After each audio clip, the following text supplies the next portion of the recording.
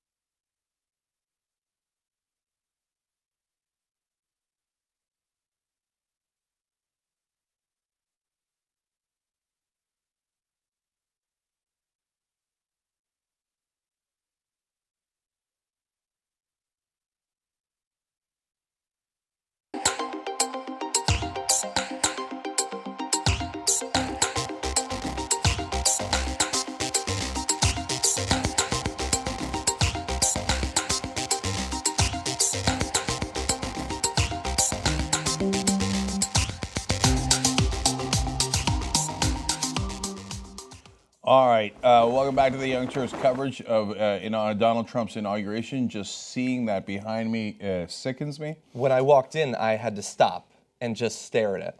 I can't believe we did that. Like with the inauguration. I know, but it is what it is. I know, but it does feel like a slap in the face. It feels like the launch of season 4 of Black Mirror.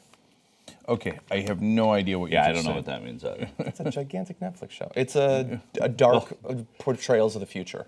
Okay, all right. I actually want to It's a big watch show. It's no, a big no, show. John. It's a big show. It's gigantic. It's huge. big league, It's huge. okay? It's big league.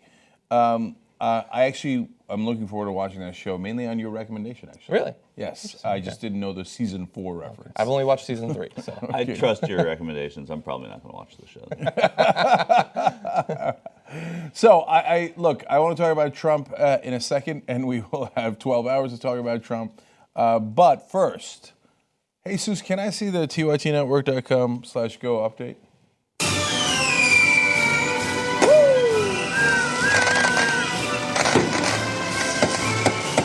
So we start the day on a very, very good note for us. We are certainly going to need those watchdog journalists and the watchers on the wall. We have crossed 1 million. Last night, we crossed 1 million. We even had shots here in the studio with about the 6 people that were here. We toasted to it.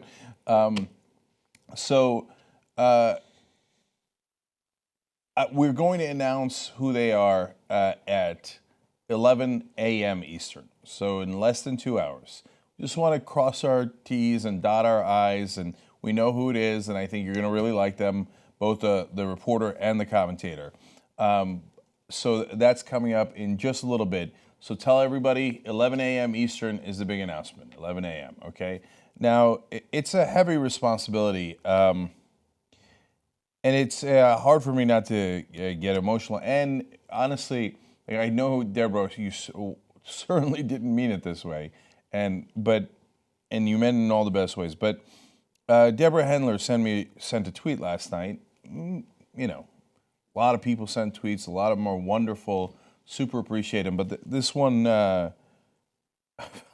felt great about it, and I felt a world of pressure on it. It said, "Cenk, please give a shout out to my 12-year-old son Julian, who saved up his allowance to contribute $100. Wow. Thank you, Julian. Yeah. I remember I saved up $100, and it was such a big deal for me, but I wasn't nearly as good a person as Julian. So I used it to buy a bike, the first $100. That's how my dad got me to learn the value of money, et cetera. And then I saved another $100, which was a giant deal for me, and I bought a black and white TV for my room. That's cool. how old I am, Julian. No, actually, color TVs were cheap. They just weren't as cheap as the black and white. He's not that old. Yeah, well, that's probably fair. One. And you know how cheap I am. But you know, when you hear about $1 million, that's so much money. Yeah. And so much. But you know, in light of Stephen Mnuchin forgetting $100 million yesterday in his committee hearing, it's, I actually didn't hear that. Tell me about that. yeah, he didn't declare $100 million of his. He simply forgot it when he was reporting Of his personal wealth? His personal wealth, yeah. It fell behind the couch. Yeah, $100 million. Oh my God. Yeah. Jesus Christ. And he's the guy who oversaw a bank as president of that bank, One West. I mean, don't get me started on these people, but that foreclosed on people's lives, and there were people who And he's were proud of the victims. results. Yes, he's proud of the results. There were some. I'm not proud of everything I had to do. I'm sorry about some of it. But this is who's coming to town today.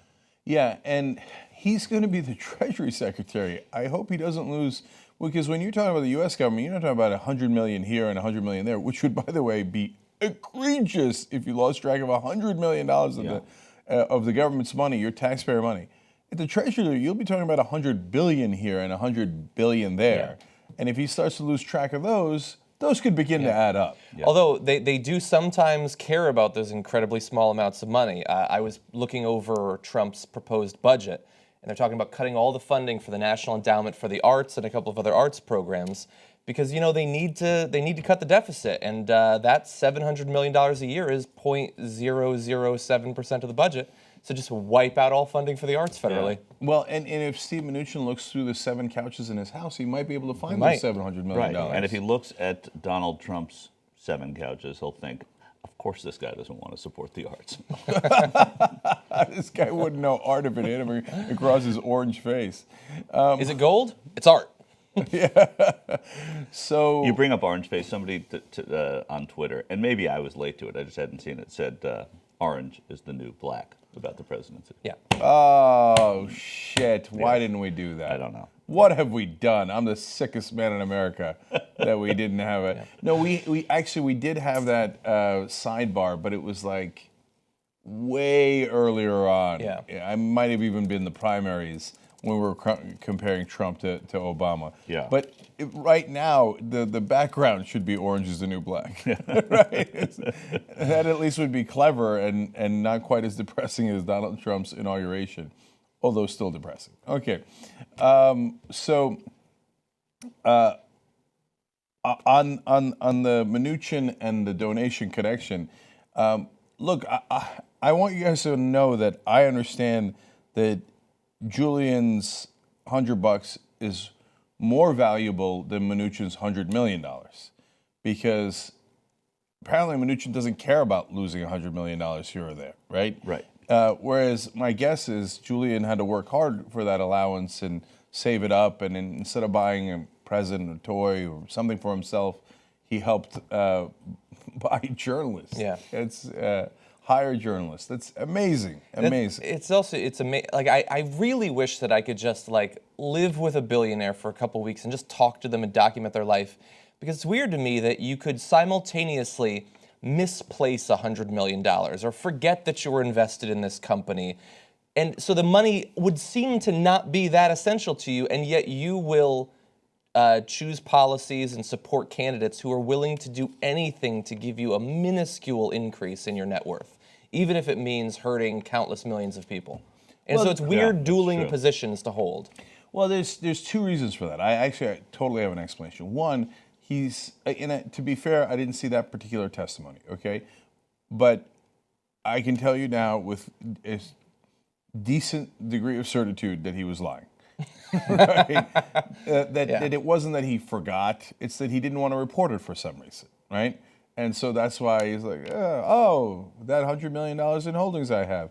Why, golly gee, that slipped my mind, right?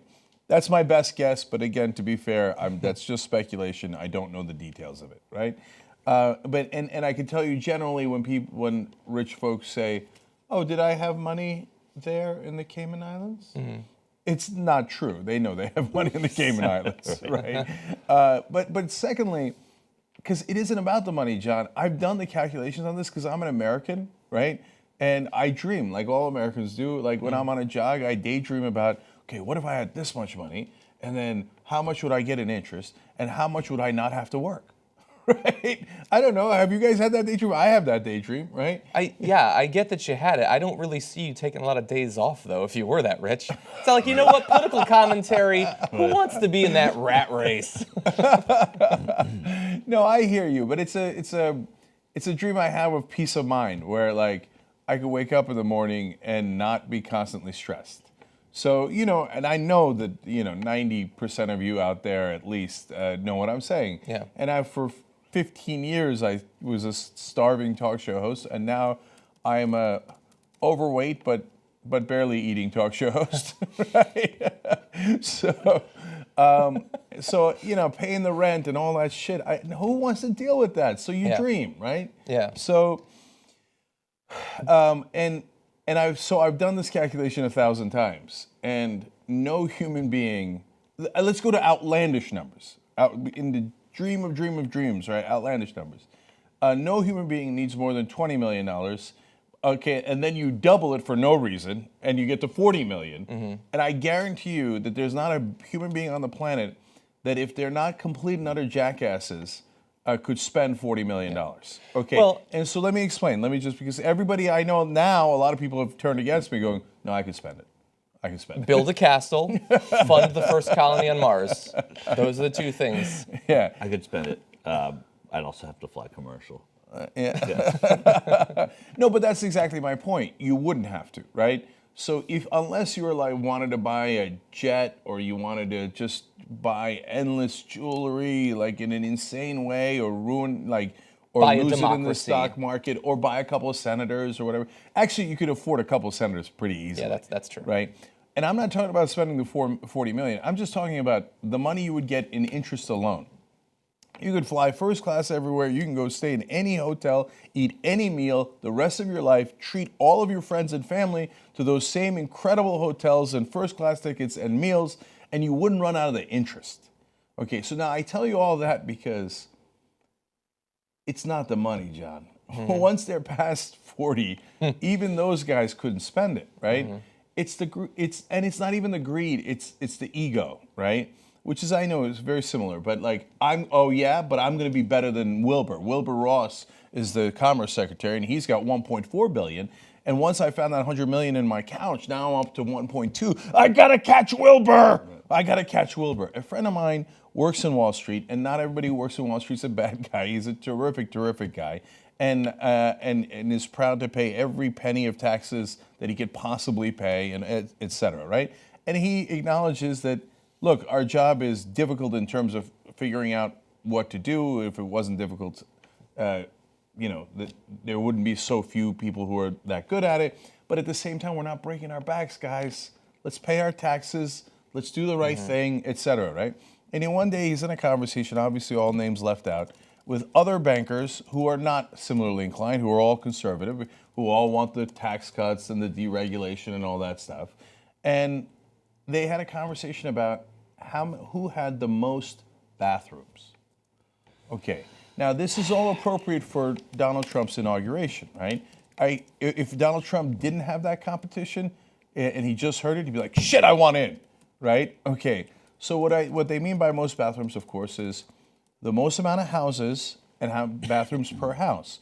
So the bankers went around the table and they counted how many bathrooms they have in each house and how many houses they have. And then they're like, oh, I do declare your houses combined only have 27 bathrooms, right? Oh, I'm up to 34. So that's why they're doing it. Because they got to beat the other schmuck with the 29 bathrooms, and they got to feel better about their 31. And that is deeply depressing. Yeah. I get like the idea that maybe you want to have an aquatic themed bathroom, and there's my Southwestern style bathroom, but you can only shit once at a time. You can't shit in multiple bathrooms. You got one butt. I haven't seen the ability surgically to add a second. And someone tweeted to us, I want to give him credit, Jack, who called it, I don't know if this is an actual term, if you just came up with it, but dragon sickness, like Smaug has in Lord of the Rings. It's like the wealth doesn't even mean anything. It's just, I just want it. I just want to have more of it. And you want to be known as having more. I mean, we're talking about this guy today, Trump, and he didn't tell you how much he was worth. He didn't show anyone how much he was worth. He didn't show his taxes. But it was important enough for him to say how much he was worth so that he was considered with these wealthy people. And then he surrounds himself with them, so no one's going to call him out on it now. But whether you're, Wilbur Ross, whether you're Steve Mnuchin, whether you're Rex Tillerson, they all think he's richer than they are. But who knows? And well, the only one who knows is him, which is right. why I just tweeted. I wonder if he's going to start, like in cabinet meetings, getting jealous, surrounded by actual billionaires. Well, that's the thing, and that's how he operates, and we know that. By the way, talking about our GoFundMe, somebody, Andrew, tweeted at us that that he would pay the extra $27 to give that kid who saved his allowance a T-shirt. Oh, great. That's a good idea. That's a great idea. God, I hope we don't lose track of that in our bureaucracy. But how could that happen? I'm going to write that down. How much do we need to raise to hire someone to work out the bureaucracy? I know, right?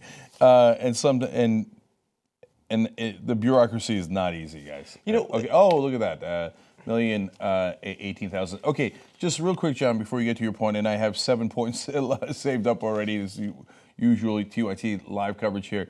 Of course, we want to go to 1.5, and we want to go to 2, and we want to hire more. Like in my effort to hire this next reporter, I talked to. Hey, is that Jordan?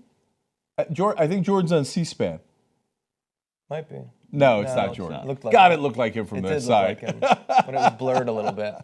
Okay, by the way, so we're going to check in with Jordan Chariton in a second, and as you can tell, we have a monitor here with Is that a C-SPAN. black person? Wait, it That- looks like that's no. that's no, it that's can't Trump's be. no, Yeah. that's Trump's African American guy. That's right, my African American. Okay, is that Steelers colors? Is that Steelers black and gold? I see.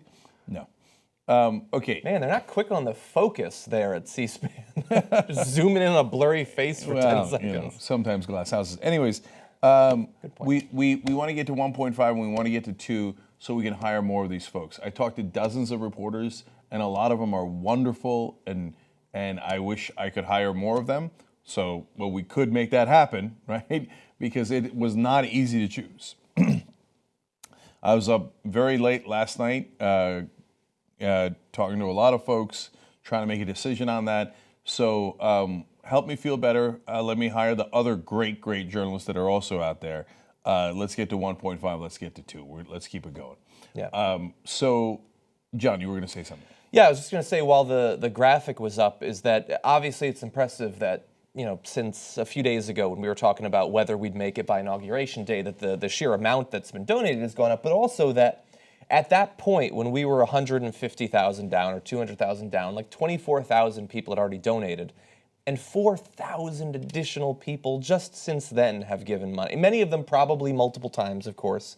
But that's just amazing. After all of that giving and support, that there was still 4,000 or 5,000 people and more throughout the day who were willing to do it again or to do it for the first time. And by the way, Sua has tweeted in saying Julian, the 12-year-old Julian Handler who gave money, already a job creator. That's good. Julian, you probably created more jobs than Steve Mnuchin did. And he did it during the Obama administration, so that counts for Obama. That counts for Obama. It doesn't count as Trump creating the job. That's true. That's true. Because we hired it before Trump was sworn in. Here's the thing, Well, though. we should make sure it's signed shortly. Yeah. He's just going to pull a Lockheed Martin or a Ford or whatever. He's going to tweet out later, "Hey, I heard the Young Turks is hiring more people. Thanks for helping make America great again." He's going to try to glom onto our success. Could you imagine that he tries to take credit for the jobs we created to make sure we check his ass? Well, to be fair, we might To not be fair, that he might we get might not be doing it if it wasn't for him. And he doesn't even know that our new reporter is based in the Cayman Islands. We misplaced him. So, which then leads me to wrapping up all these conversations that we've been having in the news about what Trump is going to do on the first day. So Donald Trump has apparently looked over 200 executive orders and decided which ones he's going to sign on the first day. And we don't have a definitive list of the ones that he's decided to go forward with. We do have only one that is very, very specific that I'm going to tell you about in a second. But he is apparently going to sign executive orders in the fields of climate change, and those are not going to be orders that are going to block climate change. It's to ignore climate change. Labor laws, energy policy, and I thought, uh-oh. There goes DAPL, right? So you think, well, in the case of DAPL, President Obama said there has to be an environmental impact statement, and that could take months, maybe years, and you can't just stop that. We're talking about Donald Trump here, and he's invested in DAPL, and he brazenly says that he has, that if you're president, you can't have a conflict of interest. But we know he has money invested in that Dakota Access Pipeline. What's the first thing Donald Trump's going to do? Enrich himself. That's the whole point of this presidency. So buckle up for Dakota Access Pipeline to continue to go forward. And you go down the list of all the things that he's looking to sign, and it is devastating. So now let me give you the specific one. They say that they're going to take steps. Oh, I'm sorry, there's two that are specific. All right. There's going to be a federal hiring freeze. So the job creator, the first thing he's going to do is block jobs. Literally the very first thing. The second thing is also about jobs. The Labor Department is going to be forced to delay a rule that was going to take effect in April that would require brokers who give retirement advice to put their clients' best interests first. I remember that.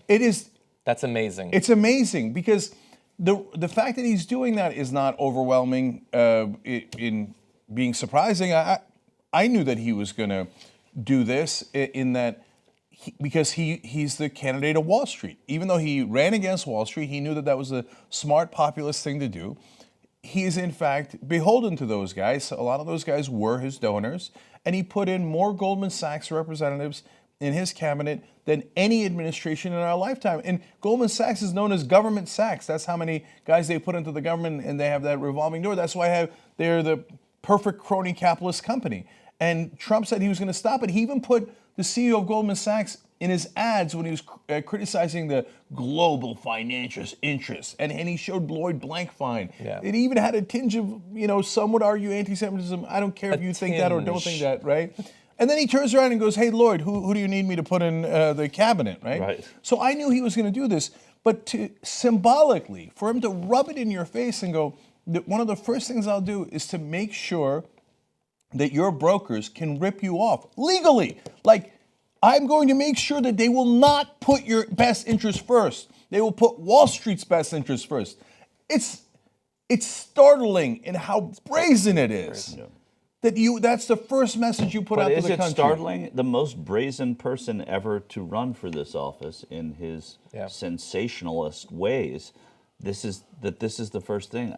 It's anything but startling. And by the way, remember though, when he was still running against 75 other Republicans, the media was so ready to give him, and you touched on this, but so ready to give him all of this credit because, I mean, if you look at all the details of his tax plan, it's an absolute disaster for the American public and for the federal revenue. But he might take away one little tax break that the brokers use. And so they just kept harping on about that, even though it was a drop in the bucket of what his tax plan would do. You see Donald Trump leaving church now, headed over. Oh, that's a first. Presumably, Religious exactly. Presumably headed toward the White House. And then we have his agenda here as well. But to meet with the president, they have a tea with no photographers. Then they head over to the Capitol. So that's where he's headed now. One thing you brought up DAPL, Cenk, 5-6 minutes ago. Matt Pierce of the Los Angeles Times reported that a no DAPL protest near the inauguration was broken up by the police. The police. It's not just because it's the no DAPL one, but this is what's going to be happening. These protests are flaring up. We saw a shot on C-SPAN of the mall leading to the Capitol, and anyone who remembers whether it was President Obama twice, but certainly the first time on the coldest inauguration in memory, not in William Henry Harrison's memory, but in memory, that it was just teeming with people. It was just a sea of people, and I am astonished. I mean, it's still a few hours ahead of the inauguration, but people get to these things early. I'm just astonished by how few people are there. Yeah. Even right now, it speaks to the lack of energy about this, and the worst thing. Ironically, he's low energy. He's low energy. Yeah, that's in the end, the bookend to this entire campaign is that Trump is low energy. But it's an amazing thing when you see, you talk about celebrating the transfer of power. Nobody's really celebrating it, or very few people are celebrating that today so far. Yeah. So I have 38 other things to say, but just to go back to the brazenness for a second. But Michael, I think he's really miscalculating. When he's brazen in making stupid jokes and the media goes nuts over, he said something inappropriate, that is a correct calculation that he's making. Yeah. That the American people will largely go, it's just a joke, man. Just shut up. I forgot, there was some example. Oh, I remember now. At one point, Trump had joked during the campaign that he would play Obama in golf for the presidency, right? Yeah. Clearly a joke. And mainstream media bothered to take it seriously and break it down and chide him for it. Don't do that, because then you look like a jackass. Right. Because everybody knows that's a joke, right? So on the other hand, I think this is a miscalculation by Trump. When he says to his voters who voted to drain the swamp, just fucking with you, okay? First thing I'm going to do is put Wall Street back in charge and make sure that they do not have your best interest in mind. That's the first thing I'm going to do, you sucker. So yes, 80% of them, by the way, he's already lost like 20% of them according to the polling, of his own voters, right? 80% of them will go, oh, no, I don't see it. No, that's a good thing. He's job creator, Wall Street being in charge is great. Shit, wait, why did I vote for him again? Right? But they will say that in the beginning. They'll have cognitive dissonance and all that stuff. But 2 years in, they're going to be like, God damn it. I got tricked again. Some bitch put Wall Street in charge, and here I am getting screwed. And what if you're a Latino voter? Not one Latino nominated to the cabinet, and you were fooled into thinking, well, this guy's promising me more. He's promising me jobs. He's not taking me for granted, and I'm still going to support him, even though he's pretty much anti-Latino. And there's not one Latino in the cabinet that's filled with those billionaires. And when Sean Spicer was asked about that, he said, "Oh yeah, we got Ben Carson and Nikki Haley. They're not Latino, right. Who are not Latino." That's Sean Spicer saying, I mean, we put a couple of minorities, and you're still bitching. Yeah. Right? They said we don't They're have brown. They're good enough. Not Come since on. the 80s, even in a token way. Not since the 80s has there not been a Latino in the cabinet. It's got to be part of what they do now. It's got to be. Well, you know what Trump did? He built a wall around his cabinet. Right. And did not allow Latinos. Apparently, that's exactly what he did, and we're paying for it. Yeah. And by the way, yes, be. of course, that will also be one of his first executive orders is to build a wall. So now that makes sense. That's what he campaigned on. That's what he promised people. Right. And it doesn't say in the executive order that Mexico is going to pay for it because they're not going to, and that's not possible. Right. But apparently, he built a wall around the inauguration because no one's getting in. Okay. But I do want to give him credit because we're the fairest show in America. Also, one of the first things he's set to do is to withdraw from the Trans-Pacific Partnership.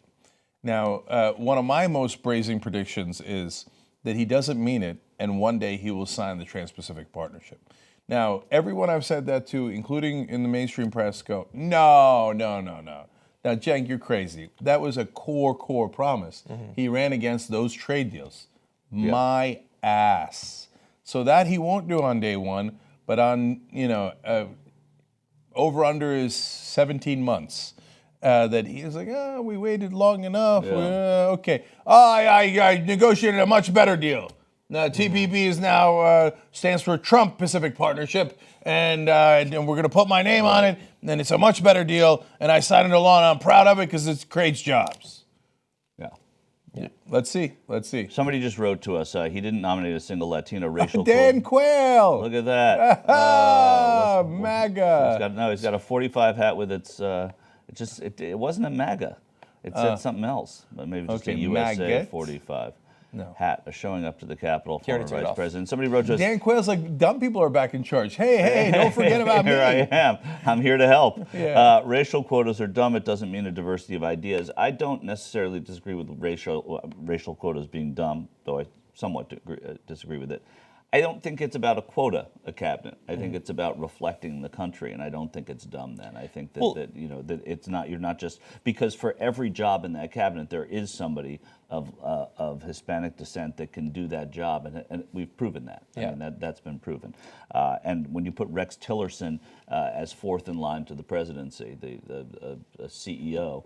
Then that's a quota that's not being filled. Yeah. Oh my God, I hadn't thought of that either. Yeah. He's fourth in line. He's fourth in line to the presidency. I mean, we don't get there very often, but I mean, 222. Let's hope we never get there. But it is. I mean, that's part of there is that line of power, and it's astonishing, right? Yeah. But somebody else wrote this, and then you guys have a bunch of great tweets that I want to get to in a second.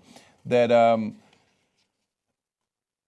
before America would bother to cover up that our government was actually working on behalf of the oil companies, at least Trump had the decency to be honest about it and just put them in charge. Yeah. Not their representatives. In fact, I think you might have said that at some point. I don't know. But I think I was talking about the lobby. Generally, it's that we have the process of them buying off the politicians and then them giving the corporations what they want. Instead, he just cuts out the middleman by giving it directly to them himself. Yeah, he's like, forget your lobbyists and all that, and a guy The who rich people will are just be gonna be running beholden things. to you. No, your CEO, that guy. You're now in charge. He's like, really? The Pence is arriving now at the White House. Hugs and kisses from the Bidens, who have been very welcoming. They had the Pences out to the Naval Observatory, which is the vice president's home, and Let's see that. Can we get that? Can we bring that yeah, up? there you go. There are the Perfect. Pences walking up the front porch of the White House, and you saw a little bit ago, C-SPAN was showing people inside the White House staffers, everybody welcoming people in, but there was laughter, and it seemed through a window because you cannot get in there. There are no cameras there except for Pete Souza, who was shown. Pete Souza is the president's photographer. He's in there. He's the only one who will be photographing the meeting between Trump and President Obama. And it's still, I'm just going to say President Obama as much as I can for the next few hours. And now you see Trump making his way, this is his motorcade, making his way from church and across from the Hay Adams Hotel. They'll go past, this is through Lafayette Park. They'll go to the other side, past Blair House, where Trump stayed the night before. There's the Dwight Eisenhower Executive Building. They'll pull in front, and then the Obamas will come out and welcome the Trumps. Oh, can I say one fast thing just so I don't forget? One thing that we should probably keep an eye on over the course of today is I read yesterday what seemed like credible information coming out of South Korea from quotes from North Korea saying that they plan to interrupt the inauguration with some sort of nuclear test, some sort of demonstration of missile. So South Korea was reporting that South Korea was reporting that they had seen missiles being loaded onto launchers. They're going to do some sort of test because Trump said they'll never have a nuke that can reach blah, blah, blah. And so that's something that might happen. All right, guys, by the way, when John says they're going to interrupt the inauguration by doing it, they're going to do a test in the Pacific. They're not going to I don't mean... Well, the quote they gave is they're going to nuke the inauguration, but they mean by doing a demonstration that will distract from it. Yeah. Michelle with a somber outfit today. Normally... Appropriate? She's colorful, but it's a very fall-like outfit for the fall of the empire. I think it makes sense. I never really get into that stuff, but they're not dressed for Palm Springs just yet, which is where they're going today. Is that right? Are they going to go to Mar-a-Lago? Oh, no, that's Palm Beach. That would have been funny. Yeah. No, they're coming no out that would have been the saddest thing I ever heard in my life. Yeah, of course it would have. But I mean, to go to Palm Beach, they would never go to Mar-a-Lago. So here comes the Trump motorcade. Well, of course, they know what'll happen. And just so you know, I would pay to have the Obamas go to Mar-a-Lago and pee on one of those beds. The trip from the church to where they are, and you see the back of Jim Acosta's head, who's not a big fan of, who Donald Trump is not a big fan of. The trip across Lafayette Park, really, it's just hundreds and hundreds of yards away. This was they didn't need to drive. I don't understand it. So I'll get to this in a second. And all this when Trump and Obama shake hands here. And there's the transition. This is devastating. Okay. The difference in class between Obama and Trump, well, it's never been this stark. No, it's never been. What's amazing for racists, though, is that they really think it's the other way around. You remember the Republican, local Republican politician somewhere in the middle of the country had said, finally, we'll have a classy first lady. I'm not saying she's not classy. I don't care about her. Trump, though, Jesus. Okay. So it's happening, guys. It's happening. I got 1,000 things to tell you guys, but his country of origin for years, up until 2015. I mean, did anyone in their right mind ever think a moment like this would happen? No. As a matter of fact, I know is the answer. But I remember look, they brought something from Tiffany, which they didn't really have to go far from because it's basically in Trump Tower. So that was kind of a phone it in gift from Melania. But this is what I thought about on election night. I thought about what is the ride going to be like from the White House to the inauguration? What are these two men going to talk about? And that tie's too long on Trump. It's the only one he has. But that is a beautiful dress by Melania. I don't know why I'm commenting on their dresses. I never, ever, ever do that. But it is a stunning dress by Melania. I'm really in favor of it. I'm trying to find a silver lining. I don't know. There's no silver lining. Okay, so the moment that keeps popping up in my head as I see this enormously dark and depressing moment is in 2011, I believe it was, when I was at the White House Correspondents' Dinner, and Obama made that joke about Trump, about how he had captured bin Laden while Trump was busy doing something on Apprentice or something. On Apprentice, yeah. Yeah, and they showed Trump's face on the screen in the room, and everybody laughed. And Trump looked like, and he had been humiliated. And we were done with Trump. We were done with him. And then if you had told that room at that moment, no, you're looking at the next president of the United States, not one person would have believed that. Of course not. They would have bet everybody in the room would have bet every nickel they had that wouldn't happen. Yeah. So, we are living in amazing times. I would say for better or for worse, but pretty clearly for worse. So we can skip the for better part. But that is so.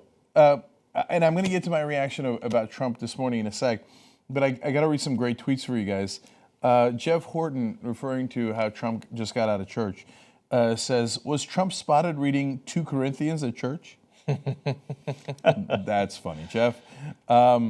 About his cabinet and how they're richer than him, which Michael and John were talking about a little earlier.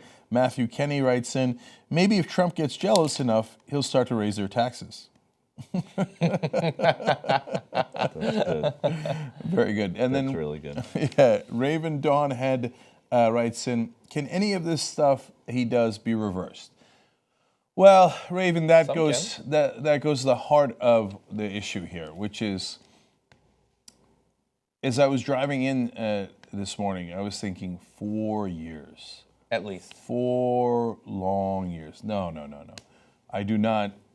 I will not countenance another Trump victory under no circumstances. Yeah. Okay. But 4 years is a long, long time, even for the people who are fantasizing about an impeachment. And I'm not putting you down. I think that that's a decent chance, right? And we'll talk about that a little bit later in the day. But what difference does it make? Then Mike Pence is president, and that's almost equally disastrous. And he's the one that got him to pass all these crony capitalist stuff that we hate the most. But legislatively, it's you're right. It's equally disastrous. But the symbol of repudiating who this guy Trump is worth having Mike Pence. Mike Pences are going to come along from time to time, and they can be dealt with. But there is something about being able to say to this guy that this is serious business, and he is not. And if it comes to pass that any of these things are true that we think about Donald Trump, then getting rid of him with the price to pay being President Mike Pence, I think is absolutely worth it, because I don't think there's a great difference between Donald Trump and Mike Pence at this point in terms of what they're going to do legislatively anyway. So I want to throw out there another possibility. By the end of these 4 years, it's possible that we'll have a President Carson or a President Palin. And now that sounds outlandish now, but let me explain. If Donald Trump sniffs that he is in trouble, and if he is actually going to be impeached, and right now it's just fanciful talk. It's his first day in office. He hasn't even been sworn in yet. His first day's Monday, by the way. He's taking a break for 3 days. He is. But I know his temperament, and I know his nature, and I know the outrageous things he's going to do, and I know how unpopular he's going to be. So I think it's not a crazy conversation to talk about it as a what if, right? Yeah. And even so, it's a low probability event, but it is certainly much more probable than any other incoming president I've seen in my lifetime, including all of the Republican ones. And speaking of incoming presidents, we have an incoming president, George and Laura Bush, the 43rd president and first lady, arriving at the inauguration. Now they're arriving at the Capitol with of course, George H.W. and Barbara Bush, both hospitalized back in Houston. And so, hold on 1 second, guys. So if he's going to be impeached, he will know well ahead of time. There'll be months and months of it being drawn out. And if he thinks the Republicans are going to join the impeachment, which they would have to in order for that to happen, he'll fire Mike Pence. Or I'm not saying he's definitely going to do it, but it certainly could. And in fact, I'm not sure from a political standpoint, not a policy standpoint, not a what's the right thing to do, that I disagree with him. That what he would do if he was playing smart politics is fire Mike Pence, who is a reasonable, in Republican minds, alternative, and put in the craziest person he could possibly find as vice president to tell them, if you're going to impeach me, go have at it, Hoss. But you'll then have President Sarah Palin or President Ben Carson, right? And try to scare the bejesus out of them. Well, just so the bejesus isn't scared out of anybody, you can't just fire the vice president. So that's something a little bit ahead of time too. You have to force the resignation of the vice president. So it wouldn't just be you're fired. type of thing for Donald Trump, which he is. Normally it wouldn't, but it's Trump, right? Right, but I mean, he yeah. could pull a special episode of The Apprentice But and you would fire have- the vice but president. you would have He to could make have- it a reality show, choosing the But next you would one. also have to have the Congress go along with whoever was going to Yeah. become vice president, and at that point they would probably be at odds with the president himself. So it's an imperfect. But listen, in this year of everything that we don't think is happening, in fact, anything seems possible. So, and understand this too. If I love this, it's my favorite excuse of all time. John Danforth decides to step down as ambassador to the United Nations for George Bush.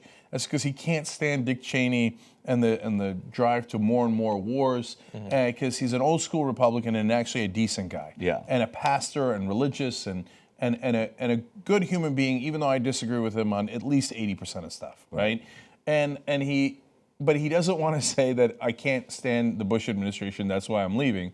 So he said his wife twisted her ankle. That was a good one. You're looking.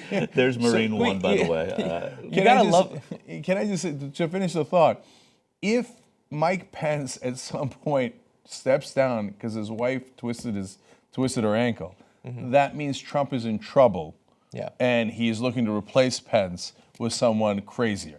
I'm just giving as a warning for how things play out. You gotta love that as an excuse because how long does it take to recover from a twisted ankle? A couple weeks. And it's your wife. And it's your wife. Well, no, not but you your want to show twisted support. If she had cancer, okay, you step down, you support her. Twisted ankle.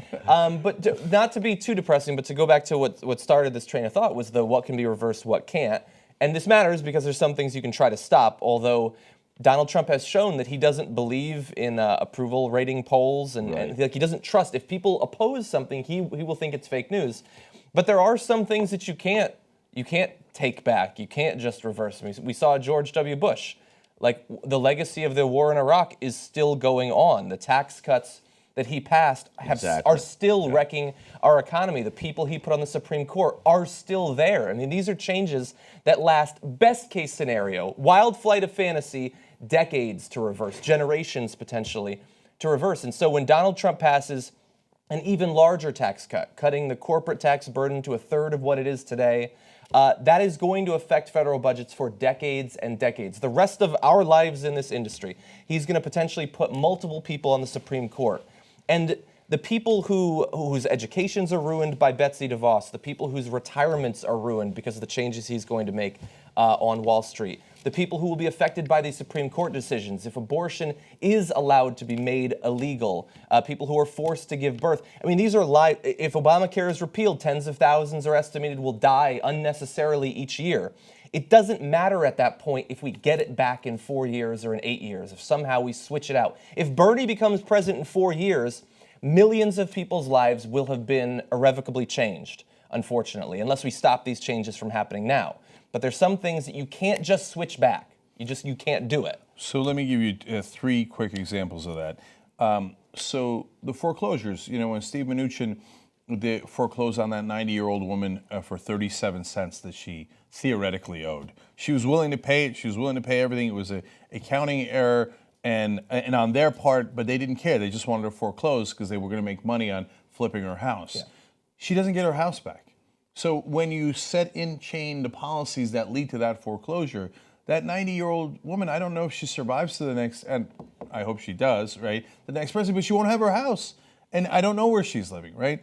A woman that showed up for Kaufman's town hall in Colorado, who's a Republican congressman out there, said, I've got breast cancer. I used to be on my husband's health insurance plan, but he died. So I'm using the Affordable Care Act. If they take it away and I've got a pre-existing condition, I can't get health insurance. What if she gets a recurrence of breast cancer and she doesn't have health insurance and she passes away? Well, you can't do a redo on that. No. Mm-hmm. You just can't. And so it doesn't exist. These 4 years are super real. You never win by losing, right? Like, hey, let's lose for 4 years, devastate people's lives, and then maybe we'll make a comeback is not a great strategy. Now, it is what it is. And it's a silver lining. Yeah, and here we are, and we don't have a choice, so we better make sure that we win in 2 years, 4 years, et cetera. But it has super real consequences. And finally, the thing that they care about, all the donors who gave money to Trump, all the people he put in his cabinet who are millionaires and billionaires, as Bernie would say, is that they get to keep the tax cuts forever. Yeah. And I don't mean, even if you reverse them 4 years from now, those 4 years, they will have made billions of dollars extra that they put in their pocket that doesn't go towards your kids' education, bridges, et cetera. They're already billionaires. It's not like, oh man, that extra, $575 million for Wilbur Ross or whatever it turns out being, right? It's not like it was make or break for him, and it's not like he created jobs with it. He's a vulture capitalist in Wilbur Ross's case. But that could have provided educational opportunity for your kids. That could have provided a bridge that doesn't collapse, a school, a hospital, et cetera. But you'll never get that because those tax cuts will go to those guys and they will keep them forever. Yeah. So that's why they put him in office. That's why they wanted him. So those are some of the dozens, hundreds of real effects that we'll see for the next 4 years. So as I said before the election and as I said on election night, brace for impact, because that impact is going to be significant. Okay, now You're watching the president-elect ride over. The Trump children just arrived at the Capitol. Marine One, the helicopter waiting outside to take, at that point, former President Mrs. Obama to Andrews Air Force Base, where they'll fly to. He'll speak to the media there, and then he'll fly to California. what's he doing in Palm Springs? Should we go visit him? We should. We could drive to Palm Springs. He's coming out here because he's our new investigative reporter, and he's. We're going to It's not announce it till in an 11. hour. I'm an ass. Could you imagine? He wouldn't meet the test. So And then, but could you imagine? That's true. he couldn't get the job. Right. He then takes the salary. He's like, no, go ahead, raise another 500,000. I need more. Yeah. Walking across here, it must be Trump aides. I can't see everybody there who's coming across. Okay, I'm going to leave it at. Oh, really fast. One note on the parade that'll happen. So we talked about Trump wanting to bring back these. Steve, look at Kellyanne Conway. You want to talk about an outfit, Jank? And that's Steve Bannon as well. That's a great duo. They definitely belong in the White House. But that is a bold outfit. I'll give it. I mean, you know, right? And that, by the way, hot dog on a stick. That's really funny. Nobody knows that reference unless you're like really from Southern California. What's the chain? The Julius something? Orange Julius. Orange The Orange Julius of here. Yeah. So, anyways, I just want to note real quick. That's the Mercer team. So this is what our politics has turned into. Robert and Rebecca Mercer are enormously wealthy financial. Well, I don't want to speculate. I think Robert Mercer, who made his money in hedge funds, I don't know. His hedge fund needs to be investigated. Luckily, we have some reporters. They average something like 39% return for 20 years, which is or 70% return. It's a number that is undoable, and it is weird.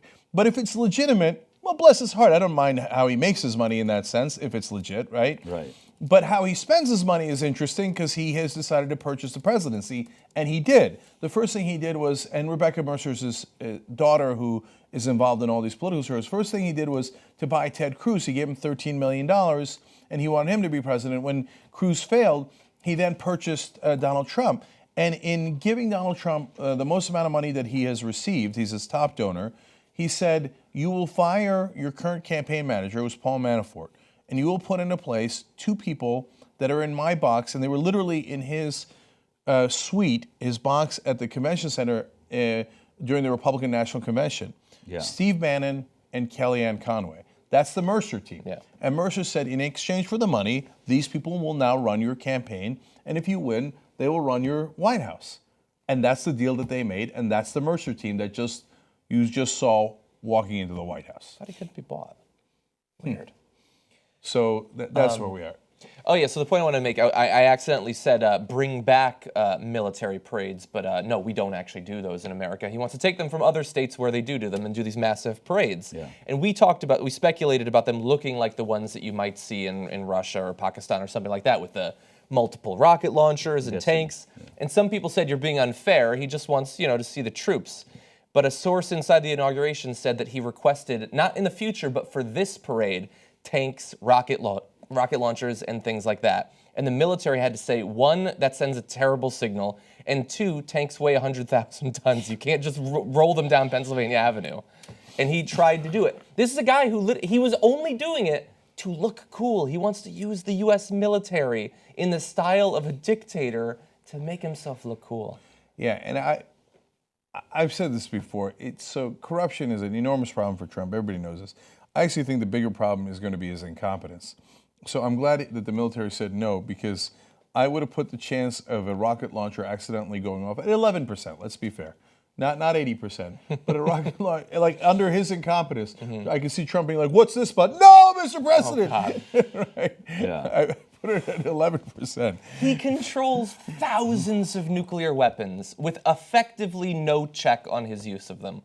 That's what we signed up for. There's another great moment in Republican symbolism there on C-SPAN. They're now, the legislators are filing into the House. Yeah, and we saw Mark Sanford walking in. Yeah, which is great. I can't believe he had enough time to take off from the Appalachian Trail to show up to the Of inauguration. all the days to be on the trail, you'd think he would have been there. The U.S. House is gaveling in as well. You saw Jimmy and Rosalind Carter also arriving at the Capitol just a minute ago. But I bring up Mark Sanford because he's the guy who said he was all for financial and moral propriety, and then we found out, not so much. He was lying about being on the Appalachian Trail, but in fact was with his Argentinian mistress and had gone AWOL when he was governor of South Carolina. So all that family value stuff was total horseshit. Didn't care about it. He was fucking his mistress and lying to the people of South Carolina. And when it comes to financial impropriety, using taxpayer money to fly down to fuck his mistress. Okay. Right. And Who he did later marry, by the way. But didn't he dump her though? No? well, they got back together. I don't know where it is now, but they were together. Okay. And what did the good people of South Carolina do? He wouldn't leave office, and they're like, oh, that's fine. Even though they tried to impeach Bill Clinton, right?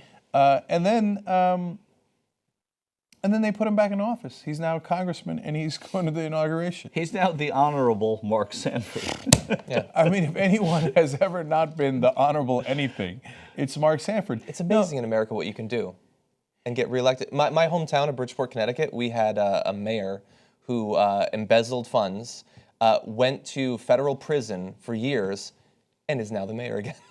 It's amazing what you can do in The Marion Barry America. story. Yeah, do you remember the guy, Jim Trafficant in Ohio, Sure. who ran for office from prison? Luckily, he lost. We're a tolerant folk. Tim Ryan has his seat in Congress now. That's right. Friend of the Turks. Tim Ryan, who challenged Nancy Pelosi for leadership of the Democrats in the House. And will likely run for governor of Ohio. Yeah. He couldn't do any worse than the guy who ran last time. Or at least who ran for Senate, who used to be the governor of Ohio. Strickland, yeah. Yeah. So a couple quick tweets here because they're really good. Left Librarian says, about 2 hours until George W. Bush is officially not the worst president of our lifetimes. Joey Rotullo giving you props, Michael. He said, and he's a long time viewer and listener of the show. He said, I vividly remember Michael Schur warning us about Trump and his political ambitions 10 years ago. Yeah. I've been on this horse for a while. I did not think it would get to this, though.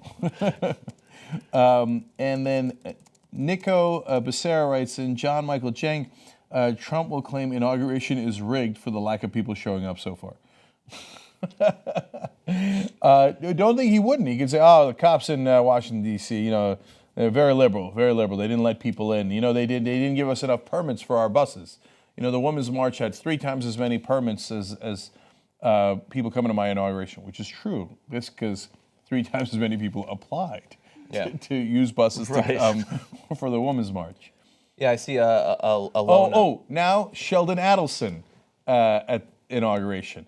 So all the donors are there, all the relevant people who actually got him elected behind the scenes at the inauguration.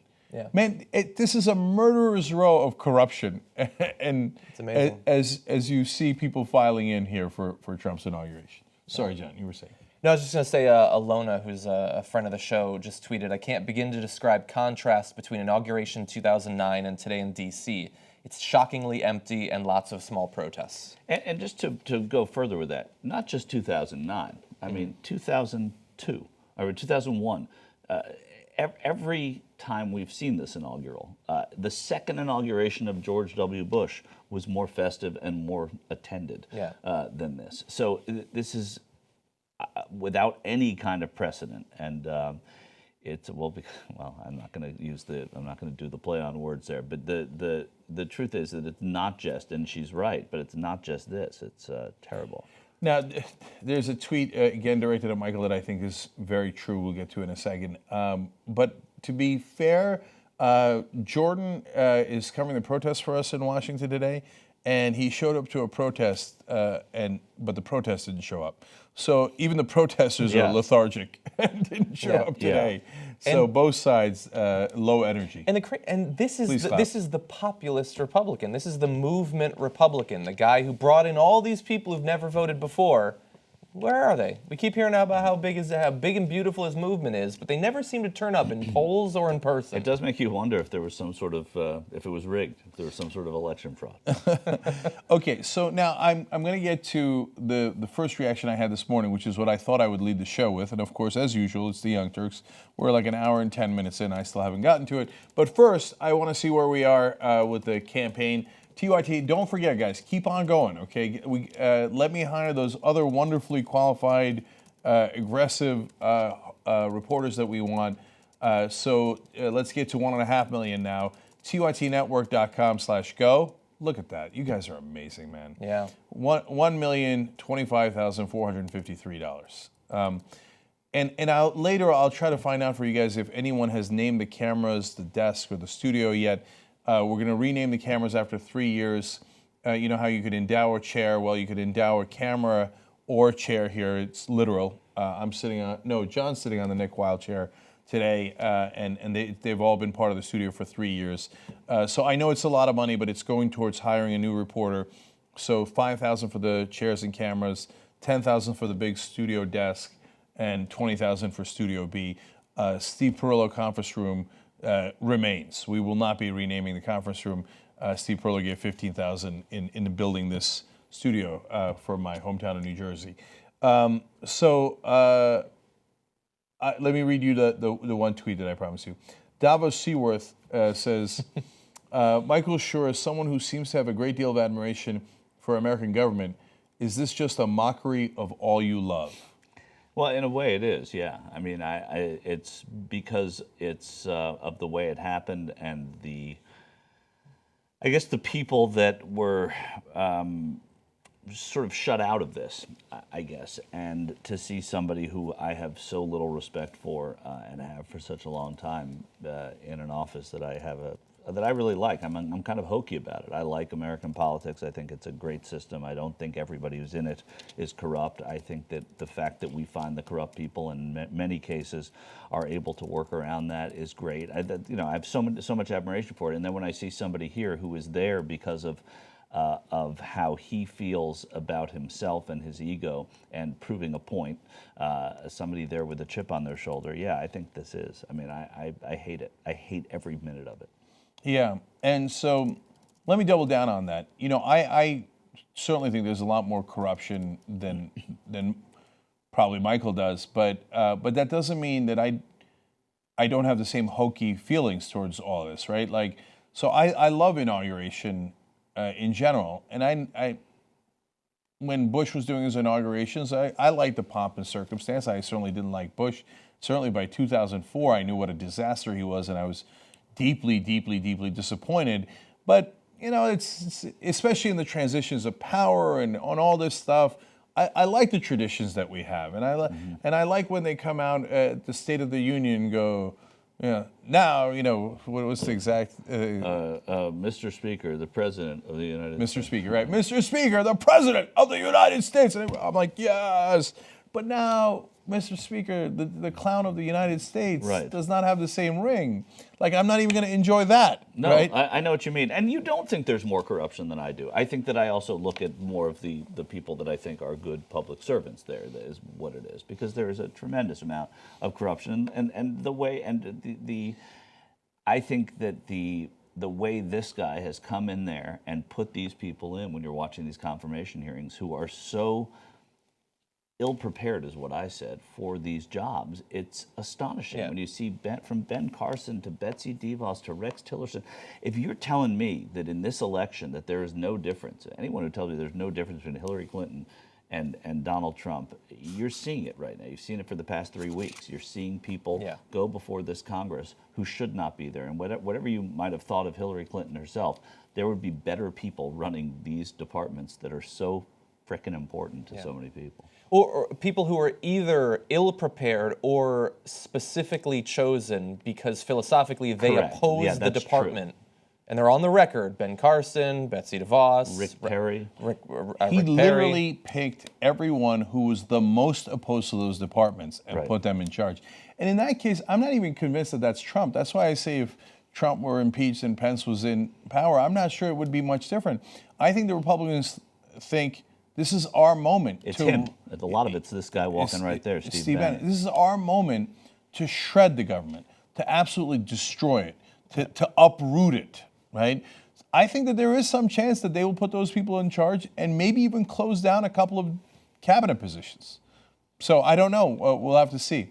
But you did just, I don't want it to go by without noting it.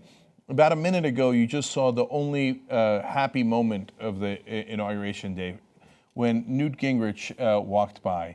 That poor son of a bitch, after all that ass kissing, didn't get a goddamn thing from Trump. Yeah. So that's a happy moment. No, Cenk, that's where you're wrong. There's going to be a second moment if Chris Christie shows up. If. And now there, you see, a lot of African Americans showed up for Inauguration Day, of course, in 2009 when Obama was elected the first time. 1.8 million people, record-breaking number of people for inauguration. But now fellow orange Americans have also showed up for Inauguration Day for Donald Trump as John Boehner walks in. You see Trent Lott, the former majority leader from Mississippi. Another cheerleader like Rick Perry and George W. Bush. Exactly. Former cheerleader. John Boehner went right over to the Ohio delegation of the Congress. Jim Renacci, who will be running for governor. And gave them checks from the tobacco companies. Right. Boy, if anyone, John Boehner's been giving checks to tobacco companies for a very long time.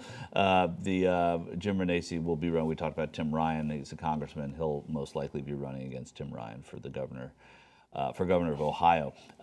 If Tim Ryan doesn't win that election, I'll be so deeply disappointed. And that's on Tim Ryan. You know, it's a matter of how he runs it, right? And he better run fucking super strong. I'm going to go and tackle him if he doesn't. If you're somebody like, if you're a Democrat in Ohio right now, it's a complicated place to run. I don't think it's complicated. I think you come out there with a lead pipe and a blowtorch. Rabbi Marvin Heyer. You even know the rabbi? Are you serious? Yeah. Well, Jesus Christ. That's why you have Michael Shore on the show. Yeah. and that was Michael Caine that just walked by impersonating a pastor. But Michael Shore did misspeak. Mark Warner never did marry Maria. You mean Mark Sanford? Mark Sanford never did marry Maria, whatever her last name. Chapur, I think, was her last name. They were just... They were engaged and remain engaged. See, the guy in the hat, I thought he looked like Michael Caine, but now upon reflection, I don't think he looks much like Michael Caine at all. Yeah. Who's the guy behind him? Was that Roy Moore? No. Who's Roy Moore wouldn't be at this inauguration. Yeah, who is that? Why am I blanking? Joint Chiefs of Staff. What kind of outfits are those? Liberal. Thought Kellyanne Conway looked ridiculous. So these guys. Really fast, I'm trying to track a lot of people on Twitter right now, and David Frum just tweeted, "The worst human being ever to enter the presidency," and I include all the slaveholders. Wow. Yeah. And David Frum's a conservative. Yeah, Not only conservative, he's a neoconservative. Oh, I've read his books. That dude is no lib. Yeah, not remotely. Okay, so now finally, and by the way, the original goal when we launched before I get to the finally part, the original goal when we launched the investigative journalist hiring program was 2 million. And people talked me down to 1 million by Inauguration Day. I knew I shouldn't have listened to them. I'm sorry, Cenk. Sheldon Adelson and Newt Gingrich. Sheldon Adelson, what did you do with my money? What did you do with it? Meanwhile, Newt's saying, I thought that if you gave all the money to Trump that he was going to give me a cabinet position. Well, what the fuck just happened, right? Sorry to interrupt, but that was Yeah. just too funny. We've never actually seen them together. Right. So for those of you who don't remember, Adelson gave Gingrich, was it 25 million, 30 million? It was some outrageous amount of money to run in 2012, and that money propelled Newt Gingrich to, in essence, he didn't wind up in second place, but in reality, he had the second best chance of winning behind Mitt Romney in 2012. And then Adelson turned around and gave Trump a ton of money at the end and has some influence with him because of that. I knew I shouldn't let them talk me down. So we're back to 2 million. And so I know that everybody finds it improbable. They found 1 million improbable. But let's show them what we got. Let's get to $2 million. Let's hire 4 investigative reporting teams. Because not only did I talk to a great number of reporters who I would love to hire, but there's also a great number of stories to chase after, right? So there we are at 1,026,000. So yes, we got quite a while to go to 1.5 million and 2 million. And we'll take it 500,000 at a time. By the way, we're not going to go past 2 million. If I've got 4 investigative teams on top of Jordan, that's enough, okay? And we will go forward, and we will do great pieces. So, and there's also an enormous number of topics. As I was talking to, I think it was Nomi, but I forget exactly, one of our guys, about what we could investigate. I was like, Jesus, that is a long list. So we better get busy doing all this. Okay, now let me tell you, and by the way, sharing is caring. If you're watching this on YouTube, Facebook, or Twitter, make sure that you share the stream, okay? And obviously we will analyze the Trump speech when he gives it. We're analyzing all the moments and giving you the background that no one else is. I'm pretty sure CNN did not have a conversation about how much Sheldon Adelson and Newt Gingrich gave to one another and gave to Trump and what they expected in return. I'm positive that cable news did not tell you that Steve Bannon and Kellyanne Conway are the Mercer team, which is actually the most important thing you can know about what's happening. Well, it's true. Right? It really is important. I mean, you have to know what brought people here, and I'm just, Bill Frist and Trent Lott, Republican ghosts of years past. Of majority leaders past. That's right. I have eaten at Bill Frist's Cafe in Tennessee, and I have to tell you, I can't believe I'm about to do a plug for it because it was delicious. It's called the Loveless Cafe in Tennessee. He owns the Loveless? I send you to the Loveless? It's possible. I did. I've been to. He owns the Loveless. I even have a Loveless Cafe T-shirt. Yeah, he does, which is deeply The depressing. ham biscuits at the Loveless, by the way, are fantastic. Amazing, but yeah. Now that I know Bill Frist owns it. It does leave a bit of a sour taste in your mouth. It does. Also, he's a doctor, and I believe a cardiologist, and he's feeding these fat people like me ham and biscuits and butter. Of course he owns that. He's a smart guy. Oh, you know why? Because one day I was sitting on a plane and with his son-in-law. How's that for random? Wow, that is right. And his son-in-law told me, and I had the Loveless Cafe T-shirt on. He said, "Oh, my father-in-law owns that place." I was like, "Who's your father-in-law?" He's like, "I don't know. You might know him. He was in Congress once." I'm like, "I'm gonna know him." He's like, "A guy named Bill Frist." I'm like, "Of course I know who Bill Frist is." That's amazing. Right. That's incredible. So there's some Democrats. Joe Crowley of New York, Susan Collins. Oh, is that Danforth's wife with the twisted ankle? That's the Maine Susan Senator Collins. Susan Collins, who, man, she needs to come to the. She needs to show up and vote against her party a couple of times in this nominating process. So don't count on that happening. You saw Bob Dole. Bob Dole arrived at and I quote Bob Dole by saying, "Bob Dole arrived at the inauguration." Nobody likes to do that more than Bob Dole. Okay, all right. Now let me tell you guys finally my feelings this morning. Okay, so here let's come to me here for a second, and then we'll go to the proceedings. Oh no, never mind. Bill Clinton and Hillary Clinton arriving. Go right away. Yep. So this is another deeply depressing moment. So former presidents come to the inauguration. That's why earlier you saw Jimmy and Rosalynn Carter. And Jimmy Carter had a little bit of a health scare a couple of months back, so it's great to see that he was serious. there. I mean, he had brain cancer. Yeah. He has it. And so we saw George W. Bush earlier. There's Dick Cheney and his wife in a cowboy hat. Look at Dick feeling Ron Wyden was wearing, the senator from Oregon was also wearing a cowboy hat, which I thought was kind of funny. Yeah. And John had a roll-up apparently behind Dick Cheney there a second ago. I didn't say. There he is. Oh yeah, there you go. That does look. That like does the back actually look a lot like me, and I wish I could go back to that haircut. Steny Anyway. Hoyer, a corporate Democrat, thrilled to greet Dick Cheney. I'm being a slight dick, but not much of one. Okay, so as all the ex-presidents and vice presidents, see, this is the pomp and circumstance that I normally love. I think it's great to have all the presidents in one place, and it's great that they come into town for the peaceful transition of power, and it's great how our democracy works. I just wish it wasn't that guy that won. Yeah. Oh, Clyburn and Crowley there. It's funny that Cheney comes in and they have like all these Democrats. They're like, oh, Vice President Cheney. That must be some singer. Now, if you know the Greek Orthodox priest's name, I don't. I'm going to walk out right now. I promise you I don't. Okay, all right. So this morning, it's 5 o'clock in the morning at LA time and on Inauguration Day. And on my phone, I get a news alert, which I should stop the news alerts at 5 in the morning on my phone, by the way. And it says Donald Trump's first day as president. And I had a tide roll over me involuntarily. And I'm not like, I'm a passionate guy when it comes to politics, but I'm not emotional. Like, so I didn't like when people were so sad when Trump won. It's like, don't be sad. If you want to be mad, that's different. And let's go fight. And I don't like that kind of stuff, right? At the same time, well, I'm human, right? So I had all these emotions come over me immediately. And the first one was disgust. And I was like, oh my God, Donald Trump, that's it. Today's the day. President of the United States. A guy who was my whole life has been a buffoon who tried to grab the spotlight at every turn. There wasn't a camera he didn't want to hug. He's a reality show host. You know, and if you're a conservative, equivalent for you guys might be Al Sharpton, right? Like in New York, I grew up in New Jersey.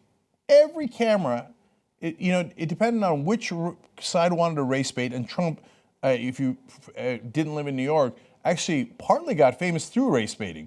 The Central Park Five, et cetera. I mean, he did a lot of things, obviously, to gain that fame, and obviously wealth is a huge part of it. If there was a camera in New York, either Trump or Sharpton was going to tackle it, right? So these are the clowns that I grew up with, and one of them is now president.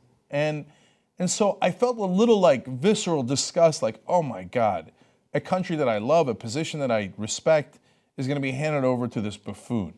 The second emotion that I felt was shock.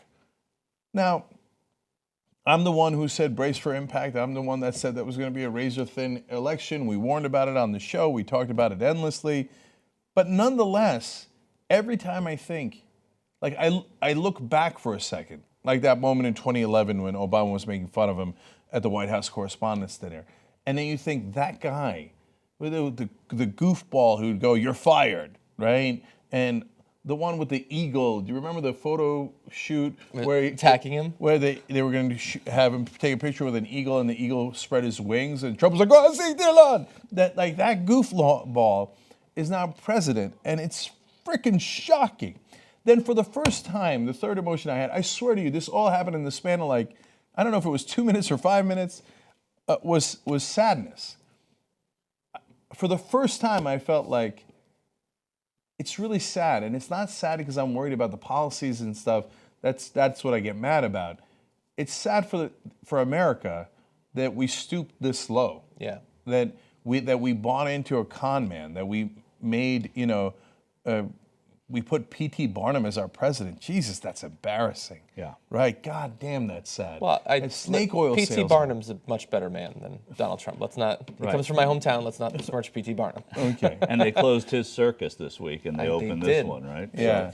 And finally, I went back to the usual Cenk Uygur emotion, anger. But here's the twist on that. Not anger at Trump. He did what he did, and his voters put him in, and that's okay. That's the process, right? No, I got angry at, and I don't know how some of you are going to feel about this, but at the Democrats and the Clintons all over again. Because you were running against them. You had a deep and heavy responsibility. Like I talked about earlier in this program on Inauguration Day, this kid, Julian, saved up his allowance and gave us $100 so we can hire investigative reporters. And he put that in, and it's deeply, deeply touching. And And I feel a responsibility towards Julian and everyone who gave $27, $3, whatever they gave, right? You give $3, that means you had only about $3 to give, which I value that more than you can imagine, right? So I view that as an enormous responsibility. Hillary Clinton and the Democratic Party had a giant responsibility to make sure that a monster and clown like Donald Trump didn't win. And they failed us. So I'm not doing it to rub salt in Hillary Clinton's wounds. When I saw her walk in today in the inauguration, I felt sad for her. I don't agree with her, and I fought and fought to make sure that we had a better candidate. But nonetheless, I'm human, she's human. I feel terrible for her. She's got to be devastated by what happened. I'm talking about the Democratic Party that was absolutely convinced, no, let's run the person that does worse in polling. Because we know, everybody likes, and that whole insular way of thinking about how they're all part of the establishment, and so everybody must cherish that she's the most experienced, and the status quo is not bad, and she's promising no change, and that's okay, and the American people want stability. All the things that they wanted themselves to believe. So whether it was the mainstream media and the Democratic Party, all the people responsible for not realizing that there was a serious chance that Donald Trump could win, and that we needed to do everything we could to make sure that he didn't. And now it drives me nuts when they go around blaming Comey and Russia and us and everyone else in the world. No, it was your responsibility. It was your responsibility to make sure that this moment didn't happen. And I honestly have a deep, deep anger towards that. So, and people can disagree, and they can say that's the wrong emotion to have. So I can disagree? Yeah, you're allowed, Michael. Right, but that is the emotion that I have, and I'm going to fight with every fiber of my body to make sure we never make that mistake again, and that we don't ever see an inauguration like this again, and certainly not 4 years from now. I don't disagree at all that they had a level of hubris and arrogance, and the idea that well, look, we think it's ridiculous to run her. They would say it'll be fine, and they support her. But at the same time, if the Democratic Party is to blame, we also have to blame the people who voted in the Democratic primary, who were just as complacent as the party, who liked her for whatever reason, some of them good reasons based on policy, some of them just familiarity and name recognition, and people who were too scared by Bernie Sanders and what he might represent. But there was just as much complacency among the people. I mean, she was winning those early primaries by huge amounts, especially in southern states. And the DNC certainly did what they could to increase her odds of winning in various ways. But when she won big in the first couple of election days, that made her pretty likely to win. And she did that on the backs of Democratic voters who did not think that we needed the radical change that we needed. But really? Or is that like ironic?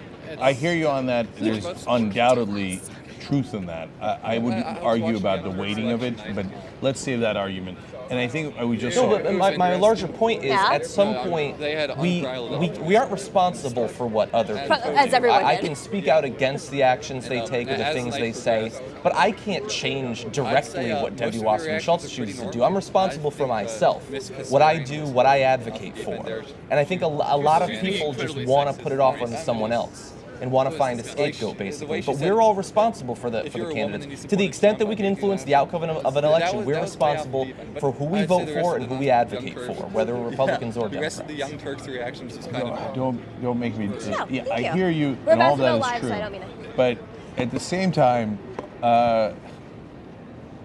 there's still this feeling in the air, and I know that's not what you're saying because your actions were the opposite, that, well, if you just not covered Hillary Clinton's faults, everything would have been fine. Our entourage. I covered a lot of her faults. No, you did. That's why I said you did We the have a set opposite. now. There can also be a lot of. Tell them they gotta speed it up because the line's gonna go away. This would set the record for it, and I don't Huh? think that my Taylor silence was about to go on live, it, so I'm just corresponding with them. Okay, This is I gonna hear go you. away in a So, second. wonderful moment here now. We switch to good moments. When we, for the first time, go to our reporter, Norwegian Coast, live. Oh, here we go. Guys, live. During the inauguration. And by the way, you guys also helped to finance the equipment that allowed us to go live in these situations. It's not cheap and complex. It is complex. No, he's We had talking to me right now. many meetings about it. So great, let's do it. Test, Can I test, get 1, Norwegian? 2. talking, keep talking, keep talking. I can't hear. IFB just went out. IFB just went out. Hey, Stop. Nomi, can you hear me? It's Cenk. I can hear you, Jake. Hey there. Hey, there we go. Okay, so Nomi, We're so not happy. That's pretty good quality, I gotta say. yeah, that's not bad. All right, Nomi, where are you and what's happening? So we are in Washington, D.C., obviously, on the corner of East Street and 12th Street, at one of the entrance points for the inauguration. They just cut off the line, actually, because I guess they're at capacity here. Some of these entrance points have actually been blocked because there's actions that have been set up there, forms of civil disobedience. I was watching the local news today, and we rushed over to one of those points because the local news was portraying it as if there were these clashes between the police and protesters, or as they called them, rioters. We got there, and no joke, people were singing and blowing bubbles and throwing glitter out.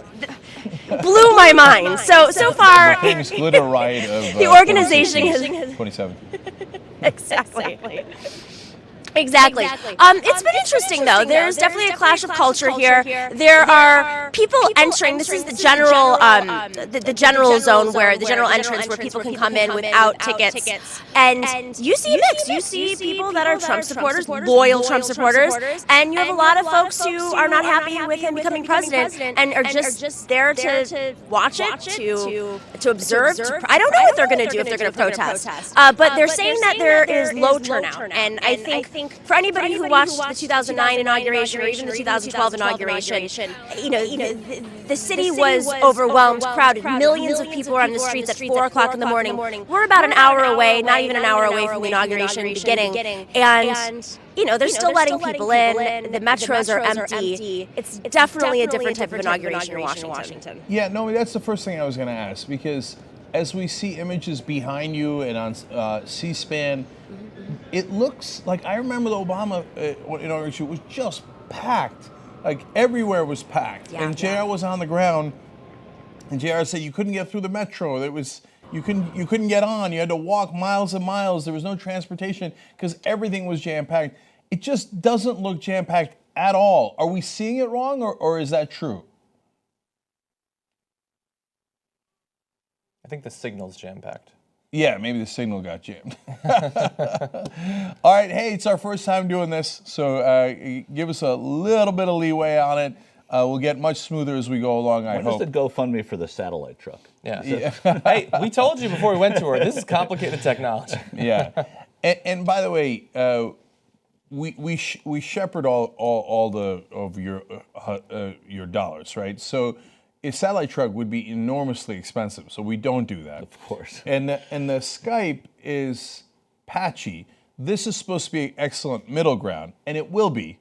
Just let us get our legs under the ground on it. Of course. And what John said, I mean, the signal being jammed, there are a lot of signals coming out of that city today.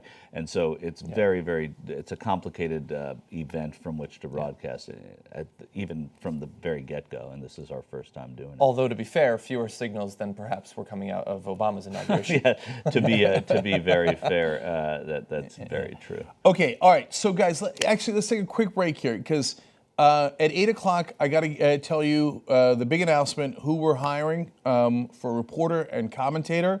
Betsy DeVos with a stunning outfit as she walks in. Nice purple, not royal purple, but purple coat that she had. You with the fashion. Yeah. I know. I don't know why. Ben for the Carson first time with in a my red tie. Right. For the first time in my life, I care about who they're wearing. Anyways, the dramatic announcement of the reporter and commentator at 11 o'clock Eastern coming up in just a little bit, and of course at noon the real festivity. Well, I was going to say festivities. Not sure about that, but Yeah, whatever. The eulogy will be delivered. for our democracy at noon Eastern. So make sure everybody's watching right here. I want to give it to you straight, of course, unlike other folks. And there's Mitch McConnell and Elaine Chao. And as I leave you here, I'll give you a sense of why we're different than the other channels. Elaine Chao is the wife of Mitch McConnell and now the transportation secretary. And she worked in transportation before in Reagan's administration.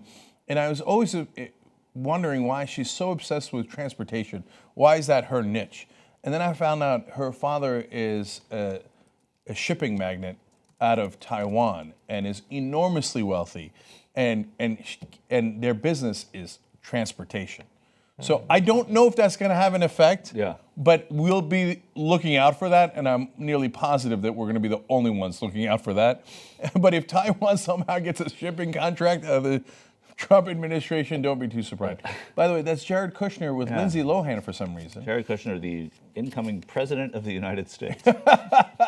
Lindsay Lohan, who recently turned Muslim with Jared Kushner. That's not Lindsay Lohan, I'm just kidding. But it is Jared Kushner. That guy is going to be brokering the Mideast peace process. Jared Kushner. Why not? Because why not? Random ass real estate son in New York is in charge of the Middle East process. Well, John Kerry, Jared Kushner. Right. Hey, when you pass out these assignments by putting them up on scraps of paper on a dartboard, you never know what you're going to get. Jesus. And by the way, Kushner, one of the more moderate guys in the Trump administration. So God help us all. There's Kevin McCarthy, the almost Speaker of the House. One of the so-called young guns. Remember when they would call themselves the young guns? Okay, all right, we will be right back.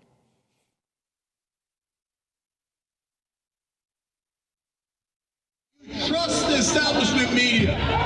The United States economy has never been better. Monetary policy is spectacular. Everybody thought Jamie Dimon was the king of Wall Street last week.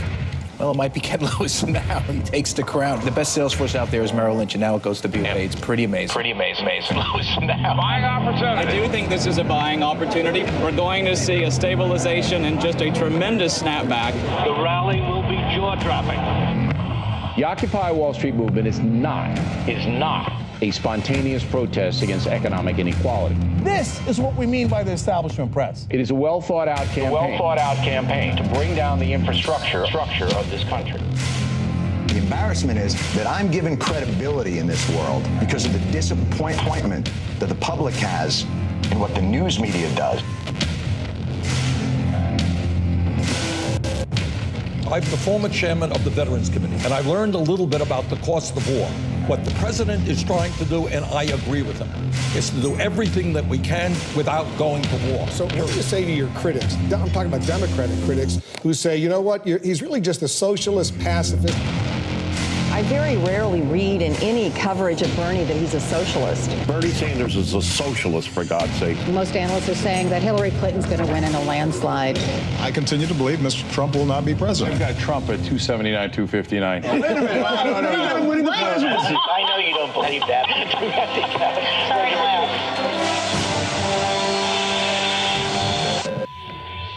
We're not going to be polite anymore. You know what we're going to do?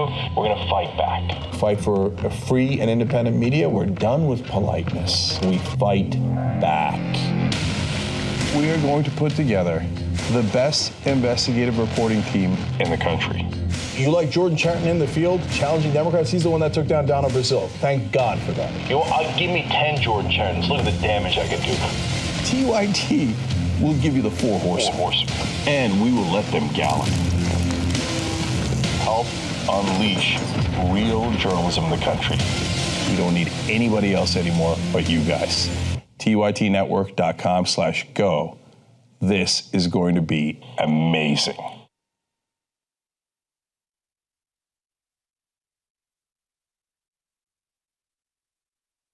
In April of 2017, I will have worked here at the Young Turks for a whopping 10 years. And oftentimes my friends will ask me, why are you still there? I mean, you have the opportunity to leave and make a lot more money at different media outlets. But the thing that keeps me working here at the Young Turks, especially now considering the fact that we elected Donald Trump, is the fact that we get to speak in an unfiltered, uncensored way and speak truth to power. Now, one of the downsides at TYT has been that we have relied on reporting from other outlets in order to do our analysis and share our commentary. But now, because of you and because of individuals who are fundraising our efforts to hire reporters, we will now be able to do our own original reporting. And that means that we can focus on topics that we genuinely think are important and don't get much play in the mainstream media. I stay at the Young Turks because I don't think working in the media is supposed to be about having a glamorous career where you make a ton of money. It's about connecting with people, telling stories that aren't weren't told, and making sure that you do hold those in power accountable for their actions. So I want to thank you guys for making my job worth it and making me feel as fulfilled as I do, and more importantly, giving individuals an opportunity to report on stories that the public needs to know about. Hi, everybody. I'm Jimmy Dore from The Jimmy Dore Show, and I'm here to tell you about why I joined the Young Turks. It was because I was already a fan of the Young Turks, because I was interested in the news, and Cenk Uygur and the Young Turks, they were giving it to me straight, and they were framing the issues correctly. That's the beauty of the Young Turks. We don't have corporate overlords. We don't have to worry about offending our advertisers. That's why people like it. What people need is authenticity and honesty. That's what people are craving. And now they're taking the next step. If you haven't noticed, the Young Turks have gone into investigative journalism. Guess who had a reporter up in North Dakota? The Young Turks. Guess who sent reporters to Flint, Michigan? The Young Turks. Guess who sent them to East Chicago? The Young Turks. Guess who sent him to confront the DNC in Donna, Brazil? The Young Turks did it. We go to our foreign correspondent for the Syria news. He's in London. We're hiring at the Young Turks investigative reporters. We already hired Namiki Const and Sean King, and we want to hire another set of reporters to go out and do real investigative journalism. I don't know if you know, investigative journalism has almost been outlawed in America. Used to be everybody did investigative journalism. We did so much in America, even Geraldo Rivera did some, but it costs money. So that's where you come in. Go to tytnetwork.com/go, and you can be part of the next story that's broken by a real investigative journalist. Hey, everybody, I'm Sean King. I'm really excited to be a new member of the Young Turks team. For years, I've been a huge fan of the Young Turks, and even last year I said, even doing the work that I do, I already really felt like I was a part of the team and really identified with the way we do news here. And so, you know, we really don't know what 2017 is going to bring us, but I do know that the Young Turks will be coming with hard-hitting news every single day. It's a huge part of why I even felt motivated to join the team was I'm deeply concerned about what the future will hold. You know, it's really hard to understand a moment in history when you're in it. Right now, you're just watching me on a screen at home or on the road, and nothing about this moment feels historic, but we're in a deeply problematic period, not just in American history, but in human history, and it really requires us to stand up against the establishment, against the power structure, and not just against Donald Trump and his administration, but against anybody who is trying to manipulate the system and run over everyday people. And not only that, but one of the things that really endeared me to the Young Turks almost 2 years ago in particular was that sometimes we have to talk about Democrats and even progressives and hold everybody's feet to the fire and hold them accountable. We always call it out. And so that's what I do, and that's what I've been doing. That's what the Young Turks does as well. And so I'm excited to be a part of the team. Thank you for having me. I'm looking forward to telling stories, not only from here in New York, but from all over the country as I travel and speak and even cover stories that I'm interested in myself, and showing you a part of America and a part of the world that you really won't see anywhere else. And so thanks for having me. Thank all of you who support the Young Turks, who've made donations and contributions. That's really why they were able to bring me and some other new staff members on. So I want to encourage all of you who've been supporting the Young Turks to continue doing that. And if you've been on the fence about doing it, now's a great time for you to jump in and continue supporting the Young Turks or do it for the first time. I'm excited to be on the team and looking forward to what's next. Take care, everybody.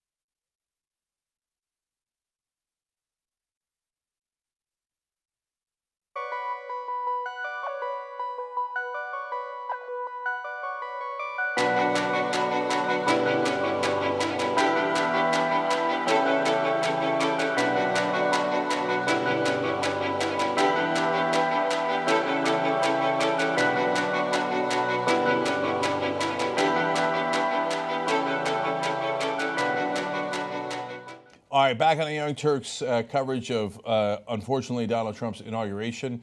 Let's go right now to that picture that you guys were showing a second ago. That's the Clintons. Now, all the ex-presidents show up for inauguration. So, of course, Bill Clinton is there, and hence Hillary Clinton. And of course, she also ran against Donald Trump. Many reasons for her to be there. And I got no love for the Clintons at this point, and I certainly don't have any love for Hillary Clinton and how she ran the primary and how she ran the general, and I largely fault her, as I talked about earlier. Nonetheless, seeing her right there is, as Michael was just saying, it is heartbreaking. I mean, you look at that, and it's the same emotion that I felt at the very end of election night. At like 3 a.m, right before I went to bed, I did a video about, Jesus, imagine what Hillary Clinton feels like as she logically, because of the polling, thought she was going to be president of the United States and be the first woman elected and be this historic figure and the thing that she'd been fighting for her whole life. You know, agree or disagree about how she did it, etc. But imagine something you fought for your whole life and you think you're going to get it and you have a reasonable belief that you're about to get it. And then it gets yanked away from you, and she loses to a guy who talked about grabbing women by the genitalia without their permission. To lose to that guy, I mean, the inner crumbling of your soul is, I can't describe it. And that is not a thing that I feel happy about. That's a thing that I feel enormously sad about. And so seeing her there now at inauguration, what could have been, and I think a lot of people in the country argue, should have been, I don't argue that, but some do, her inauguration, and to take literally a back seat to Donald Trump. Yeah. Oh, heart-wrenching. Yeah, it's hard to watch, and I'm somebody who loves Hillary Clinton, wanted her to be president for 9 years. Loved Bill Clinton, as you know, in terms of politics, in terms of what they do, and you know, another thing that I should do is put a microphone on. Anyway, there comes Stephen Mnuchin, the Treasury Secretary nominee. But I would just go into what you were saying, Cenk, the human tragedy of it. And I'm someone who loves Hillary Clinton. I've, as you know, wanted her to be president for 9, 10 years now.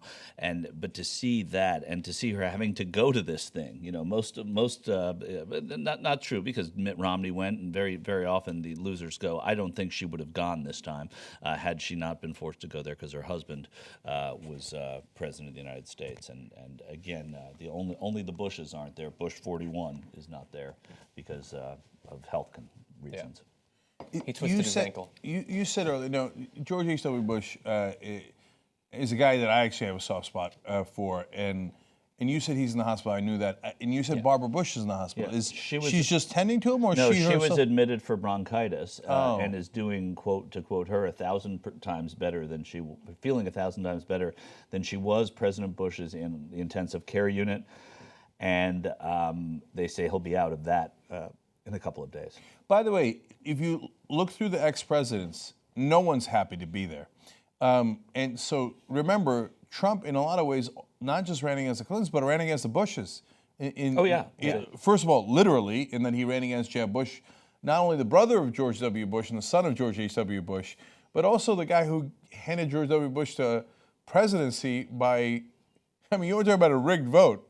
It was almost literally rigged in Florida in 2000. Yeah. And Jeb is the guy who did it and gave it to, in the form of Katherine Harris, et cetera, and then eventually the Supreme Court, gave it to his brother. And Trump eviscerated him. Yeah. Yeah.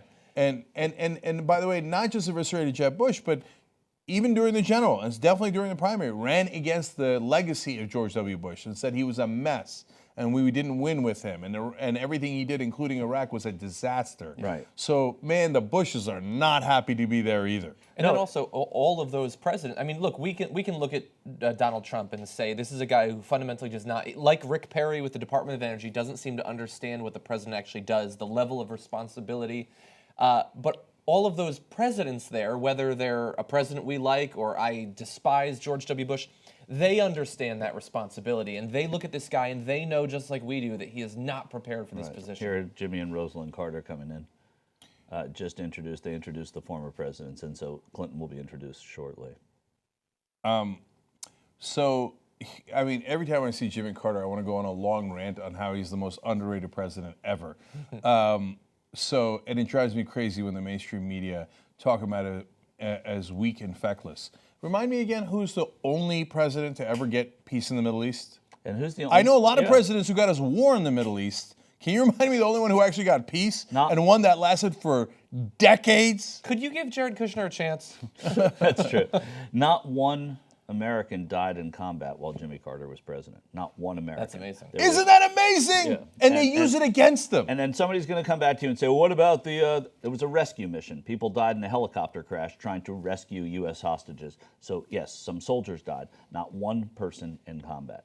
And they always put that on Jimmy Carter, too. Yeah, because he designed the helicopter and he designed the weather that the day. windstorm. Yeah, that's right. Unprecedented windstorms. It was just the luck How of come Jimmy nobody ever Carter's blames the presidency. defense contractors who designed the helicopter for that rescue mission that was botched in Iran? Yeah. And then they always say, well, why didn't you do anything? Wait, you just criticized them for doing something, the rescue mission that went wrong. Right. Right? So anyway, don't get me started on Carter too late. We have... Yes? Just super fast, just because it's unrelated. A tweet sent out by the Washington Metro, just to let people know about the getting in and all that, says, parking update, as of 7 a.m., parking is available at all Metro stations with lots/garages. No station more than 40% full. Oh my God. On a normal workday, there would be more than 40% full. Right. I'm not even talking about the stats. It's that they tweeted it with that wink. Whoever runs their Twitter, I love you. They didn't actually put an emoji winking, did they? Which would have been so wonderfully over the top. Here come President and Mrs. Clinton. With whatever Let's see inner strength they have the left. Sound up on this. Yeah, all right. Again. Let's sound on this a little bit. If we can have it. Oh, here we go. He's back. I think I heard Nomiki briefly. That's her greeting some of the generals there as she was coming in, or military figures. I shouldn't say generals because I'm not sure. But that's surprising because I hear from the right wing that she hates them. I also hear from the left wing that she loves them. Someone tweeted as you saw Obama and Trump walk by a bunch of guards, and they walked past a group of Marines, and Obama saluted them. Trump just walked right by. So I'm sure Fox News will be doing 10 segments about that later today. Yeah. Okay. Guys, she's got a smile and bear and grin it. It's pretty great, pretty graceful. Yeah. Oh God, Gracious. I wouldn't want to be her. I wouldn't want to be her right now. And somebody said to me, somebody just tweeted me, how can you love Hillary Rodham Clinton? Are you drowning in corruption too? You're sickening and one of the most disgusting members of TYT. So one of. Thank you. Chris Christie at the ball game. Right, one of the other disgusting members of our new reporter, Chris Right. Christie. No, okay. Shoot, I'm supposed to announce the big new reporter right now, and I got to go to Nomi. And the Bushes are coming in. And the then Bushes the are president's coming in. coming in. Yeah. Okay, guys, let's hold Nomi for a second because I promised the announcement. We got to do that now. And by the way, appropriately, let me read a couple of quick names here as we go to it. $250 from Taylor in New York, $50 from Brian in Connecticut, and $50 from Lane in California. Thank you guys. We super appreciate it. Here comes the Bushes. Okay, hold the announcement for the Bushes. What's great is how this is orchestrated almost to the second and perfectly, right? I mean, everything seems to be timing perfectly. We're like, oh, I got to do the announcement. We got Nomi. We got the inauguration with a zillion people involved. Yeah, well, we're a little bit more chaotic. Let's note for the record that W losing some hair up top. I didn't see that coming, right? And he's clearing out the head brush. Yeah, on the ranch. I wonder if he's going to make a painting of this moment. Every time I think about that goofball doing paintings on his ranch. By the way, he doesn't have a ranch at his incredible mansion. That ranch was immediately abandoned as soon as he was done with the presidency. It was a prop. Yeah. Okay, it was amazing. That was another brazen moment. It's like, oh, so you're going back to Crawford, President Bush? They're like, no, we're selling that. I'm done with that. That was all bullshit. Okay, amazing. Yeah, it is incredible. Chief Justice John Roberts will be administering the oath of office, and Mike Pence has chosen Clarence Thomas to administer his. Is that right? Yeah. Okay. And Clarence Thomas also will be the only non-Secret Service member who's African American in the inauguration. Ben Carson. I'm kidding. And in the crowd, there was 2 or 3 black guys that they showed. Here is the president and Trump. Well, it'll be the last 57 minutes that we can say, here's President Obama and Trump. Right. And whoever, Trump. For now, he's just Trump. Okay, now I got to do the announcement. You guys have the pictures? Okay. And there's 1,000 things to say. And Cheney, by the way, also signed a letter against Trump during the election, if you remember. So even he's not happy. Okay, come to me full. Oh, no, we can't. Every time I say come to me full to do an announcement, we see something else that's important. So the Obamas have pulled up here. They will, of course, go in at the end here of the procession of presidents, and then Trump will enter, and then they'll do the swearing in at noon Eastern, and then his speech that he definitely wrote will be given after the swearing in. And by the way, that later when we get to the speech, I'll tell you why he didn't write it and what a hilarious thing is. In fact, guys, if you can, the producers, can you pull up the picture we talked about in the post game yesterday? Pull that up for a little bit later, okay? Okay, now bring me up full and let's do the announcement. So it is another dramatic moment at the Young Turks. We asked you guys to raise $1 million to hire 2 investigative reporter teams. In fact, we asked for $2 million for 4 investigative reporter teams, and that continues. But we told you that at every $500,000 mark, we would hire someone new, and we are over-delivering on our promise. At the first $500,000 mark, we hired Nomiki Coates as our reporter, and Sean King from the Daily News as a commentator. Now, we've decided we like that idea, and we're going to keep going with it. We're going to hire a reporter and a commentator at each turn, and obviously we also hire people behind the scenes to support them, cameramen, editors, etc. So now, just last night, right before Inauguration Day, we passed 1 million. And so time to announce the new folks that you guys have hired. Commentator first, he is the Washington bureau chief for the Huffington Post.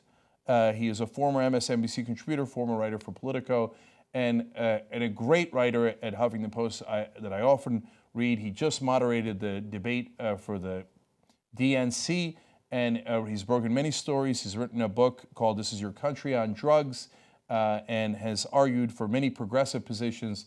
Ryan Grimm is the commentator that we have hired.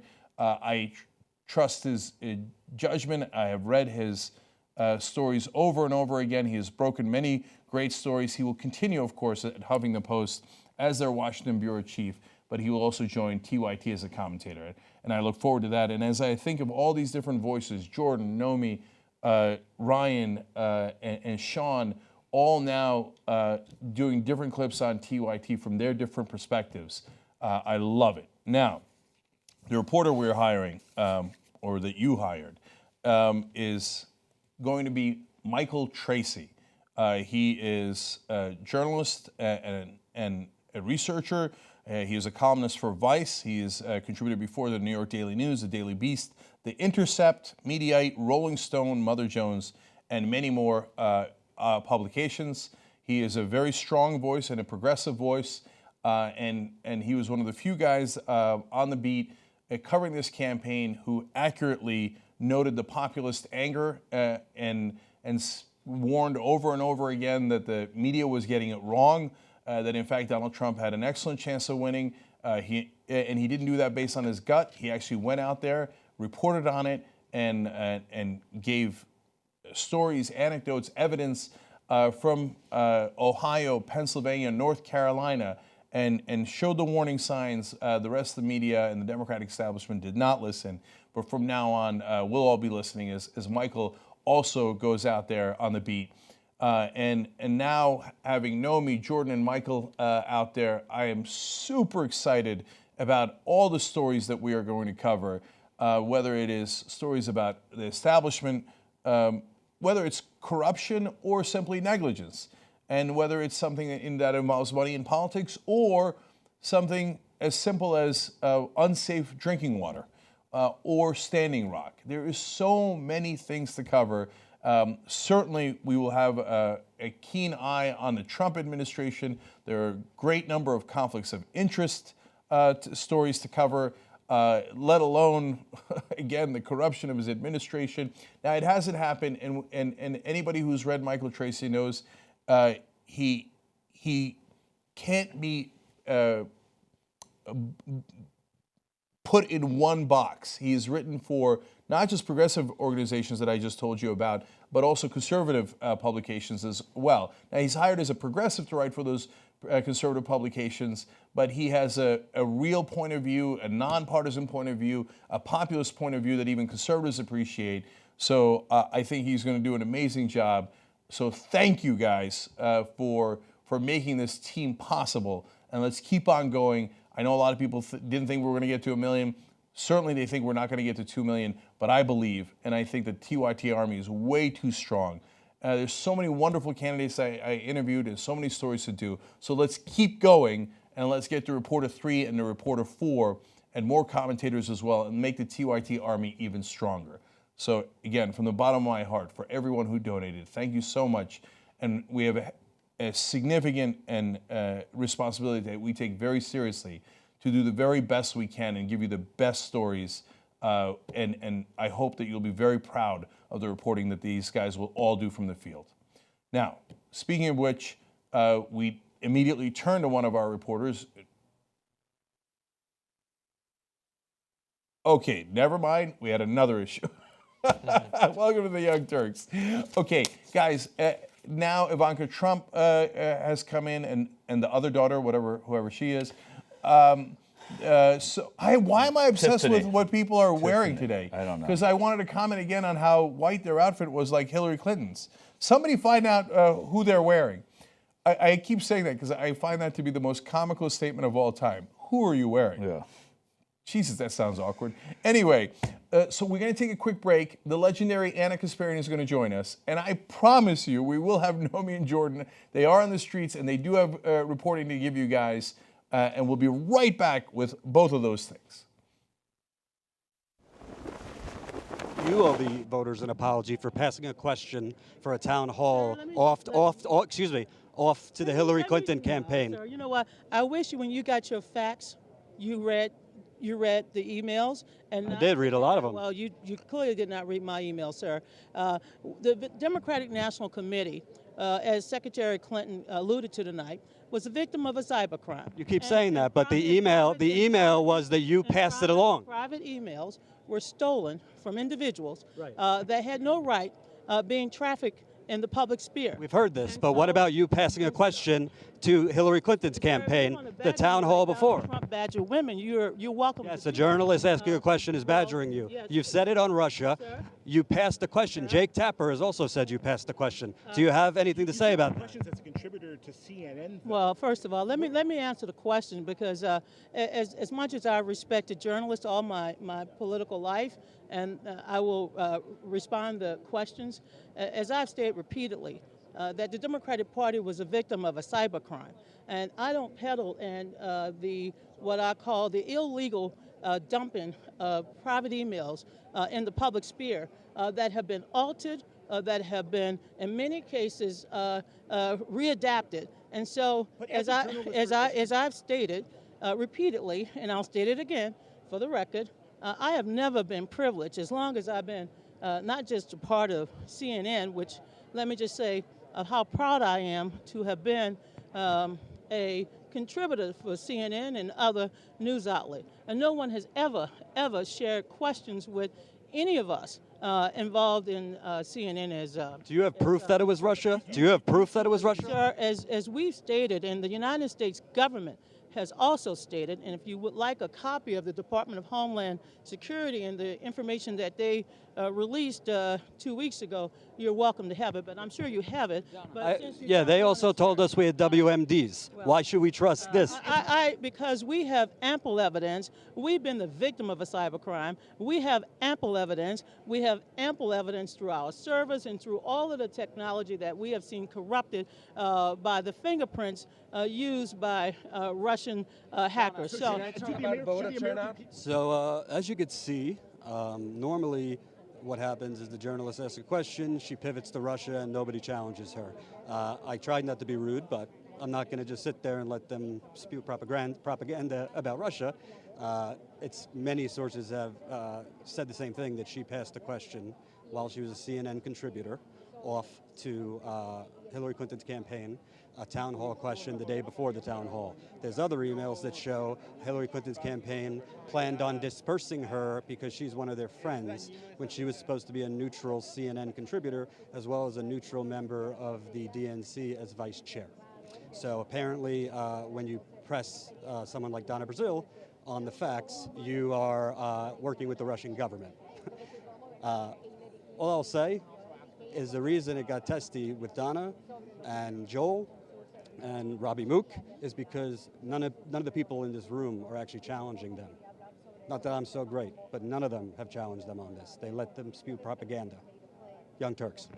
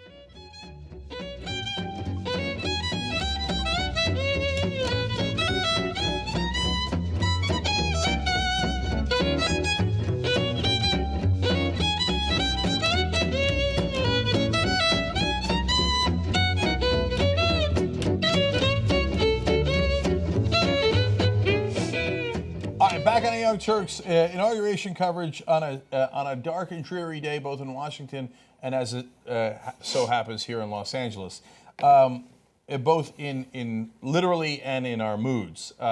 So conservatives that are watching, go ahead and clip it up. Oh, they don't like Donald Trump. Wow, that's news breaking. So go for it.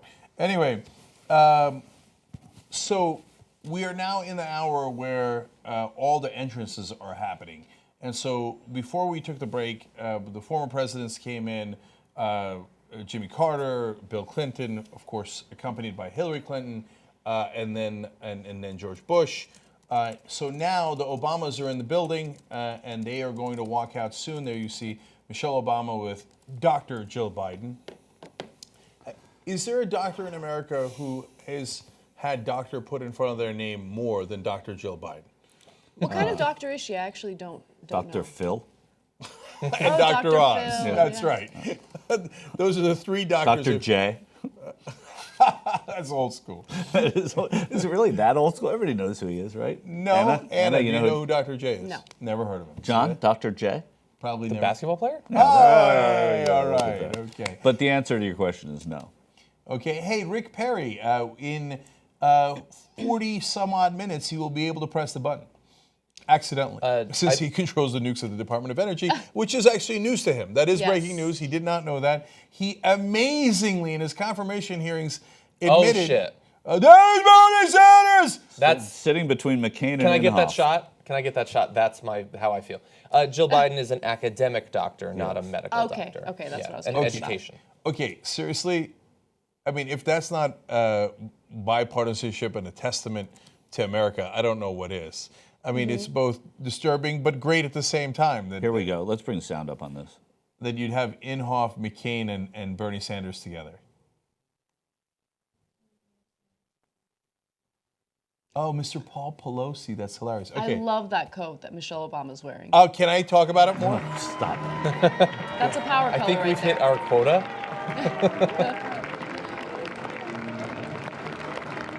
So those are all, there's the first ladies, obviously FLOTUS, and then the vice presidential first lady, I don't know what that's called, VLOTUS, and then the spouses of the different leaders of the parties. That's why you saw Paul Pelosi, the husband of Nancy Pelosi, walking in, and then now you will see the leaders walk in, and then of course at the end, when 49% of the country will unanimously vomit when Trump walks in.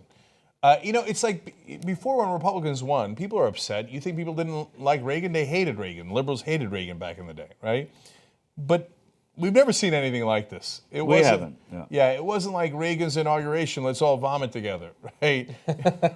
No, it was a little bit, but it was a different kind of vomiting. Yeah, I mean, you'd have the decency to just vomit in your mouth, right? And people project from on it. within Reagan's party didn't fight his election tooth and nail, and figure out how to do it. I mean, we've gone from contested conventions to, is there going to be even an inauguration, and those sort of things don't happen. Yeah. Now, having said that, I gotta say, now let me go in the other direction. There is something not appealing, that's not the right word, but like the entire establishment hates Trump so much that I have a little schadenfreude on the establishment. Not that I'm in favor of Trump, not that I'm happy we went in that direction. And really what I should have mentioned earlier in my range of emotions that I went through this morning is my main anger is that the country wanted to go populist left and the Democratic Party wouldn't let them. Right. They would have much rather have gone populist left than populist right, but they never got that opportunity. They never got that chance. Yeah, and I think the establishment hates him because now the establishment is unnecessary, right? They cut that middleman out with someone like Trump. Like the same corporate interests that everyone's angry about, both Democrats and Republicans, the left and the right, are now sitting in office. You know, you don't have to worry about the middleman. What a beautiful color. Okay, so I'm going to tell you. What's wrong with you? No more dresses. No more dresses. There's something wrong with me today because I can't stop talking about their dresses. How about this? You can earn a comment on a dress by commenting on 3 men's outfits. Well, he did talk about Trump's tie. That's true, he did. And also, Cenk, who never wears powder blue after Labor Day, to sit here and talk the way you have, just unbecoming. By the way, no one looks sadder than Melania Trump. She's Well, like, Michael what have I Stipe- done? Donald Trump looked pretty sad the couple of times that I saw Thanks. him. He did Really? not look triumphant. Yeah, I think maybe they're nervous. Oh, he's nervous about giving the speech. He'll feel better after he gives the speech. She's nervous about tripping on the stairs, which is understandable. Back to their dresses. Look, people who say, oh, that's sexist, talk about what they're wearing, but you never talk about what men are wearing. That's not a fair comment because men wear super uninteresting things. That's true. Right? Like you comment on what I'm wearing because I wear something interesting and arguable and debatable, according to Anna. Yes. Right? You can make a lot of comments about this. Yes. You can't make a lot of comments about what Michael's wearing. It's, I can make one comment that it's better than a t-shirt blazer combination. See, that's a fair comment And about the what I'm thing wearing. is, honestly, the suits are all so uniform that what do we comment on? Dick Cheney's hat, what their ties look like, because those are the only things that are different. That's right. And Rod and Wyden's goofy cowboy hat. Paul Ryan, we'll see how high the heels on his boots are in a little bit. So that's pretty much it. Anyways, I'll continue to comment on the dresses. I got to read you some tweets. Well, here, they're Oh, here we go.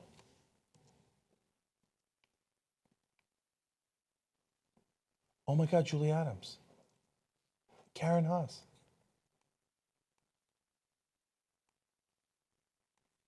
Now, Elaine L. Chow is honorable because she's a former cabinet member and soon to be current cabinet member, but she's also the wife of Mitch McConnell. That is the role she's playing in this particular procession because the spouses of the Republican leaders are coming out.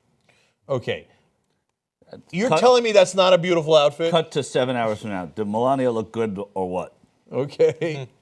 Okay. Now, let's go to the tweets.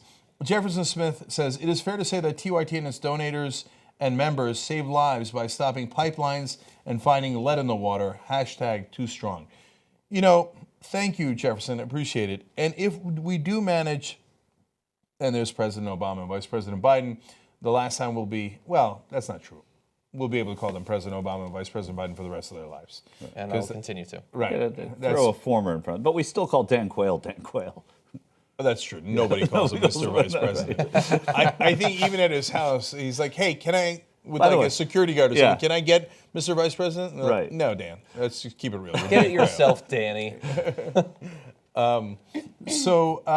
Jefferson, you know, I hope you're right. If there really is dangerous levels of lead in the water, as we suspect, and as this testing showed in Indiana, and we get some sort of change and we save people from having their kids exposed to that, well, we could all retire off that, and you could all feel great that you made that happen, because that really affects people's lives and helps them, which is the number one thing we want to do. Chris Velasquez, about the promo video we put together on the mainstream media, says, never seen a fucking better promo video. #IamTYT, #TYT Army, #TYT Live.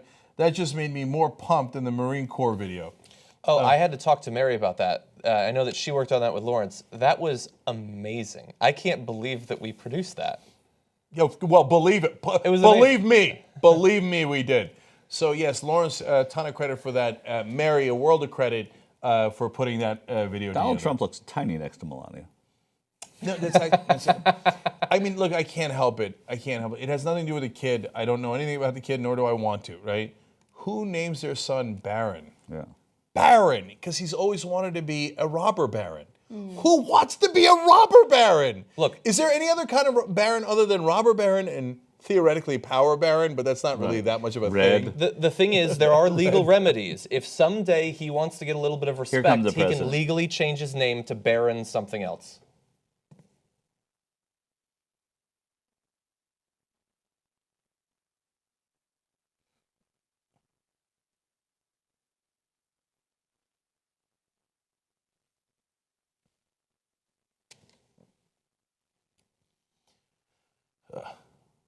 Are people applauding or booing? Michael, what's the R in Biden? Robinette.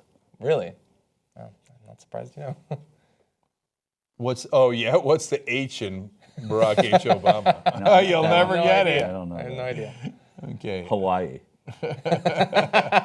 Where he wasn't born. Okay. Dan Quayle, the most publicized guy at this inauguration. Like, we have seen Dan Quayle in every shot. And the guy with the red hat on, who looks like Pastor Manning, but who now has an iPad in front of his face. On the right-hand side, you'll see him a little bit later. I've seen him in almost every picture. See the guy with the iPad, the red hat? Mm-hmm. Who is that? We actually know who that guy is.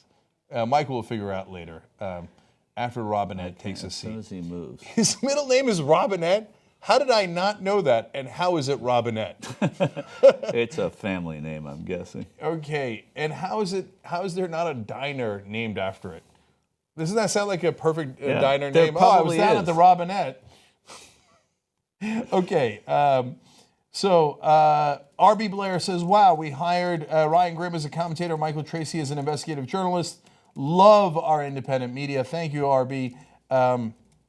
Trout Mask Replica says, Michael Tracy is a superb journalist and analyst. So stoked to see him join the Young Turks. Kimberly Colbert says, love the new reporters and commentators. We did that. We the bomb. Can't wait to have a power panel with only investigative journalists. Actually, that might be sooner than you expect. I might do a show out of New York soon with those guys. So that might be in a couple of weeks.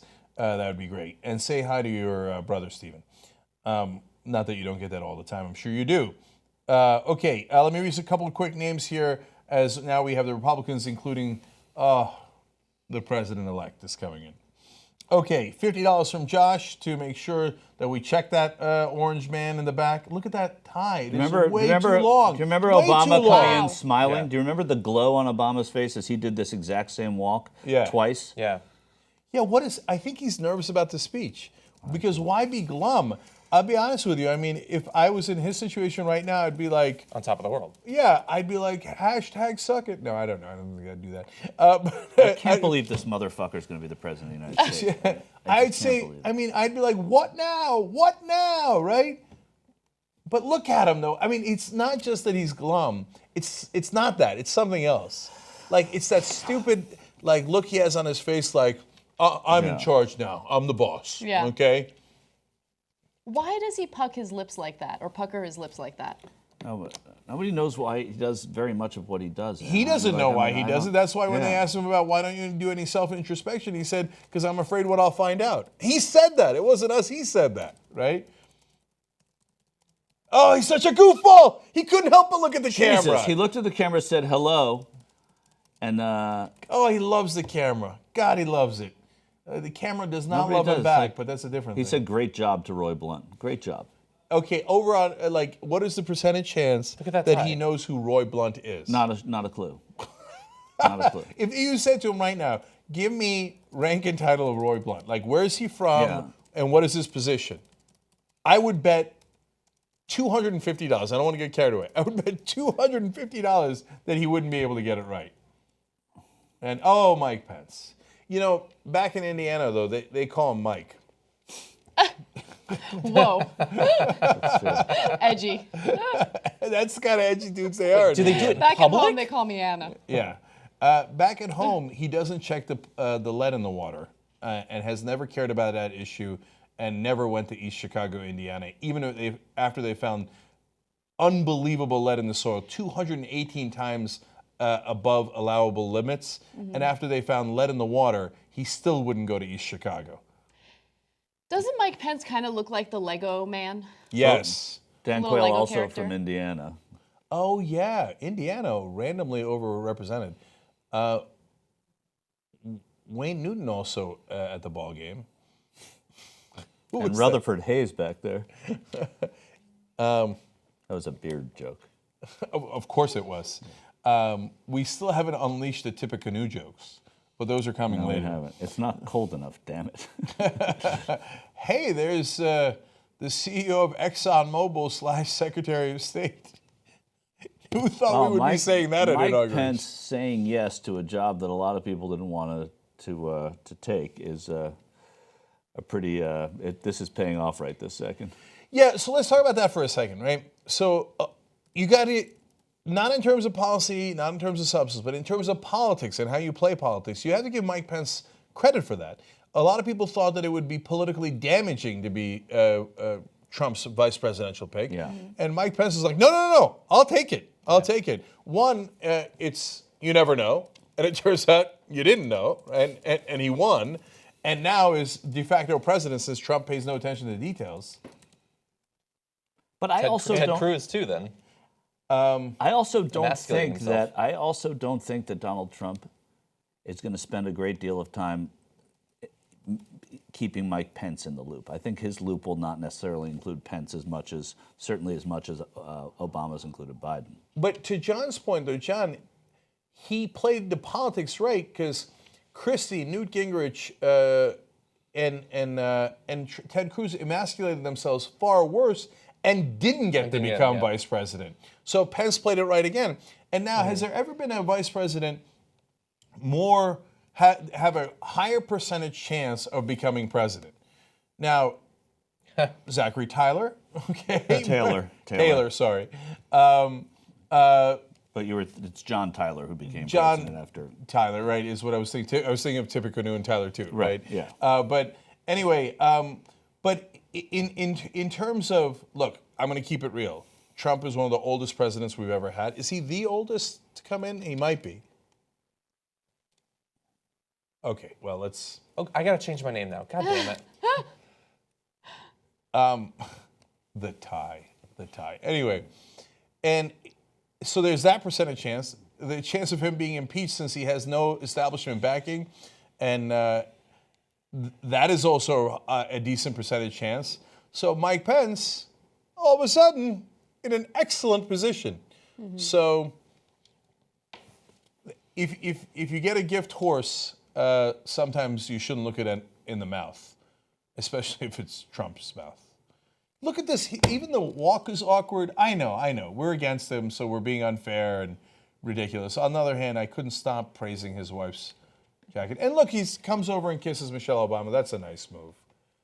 And no, don't hug him. Don't hug him. Don't hug him. Barack. Oh, thank you. Joe, thank you. Barack, thank you. Yeah. Appreciate it is what I think he said, thank you for your service. Now you can go back to your home country.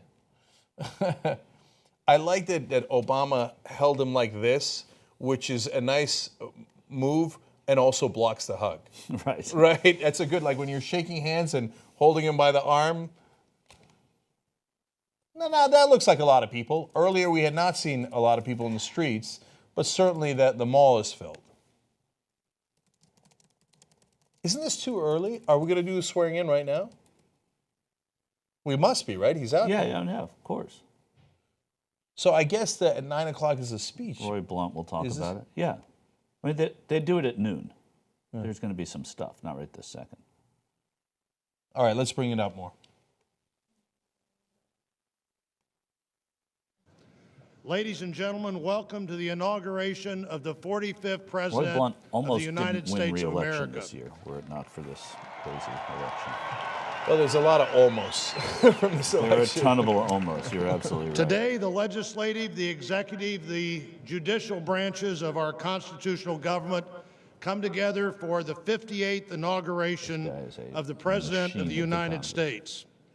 Millions of people all over the world will watch and will listen to this event. 36 years ago at his first inauguration, it was also the first inauguration on this side of the Capitol, President Ronald Reagan said that what we do here is both commonplace and miraculous. Commonplace every 4 years since 1789, when President George Washington took this exact same oath. Miraculous because we've done it every 4 years since 1789, and the example it sets for democracies everywhere. Washington believed the inauguration of the second president would be more important than the inauguration of the first. Many people had taken control of a government up until then, but few people had ever turned that control willingly over to anyone else. And as important as the transfer of the first transfer of power was, many historians believe that the next election was even more important. When in 1801, one group of people, arguably for the first time ever in history, willingly, that's the first time anybody's ever said 1801. Gave control of the government to people they believed had Georgia. a dramatically different view of what the government would, should, and could do. That makes sense. After that election, that actually away discovered from a Roy flaw Blunt in the at the inauguration Constitution to show itself, protesters in Lafayette Park. which was remedied by the 12th Amendment. Thomas Jefferson, at that inauguration, beyond the chaos of the election that had just passed, said, "We are all Republicans, we are all Federalists." After 4 years of Civil War, and then James Polk, Lincoln's the dark horse inaugural candidate, speech said, tried to find reason for yet another dark horse war candidate from yesterday, when he pointed out that both sides prayed to the same God. Supposedly it was 15 He'd minutes ago. earlier written about those fervent prayers that one side must It wasn't be, 15 minutes ago. The and Matt both Visor tweet, it sides was earlier this may morning be when I wrong,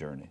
As a like nation, Journey we now last night. pray for our president, Also 3 doors down. Donald John Trump, Vice President Michael Richard Pence, and their They have families. such dull middle We names. ask that you would John and bestow Richard. upon We our go from president Robinette and the Hussein wisdom necessary to John to and lead Richard. this great nation, the grace to unify us, and the strength can't to get enough stand of for what is Melania's face. honorable and right I in can't your get enough sight. of Trump's face. They have the same mouth. 21:1, you instruct us that our leader's He's heart like is in your hands. a living, breathing Gracious emoji God, frown. reveal unto our president the ability to know the will, your will, the confidence to lead us And your in will is justice that I get a lot of and private righteousness, jets.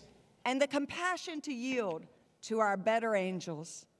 While we know there are many challenges before us, in every generation you have provided the strength and power to become that blessed nation. Guide us in discernment, Lord, and give us that strength to persevere and thrive. Now bind and heal our wounds and divisions, and join our nation to your purpose. Thy kingdom come, thy will be done. The psalmist declared, let your favor be upon this one nation under God. I don't even know what Let that these United People that States wrote of psalms. America Yeah. be that beacon of hope to all people and nations Novel. under If I your had a dominion. dime every time I A talked about true the psalmist, I'd hope for have humankind. now 2 dimes. Glory to the Father, the By Son, the way, this and comes the from Holy Dawn Spirit. Catherine. And We it's pray true. this in the Someone name of tweeted Jesus this. It's Christ. interesting to point out that the Amen. Catholic bishops are fighting to keep the Affordable Care Act from being repealed. Ladies and gentlemen, No, the all right, Missouri Don State Catherine. University They They Corral. still have boring elegies when they read in church, but that's a good point. And she's one of the authors of the TYT drinking game, along with Bitchy Gay Guy. Okay, I will read some of the tweets for you guys now. Carl Blauvelt says, let's now turn that down a little bit because it's needle singing, although they sound great. He says, Carl says, why does today... No, they don't. They sound lovely. Why does today feel like a funeral? Well, good reason why, Carl. Jacob says, most of the Democrats have the fakest, this is fine, everything is fine faces on. This is amazing in a terrifying way. Grace Ann Park says, please make the show in New York with the investigative journalist a live one. I would love to come. Hashtag TYT Live. Grace Ann, stay tuned. Jenna Kerwick says, welcome to new TYT members. Thanks to TYT for giving us something to celebrate on this gloomy Inauguration Day. Hashtag too strong. Hashtag I am TYT. And then, so thank you, Jenna. And you know what? On this special day, let's do member shout-outs too. Members power this show overall, right? And they make everything happen. So that's tytnetwork.com/join to become a member, to get all of our extra content. Yesterday, we had an hour and a half Aggressive Progressives. Today, in the middle of our coverage, we'll have a 2-hour special Aggressive Progressives. That's free for everybody, but normally members get Aggressive Progressives. Old school, post games, that's all for the members. The whole live 2-hour show every day from 6 to 8 p.m. You could watch it anytime, download, stream it. No ads. That's all for the members. tytnetwork.com/join. And our members of the day today, Travis Walker and Roland Yoshinaga. So Roland and Jordan, thank you so much for making TYT possible. And I want to thank Jenna for that as well. And then finally, one more tweet for you guys for now. Rhetorical Flounder says, I think I might try to steal Anna's teacup. I like it. Yeah, I was wondering where that came from. It is. Fun story about my teacup, which has coffee in it. My mom had bought me a teacup set when I first moved out of the house, which I never used. Which is the tradition. Obviously, Right, never used you're once. not going to be home. You need a tea set. So I watched the documentary Minimalist, and now I'm just like getting rid of stuff from my apartment. But I felt so guilty getting rid of this, so I brought it into the office. That's so funny because we kept running out of cups, Yeah. and my wife wanted to throw away all my mugs, and I was like, oh hell no! So I brought all of them into the office like 2-3 weeks ago. We run out of mugs This all one. the time. We do. So, for example, this one's for my house, right? It says celebrating 100 New Hampshire presidential primary. So New Hampshire's been doing presidential primaries for 100 years, and I gave a speech at the place that they do it, okay? And that's after I did the walk with Larry Lessig to get money out of politics. That's true. I had done, that was we walked some insane number of miles. I forget if it was 13, 17, or 18 miles. And everybody's like, get ready, it's gonna be so cold, and you gotta bring your boots and all your winter clothes, and it was cold. But that wasn't the problem. The problem was, my God, Larry Lessig walks fast. So for like however long it was, I'm like, wait, really? We're gonna walk this fast the whole day? And every once in a while, and it's not just Larry Lessig. Of course, There's a wide shot. By there's the way. a wide shot. It's been filling up. Well, no, when you go back onto the mall, this is always filled because this is the tickets. But when you go to the public, oh, there it is. You see but the white places. That was empty earlier, but it's filling up like way back there. But the white places are empty. Yeah. Right, and you could see them from here. Yeah. And I don't ever remember seeing them empty at any inauguration. Not to mention Constitution Avenue. I mean, where there streets where there are some people there now, but at the Obama inaugurations, a ton of them. Andrew Kaczynski, K-File, just retweeted Donald Trump. Katie, what the hell were you thinking when you married loser Russell Brand? There's a guy who has got nothing going, a waste. From 2014. He's tweeting some of Trump's things, in 2014. He's retweeting Trump from 2014 as he's being inaugurated, which I think is hysterical. Yeah, there was one from 2009 the other day somebody retweeted that was, I was going to say unbelievable. Everything's believable now. Roy Blunt now talking about presidents 13 through 15. He just picks boring presidents. Anyway, here's Chuck Schumer. Let's listen to Fillmore, Schumer. Polk, and... We live in a challenging and tumultuous time, a quickly evolving, ever more interconnected world, a rapidly changing economy that benefits too few while leaving too many behind, a fractured media, a politics frequently consumed by rancor. We face threats, foreign and domestic. In such times, faith in our government, our institutions, and even our country can erode. Despite these challenges, I stand here today confident in this great country for one reason: you, the American people. This is the most uninspiring day so far. And it's not supposed to be overly inspiring at this point, to be fair. We Americans have always been a forward-looking, problem-solving, but it is nice that they let Democrats optimistic, speak. As a patriotic, tradition. and decent obviously, people. Republicans do likewise. Whatever our race, Democratic religion, sexual orientation, gender identity, whether we are immigrant or native-born, whether we live with disabilities or do not, in wealth or in poverty, we are all exceptional in our commonly held yet fierce devotion to our country, and in our willingness to sacrifice our time, energy, and even our lives to making it a more perfect union. I feel like today we celebrate one of democracy's core attributes, the peaceful transfer of power. And every day we stand up for core democratic principles enshrined in the Constitution: the rule of law, equal protection for all under law, the freedom of speech, press, religion, that the things that make America, America. And we can gain strength from reading our history and listening to the voices of average Americans. They always save us in times of strife. One such American was Major Sullivan Ballou. On July 14th, 1861, when the North and South were lining up for their first battle, a time when our country was bitterly divided and faith in the future of our country was at a nadir, Major Ballou of the 2nd Rhode Island Volunteers penned a letter to his wife, Sarah. It is one of the greatest letters in American history. It shows the strength and courage of the average American.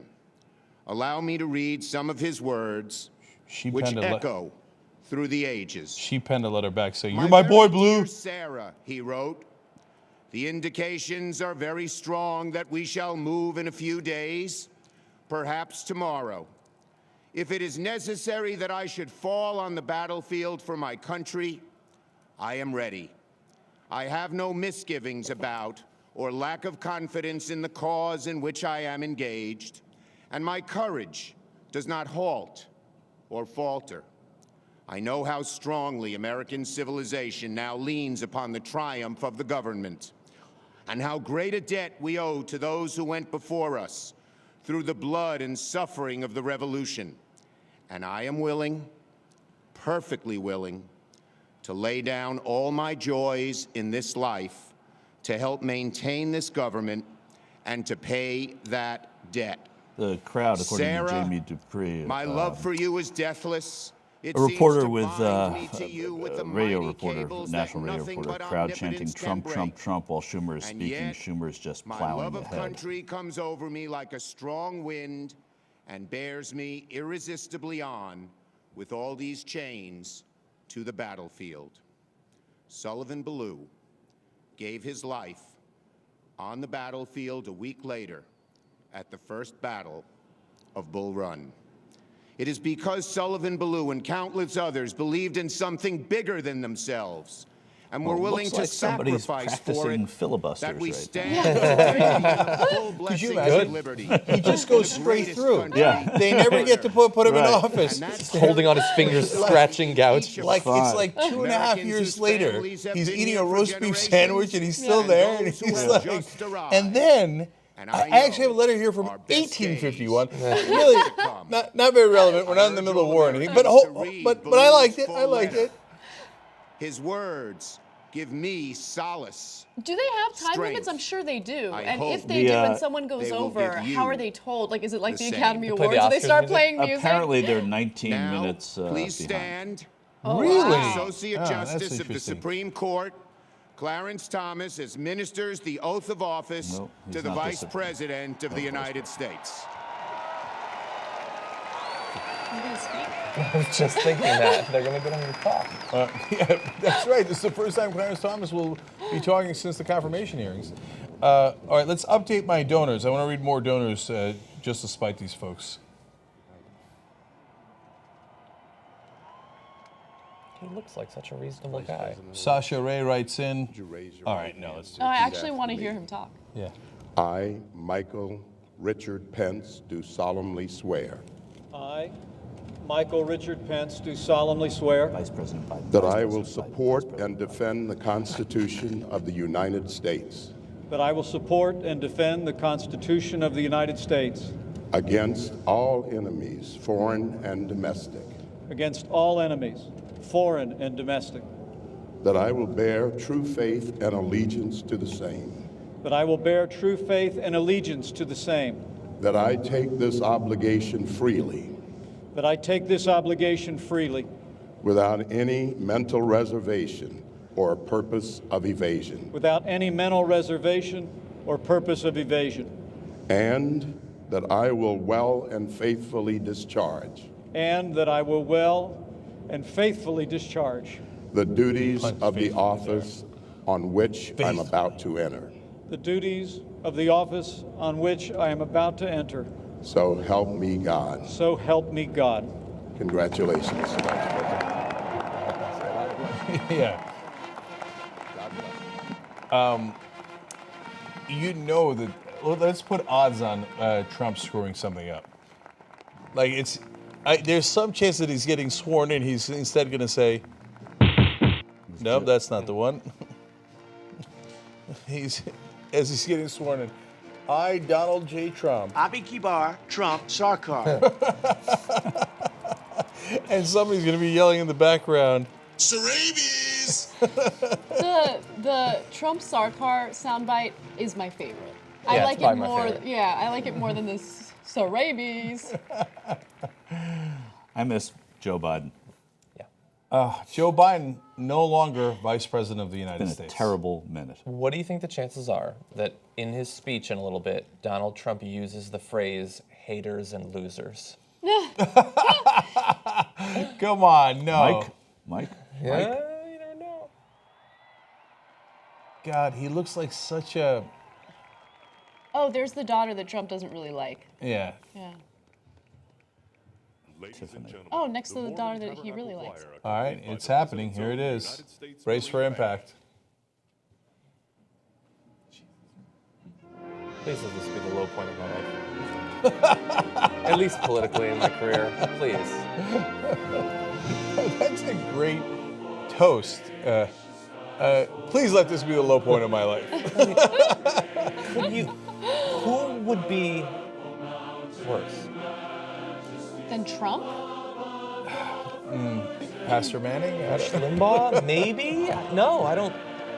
I think Pastor Manning might be a little better. He'd be saucier. Bill O'Reilly? I'm not sure that Bill O'Reilly would be worse. No, I think Bill O'Reilly is 1 out of 30 times somewhat reasonable. No, I'm almost positive Bill O'Reilly would be better. Yeah. He's certainly smart. He also has, he does appreciate history and know what's going on. And he makes up books about history all the time. Well, that's true too. But I mean, Donald Trump, like you said, he doesn't know who Roy Blunt. He doesn't know any of this. Yeah, and O'Reilly at least is intelligent. I mean, he's unbearable and yada yada, and at least so he would probably care enough to try, right? Whereas I think, as I've said over and over again, I think the problem with Trump, more than his corruption, is going to be his incompetence. So, they talked about the Civil War that Schumer did. We were just in Charleston, South Carolina, and we toasted to Northern aggression. and because it was not the war of Northern aggression, but if it was, boy, did they have it coming. So after I said that, people are tweeting in some things they think he might say in his speech, and Maximilian says, 407 minutes ago, I sent a tweet to Rosie O'Donnell saying no one likes her. That's great. Is that a reporter or one of our viewers? No, it's one of our viewers tweeted it to me. Oh, that's fantastic. Great job. That's pretty good.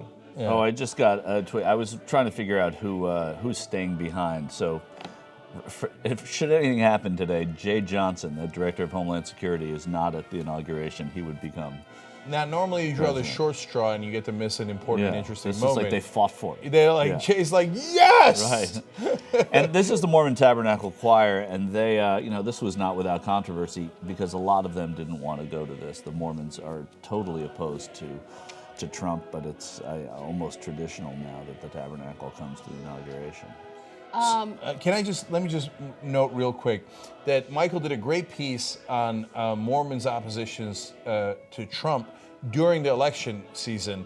That's up on youtube.com/TYTpolitics. And today, Jordan is at anti-Trump protests. We're going to go to him later.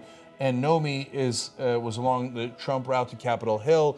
And they're both reporting on the ground. Not only will we go to them live, but a lot of their reports will then get edited and put up on youtube.com/TYTpolitics. So make sure you check that out immediately after the proceedings, because they'll have some reports from today up there too. Yeah.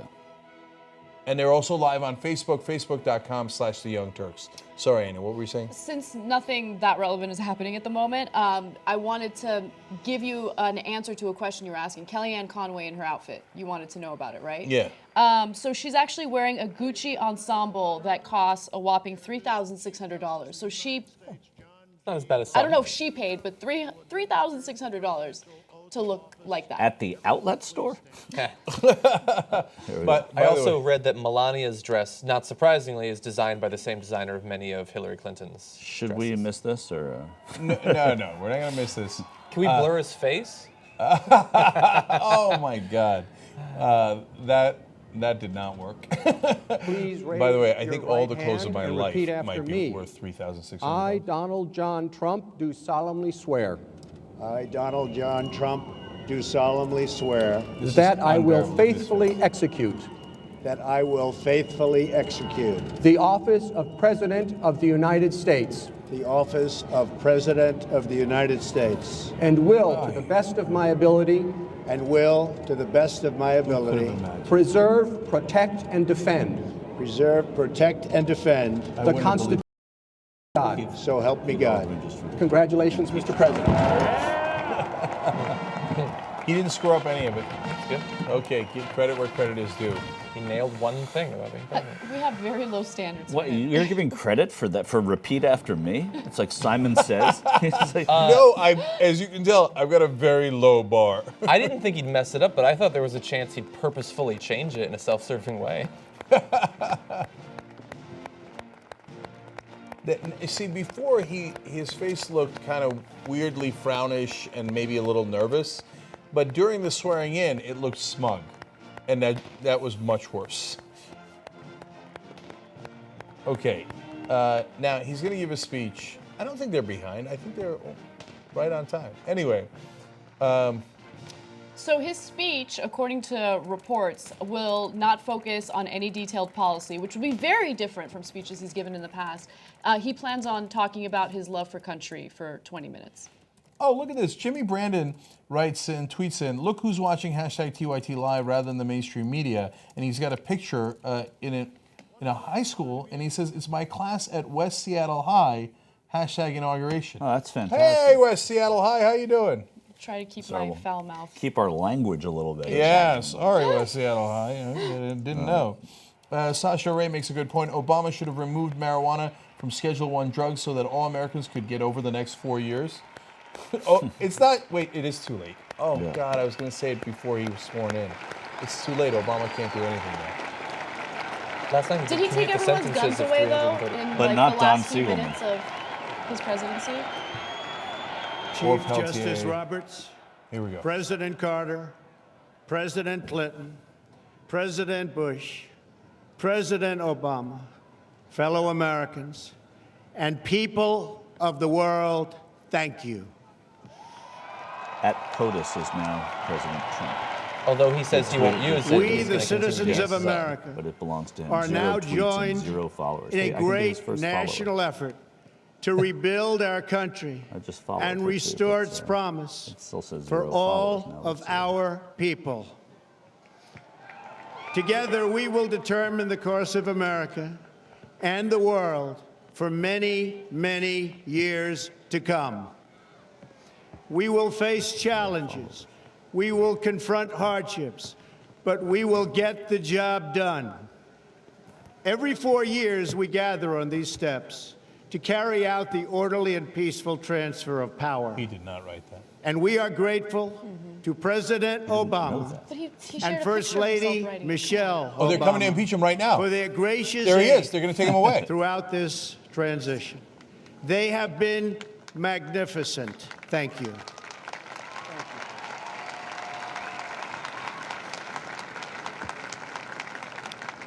Today's ceremony, however, They take him away. has It does very look intimidating, special doesn't meaning. it? Yeah.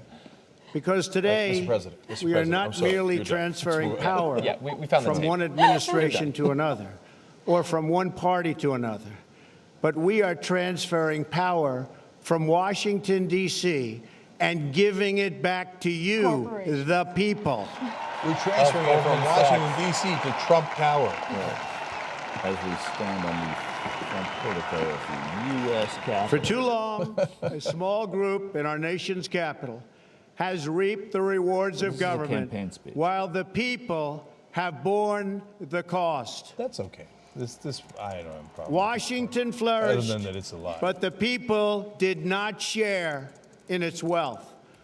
Politicians prospered, but the jobs left and the factories closed. Now I'm looking forward The to other random people establishment walking behind him. protected The rain itself, just started, too. but which not is the nice. citizens of our country. Their victories have not been your Exactly. victories. Their triumphs have not been your triumphs. And while they celebrated in our nation's capital, there was little to celebrate for struggling families all across our land. He's reading it from a teleprompter. I remember when they used to accuse Obama of being That the all president. changes starting right here and right now, because this moment is your moment. It belongs to you. To you. This was written by Steve Bannon. There's no question. I mean, I'm serious. Steve Bannon wasn't holding It the Sharpie. belongs He to was holding the everyone Sharpie. gathered here today and everyone watching all across America. This is your day. This is your celebration. And this, the United States of America, is your country.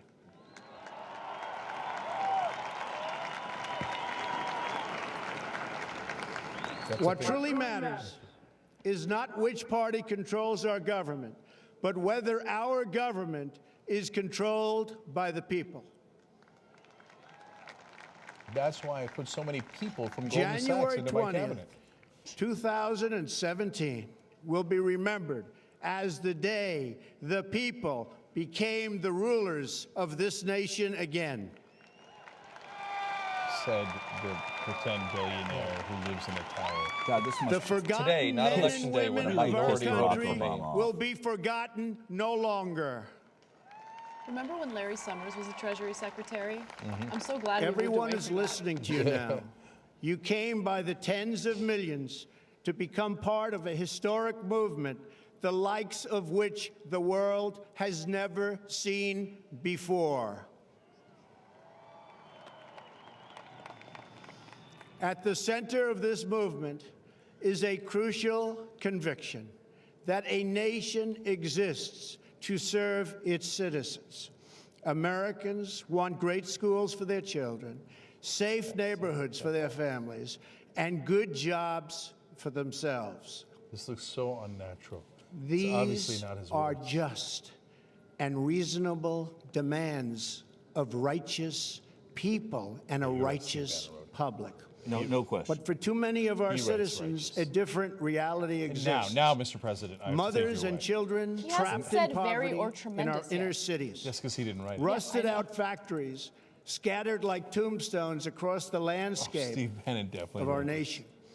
An education system flush with cash, but which leaves our young and beautiful students deprived of all I've never seen knowledge. random people walking behind the president in And the inauguration. crime, very distracting. and the gangs, Especially and the when the speech is drugs this that have dry. stolen too many lives and robbed our She's like, I gotta country go get popcorn. of so much unrealized potential.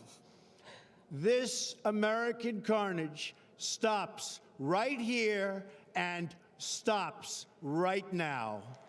So we're going to go ahead and privatize education, so it'll only be available for the wealthiest people in the country. Everyone else can go screw themselves. This is the most uninspiring We speech are I one have ever nation. seen. And their pain is our pain. Their dreams are our dreams, and their success will be our success. We share one heart, one home, and one Or glorious in my case, destiny. 4 homes. 4 The towers. oath of office I take today is an oath of allegiance to all Americans.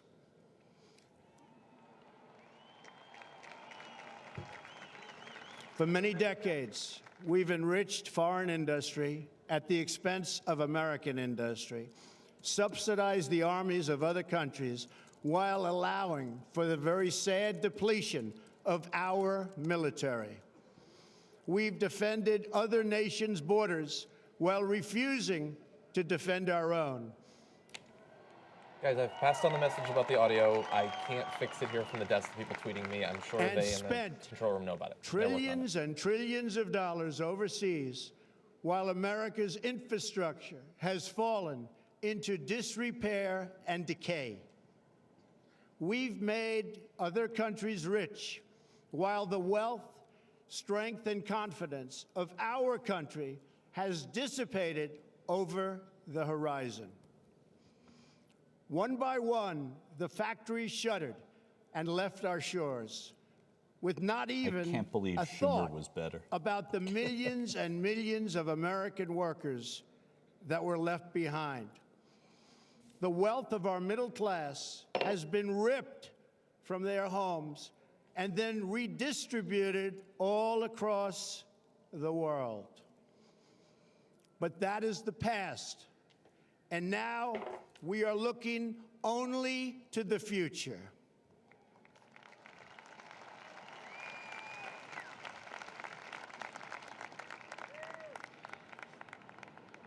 We assembled here today are issuing a new decree to be heard in every city, in every foreign capital, and in every hall of power.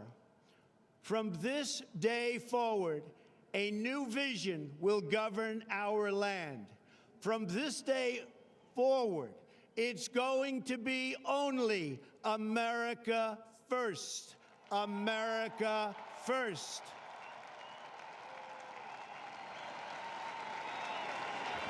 I remember Every when Obama put decision America 7. on trade, If you haven't on seen our video about it, taxes, please look on up the history of the immigration, phrase America on First. foreign affairs will be made to benefit American workers and American families.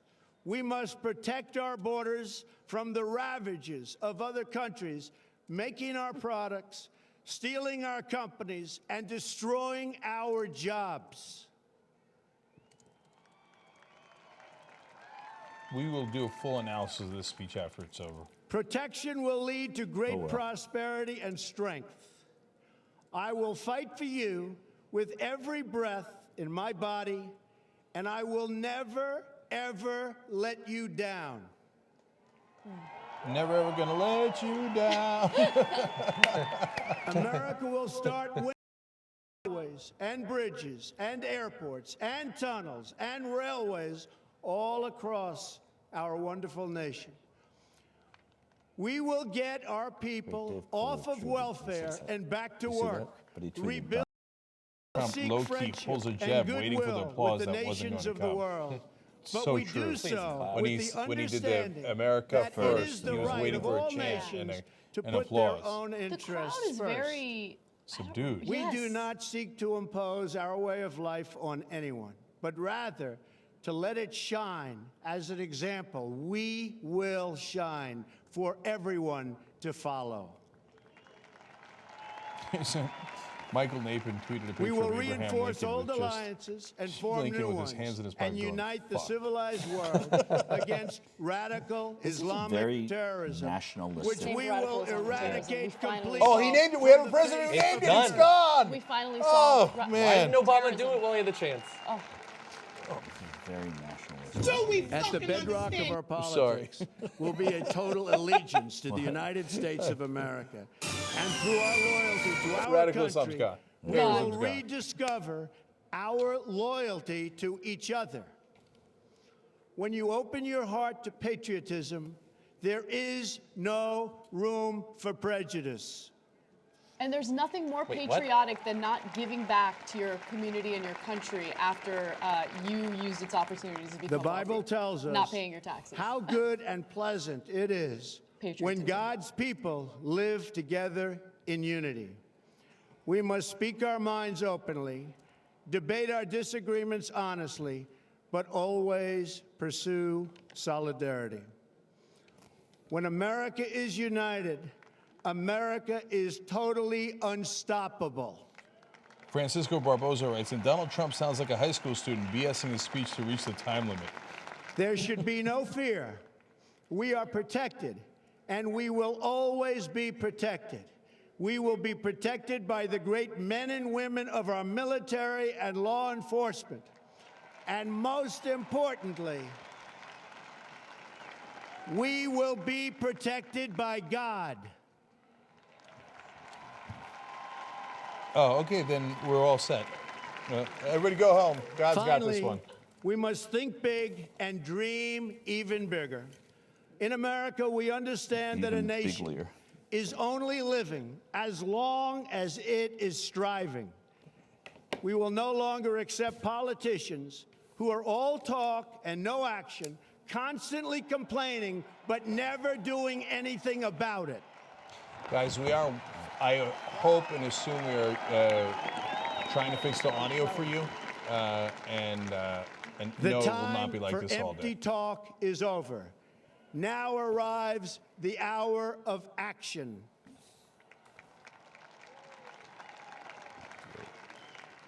Do not allow anyone to tell you that it cannot be done. No challenge can match the heart and fight and spirit of America. We will not fail. Our country will thrive and prosper again. We stand at the birth of a new millennium, ready to unlock the mysteries of space, to free the earth from the miseries of disease, and to harness the energies, industries, and technologies of tomorrow. A new national pride will stir our souls, lift our sights, and heal our divisions. It's time Ryan to Dent, remember that man, the all cheers of the wisdom our silent majority soldiers sounds will really never quiet. forget. That whether we are black funny. or brown or white, we all bleed the same red blood of patriots. Oh, God, he had no part in writing this speech. I'm writing it through. Yeah, he barely even read this speech. We all enjoy the same glorious freedoms and we all salute the same great American flag. This is one of the worst speeches I've ever heard. And I'll tell you why at the end. It's And an whether a ironic child reason is why. born in the urban sprawl of Detroit or the windswept plains of Nebraska, they look up at the same night sky, they fill their heart with the same dreams, and they are infused with the breath of life by the same almighty Creator. Friendly darkness. Quote, I will never ever let you So down, to real all Donald Trump. Americans in every city, near and far, too fucking late, small you and Cheeto. large, from mountain to mountain, from ocean to When did ocean, Cheetos start? hear these words. Somebody You said will Cheeto last night. never Called him be a Cheeto. ignored I hadn't again. heard that. It's great. Your voice, Audio's good now. Okay, your good. hopes, and your dreams will define our American I destiny. don't think he's going to use haters And your losers. I'm courage impressed. and goodness and love will. And then that, of course, that happened. Oh, jeez. Okay. Come on, Netflix. Okay. Yes, I'm still watching House. You can keep going. Okay, we'll come right back. Trust me, not right. Like we'll bring the speech right back. Trust me, you're not missing a damn thing. Okay, somebody wrote the. I'm going to save the analysis for afterwards. I'm going to tell you why it sounds so fake in a second. But Eric Giles tweeted a picture of Bernie Sanders carrying a chair in WWE. Like, oh no, here comes Bernie Sanders. He's like, what if? Wait, wait. He's not actually brandishing a chair, though, right? Okay, thank God. No, it turns out nobody has actually done that. Oh, it's all made over. up. Oh, thanks God, it's over. Look, that was a lot better than speeches he could have given. It wasn't written by him, and it had dark, sort of nationalistic, fascist undertones, or overtones. But he's given worse speeches, scarier speeches. But I love Eric's tweet there because I pictured Bernie like in the rotunda, like with a chair, like, oh no, here comes Bernie. Well, shake it up. Oh, I got it from here, Donald. I got it from here. And then he brandishes the red tie. And then he's triumphantly. like, that's right. He's like, peaceful transition, my ass.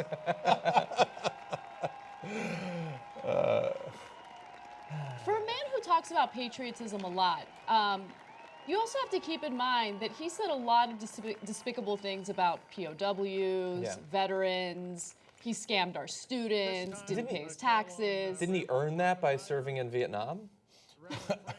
One of my favorite lines from Trump is when he after avoiding Vietnam, I think it was Howard Stern that he told this to. He said, avoiding STDs was my own personal Vietnam, because he was going to so many orgies while other guys were going to Vietnam. And ironically, he ended up becoming Agent Orange. Rabbi Wise, right? Rabbi, no, Marvin Heyer. Marvin Heyer, that's what he said. That was really fun. Thank you. That's what I'm here for, even though it's not. Guide us to remember the words of the psalmist, who may dwell on your holy mountain, one who does what is right and speaks the truth. Rabbi Marvin Heyer. That when you eat the labor of your hand, No, the guy behind him. It's Grant. Franklin Grant. Franklin Grant. that he who sows in tears shall reap in joy, because the freedoms we Even enjoy when he says joy, it sounds like are right. not granted in perpetuity, but must be reclaimed by each generation. As our ancestors have planted for us, so we must plant for others. While it is not for us to complete the task, neither are we free to desist from them. I will say, though, it was a short. Dispense justice for the needy Yeah, it was. That was and the merciful. orphan, Yeah. for they the have Sharpie no ran one out. but their fellow citizens. I feel like everything And he's saying because is a like, nation's wealth can we is get a measured lemon by her wedge? values and You not call by this her a votes. portion? Bless all of our allies around the world who share our beliefs. Sorry. By the rivers of Babylon, we wept as we remembered Zion. If I forget thee, O Jerusalem, may my right hand forget its skill. The doer of all these shall never falter. May the days come soon It's just everybody I grew when up with in the justice New will York area. dwell in the wilderness and righteousness will abide in the fertile fields, and the work of righteousness will be peace quietness, and confidence forever. Amen. God bless. All right, this should be much worse. Mr. President, in the Bible, rain is a sign of God's blessing. And it started to rain, Mr. President, when you came to the platform. God's in favor of Trump. My prayer that God will bless I had the over on you, on your God being in family, favor By the of way, Trump. tell that to your Noah. administration, and may he bless America. So I've got a blessing coming, Passage of Noah. Scripture Here's the catch: everyone from dies. 1 Timothy You're about to get chapter blessed out 2. your ass. Right. I urge then, first of all, that Did you read petitions, C.J. Worldman's prayers, last tweet? I'm going to read it out loud. intercession, and Least happiest thanksgiving person in be the audience made is for Melania. all She people. knows Trump is going to be so horny teens. tonight.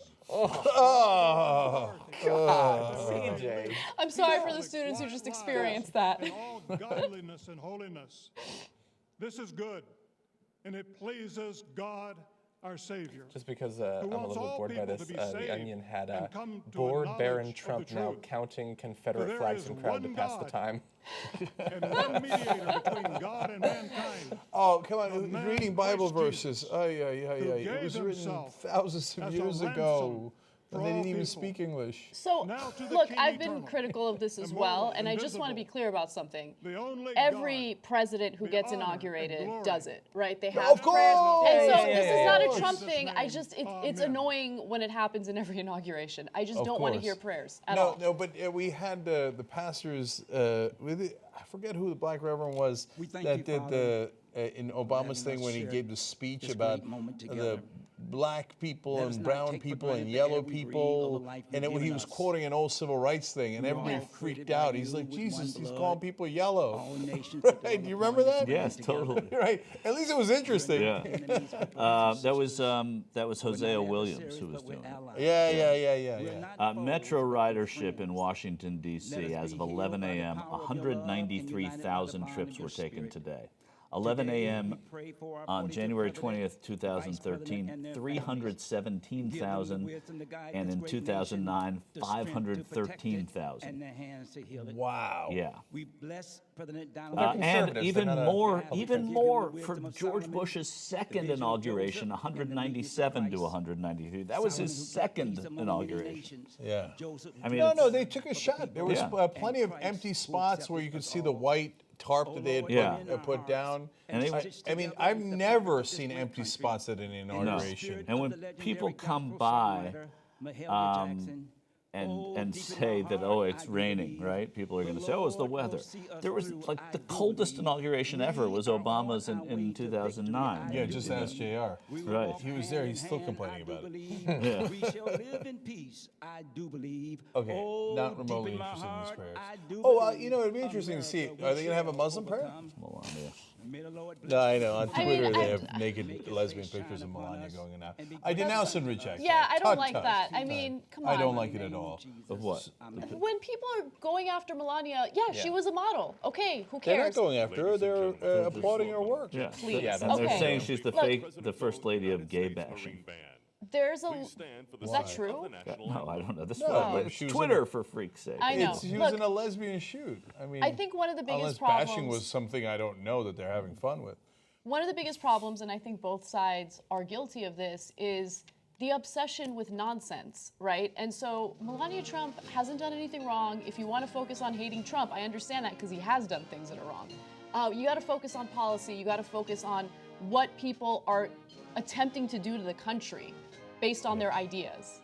That's what you criticize. Who cares if she was a model? Who cares if she did a nude photo shoot? Okay, Oh, sir. who is she? That's the America's Got Talent. the one She that won they fought America's- over. Yeah. But supposedly she had some huge rise in sales after it was announced that she was going to go there. And she has a transgender sibling, and Oh, really? fought for her not, I guess didn't want her to do it, and she said it's the inauguration of the president, and et cetera, et cetera. She won America's Got Talent when she was 15 years old or something. Which is Man, like- I have lost track of TV. I don't know who's won The Bachelor or America's Got Talent. Well, I don't know it American because Idol in I decades. watched that one necessarily. Though when Howard Stern was hosting that I did watch America's Got Talent. But I just know because that was how part of the discussion of her appearing. Okay, so let's go to tytnetwork.com/go. Okay, I want to see what the update is, see how much money we've raised for investigative journalists, because we're going to need them. And then we're almost 1,047,613. Can I see 1.5 million? All right, come on. Is it shooting too low if we go for 1.1 million by the end of the day? That's shooting too low. Can I see 1.25? Can I see it? I don't know. We're going to find out. That's the great drama of today. So, look, folks, every 500,000 gets you a new team. The second team was announced today, if you missed it earlier. First team, of course, was Nomiki. She's doing coverage for us, and we will go to her later today if we can figure out the equipment. And Jordan is also out there. The second team announced today, Michael Tracy and Ryan Grimm. Ryan Grimm is going to be a commentator. Michael Tracy is going to be the reporter. He's also happens to be in Washington, although he's not working for us yet. And then I would love to announce a new team and have them all follow up on domestic policy, foreign policy, corruption, establishment, Trump. Give us the ability to do all of that. tytnetwork.com/go. All right. And there he goes. And then he'll be followed out by President Obama, Mrs. Obama, and they will board Marine One and head to Andrews Air Force Base and then come out to California. Okay.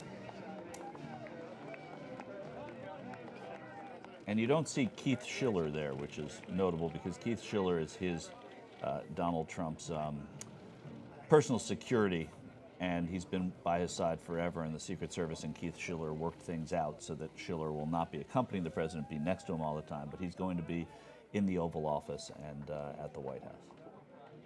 So they're stopping by to say hi to Bob Dole and his wife. Bob Dole appreciates that.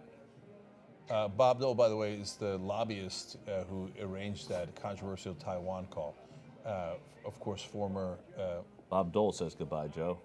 Former Republican leader. I almost called him legendary. He almost is a little bit legendary, right? In terms of how long he was in the Senate and how long he was a leader for the Republicans. And then, of course, he ran against Bill Clinton and lost. But now, just like all retired politicians, run-of-the-mill, annoying lobbyist who gets the government in trouble.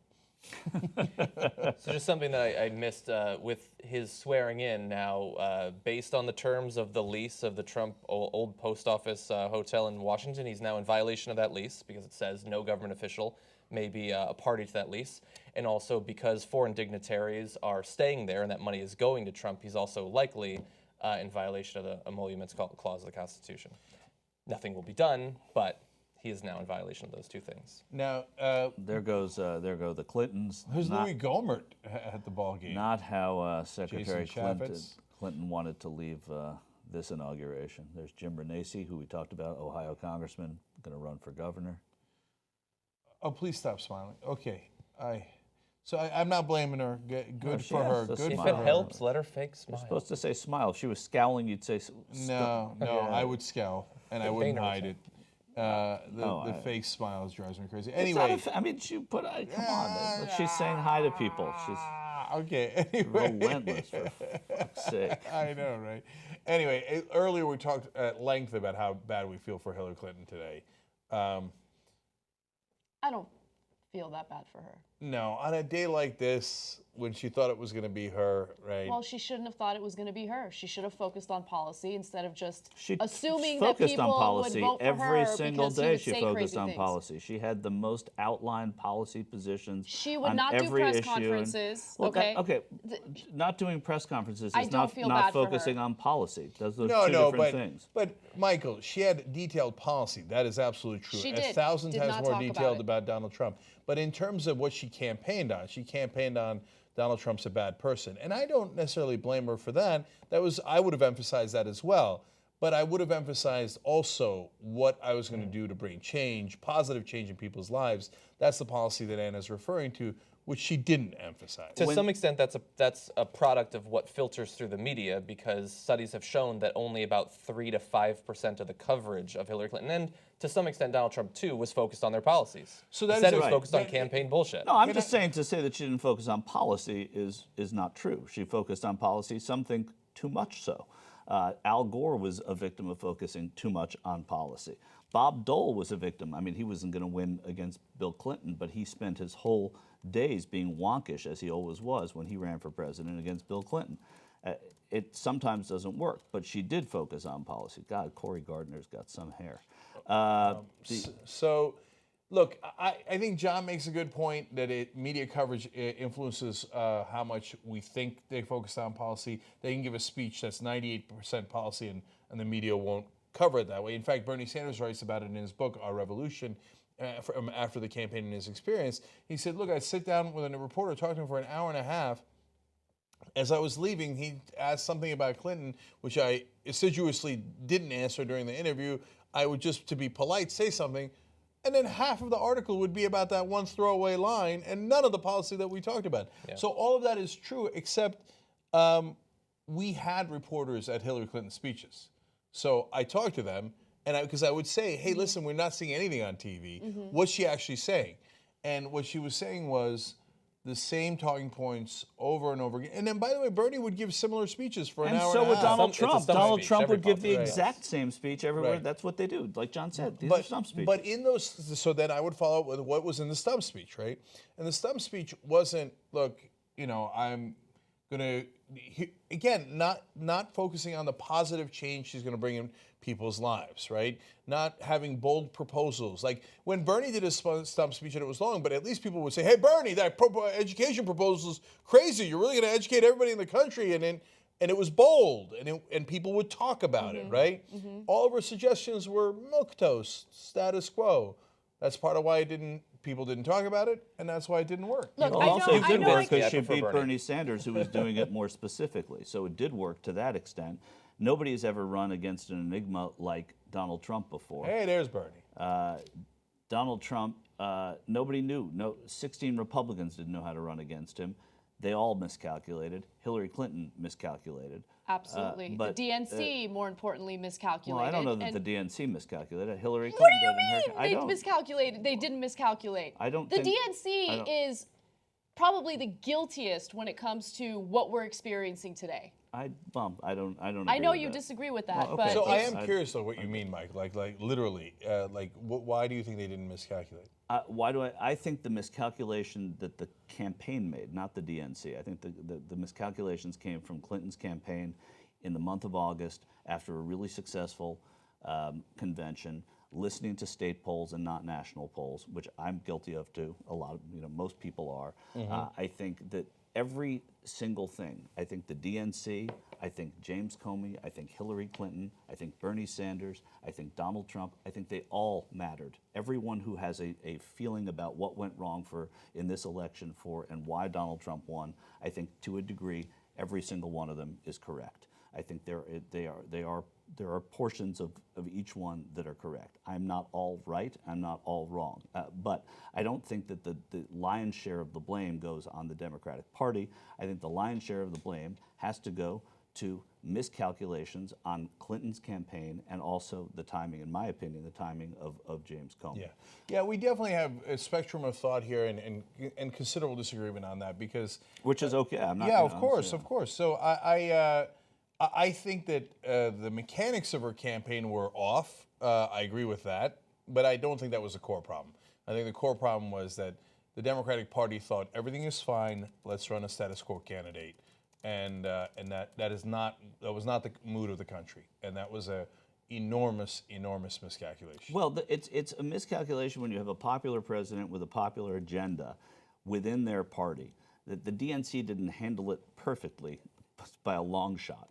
But the notion that you want to incorporate change when the status quo is in terms of popularity, in terms of polling popularity, and that's how we measure it in this country, unfortunately, and inaccurately, that didn't signal a need to the party and to the people and to the people in charge of the campaign and to the candidate that there needed to be drastic conversations. What I'm worried about is that this very clear teachable moment will lead to people not learning anything.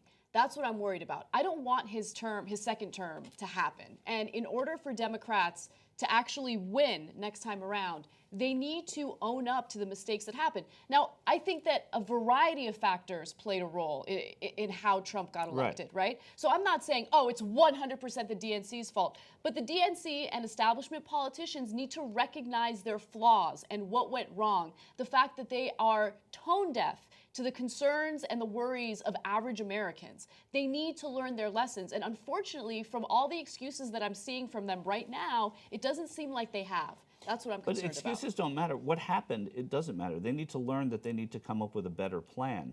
I don't think the Trump election I don't think huge lessons can be learned from Donald Trump's election in terms of, no, wait, let me finish. No, you're right. Go ahead. In terms of how you approach an opponent. But huge lessons can be learned from how you make your party and your candidate more responsive to the people within their own party. So I don't think I think this is as an election. I think as a candidate, I think Donald Trump is a one-off, certainly in our lifetimes or in this generation. But the type of candidate he is not. Yeah, I know too. But I don't agree with that not just the person. But a lot of people don't. A lot of people disagree with me on that. But I think that this was an anomalous time.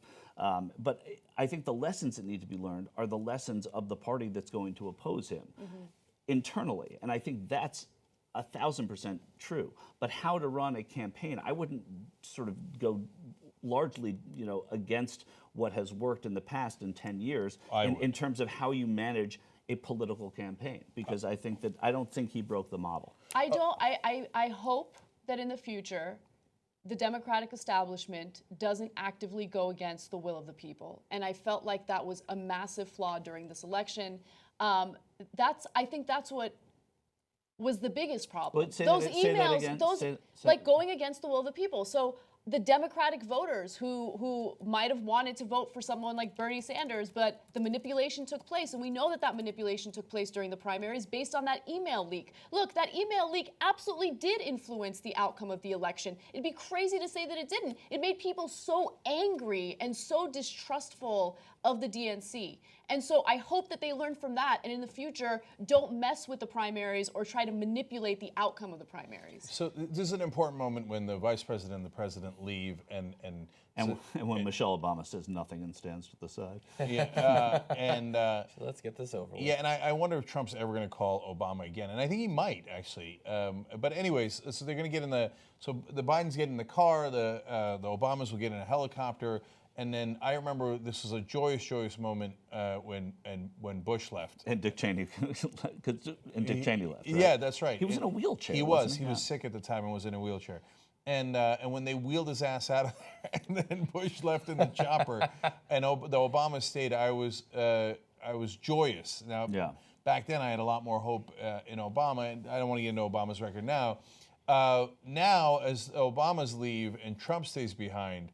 Oh, it's I don't know if it's a daunting feeling, a haunting feeling, some sort of, it's just a gloomy feeling. Like there will be a parade later. We'll go to our journalists again. Just real quick on the debate that Anna and Michael were having. And then once the chopper leaves, we'll do an analysis of the speech. We should watch this, though. I mean, and also Anna wasn't finished speaking, I don't think. But. So let's turn up the volume here a little bit. I think that debate is enormously important, so we will go back to it. We'll all make further comments on it. So, okay, Boy, Michelle looks forlorn. Joe Biden's headed to Union Station to take a train back to Wilmington. Is that right? Yeah. That is such a Joe Biden move. How much if do you want to be? They don't name that train station for him. I know. How much would you love to be on that train? Right? Oh my God, it would be great. Because right now, Joe will tell you anything. Put a couple beers in him, we'll start talking about Area 51. Yeah. And he'll start talking about the 7-Elevens. You're like, Joe, not back to the 7-Elevens. Right? For some reason, I always find this to be compelling, right? I don't think I'm alone, but the whole, former president getting onto the helicopter and leaving the new guy in charge. Yeah, now we don't like the new guy, so it feels crappy. But but there is, I don't know, there's something nice about it, you know. So they've said now, if you had the over on peaceful transition of power, you won in a landslide, and they say it over and over again. And we need to stop emphasizing it so much, like it's like a abnormal thing. Like okay, yeah, that's how it's supposed to go. Here's his last salute and goodbye. Yeah. Turn around, wave goodbye. Right. Having said that, I love this moment in America. I mean, I don't love this particular moment. He didn't do the. No, he did. He did going it. in. Going in, he did it. Yeah. You remember Richard Nixon's big. Yeah. So there are always those billboards that go up a year later saying, "Do you miss me now?" Right. And they're usually ridiculous, like with W. I have a feeling they're going to get some play with Obama. Well, you know, he leaves. He peaked into the 50s. I don't know if he touched 60, but Obama leaves. I think the latest polling had him 15 to 20 points higher than Trump as we stand. And that is very unusual. Incoming presidents are usually the most popular. They are at their height on this day when they're coming into office. When Obama was coming into office in 2009, his popularity rating was 84%. It's amazing. George W. Bush, after having lost the popular vote, his popularity rating was still 61% coming in. Trump is hovering between 37 and 40%. Right. It is not an accident that a record low turnout showed up today on Inauguration Day. And so I'm positive that Trump will later lie about it and say it was the biggest record of all time and it was amazing to see it completely full. But we just saw it with our own eyes. We didn't show you the pictures from earlier in the day where it was relatively empty. I don't want to in any way, shape, or form mislead, but you saw during the speech there was big empty parts in even the part that's always filled in Inauguration. That's right. Okay.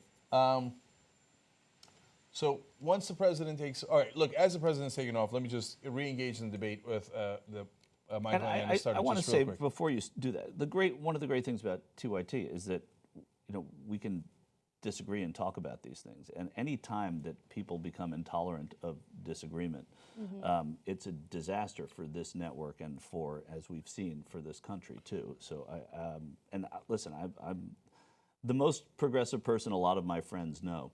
And then I walk into this room and I'm an evildoer. But it's you're not an evildoer. But no. I'm kidding. I'm but kidding. You're certainly not the most radical progressive we have. No, I'm certainly not. No. Well, but I also think we need.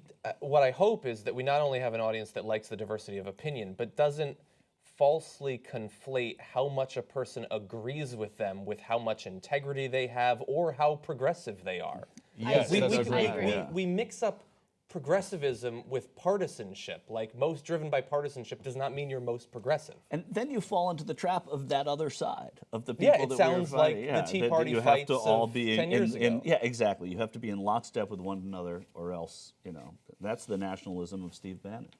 Yeah, and I can't believe he's leaving. And I like that we also have respect for this whole process.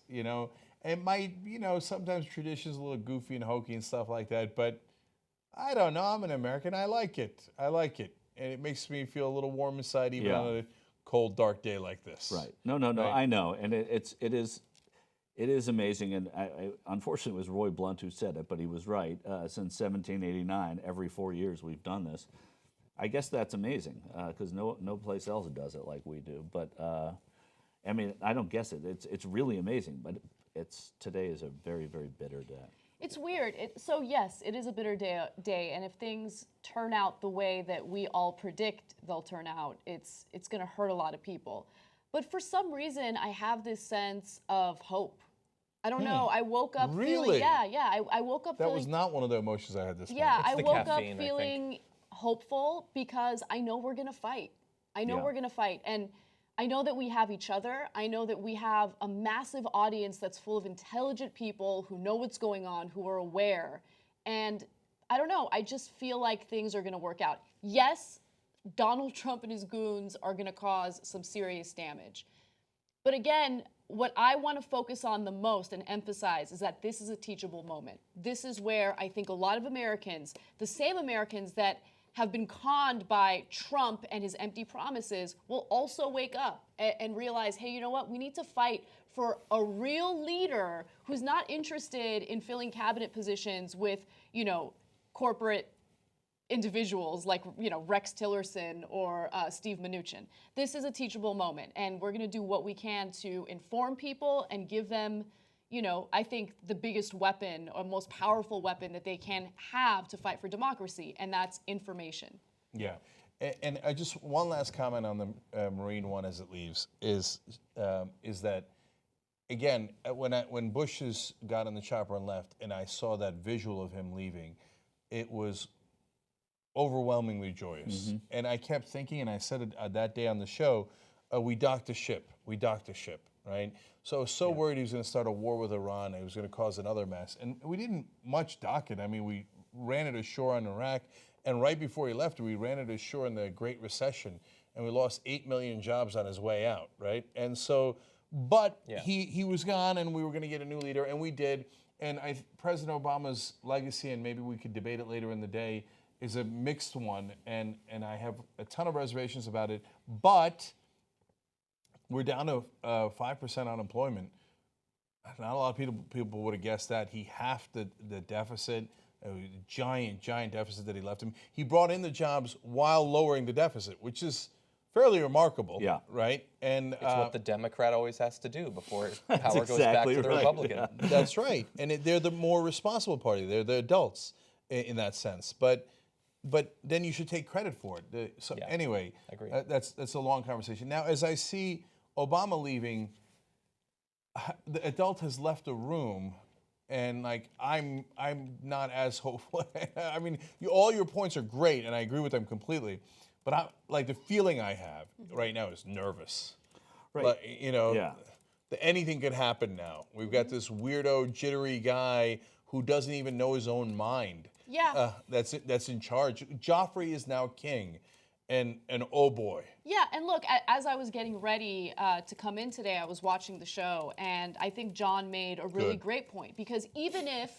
Doubt it. No, he did. He made an excellent point. Even if Trump's presidency is limited to one term, in those 4 years, he will have such a serious negative impact on a generation when it comes to their education, when it comes to debt, when it comes to, racial equality and, civil rights. And so, yeah, he's going to do a lot of damage. And my heart is in pain for the people who are going to suffer under his presidency. But again, you have to look at the bright side, and the bright side is there are people out there who are ready to fight, and they're ready to take our country back and make sure that we actually have a competent leader. We're going to do a couple of things fairly quickly here. Then we'll take a break. Then we'll go to our reporters in the field and see, what's actually happening on the ground. One of the things I'm going to do is a major announcement of a major announcement. That's in a second. First, let me read some donors for you guys. $1,027 from Emily in Portland, $127 from Eric in North Carolina, and $50 from Yumiko in New York. Thank you all. Everybody remember, if you go to tytnetwork.com/go, that is where we're raising money for the journalists that we're hiring. We just hired 2 more people today. And $127 gets you one of these shirts. I think we've now had at least 16, but I would say 17, 1,800 people maybe get these T-shirts. Wow. And that's got to be one of the most popular shirts. Yeah, and we had a huge debate about what to put on the back, and you guys settled it. We did a poll. Almost 3,000 people voted. Watchers on the Wall are Sword in the Darkness. Oh, you don't know who won? I don't. 50.7 to 49.3. Wow. Sword in the Darkness. Oh, yeah. Wow. So if you chose right, America. Yeah, well, or Russia, who might have hacked that thing. So. I can't wait to see Ben Mankiewicz's reaction when he hears. He hated Sword in the Darkness. Okay, I think nobody knows what Sword in the Darkness is. Doesn't mean anything. Doesn't mean anything. Okay, I think that's part of why it won. And so now on the $1,000, so $270 is the T-shirt and the soundboard on a thumbnail, so you can yell at your friends. That's That's the wrong one. Trump Sarkar. Abakibar. Now, we did not get a lot of that in the Trump inauguration. Anyway, the whole soundboard, including old school Bush quotes, which we should also play later in the day. And $1,000 would get you the TYT ring, but I don't want to promise that anymore because we might have run out of them. There's about 76 of these in existence, so I'm not positive if we have any left. $5,000 for to name the cameras or the chairs, $10,000 to name the desks, $20,000 to name the Studio B. It's not, you're not getting the desks, and these things are not worth that much money. Well, actually, the cameras are, but it's to give money to hire investigative reporters, and then this is our way of thanking you for giving that money. Okay, let me see where we are right now, real quick, at tytnetwork.com/go. Wonderful. 1,050,502. So let's get to 1.5 so we can hire the next team. I believe in you guys. I think we're going to get all the way to 2 million. Okay, to Michael and Anna's debate. Look, my take on it is that we call it a miscalculation by the DNC. But as I've said many times, I don't think it's a miscalculation. I think that's who they are. It's in their DNA, right? They take the donor money and they do what the donors ask for. And that in the case of the Democratic donors, they're not necessarily bad guys. The corporations just want to make a profit. They are who they are, and the lobbyists are who they are. In terms of the wealthy donors that are individuals that are giving to the Democrats, they're not bad guys. In large part, they're good guys. But they don't know that they think this, but they don't want to rock the boat. If you're a billionaire, you don't, the boat's pretty good. It's my boat. That boat got you to $1 billion.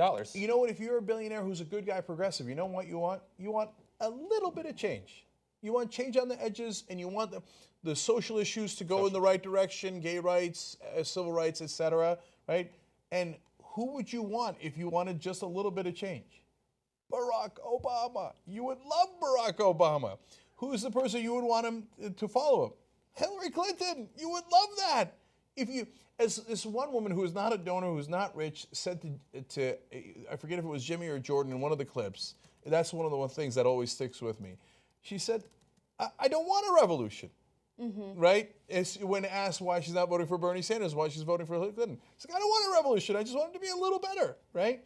And so those folks drove the party to be more pro-establishment and status quo because they didn't want big change. But the country disagrees.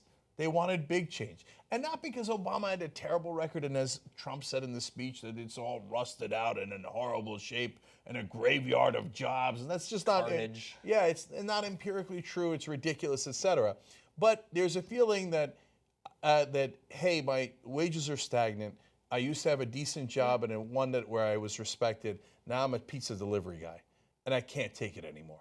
That is true. That is enormously real, and that's why, Michael, ultimately, I disagree with you that Trump is not an anomaly. And I think that they're tired of the fakeness and the inauthenticity of all these politicians for our entire lifetimes, reading from that fucking prompter and driving them crazy with talking points that they know aren't true. Well, we'll have to wait. We'll be at this desk in 8 years or 12 years and see. It'll be a different desk, and it'll have a name. It'll be named for someone. But it could be you. But I do think that there's in the same way that somebody like Jesse Ventura won the governorship of Minnesota, and after he won, and we just we're back at the Capitol here. There's a luncheon in Statuary Hall, and we saw the Bidens leaving. They lose their Secret Service. They were leaving, going to Delaware on a train. There's something about these people who come along that they don't come along again for a very long time. And yes, that message resonated with a lot of people, a minority of voters it resonated with, and it's something that may happen again. I think this country loves celebrity, and I think we saw that too. I think there were lots of things at play here, and that's what I mean. I just don't think that you can put your finger on one thing. Sometimes you can say, hey, Ronald Reagan won because of this, because he projected something. And you knew that was it, by and large. There were other things at play with Reagan's victory, but by and large, that was it. By the way, we're looking at Jordan's shot. This is protesters doing civil disobedience that are being arrested peacefully by the police in Washington. And that guy looks like the new reporter we hired, Michael Tracy. It's not, but it does look a little like him. He's much more slight, though. Michael's a little more slight than that. I see Michael Tracy everywhere. I saw him on the road everywhere, every place. He's always out there. He's a very dogged guy and exactly the kind of person who could investigate things, for sure. Yeah, and Michael was on the campaign trail, of course, for Al Jazeera, and so that's where he would run into Michael Tracy and Jordan Chariton, etc. I envy you guys. I would have loved to have been on the campaign trail. It was an amazing year to have been doing that. And I know I'm grateful to you after Al Jazeera went under, coming back home to the Young Turks and being able to go out and cover this at the very end. I mean, I didn't stay to watch Trump in New York give his speech just because I couldn't, which was pretty, I guess, unprofessional to a degree. But I just walked down 6th Avenue and actually kind of cried. Didn't kind of cry. I cried as I was walking down, so you don't kind of cry. I just couldn't stay. But yeah, it was an amazing year to be doing it. I was wrong, as so many of us were all along, about how the Republican race would turn out. Yeah, and so now, and Michael, I love the perspective and the context that you give. Down to, if you weren't watching earlier live, he literally knew the name of the rabbi that was going to speak. Okay, not only every congressman, senator, and justice, etc., but down to the religious folks. Okay, so guys, on Monday I am going to do a major announcement, and it is about the direction of the Democratic Party, and which we. Not only which direction we think you should go, but how we're going to get there. It's not about talk, it's about action. And so I've been promising you that we're going to do that for quite some time, and I'm telling you now, right after Trump's inauguration, that the announcement will be on Monday. Now, Trump says that's going to be his first day in office. Today he's largely partying, and then the weekend, I mean, Trump's like, what, you want me to be president during the weekends? Right? So he says he's going to take the weekend off. And Monday is when he starts unleashing the executive orders and all the things that he's going to do on the first day. And on Monday is when we will launch the counterattack. And it's not just against Trump, but it is against the establishment of the Democratic Party. So don't miss the show on Monday at 6 o'clock Eastern. When we start the shows, when I will announce it. So we've got a lot of interesting announcements here on the Young Turks. Now, let's go full screen and let's just do a quick analysis of the Trump speech, and then we will come back to our reporters in the field in their live coverage, okay?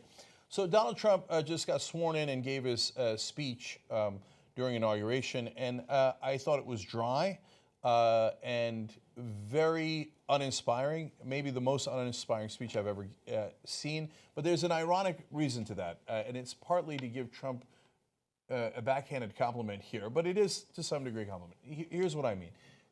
When it's not that he's the first guy to read from a teleprompter while giving a speech. Almost all the politicians do that. So I don't mind that. That was fun, sneezing right in the middle. Okay. To be fair, that was in Cenk's teleprompter. Yes, it said, Cenk sneezes now. And Cenk will do anything in the prompter. Okay, anyway. So back to me for a second. It'll make the editing easier later. Okay. It's that Trump is normally more interesting. So not to say that he's smarter or that he's effective, or well, he was effective enough to become president, but when he gives a press conference or he's talking or he's doing a speech to his crowd and he does the silly things and, oh, we're not winning anymore, but we need to be winning. And he does his corny jokes. People actually laugh at those jokes in his crowd. I don't, but they do.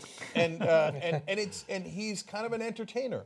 When you sap that away from him and you make him read from a teleprompter of a speech that someone else obviously wrote, it makes him seem even duller by comparison. So if, Mike Pence reads the speech, you're like, well, that's a standard boring Republican politician, and that's what I've always seen him do. Right. No big deal, right? When Trump reads it, you're like, man, where's the puppet master? Because that ain't Trump. I know Trump, and that ain't it, right? So when he gives a flowery speech about how God is going to lift us up, and he believes in America, and there's no room for prejudice in anyone's heart, and you're like, yeah, okay, when are you going to give your speech, right? Because that's obviously not yours, right? And then we think, and Michael made this point during the live coverage of the speech, that Steve Bannon wrote it. And we think that for a couple of reasons. I totally agree with Michael on this. one, it talked about the rusted out America and the graveyards of our jobs. And so that's the kind of populist rhetoric on jobs that Steve Bannon emphasizes. And then it talked about how America was in such terrible shape and now we're going to rescue it. I mean, if you follow politics very closely and you know Steve Bannon at all, those are the themes that he emphasized as strategist for the campaign and now the chief strategist at the White House. Ugh. Okay. And then some criticized on Twitter and even here that it sounded like a campaign speech and that he's still campaigning. That I actually don't mind, and I wish Obama had done more of. That he stopped campaigning and he became a dry politician, Obama did when he was legislating, and never made his case. And you need to make your case, and I think Trump will probably do that right as a matter of politics, that he will continue to pound his messages home. Like, so today, the Young Turks hired an investigative reporter because we reached $1 million in donations from you guys. Thank you. We really appreciate it. Trump will probably take credit for that. He'll say, see, on my inauguration, the Young Turks hired a reporter. That was me. That was me. Job creator. Now, that's a lie, and of course no, but not we were true. talking about it, Anna, before you got here. The job was created while Obama was president. Yep. So the Young Turks, viewers and listeners, they were the ones who made sure that job was created beforehand by getting it to 1 million. But even though it's a lie, but when you continue to campaign, then you get more things done. Mm-hmm. So I didn't mind that part, and he should have done more of that. I mean, I know he can't do an extemporaneous speech for inauguration. Right. It's too important. It's too serious, and all of his advisors know he's too much of a goofball to pull it off. But he overall still probably would have been better served if he had, because certainly his detractors didn't like that speech. People in the middle were super bored, and even his own supporters who can't wait to go to the deplorable were like, snooze fest. When are you going to tell them that they're losing? I agree with you. That speech was very uninspiring. Even if I were a supporter, which I clearly am not, I would watch that and I would be bored because it sucked all of the characteristics that people tend to like about him, right? And the idea that he doesn't play by the rules, that he goes rogue, that he's rebellious. All of that was wiped away from that speech. So it was uninspiring, uninteresting, and it was full of lies. And so for people who actually care about someone who's telling the truth, there was emphasis on this notion of being a patriot, and open your heart to patriotism was a line in that speech. Well, it's interesting to hear him say that when he dodged the draft to Vietnam, when he criticizes POWs and veterans, when he scams American students and has to pay a $25 million settlement as a result of that, when he doesn't pay his taxes and give back to the country that he has basically taken advantage of. So what is patriotism to him? I'm very curious. And by the way, when he insults the fallen soldier, Kaiser Khan's, and their families, and et cetera, and has no respect for them whatsoever. And while the speech was 95% just boring, there were dark undertones. The America first, he says it multiple times. He talks about sending decrees out across America. I mean, if you're worried about how what his view of executive power will be, there's reason to be scared from this speech. I think we have Jordan. I'm hearing that Jordan Sheridan. Yeah, all right, so let's go to Jordan right now, and he's covering the protest that you're looking at. They're coming to us. Hey, Jank. Hey, Jordan. Right now we're on the corner of 12th. We're on the corner of 12th Street and L. As you can see, there's quite the militarized force. You got cops lined up left to right, and what they're doing is detaining between 50 and 100 people. Supposedly 50 and 100 people all together broke a glass plane. However, I didn't see that, and I would find that hard to believe. But the police have kept people across the street where you see on camera right now. They've detained them for about 2-3 hours. And right now they are taking the detained people, protesters, one by one up against white police vans to search them, and then they're putting them in the police vans. I've seen up close police mace protesters using mace on them. None of the protesters here that I've seen are armed, and they maced protesters just for putting one foot in the street. And there's a huge contingent of anti-Trump protesters out here. But like in North Dakota, as we've seen, the police are very militarized. They're holding billy clubs, their visors on their face, mace, and they are arresting I'd say between 50 and 100, in my eyesight, protesters right now. Jordan, it's Michael. And several have already gone. Jordan, it's Michael. Just curious, you're in one place. Do you get the feeling that these types of things are happening in lots of places, or did you go to this one because you knew it was going to happen? And what kind of a turnout did they get versus what they expected?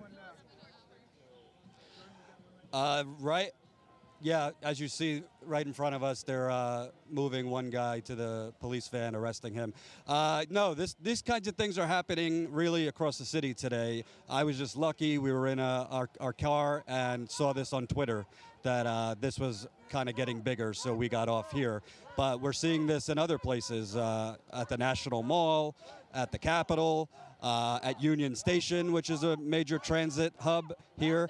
As far as I could see, at least on this corner, nonviolent, unarmed people, but the police are, pretty much taking action first, asking questions later. I can say, compared to 2012 and 2008, full disclosure, I wasn't here to cover it, but Eric, our cameraman, Emma, my producer, were both here.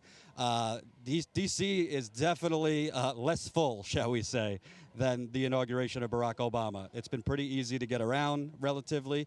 The subways, I've been told, have been pretty normal. So Donald Trump has not had the huge results he's expected here in D.C. So, Jordan, I want to get even more context here.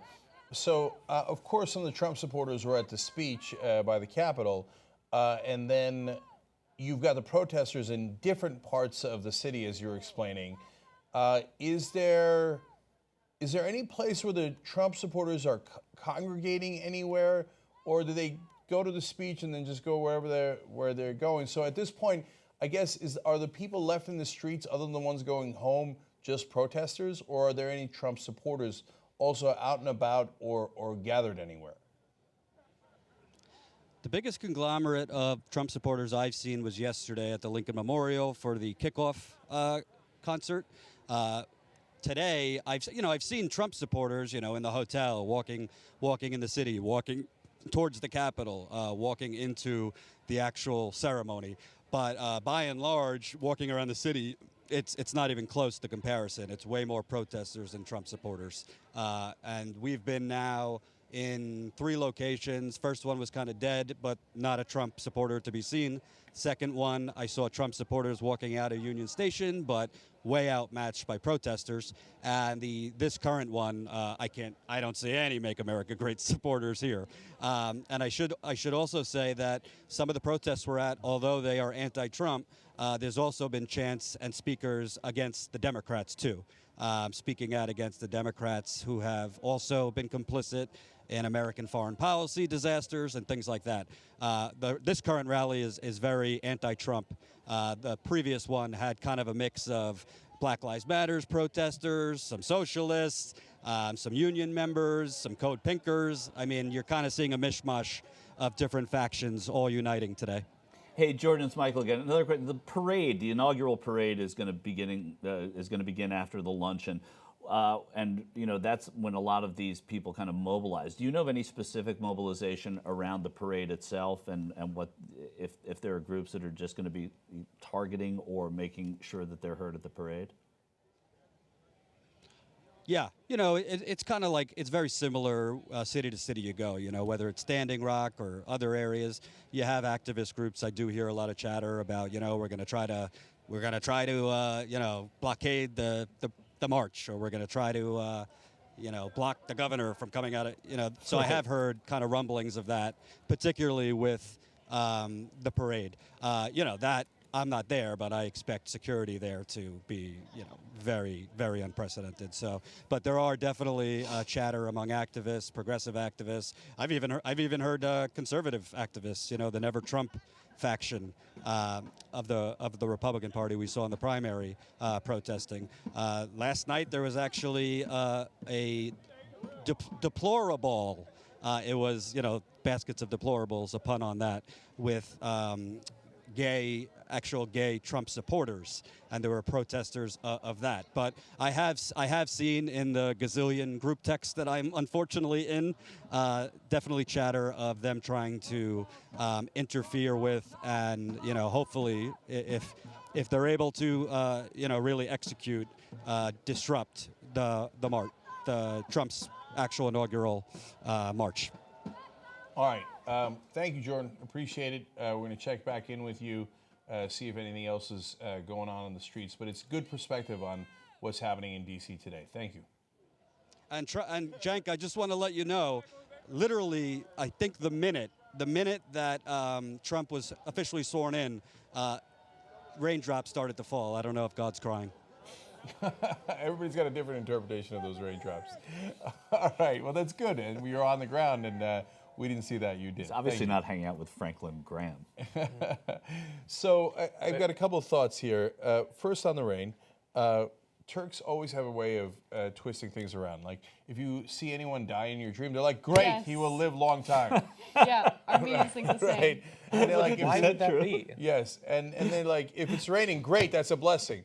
But when it's sunny, they're not like, oh, shit, we're doomed. Right. Right? It's like, if it's sunny, it's great. If it's raining, it's great. You can't lose. That little kid is so cute. Oh, that is a cute kid. All right. Guilty by association. Got to be a grandson, right? With the protest, by the way, someone on Twitter pointed out, where's that wall of meat? Where's your 5,000 bikers? I really didn't want to see the wall of meat. I think I had enough meat after Lady Gaga wore it as a dress. So that's the point I wanted to get to. There's 2 points I want to make about this, then we'll take a quick break. So number one is, I expected so much more protests at the RNC. And there was actually very few protests at the RNC. And that led me to some conclusions that are borne out by what's happening here. Number one, I expected protests from conservatives who didn't agree with Trump. They didn't show up at all, okay, during the RNC. And then even for protesters that are on the left, it was, look, I'm keeping it real. I think it was milquetoast, okay? And so, and my theory on that is people who have it relatively well don't protest. So Republicans almost never protest. I mean, they go to that Tea Party by sending the buses and the donuts and yada, yada. And even then, they were never that impressive in size, right? I remember, like, the press would go nuts over a 50-person protest, right, that the Tea Party put together. Republicans don't protest much because they're authoritarian by nature. They're like, wait, who do we follow? Who do we bow our heads to, right? They're not the protest kind. So, and then they do counter-protest. And they rally. They do counter-protest. But they do rally. They do rally. So that's what I wanted to say. They go to Trump's speech, but they dutifully walk in, get all pumped up, and chant, and let's kill them all, whatever. Yeah. Kidding, kind of. And then they dutifully march back home. That's it, right? Where there's no and because they are for keeping things as they are, relatively speaking, right? And so a lot of the Hillary Clinton supporters, I would see them at debates. At the Brooklyn debate, there were more Hillary Clinton supporters than there were Bernie Sanders supporters. But that was an anomaly. More times than not, there'd be a lot more Bernie Sanders. Because the guys in the streets here are the ones who want to change things. Yes. And part of the reason that they're still yelling at the Democrats today and during Trump's inauguration, you might get frustrated by that and go, hey, that's for another day, right? Today, let's yell at Trump, right? Is because, and why they showed up more at the DNC than the RNC, is because they think they might be able to affect the Democrats. Whereas with the yelling at Trump and the Republicans, you're howling into the wind. I think that they will be able to affect the Democrats, and they're going to continue to fight. And I'm curious to see how protests go throughout the country tomorrow, because the Women's March is not just happening today; it'll happen tomorrow. And I'm excited about it. Yeah, I think that's going to be a giant rally / protest. Yeah. So I am very curious about that too. By the way, black people just lost their rights. Earlier, Latinos had lost their rights, and now, Malaysians. That's a twist. Southeast Asians, gone. All your rights are gone. He just ordered 10 gigantic statues of himself to be dispatched around the country. And Military parades. And I thought you were going to say that he ordered what was that, taco bowl? Send it down from Trump Tower. They have the best. I might be hungry because when I saw them gathering for the luncheon, I was like, luncheon, that sounds good. pretty good. I would go to that right now. Yeah. No, you're definitely hungry. Yeah, because the lunches are never good. Okay. Barron's standing there like, why the hell do I have to be here right now? By the way, No, he's okay. curious. That's a good. Do you think he is? He's I don't. He antsy. doesn't. I think he's antsy. bouncing. It's so He's like, I unfair wanna to play make these judgments. Minecraft. I just feel like a that-year-old version of any of us would be sort of like wrapped into what's going on here and everything. And I think John's right. He seems like kind of. Let's not judge the kid. Who knows? I'm not judging, but okay, yeah, you're right. You're right. Can we judge his outfit at least? No. What about Mrs. Pence's outfit? Look at that little girl in the red. What But the the hell little is she girl wearing a with bow the- like that so for? These kids are adorable. The little girl with the bow, the white bow, adorable. Okay. All the kids are super cute. Why don't they do it adorable? I'd watch that. Okay. All right. That is the cutest woman in the room that they want to have control over her healthcare decisions. Okay. All right. Now, finally on the You protest. can't decide when to do that. I think the cops are in a little bit of a tough situation. So when I see them in those outfits, I don't like it. They look like stormtroopers. And if they're representing us and they're here to protect and serve, I don't want my cops looking like stormtroopers, right? Well, that was basically riot gear. Like they had billy clubs and they had face masks because rocks can be thrown. I mean, that's very different than like assault rifles, mine-clearing vehicles, sonic cannons. Yeah. Dapple was way over the top and much worse. That's what police wear at protests. No, I know, but I don't like it. They look like stormtroopers. On the other hand, They do. I mean, Jordan just told you that there are people at least planning to disrupt the parade route. So then they got to be in riot gear and be ready for that. I would be negligent if they weren't, right? Yeah. So then, so as we sometimes get mad at the cops for however many protesters they might arrest, sometimes rightfully because they're doing civil disobedience and they know that they're going to get arrested, sometimes wrongfully. Let's also be mindful of, would you want to be out there trying to protect the inaugural march route? And then would you want a mask? I don't know. It's not an easy job. So let's cross our fingers and hope they do it I think they overdo it, though, and their overdoing it invites more. Yeah, that's a great point. Once everybody's in mass, people do crazier stuff, right?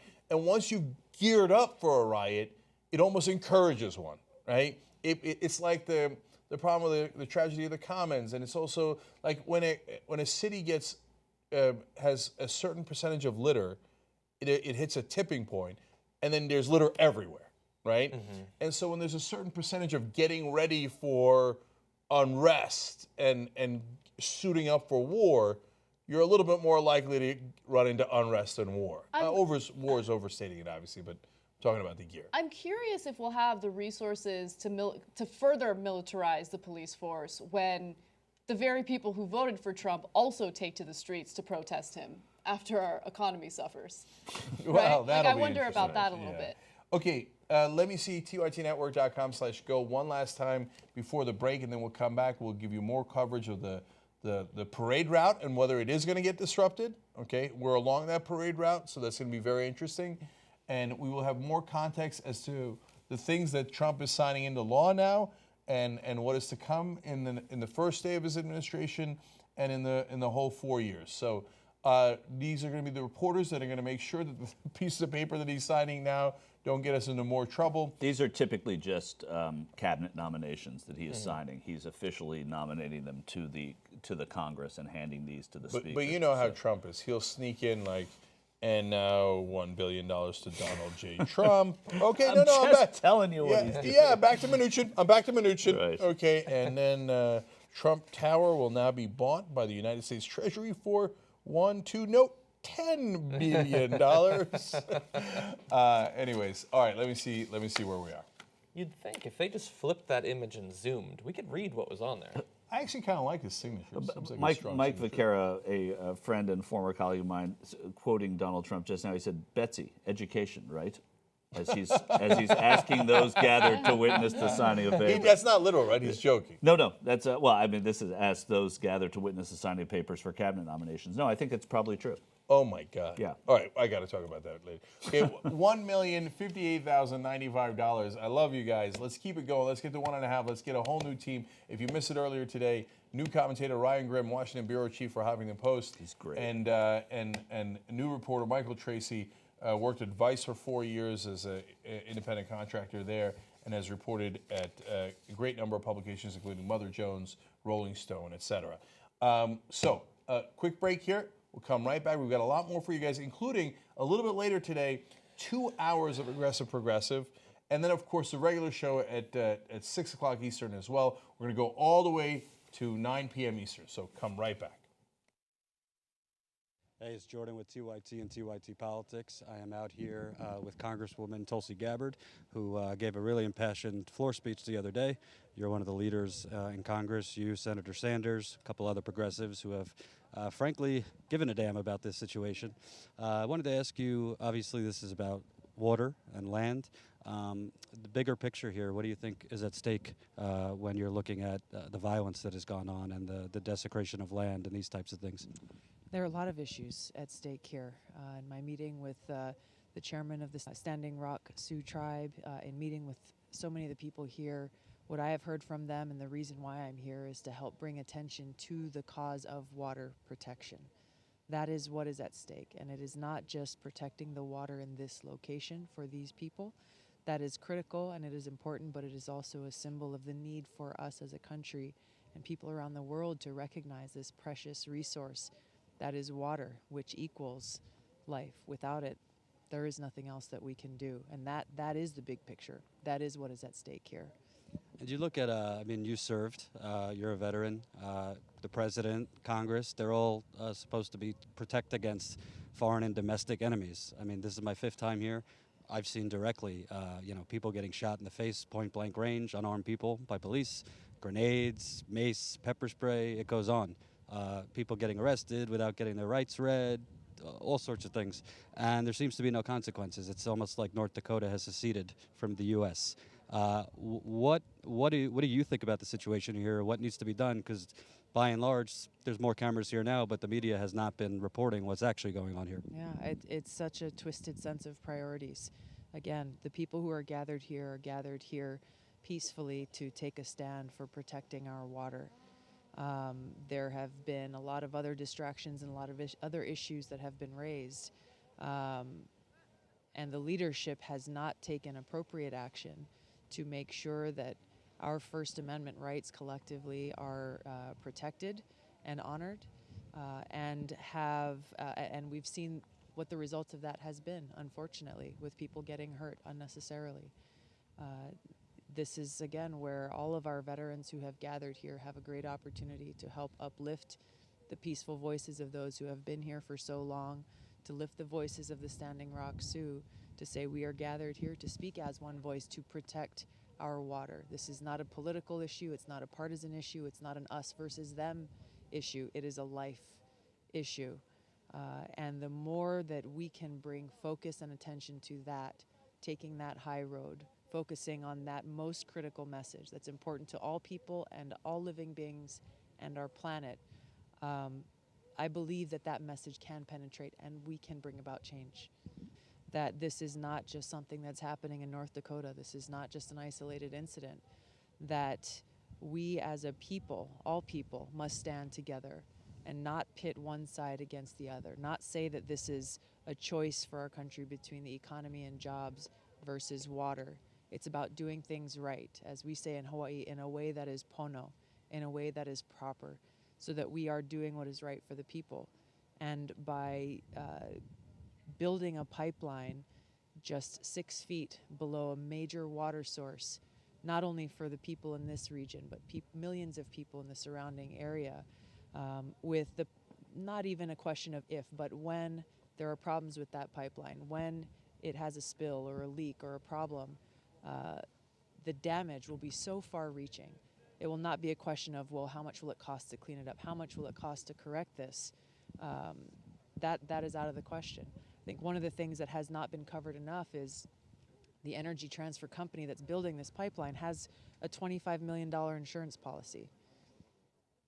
Again, not if, but when something goes wrong with this, where do you think they're going to be? Where do you think their $25 million is going to be? And that is a drop in the bucket to the billions, if not trillions of dollars that it'll cost to try to clean up such a mess and to try to bring water and life back to these people in this place. It's also interesting that the CEO is building the biggest wind farm in the Caribbean right now. So obviously he knows the power of wind, just not in America. Lastly, I wanted to ask you, other than the pipeline, I think this story has really brought to light the disregard of treaties, the disregard of native sovereignty, the continued oppression of Native Americans. Frankly, I knew my history, but I wasn't actively thinking about it before this. Most people weren't. Can you kind of talk about what comes next after the pipeline? Because it's not like these issues oppressing Native Americans just go away. Yeah, I think that's been one of the positive things that has already come about because of this. Again, I had the chance to meet with the chairman Archambault yesterday, and that's what he shared, that whatever the outcome of this is, he already feels like there has been victory, that more people are paying attention to Indigenous rights and the challenges that have been placed upon Indigenous peoples in Indian country and in other places, and that by more people paying attention and causing this desire to learn more, it will then hopefully continue to spur action and energy towards accountability and a change in laws and a change in policy so that we are honoring the people, the first people of this land.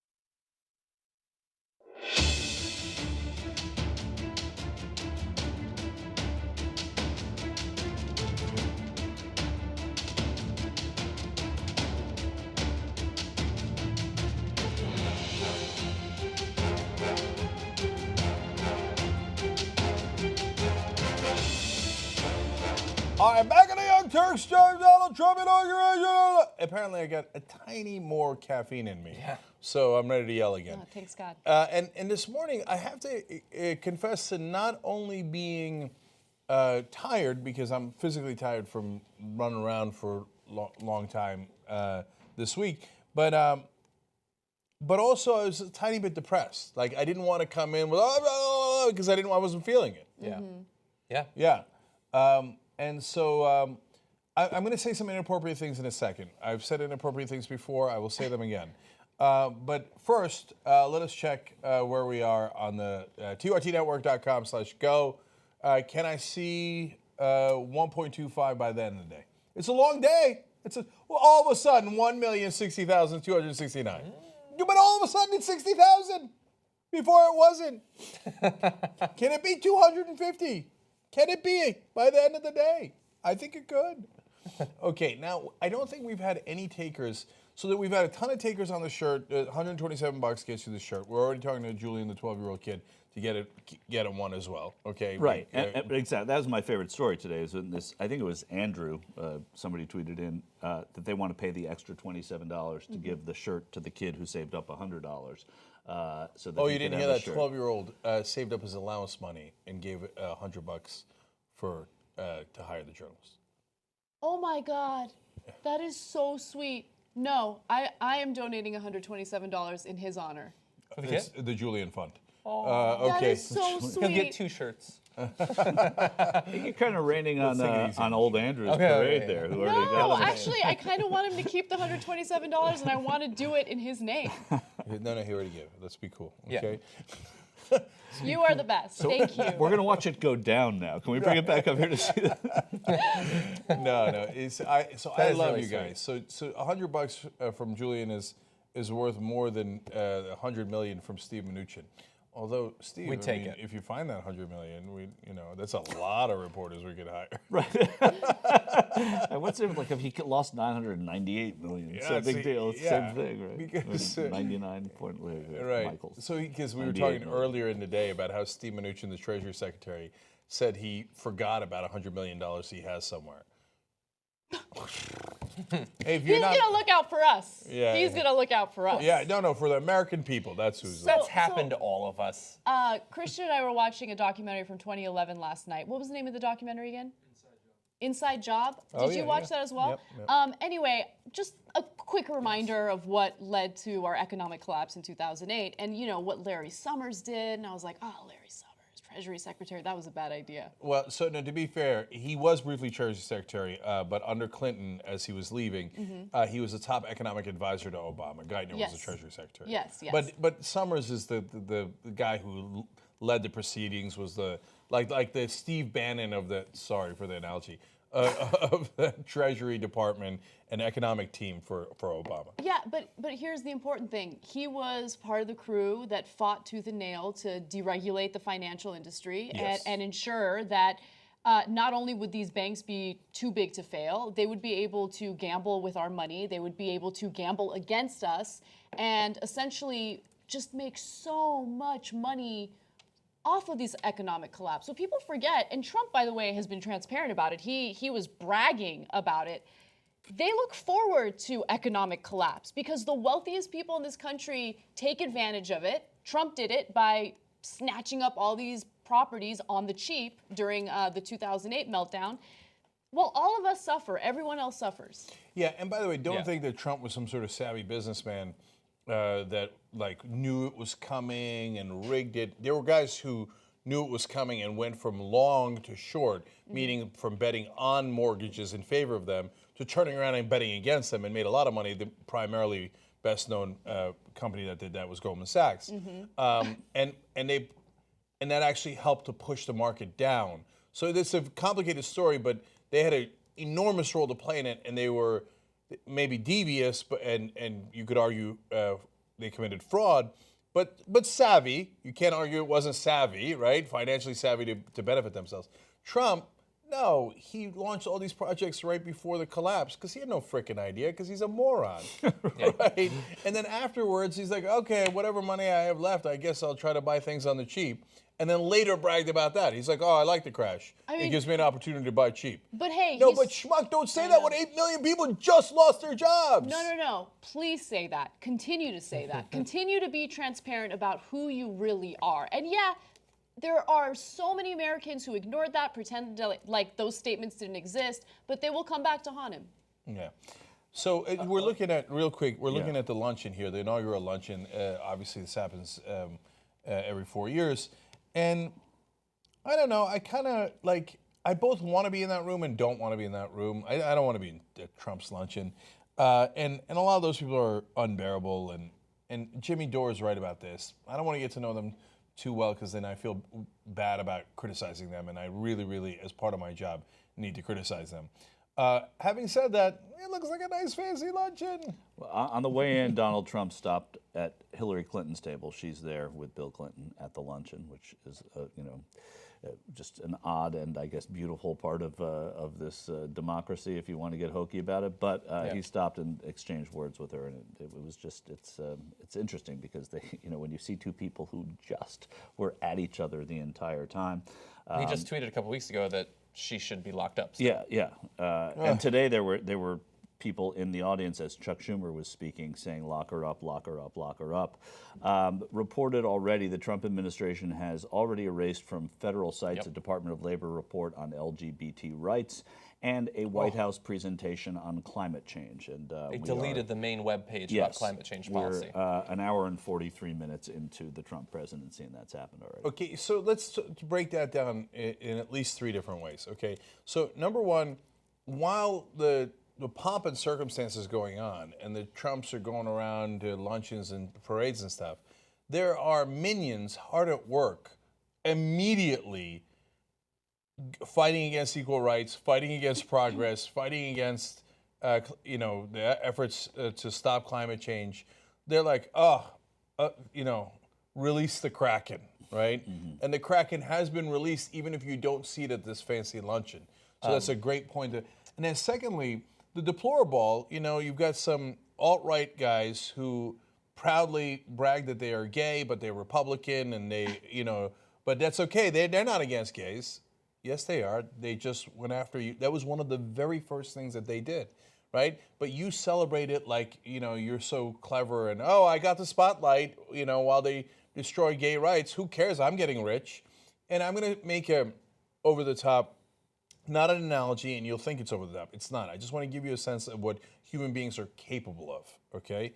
So, again, in The Devil's Chessboard by David Talbot, a great book mainly about Allen Dulles, the guy who used to run the CIA. And anyway, he spends a good deal of the beginning of the book about the Nazi era, and that's why you've heard me quoting it on the show from time to time and all the horrific things that happened. One of the top leaders of the Nazis and their top liaison to Mussolini in Italy happened to be gay, and he would even attend orgies, etc. And so as gays were being sent to concentration camps and to gas chambers, he helped the Nazis attain power, maintain power, and keep those trains running as his fellow, gays and homosexuals were being murdered. And so it's not like it's never been done before. It happens all the time. Roy Cohn, vicious towards gay rights in America. It turned out he was gay, right? Yeah. It happens all the time. Now, it is different degrees. And by the way, one of the other things that I got to take away from that was that he cared more, and so did the Nazis. They cared more about his class than they cared about his identity. Yeah. He was born wealthy, and he was born into one of the well-to-do German families, and so he had a good upbringing, right? Mm-hmm. So they cared more that he was rich than he was gay. If you were poor or middle class and gay, you were going to the gas chambers. But if you were rich, you were going to orgies and having the time of your life while you sent others to the chambers. So the guys who are going to the fancy balls now celebrating Donald Trump, I'm not saying you're that Nazi guy, not by a long shot, right? But be careful how much you celebrate while they strip away your rights on hour one. Well, one more thing that was deleted, I just saw Cara Santa Maria retweeted this. The website for the White House's National Action Plan for Combating Antibiotic-Resistant Bacteria has been taken down. I don't know what. In fairness, when you start a new WhiteHouse.gov, they do take everything off and it goes to the National Archives. So hopefully they'll keep the actual plan. But that's what, but when they delete it off of any kind of agenda, and these are papers too. These are presentations that don't necessarily have to be taken off, and so it's crazy. Just so we're not too cocky about our peaceful transfer of power, today in Gambia, the new president, Adama Barrow, says outgoing leader Yahya Jammeh has agreed to step down. Oh, really? So yeah. I'm actually surprised. I know. So a peaceful transfer of power in Gambia, like they do this one year. Gambia, also known as I don't know the Gambian Gambia. history. It's known as the Gambia? The Gambia, which is great. It's the only nation, I think, that starts with the. Okay, the Czech Republic, maybe? No, Czech Republic. Just Czechia. Now it's Czechia. Oh, really? It's not the Czech Republic. They're changing it to Czechia. And what do you get in the box of Czechia? Do they mix in any of the sweets, or is it just the salty treats? I think you just get the salty. I don't know what. Okay, and can we agree that the worst word in the English language in terms of ability to pronounce it, and I can't even do it now, emoluments? Emoluments? Yeah. Yeah. You have a What hard, a horrific I think you word. define. It's a You difficult just word. gotta have confidence when you say it. Emoluments. There you go. That was good. Okay. But you actually pronounce that way better than you do provocateur. I don't know why you have such a... Provocateur. You always freak out when you're about to say provocateur and then you change the word before you say it. Provocateur. Yeah, I got it.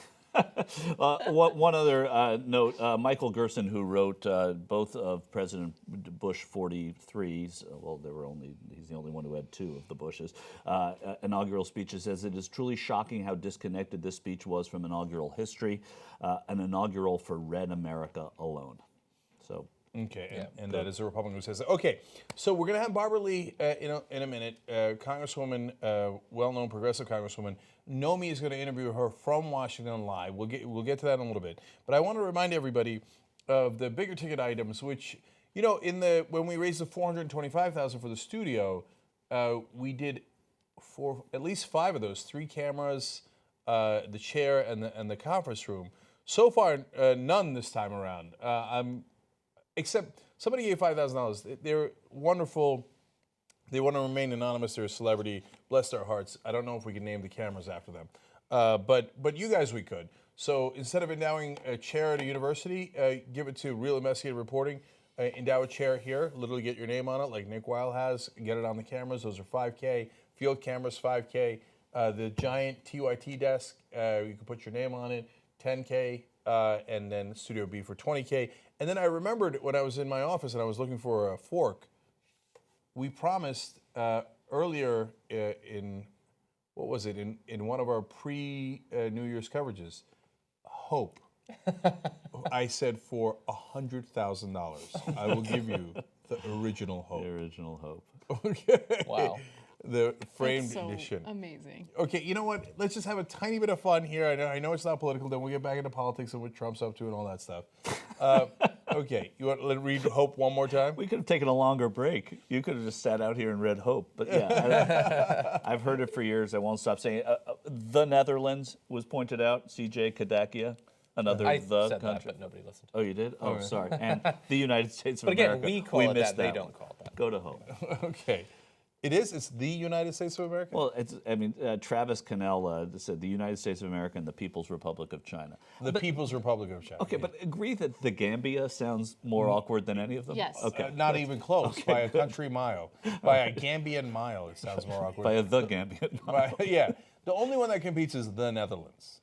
The Netherlands is, because it's right, it competes, but it doesn't sound as awkward. Yes, okay. And also because they're Holland, too. Yeah. So this is the legendary poem I wrote many years ago as a struggling talk show host when I needed a little bit of hope. And I've read this on the air a couple of times, but not for a long time until very recently. And for those of you who missed it, I'll read it again. And people seem to enjoy this so much that we decided this priceless piece of TYT memorabilia actually does have a price, $100,000. It's certainly not going to me, because you'd be mental to pay that. It would go to hire our investigative reporters at tytnetwork.com/go. Hope. Is that blue I see beyond the vast pale gray of the early spring sky? Is that blue I see behind the dark but fading gray of the rain-drenched but receding clouds of an early spring day? That's actually beautiful. That's actually not bad. Oh. That line isn't bad. Oh, thank you. Are those birds I hear chirping from their wet but hopeful hiding spots? No, you lost me again. Are those birds I hear who peek out to see if it's clear to fly again? To dance in the skies and flirt with the flowers and to be free again? Is that the sun I see peeking out behind its somber veil?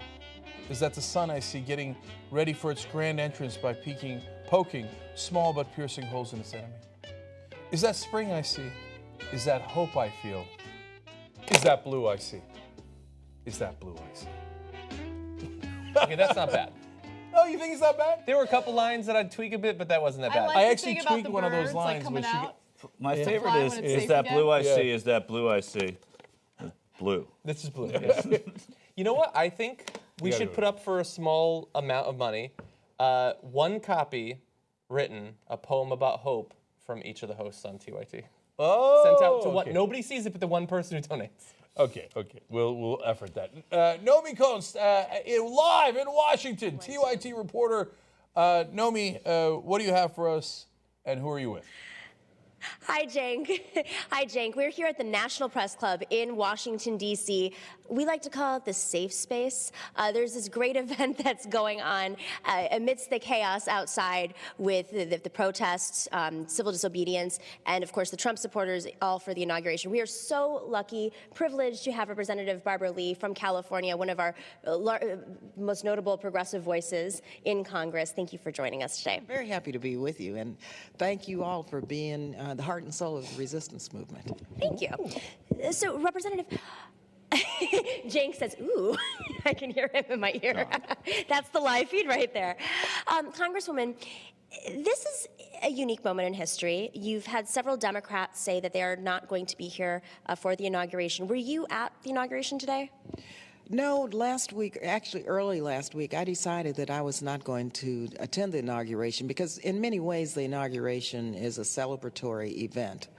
I decided I was not going to attend, even though I respect the peaceful transfer of power. And of course, we know that now Donald Trump is the president, and I respect the office of the presidency. But I cannot celebrate this agenda that has been put forth not only during the campaign, but after the election, that continues to be a campaign really on divisiveness and bigotry. And when you look at many of the proposals that President Trump intends to govern by, such as the Dreamer proposal, possibly, deporting people young people. That's scary to me. Also, some of the individuals that he's put forward as cabinet members. When you look at Senator Jeff Sessions, my gosh, as the nation's highest law enforcement officer, one who has been against civil and human rights for all, to me that's unacceptable. A president should have an agenda that's going to be for all Americans, that's going to protect the most vulnerable. I don't see this president moving forward in his administration leading on these issues, so I couldn't celebrate today. There is quite a bit of organizing outside right now. People who are expressing their freedom of speech, their right to protest, their right to express how they feel about President Trump. A lot of the questions I'm hearing from the other side, the more reasonable folks I've been speaking to at this inauguration are, well, what do they want to happen? You know, when you protest, he's not going to step down from office. What's the outcome you want? And I guess the question I ask you as a leader of progressives is, what happens tomorrow? What happens after these protests end? Where do progressives go from here? Well, certainly, first of all, I believe in the right to free speech. Central to our democracy is the right to dissent and to offer different points of views.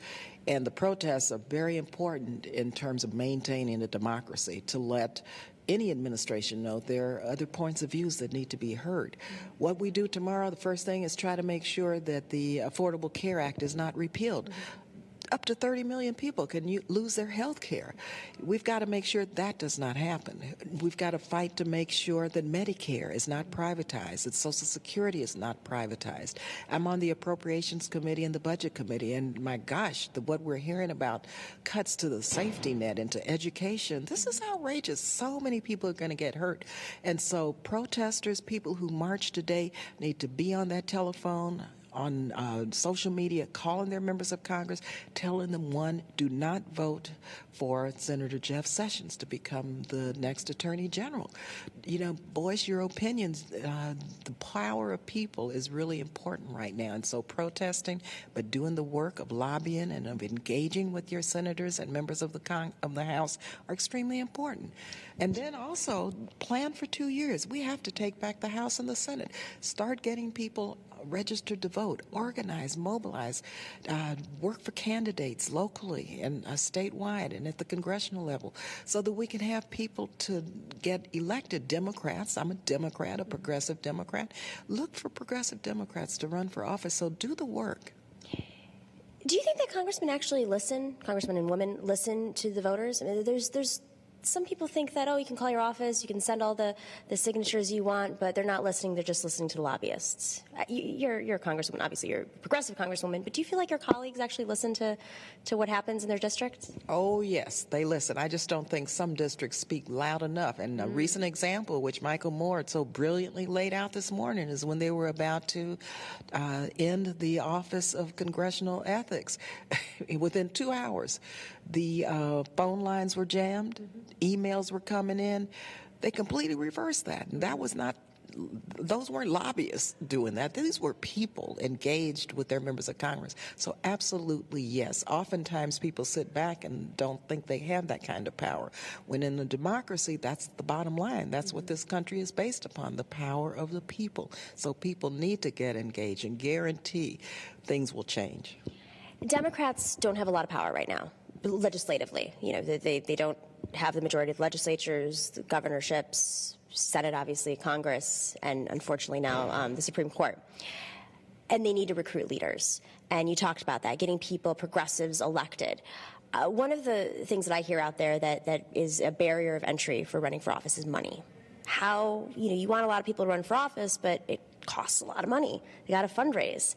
You're progressive. How are we going to, as progressives, recruit candidates when the income inequality is so stark right now, and people can barely survive, let alone raise millions of dollars to run for Congress or other offices? Getting money out of politics is extremely important, and we've got to at some point overturn Citizens United, because this silent money, this corporate money, the influence of money is outrageous in national politics and local politics. But I think when we have seen candidates who have run and won, I mean, look at Barack Obama.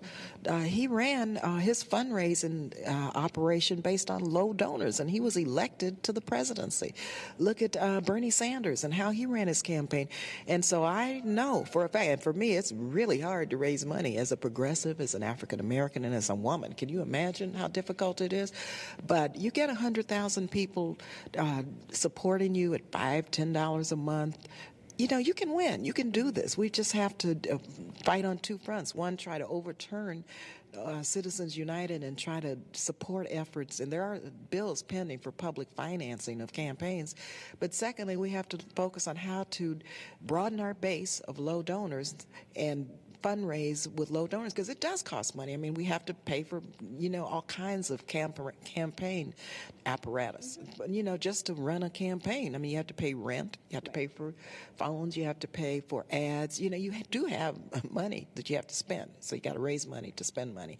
But you can raise it if you have more people donating smaller amounts of money, and that way we can break up this system of big money influence in politics. Sounds like a revolutionary idea for the Democratic Party. Hey, we just raised $1 million from online contributions from our network of people to hire reporters, so clearly the model is shifting.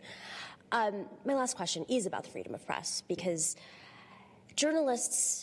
most journalists have to be careful about their advocacy, because they can't, they're not supposed to be pushing one side or the other or get involved politically. But freedom of press is under attack right now with Donald Trump not allocating press passes. He's, questioning whether or not he's even going to have press conferences regularly. As a congresswoman, how are you going to be fighting back against the fight against freedom of press right now? This is part of the Republican overall agenda to shut down First Amendment rights. I mean, it's not only freedom of press, which is central to this democracy and to informing people and to keeping people engaged with their public officials and accountability, which is really important. But you're looking at Republicans who are insisting that pictures, for instance, be taken down in the Capitol of the reality painted by a young African-American boy who's an artist, and that was shut down. You're talking about fining members of Congress who engage in protests on the House floor, such as we did around gun violence. And so you're talking about really the fundamentals of democracy being challenged and being shut down by Republicans, not only Donald Trump, but you look at the House of Representatives and what is taking place there. So now more than ever, people need to hit the streets and need to voice their opinions about a free press, about shutting down artists and what their artistic reality and genius. That's the nature of art in our country and the world. So there are many things going on now that scare me to death, but it's going to be people, young people especially, who have these values, who know that they want a free country, a country where they can voice their opinions, and a country that acknowledges that they have a future in a democracy. It's going to be young people who are going to stop this. And so I really appreciate being able to be with you today. Thank you so much, Congresswoman. Congresswoman Barbara Lee from California, one of the strongest progressive voices. Remember the Iraq vote. Remember that. Google her if you don't know her. We're here live at the National Press Club for a wonderful event in the safe space at the inauguration. We'll be coming back a little bit later. Thanks, guys. I'm going to shoot it back to you at the Young Turks. I'm Nomi Konst. All right. Thank you, Nomi. Really appreciate it. We thank Barbara Lee for coming on the Young Turks today. And I know the National Press Club looked quiet there, but I'm sure they're busy at work covering the inauguration, which they are and we are. And it was good to hear from them. We're going to talk to Sean King in a little bit. He is one of our new hires along with Nomi. And he, of course, also works at the Daily News, but he's going to come join us and give us his perspective on I was going to say the festivities, but I'm not really sure they're much of festivities. We talked. Barbara Lee talked a tiny bit about race and making sure everybody's protected there in this new era of Trump. And so there was a story we didn't get to earlier in the week. I just wanted to touch on real quick, where a GOP county official in Georgia called John Lewis a racist pig, and so they've turned everything on its head, and it's Orwellian language. When John Lewis fought against racism and took his, risked his life. He got his skull cracked in Selma, Alabama, and then Donald Trump says he was all talk, no action. You literally could not take more action, right? than what he did. And by the way, result in more action. Then they got the Civil Rights Act and the Voting Rights Act passed. It's the definition of action. And right? then you run for office and serve in office for decades. Right. Okay. And then he fights against racism, and they call him racist, and it goes on and on. So I could go more into that story. He did eventually apologize, which is unbelievable. But speaking of which, let's go to Sean King here. And I know, of course, he's written about this and other stories as well. But I'm curious about Sean's take on what's happening today. Sean King joins us now. Great to have you, Sean. Hey, man. Good to have you, man. Good to talk to you all. All right, Sean, as you look at this Trump inauguration today, what's your takeaways? Well, I definitely wouldn't call them festivities. I did, against my own better judgment, watch his inauguration speech. There's this thing that I do see a lot of liberals and progressives say that I disagree with, and they say, ignore him. And I understand the spirit of what they mean by that. Ignore his tweets, ignore his speeches, or ignore him altogether. But I really don't think we can afford to ignore him. He's not a candidate now. He's not the president-elect. He is the president of the United States. What he says matters. It affects the world. It affects us. And so as much as I loathe Donald Trump, I feel the burden to listen to what he says, to study his moves, to study his team. And I thought we got a lot of BS like we normally do from him today. Like he spent most of his inauguration speech railing against the establishment, but he is the establishment. Like he talked about his beef with seeing jobs shipped overseas, but he has shipped jobs overseas. And so, he talked over and over again about how he'll basically be the president that will fight for everyday working people. But we're talking about a 70-year-old man, Gene, who has never done that his entire life. And so the speech, I thought, was fairly well written, but it in essence would require Donald Trump to reinvent himself to do the very things he said he was going to do as president.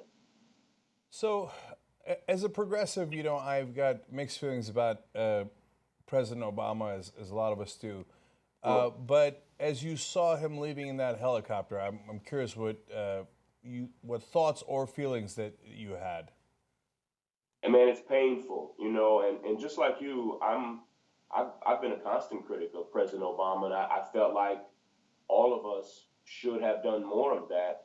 But, I wrote a piece recently where I was saying there was a certain level of honesty. You felt like President Obama said what he meant what he said. There was a certain level of decency there.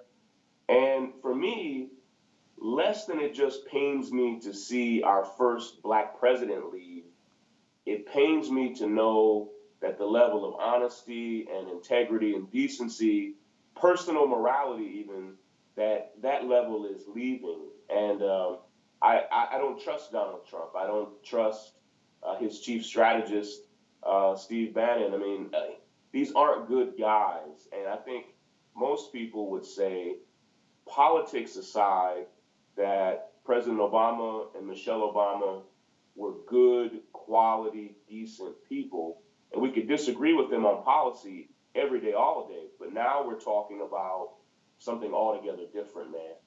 Yeah, Michael Tracy, who we just hired today, wrote a really interesting piece about Obama after he commuted Chelsea Manning's sentence. And I thought it really resonated with me. He said, look, the Manning commutation showed that Obama has that moral core that we thought and hoped he had, right? That he could have left him there for 35 years, but he chose not to. And by the way, it was against conventional wisdom, against the establishment, against what the Defense Department wanted, what the military wanted, and it was a little bit bold. Now he said, look, as we all think, Chelsea Manning shouldn't have been there in the first place. Obama administration shouldn't have prosecuted him as hard as they did. And it doesn't mean that the drone strikes and all that didn't happen. And when you see the drone strikes and we're still in the middle of a war in Iraq and Syria, he said it seems like he subordinated his moral core to get along in the system, but at least it exists. Whereas with Trump, now this is me talking, Michael was just only writing about Obama. With Trump, I don't see that there's any core other than self-interest. And I don't know if we were just progressives talking to one another, putting them down because we disagree with them. But the weight of the evidence with Trump University and every other thing, Trump Foundation, every other thing he's ever done, his administration picks, it appears that the central spoke of his character is one of what's in it for me. And can you imagine a worse role or a worse character trait for a person who has the role of looking out for all of us? Yeah, I agree with you all the way, man. I wrote an article this morning saying this was like one of the dumbest days in American history, where if you look at any textbook definition of what is a president supposed to be like, what are the traits of a president, what are the qualities you want in a president, Donald Trump does not have those. Like the base, and this isn't us being partisan, like PolitiFact has examined almost 400 statements he's made over the past 2 years and defined him as the most dishonest politician they've ever evaluated. And so when you look at honesty, when you look at integrity, like you said, with Trump University or his foundation, all which kind of, went down in flames because of just basic issues of how they treated people, how they defrauded people out of their money or violated very basic rules. The way I talked about George Bush when he was president is very different than the way I feel about Donald Trump. I had major beef with policies and with issues of war and terrorism, but it generally got down to policy with George Bush. With Donald Trump, it's personal. Like, the man lacks the basic personal integrity and decency, and as you said, kind of the moral core. And so when we look at try to prognosticate and figure out what he's going to be doing, not just next year, but next week or next month, he's hard to pin down because he's lacked so much integrity for the entire span of his adult life.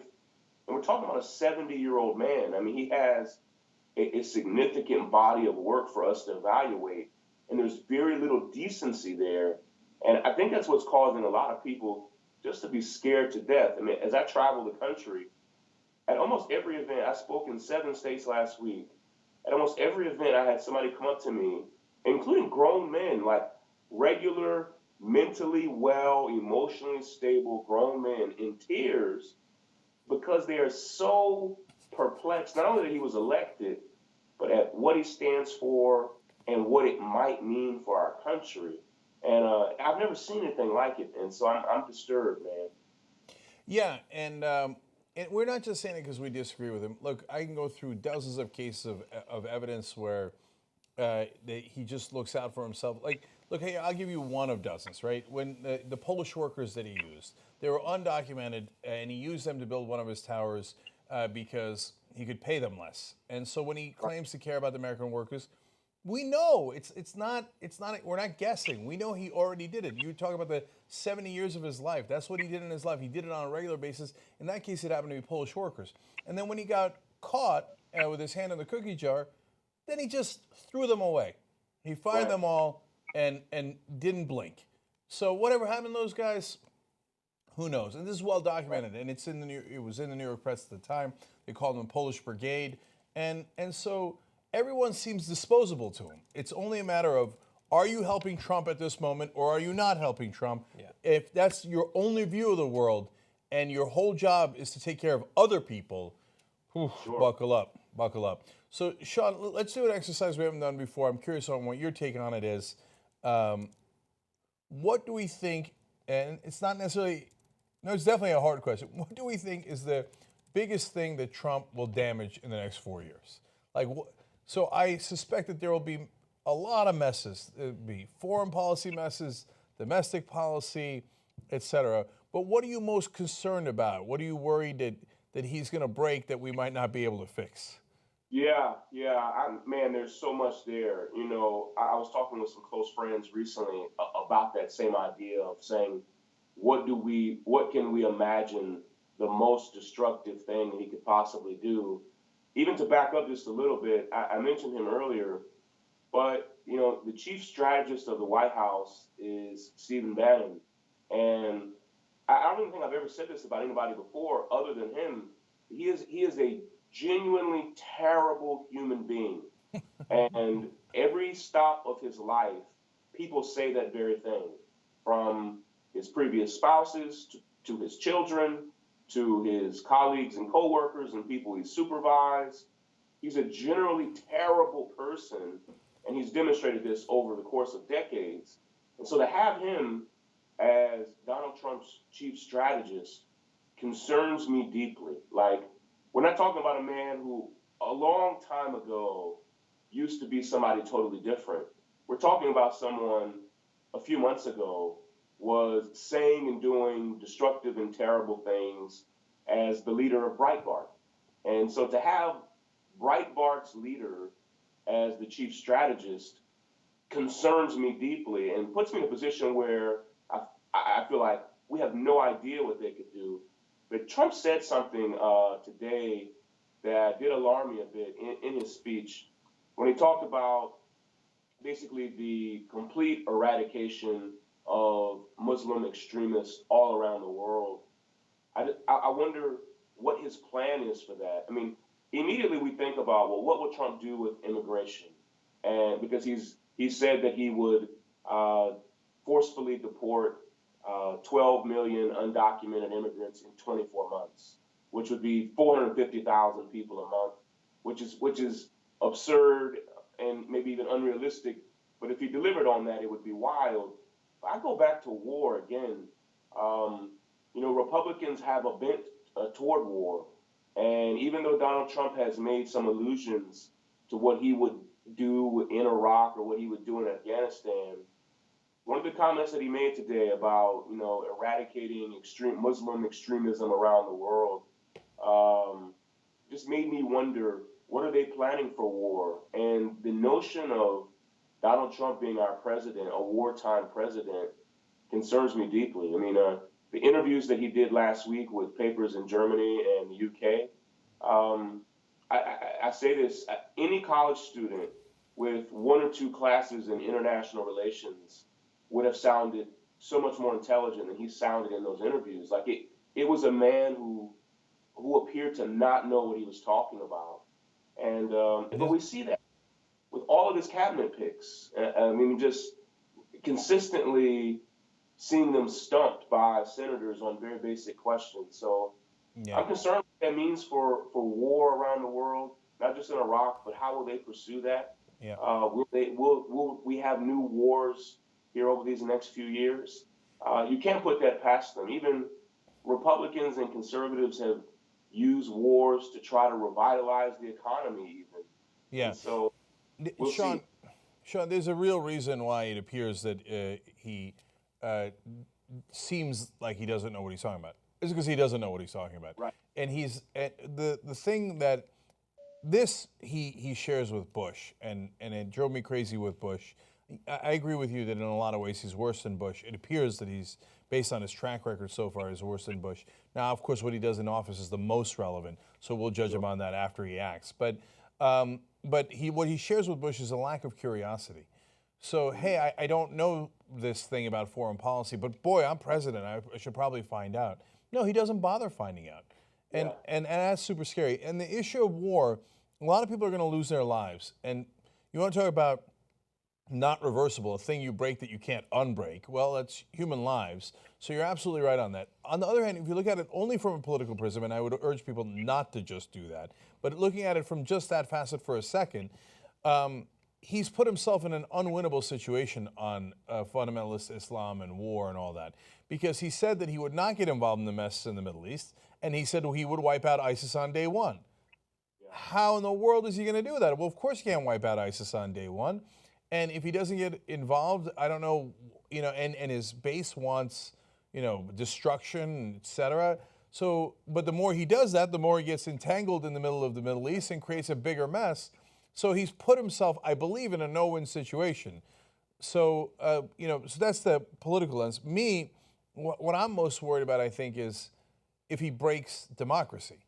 And so I know right now it seems unthinkable, but I am worried that once he gets unpopular enough, that he will go after his political opponents, not just on Twitter and not just rhetorically, but that he will jail his political opponents. Now, he won't just say, hey, John Idarola is running against me, or I don't like him and he's from the Democratic Party, I'm going to put him in jail. He'll make up an excuse, right? Danger to the Republic when we're in the middle of this war that I started with whomever, right? We can't have these people betraying our country, and so it's important to the national cause to put them in jail. If you start doing that, well, and you break democracy, I don't know how we put that one back together. Yeah, I agree completely. And, there's a part of me that even tries to put that out of mind, even for myself. Even part of my concern with Steve Bannon is when he was at Breitbart, he attacked me consistently. And so we have no idea how Trump, with the power of the Oval Office, now that he will oversee the Justice Department and the FBI and the CIA and the military, Secret Service, how will he use those to attack journalists, to attack political opponents? Will we be going back to the days of an FBI like the one that J. Edgar Hoover led? And I think we have to be extremely vigilant. And I think, people want us to want to pigeonhole us as being like alarmists, but that's not really the arc of my life. I'm not a conspiracy theorist. I'm not an alarmist.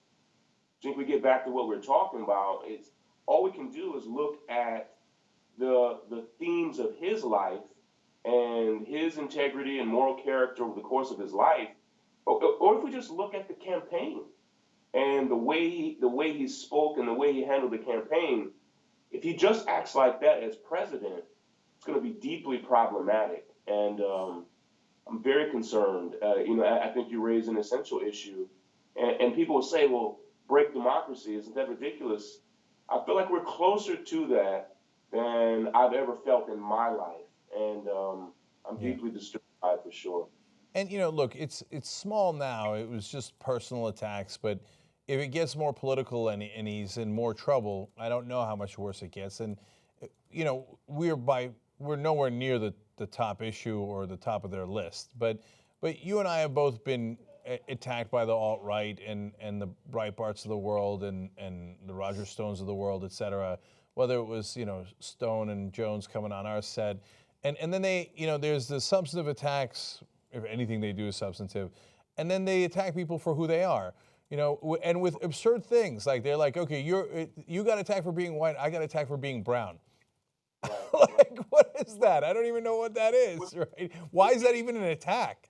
We could dismiss it as being ridiculous if they didn't now have such open access to Donald Trump himself.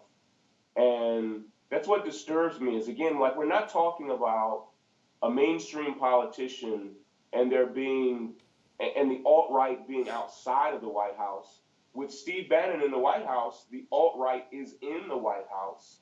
I mean, he's there. I mean, he is, in essence, Trump hired Steve Bannon as the CEO of his campaign. And the first person that he hired was Steve Bannon to be his chief strategist. And so it would seem preposterous to think that the worst elements of society would influence the president. But when you have Steve Bannon as chief strategist, I mean, we're not being absurd. And so, but we know that Donald Trump has a deep history of being vindictive. Revenge is, if anything, revenge is a theme of his life. He has even said it, that he in his own mouth, he talks about how he holds grudges for his entire life until he gets payback. And so, a lot of people, I think, are concerned because experiencing him as a candidate, experiencing him as the president-elect is one thing, but we're in a very different position. I think most of the fear is based in something that I see in horror movies. When you watch a horror movie, the scariest part is not when the monster jumps out. The scariest part is when the monster's around the corner or when there's a dark room and you don't know what's there. I think what has people freaking out with Trump right now is we just don't know what he's going to do, good, bad, or ugly. And, I think that's Bernie Sanders has taken a really complicated stance that pissed a lot of people off because Bernie said, hey, if Trump does anything of substance that's quality or good or has quality proposals, I want to hear them and see how we can make them happen. And I understand what Bernie's talking about because Bernie's job is to represent and look out for the people. And so Bernie's taking one stance of saying, like, hey, if there's any way we can extract any good from this presidency, he's going to do it. And then there are others of us who say, no, I'm going to oppose Donald Trump every chance I get. And so, but a lot of it is none of us, not me, not you, not Bernie, or any of us, really know where this thing is about to go. Yep. Sean, we're going to leave it right there. Thank you for joining us. We appreciate it. Sean King from New York Daily News and, of course, now one of the hosts of Young Turks. Thank you for the coverage. We appreciate it. Always, man. Take care. All right, you too. So, look, as we all talk here throughout the inauguration coverage, we're also checking the news. There's some serious stuff. There's some light stuff. And to the producers, can you go ahead and find pictures of George Bush at the inauguration. So good. It's the best thing. I can't stop laughing at classic it. I mean, it's, With the tarp over his head and stuff like that. You'll have plenty of pictures, and we're going to love that in a second. I also want the picture of Trump writing his speech that we talked about in the post game.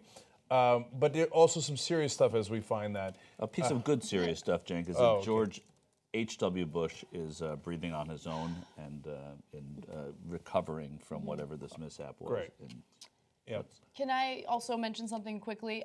So CNN is posting videos of some of the protests taking place in Washington, D.C., anti-Trump protests.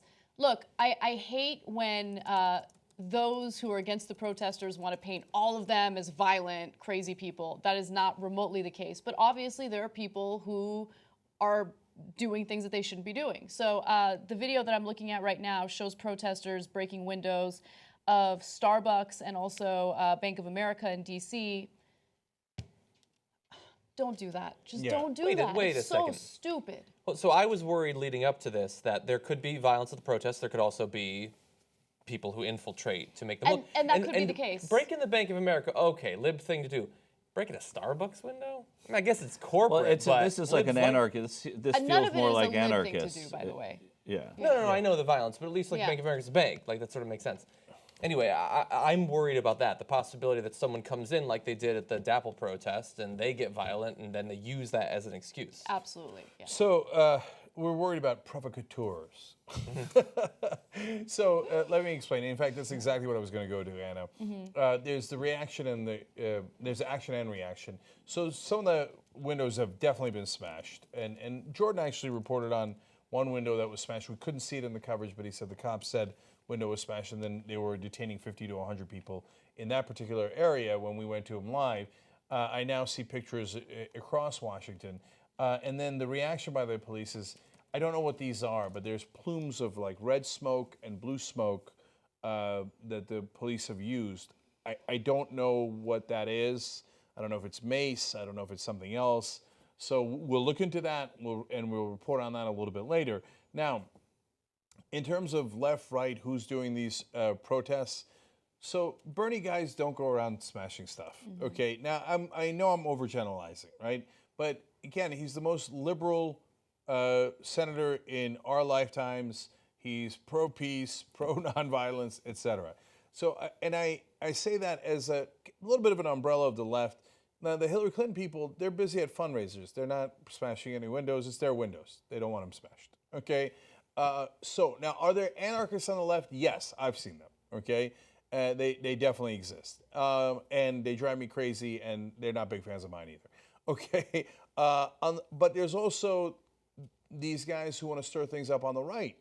And we know because Ryan Clayton, on tape, that Lauren Windsor caught, was being offered money by the O'Keefe Project Veritas group to go and start violence during inauguration.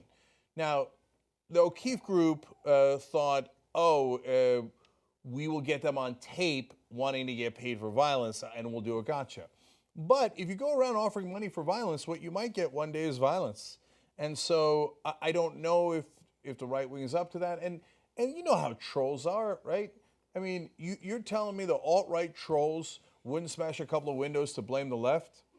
Then you don't know them at all. Now, I'm not saying they did it because we don't have evidence of that, right? And what I just told you, it could be far left, it could be far right, but don't jump to any conclusions until we know. And I hope that the police do arrest those people, and just those people, not anybody else. Yeah, well, they're right? And find out who they are. They're throwing bricks at the cops. They're throwing whatever kind of explosive devices at the cops. These are anarchists. These are not people who. These are not Hillary people. These are people who are helping Donald Trump right now. That's what they're doing because people have a preconceived notion of who protesters are, and these are people that help Donald Trump, by and large, get to where he is, and they're helping him now. I just don't get it, and I think I'm a person of logic, and they'll yell at me again. So go ahead, explain to me. All right. So anarchists, what's your point?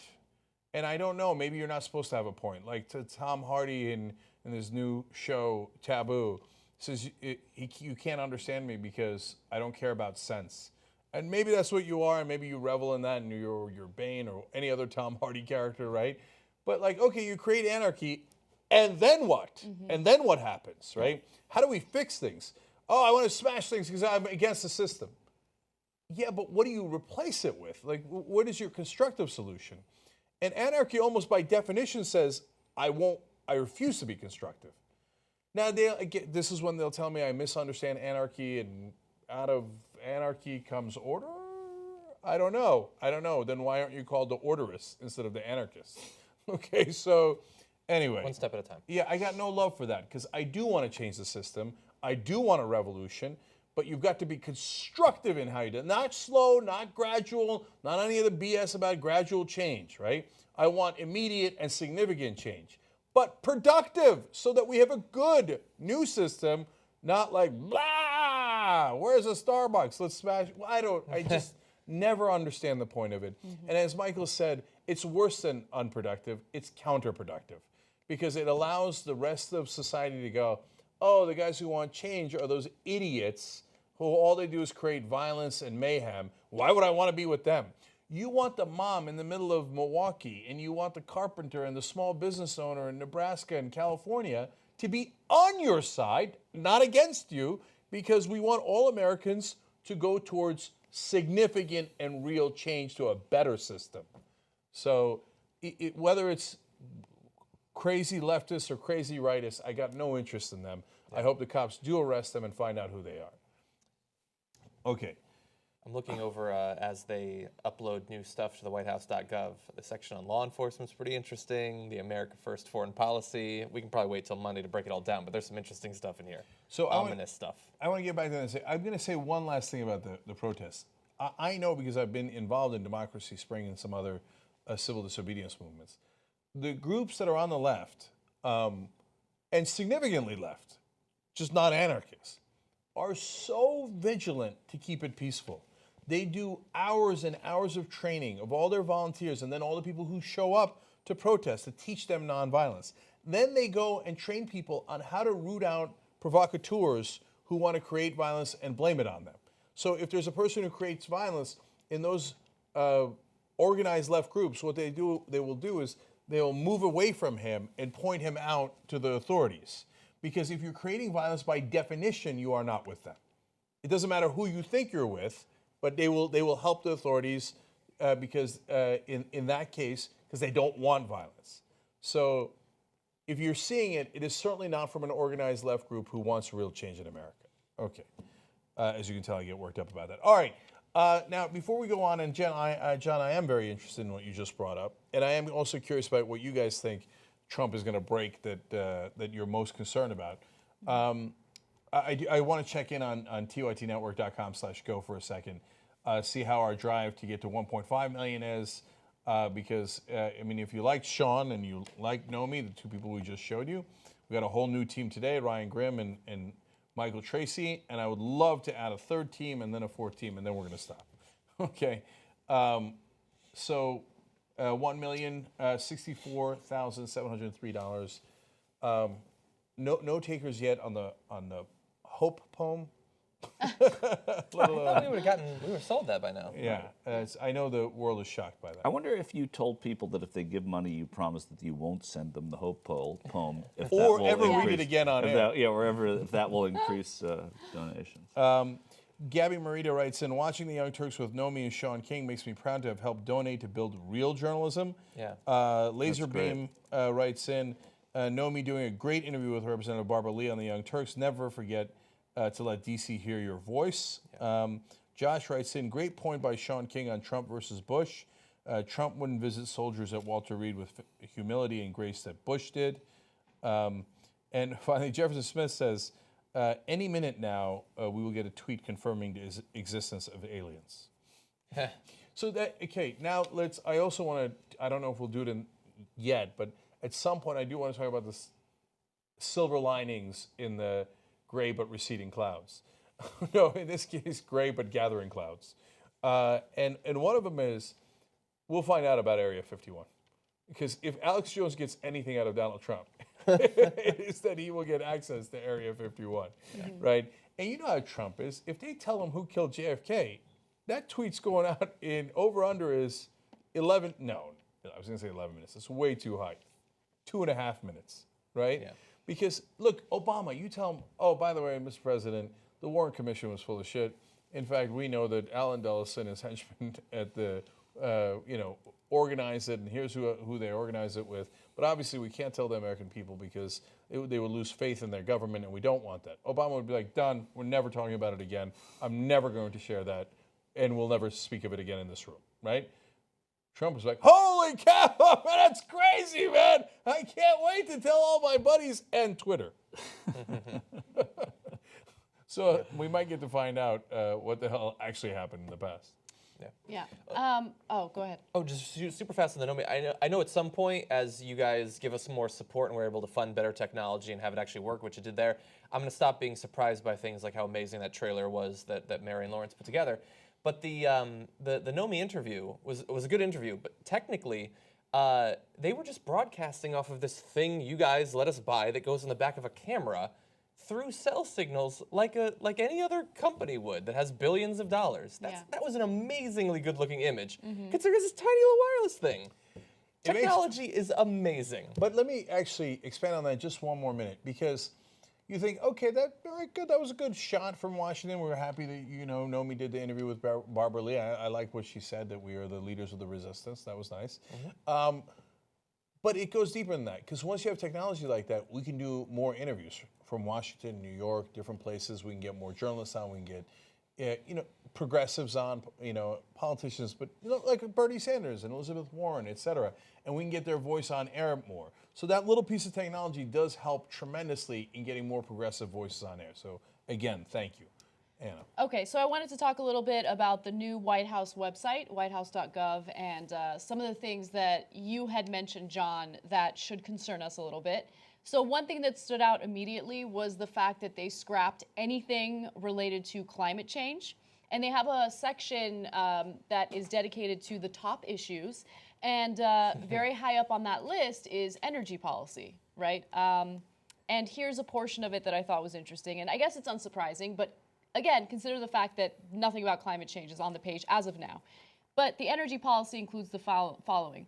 Sound energy policy begins with the recognition that we have vast untapped domestic energy reserves right here in America. The Trump administration will embrace the shale, oil, and gas revolution to bring jobs and prosperity to millions of Americans.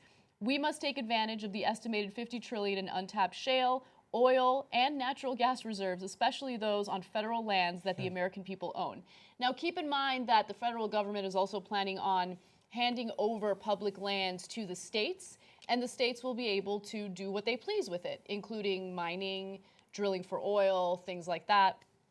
And so, yeah, this is a little bit of a disaster. This is probably one of the main things that worries me the most, because it's going to become more and more difficult to mitigate the harm that we're doing to the environment if we roll back any and all policies that we've implemented to cut back carbon emissions. Yeah. Well, and I love the way they framed it, is on federal land that you Americans own. So we're going to be like Venezuela, right? We're going to have a federal company go in, and then cheap gas will flow to the American people. Oh, I'm sure it'll work they'll that way. sell it off to BP or some other international gas company, and then they'll make 1% higher profits that quarter. My favorite story is the Sarah Palin one. I've told it many times on air.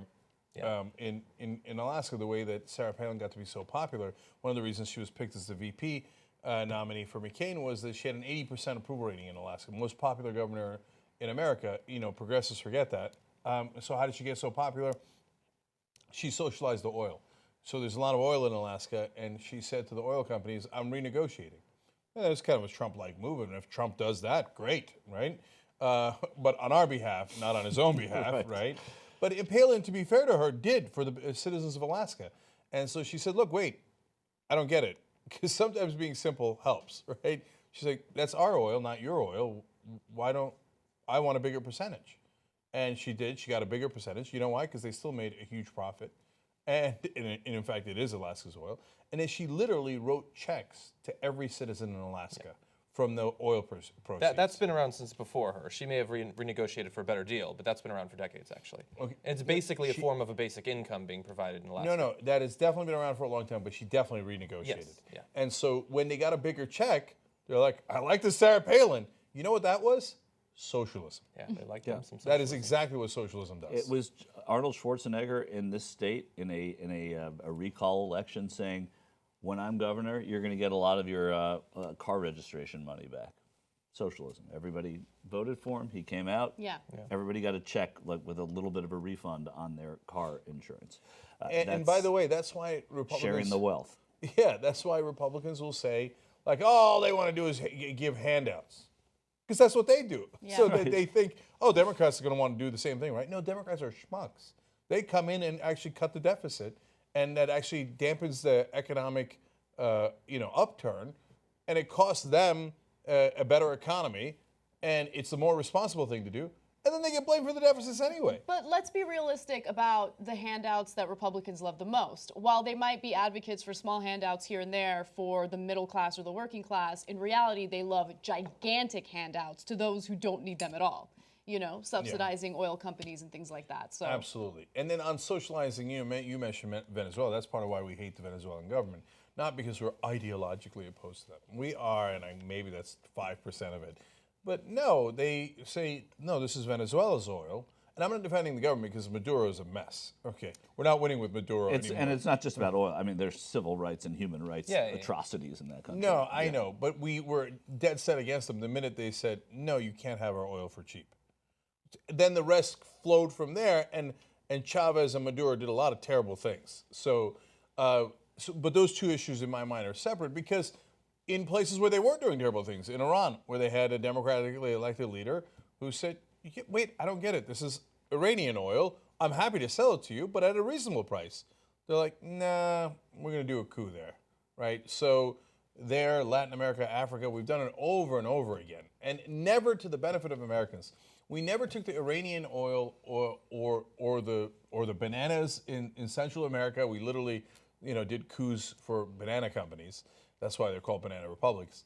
And we never gave the bananas. I know it's a funny way of putting it, but we never gave the bananas. We never gave the oil to the American people. Yeah. The corporations got it, made a giant profit off of it. It was to their benefit, not to ours, which was Anna's point. Yeah. Okay. Now I do want to see if we found the Bush and Trump pictures. In the meanwhile, let me read out some new donors for you guys. $1,000 from Morgan in New York. Thank you, Morgan. Very much appreciated. 127 from Jay in Arizona. You'll both be getting this Sword in the Darkness t-shirt as part of this campaign. And $50 from Tanya in Texas. We thank you from the bottom of our hearts. We do appreciate it. Let me see where we are on the progress on tytnetwork.com/go. And by the way, okay, $1,064,000. Yep, no, that's where we're at. Pretty much where we were before. Okay, and sharing is caring. So if you're watching this on YouTube, Facebook, or Twitter, be a share bear and share with all your friends. I know I'm being a little unshareable. But but share with the family and friends. Make sure everybody's watching. We need a gun in the studio for bear references, grizzly bear references from Jake. Yeah, in case there's grizzly sightings. That's our bear references. Okay, do we have the pictures? Okay, it's hard to see you guys in the studio. Oh, here we go. Oh, it's so good. Oh, God. So it No, starts it's to better. rain. Okay, Sarah. Come on!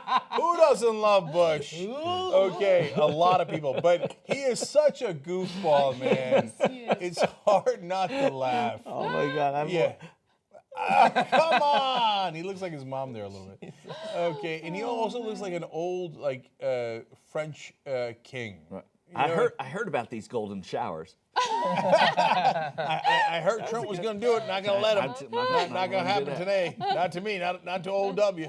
That is the sort of guy you can totally buy accidentally choking on a pretzel. He's a danger to himself as he goes about his day. Remember that when Bush got to reference Johnson's makings, when Bush first got into office, one of the first things he did, everybody's like, what's going to be his first act? He choked on a pretzel and nearly died. People were like, oh no, my God. It was a bold move. Okay.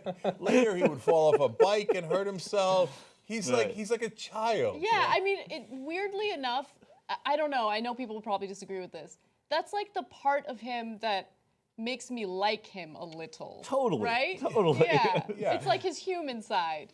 Yeah, no. There's no question that George Bush is a human. So now unbelievably flawed one. Yes, that's absolutely. Right. Yeah. So his policies were a disaster. So many people lost their jobs, their lives, etc. Their lives and their lives and their lives. Right, yeah. So that's not a laughing matter. But he is a goofball. And so I ran this comedian about a year ago, and I think he's right. He said, in our lifetimes, the funnier candidate has won every time. And so what he's talking about is the candidate who's more likable. But it's true, Gore was 1,000 times smarter than George Bush, and even Bush's voters knew that, right? But I didn't like W, because he'd put the tarp over his head and be like, right? And he'd roll, one of the things that the reporters used to always say is, when they were on the plane with him, he'd roll oranges down the aisle and be like, it's just bowling here. Like, what is that, right? But they found it likable, right? And so they gave him better coverage, and it makes a difference. And Trump, not a very likable guy, but he did crack jokes and he was entertaining. And Hillary was, not very entertaining. Let's just put it that way, right? And sometimes it makes a difference. Friendly Darkness just tweeted in, George W. is the reason for all those warning labels on toasters and hair dryers. I want to see the pictures one more time. And by the way, these are slightly unfair to him because I think in the second one that looks the funniest, I think he's putting it on. But of course it is. It's not of course it's No. I think he can't figure out how to put it on. No, he's not putting it on because when you're putting it on, your fingers are at the highest point on it. That's gotten away from him. Okay, and hold on the picture because the other thing that I love about this is Obama. No, Dick Cheney. Cheney in the background goes. And there he goes again. Oh my God! Like I he's didn't so realize. Look at his Can't face. help you out of this one. Exactly. He's thinking, thank God I don't have to rescue him from this one, right? Like all those years of being his parent, being his dad, right?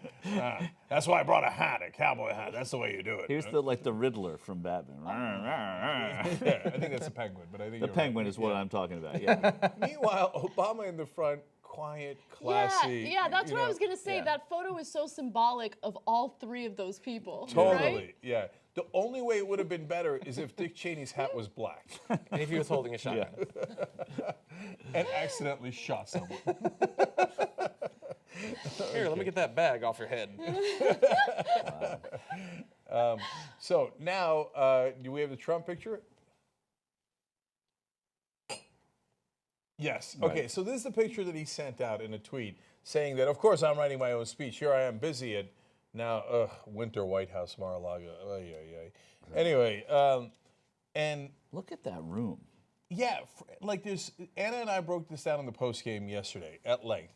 But the three things to break down super quick is the gaudiness of the room, including the ridiculous eagle in the picture. So let's go back to the picture for a second. Number two, he has a Sharpie in his I believe hand. it's shot in a mosque. Well, that's what I'm saying. It Yeah. looks to me like a clip from one of those ISIS victim videos, and it sounds terrible. This is like you're making your statement, and there are men on the side of him. That's what that background looks like. It does look like a mosque, ironically. He's gaudy. And number two, he's got a Sharpie in his hand. And I don't know what's worse, faking writing a speech or actually writing a speech with a Sharpie. Right. Yeah. Okay, that's like writing in crayon. Like maybe it is a hostage video. Right. Also, Mr. Trump, could you fold the paper up so we can't see if there's nothing on it? Exactly. That's totally what it is. That's point number three, and what I emphasized yesterday in the postgame, which is who folds that paper like that? No hiding one. it. No one. The only reason to fold it is so you can't see that he's not writing anything. It's so transparent. It's like when they did the press conference and they put all those piles of paper and they said, these are all of his business entanglements. And well, it's very hard to discern. And one of the reporters realized they're all blank. Okay. And like Trump's mind, like his ethics, like everything, it's all one big giant scam. So, and then you saw the speech today on, you think Trump wrote that? If Trump wrote that speech, it would have said, We're going to be winning under my administration. There are many, many problems now in the country. It's a disaster. It's a mess. You know how he talks. You like the way he talks if you're a right-winger, right? Instead, that speech was like, I am told that I am supposed to say that God is in all of our hearts. Really?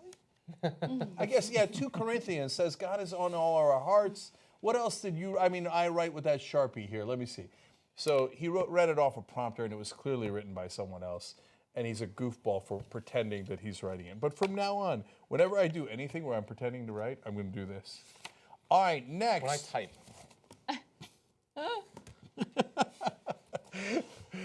Anyways. Also, finally, just as a life tip or whatever, a man whose train of thought wanders and loops back on itself as much as Trump should not write with a Sharpie. You need something easily erasable. Yep. Okay, what else we got for you guys today? You guys still have to tell me what you're most scared of, concerned about under the Trump administration. I'll read quick tweets while we do that. Laura Meditz says, CNN is gross with headline of 95 protesters arrested. Don't do stupid shit. But what about the tens of thousands of people who are peaceful? Dr. Chaos MD says, I want to live a nice, lazy life. But now I need to be politically active and oppose Trump and Republicans. Hashtag thanks, Trump. Rhetorical Flounder with another interesting tweet. I don't know if I should read this because he might be onto us. TYT already knows about Area 51. They are a network made up of the damn lizards. That is why their mascot is a lizard. Got us. Well, let me tell you about what's actually happening with the lizards here. By the way, Cenk, maybe you can take a look at this. I don't know that this is definitely true, but supposedly they tracked down from promotional photos of Mar-a-Lago where that desk is with the background. It's the reception desk. Oh, really? He wasn't writing it at the reception desk. Oh, that's hilarious. It's the same background, same table. So good. I don't know. That's maybe fake news. Who would write, in this day and age, anything on a pad of paper with a Sharpie, though? I mean, people would use a computer, right? I mean, I don't know. Anyway. No, but the old school guys, and I don't know, I should have looked this up already. I don't know if he's the oldest president we've had. They really don't use computers. Bill Clinton never once used a computer when he was in office. That was in the 90s. I mean, come on. Yeah. There's a little bit of a difference. Yeah. And to be fair, I'm going to go back to, because we're watching the ball here. We can put it up for a second. Not the ball, but the luncheon. I'm so hungry. I know, right? I continue to, you can't see it now, but he had gotten up for a second. I continue to be obsessed with Trump's too long tie. But to be fair to him, overweight guys, including me, have their ties longer on average, because if it's short, you look like Oliver from Oliver and Hardy or whatever. You look like like this. You're like, oh yeah, you look even worse. So anyway, I have to say it. I think Melania looks really beautiful. Oh, thank you. She does. Thank you really for sparing beautiful. me, because I've been dying to say. I think she changed her dress, by the way. No, she took the top part off. The dress is beautiful. Her hair is beautiful. The makeup's beautiful. Her bone structure is beautiful. She's beautiful. Yeah, No, she bear looks. in mind she chooses to spend her days with Donald Trump. No, I hear you, but we're not talking about her character here. Yeah, She looks unbelievable. she does. And you know, yeah. Anyway, I shouldn't go. I any had to further. get it out. We had to get it out. It had to Every be time they out. go to her shot, I'm just like, wow, she looks really good. Yeah, Makes it me is want to dye my amazing hair how brown good again. she looks. And you know, some people say surgery or whatever, then they did it right, man. Okay, get her doctor. But I don't even think it's really much surgery. What do I know? Okay, all right. Worst thing that Trump might do. Can I start? Yeah, sure. Okay. Look, there's a lot of things that I'm concerned about, but I'm very concerned that public education will be privatized, and that will have severe ramifications for a lot of people in the country, myself included. So the cost of college is so astronomical right now that student loan debt already surpassed credit card debt. We're dealing with $1.3 trillion in student loan debt, which will have a very negative impact on our economy. I think it'll continue to cripple our economy, to be honest with you. People can't buy homes, they can't buy cars, they can't do all this stuff because of student loan debt. Now, add grade school debt to that, okay?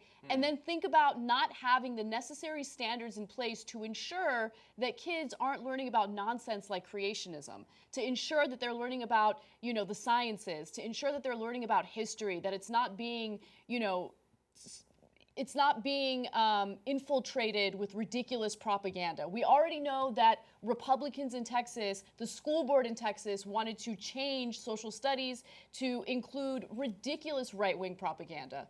And if you have Republicans in charge, if you have the right wing in charge, and they want to defund education, they want to privatize education, and they want to change the type of curriculum that our students are learning, I mean, we're going to deal with even more debt. We're going to deal with a population that might not even be able to afford a grade school education. That worries me a lot.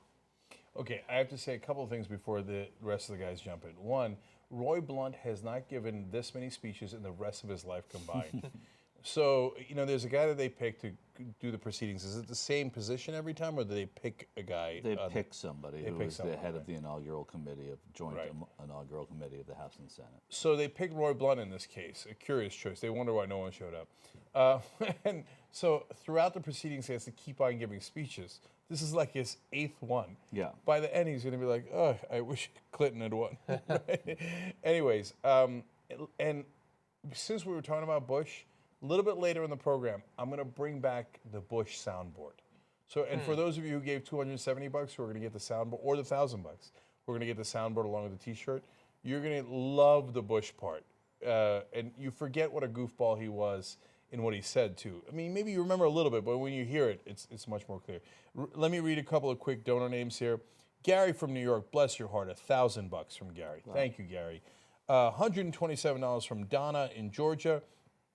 $54 from Mustafa in Delaware. Mustafa, hope is on the way. Biden's on the way. Okay?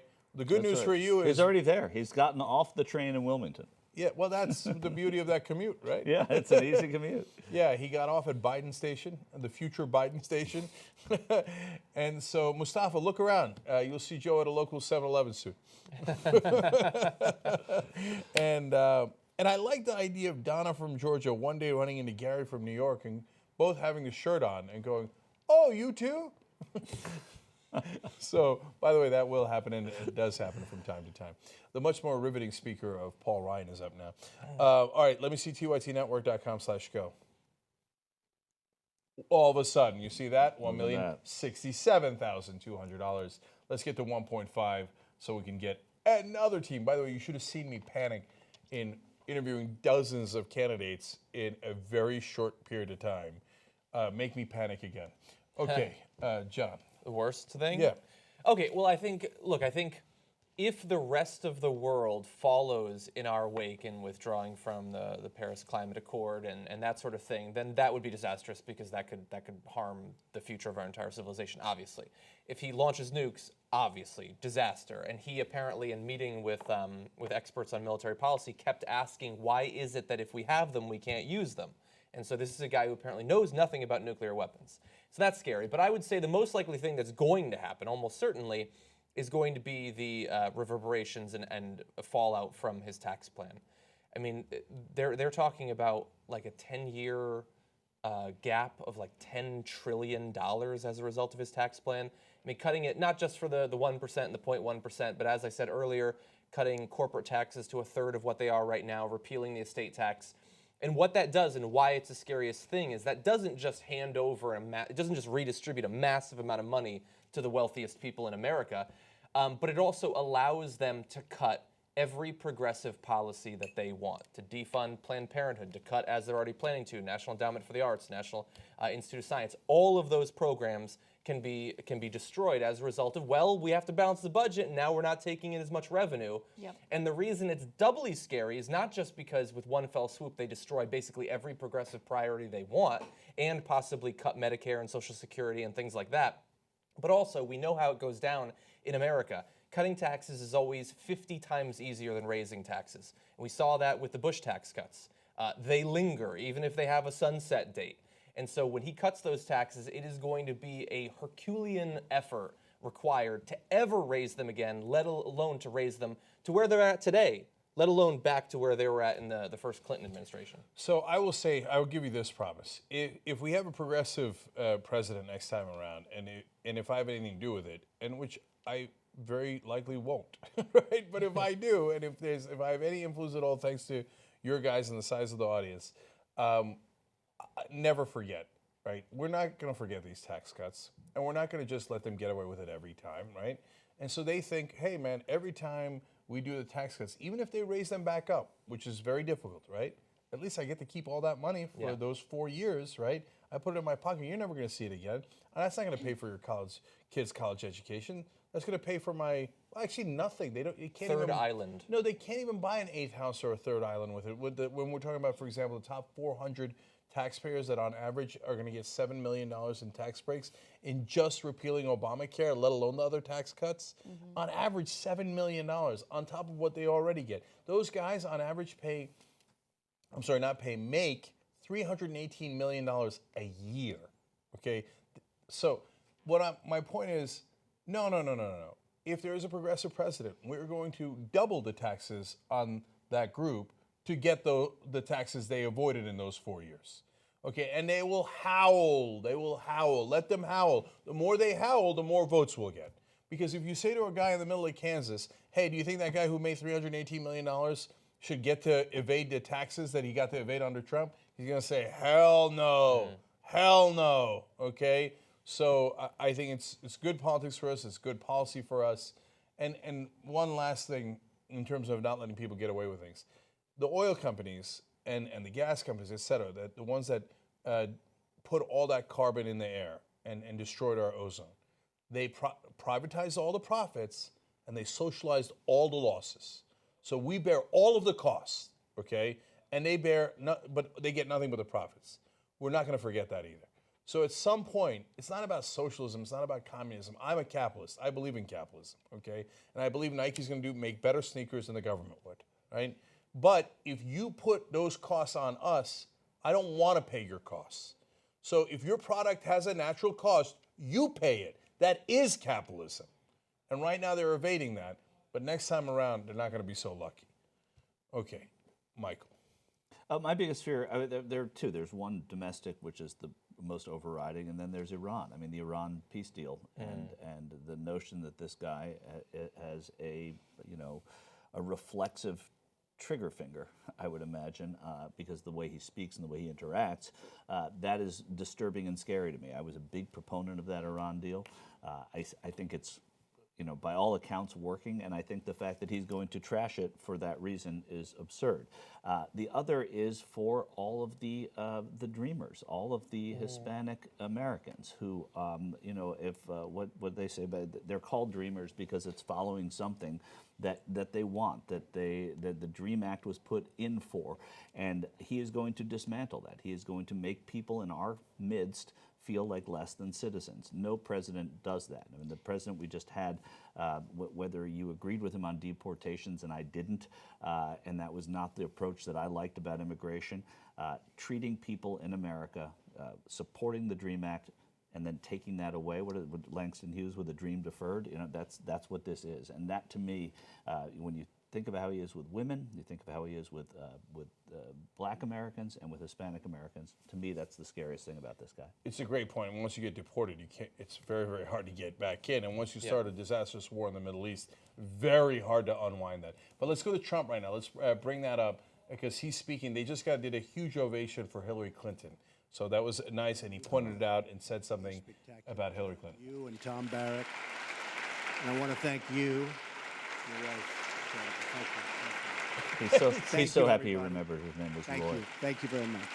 All right, that was a very cool speech. I think he mainly got up to say something nice about Hillary Clinton, and then there was a rousing ovation from the crowd, and I was wondering who they were applauding, because even Nancy Pelosi, she was very enthusiastic. And I was like, who's sitting? And it was Tiffany Trump was there, and I'm like, what are they? Is it Marla Maples? Who the hell are they applauding, right? And it turns out it was Hillary. Hillary Clinton's at the same table with Tiffany Trump. Everybody there toasts the new president traditionally.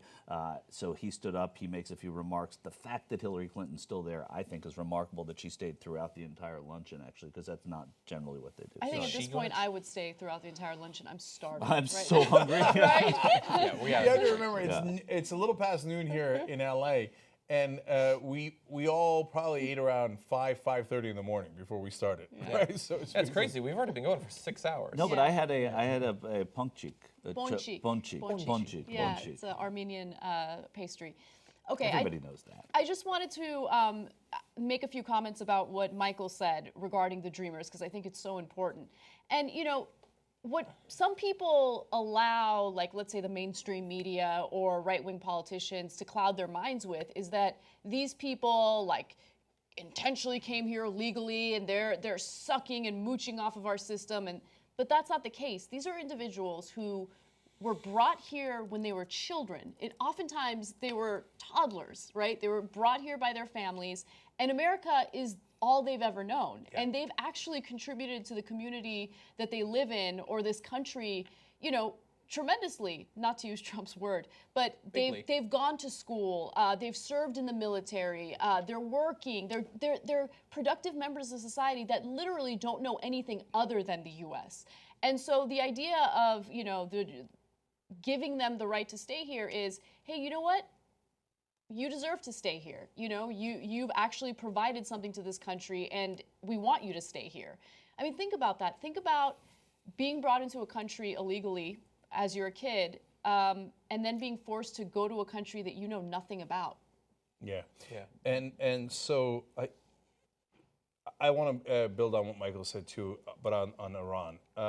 So I worry about the great unraveling and how things can start to fall apart, and from order we can slowly devolve into chaos. And when we do, war begets more war, and conflict leads to more refugees, which leads to more conflict, etc. Right?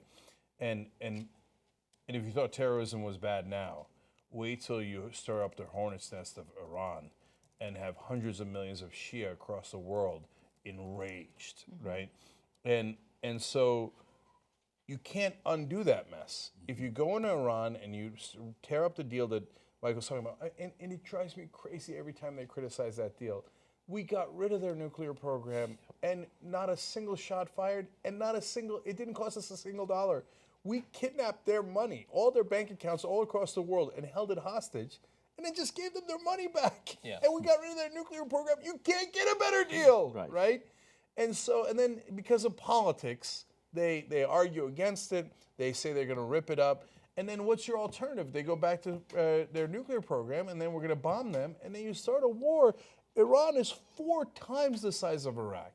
Imagine a mess 4 times the size of Iraq, okay? With a much better functioning military. And they have a real military. And by the way, they have funded Hezbollah and to some degree Hamas. And so they are ready to go. Hezbollah certainly is in Lebanon, let alone what's happening in Syria. And you unleash all of that throughout the Middle East and throughout the world. And you cannot put that back in the box. So then the unraveling begins at an accelerated pace, and let alone how it affects our economy and the worldwide economy as well. So, oh my God, if he breaks that, you can't unbreak it. Yeah. So not for decades anyway. Yeah. Okay. On the upside, we have more donors. Okay. $250 from Kale in Colorado. Whenever I read your names, guys, I feel like I want to meet every one of you. And I know we can't, but we do the meetups where I meet hundreds of you from time to time. But James from Oklahoma, $127. My nephew lives in Oklahoma. Look him up. Or probably don't. That's kind of weird, probably. But maybe one day I'll be in Oklahoma to visit him, and I'll see you, James. $500 from Robert from Arizona. Thank you, guys. Let me see where the number is, and then I think we'll take a small break. Huh, really?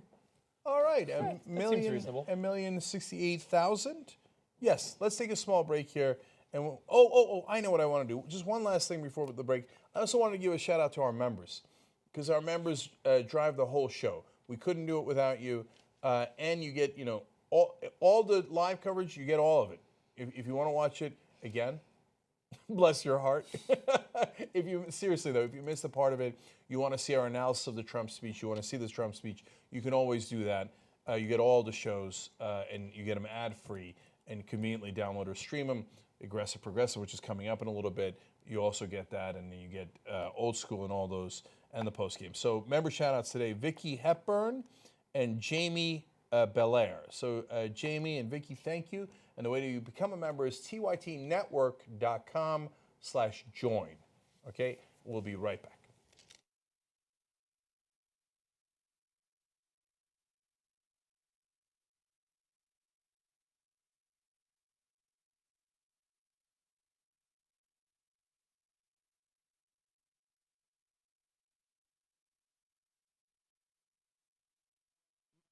Michelle and I, we've really been milking this goodbye thing. So it behooves me to be very brief. Yes, yes. You know, I've said before, and I will say again, that when we started on this journey, we did so with an abiding faith in the American people and their ability, our ability, to join together and change the country in ways that would make life better for our kids and our grandkids. That change didn't happen from the top down, but it happened from the bottom up. It was met sometimes with skepticism and doubt. Some folks didn't think we could pull it off. There were those who felt that the institutions of power and privilege in this country were too deeply entrenched. And yet, all of you came together in small towns and big cities, a whole bunch of you really young, and you decided to believe.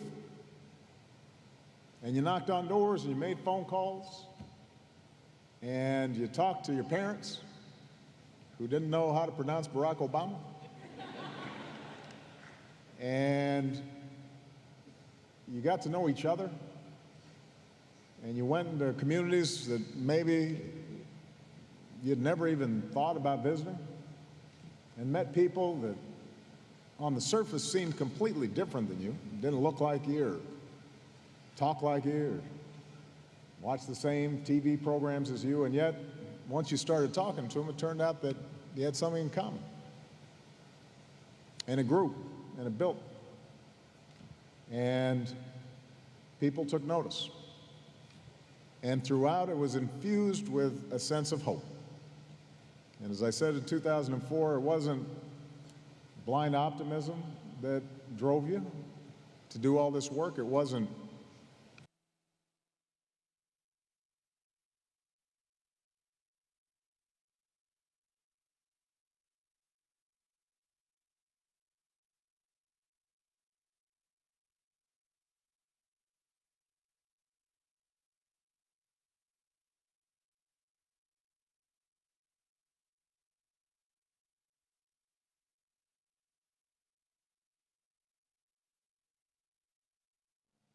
and women. We have been the face, sometimes the voice, out front on the TV screen or in front of the microphone, but this has never been about us. It has always been about you. And all the amazing things that happened over these last 10 years are really just a testament to you.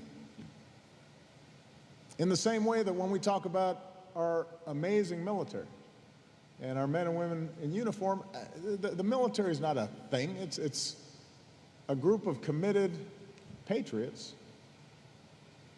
willing to sacrifice everything on our behalf. It works only because of the people in it.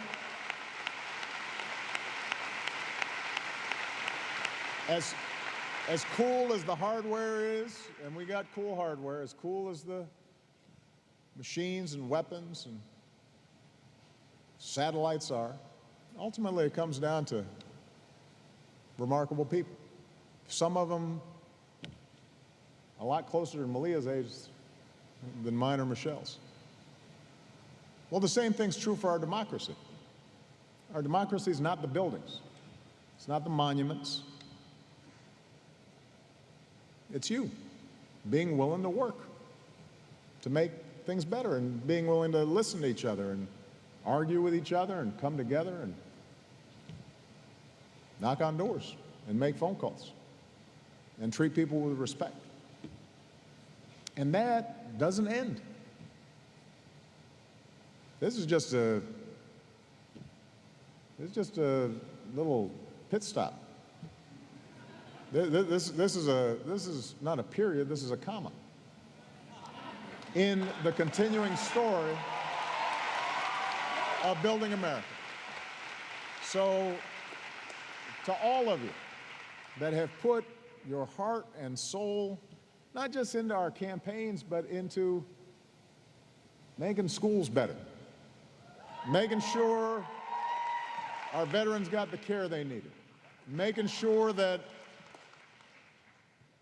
we left behind a planet that is safe and secure for our kids, making sure that hardworking people had a ladder of opportunity and could support families. For all of you who have just done amazing, remarkable work, most of it unheralded, most of it without fanfare, most of it without you getting any word of thanks, we could not be prouder of you. I could not be prouder of you. This has been the privilege of my life, and I know I speak for Michelle as well. And we look forward to continuing this journey with all of you. And I can't wait to see what you do next. And I promise you I'll be right there with you. All right? God bless you. Thank you, everybody. Yes, we did. Yes, we can. God bless America.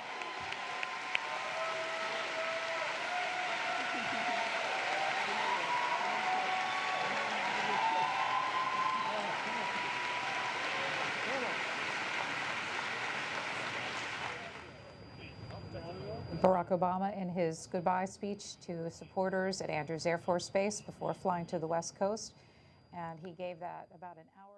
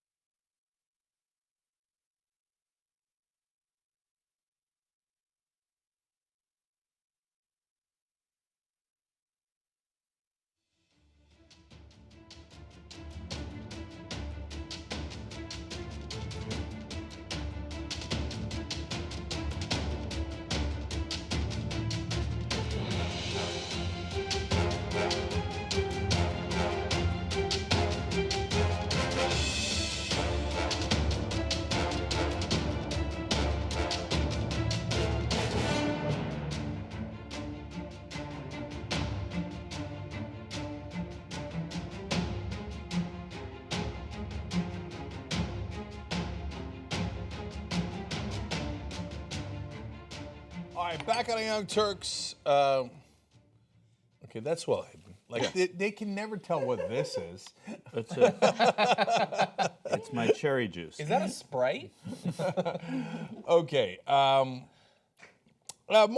donors. Omid from Nebraska, $127. Amy from Illinois, $250.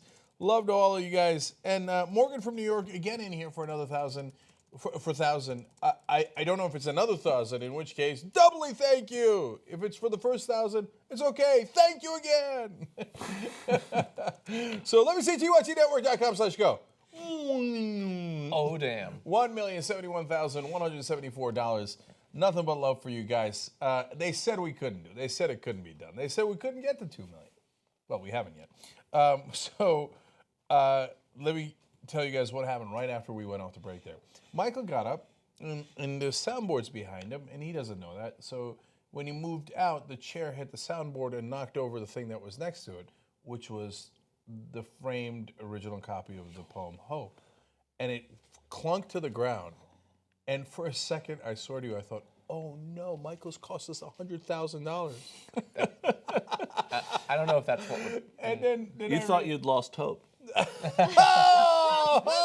On this day, hope is broken. So, and then I realized it wasn't broken. I was like, oh, He blew it.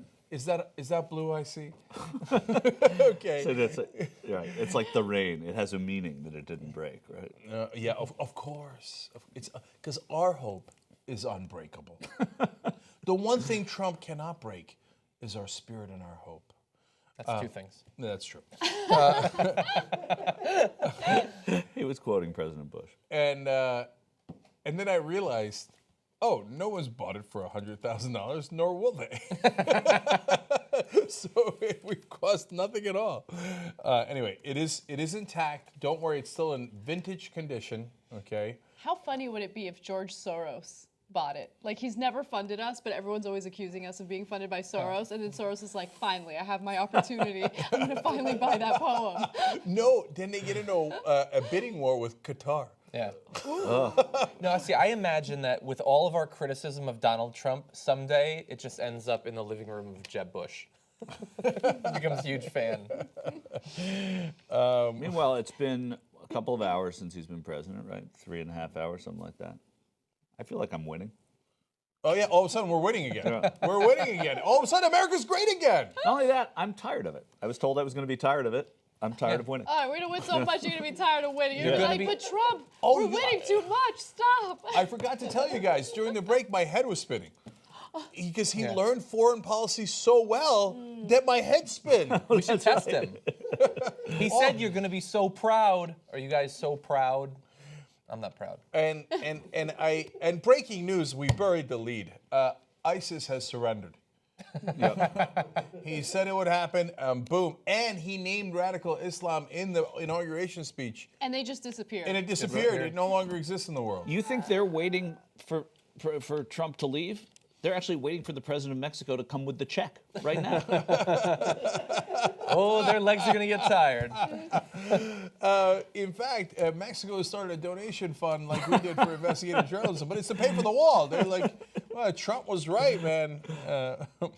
So I wonder if any of his supporters actually believed any of it. Like, are any of them right now disappointed that ISIS has not surrendered? By the way, there's a part of me that thinks that they've, and I mean this sincerely, that they've stopped, sound like Joe Biden, that they've stopped paying attention. Like he won, and that was all they needed, right? And they're not going to pay attention now. That's it. You know, they're not going to be locked into this, a good number of them. They were just there for the ride. I heard before we went live, actually, I was listening to C-SPAN, and they were doing call-ins, and if you believe her, 15-year-old girl called in. And it would break your heart to listen to it. She was like, I'm really excited for him to make America great again. He had a really big business, and his business was great. Now America will be great. And they were like, so you support him? Why do you support him? Because America's going to be great again. And I was like, she's 15, but she sounds like every Trump supporter I hear about online. Yeah, I mean, she's 15, so you just want to give her a pass, obviously. She just wants America to be great. Yeah. Then you hear Steve Bannon in the background, say it again. Say make America great again. She's like, I want to make America great again. Okay, so far as we can tell, America was already pretty great and has not really moved much in the last 3.5 hours. See, unlike Trump, we actually liked America in the first place. All right, let me read a couple tweets for you guys. El Duende Chingon finally shows up, and he says, maybe the size of one's tie is inversely proportional to the size of one's hands. The Progressive Cynic with a great tweet, and my voice sounded weird there. Any dreamer under the age of 30 has likely paid more in taxes to the U.S. than Trump in real dollars. Absolutely. Wow, isn't that amazing? That is literally true, based on what we know about his tax records. Tilly says, I am most worried about the Iran deal. If Republicans decide to scrap it, there will be the most disastrous war of the century. I did read a report that he has announced that he's going to be working on a new missile defense system for use against Iran and North Korea. So we've heard that before. But. Yeah. Okay. So I will now go to the Bushes. First of all, this inauguration has been very low energy. Can't you feel it? No, I'm serious. It feels palpably low energy. Yeah. Right. I mean, there's not even, I can't even hear that band. It's their form of protest. They're pretending to play it out, but they're just not It's like actually clapping doing it. like this. Yeah. Each person in that band thought, I'll be the one who doesn't have to actually play. Right. And then my iPad's every once in a while it says 10% energy left or whatever. And every time it does, I think it's Jeb Bush. So, low energy. It's legacy. Yeah, low energy. Okay, now, I promised you the Bush part of the soundboard. Remember, if you give $270 to our campaign to raise, to put more watchers on the wall and hire more journalists, you're not only going to get the Sword in the Darkness t-shirt, but you're going to get the entire soundboard, right, on a thumb drive. So I wanted to remind you guys who aren't old school of the Bush clips we used to play during the Bush administration. I mean, think about how old a show we are. Obama just finished his 8 years. Yeah. And we used to play these clips all the time when Bush was president. Yes. Okay? So I love playing them randomly because none of them are bad. They're all fantastic. Can I make a request or not? Yes, at one I'll look point? for Okay, someone. Sovereign. Sovereign? Yeah. Oh, yes. Sovereignty is always fantastic. All right, let's go random first. That was certainly random. Yeah. That was his second State of the Union, I think. It was notable at the time. See, I'm always accidentally far funnier than if I'm trying to be funny, right? No, I'm sorry. I forgot to go to the George Bush Bank. Okay, here we go. The key for me is to keep expectations low. Well, it was not the God's honest truth. He followed through on his key. Yeah. I asked Americans to give 4,000 hours over the rest of your life of service to America. That's what I asked. I said 4,000 hours. Okay, they're all gold. Africa's a nation that suffers from incredible disease. What? Africa is a nation that suffers from incredible disease. They all think it's one country. But I'm the decider, and I decide what is best. I love. I don't know if He we makes a have lot it of here. big ones and he makes a lot of little ones. Oh, I think this might be it. This is one of my favorites. If the job description were what do you do, it's decision maker. But you have to also, when you have to picture when he leaves. Yes. And his hands. Wait, now I'm going to break that down. I'm going to analyze that a little bit more because listen to it carefully. If the job description were what do you do, it's decision maker. First of all, Okay. the job, If the job description were what do you do, that already makes no sense, right? And then he said he doesn't tell you what you would do. He tells you what the title would be, right? Which is decision maker. It's wrong in every way. It already has a title. It's called President of the United States of America. It has two titles: Commander in Chief. Okay. So, God, he's awesome. What's amazing is he's still so much more smarter than Trump. Yeah, well, that's a good debate. I don't know if he's smarter than He's Trump. definitely smarter than Rick Perry. Okay, I'm going to put Rick Perry at the bottom of that triangle, if you will. Well, I Rick Perry's think, been I mean, bothered we for- don't know. I think Trump's probably smarter than George W. Bush. Oh man, that is. I do. I think that that is he's, a competition. Oof. I don't know. I mean, I don't know. I think he is. I think he's. Bush is more curious, I think. Ooh, I don't. More compassionate. I don't know that we can answer who's more curious because neither of them are terribly curious. But I think this guy is a smarter man than George W. All right, we're going to do a TYT poll. We'll have it up for you with a link and everything ready in maybe when we come back on the regular show.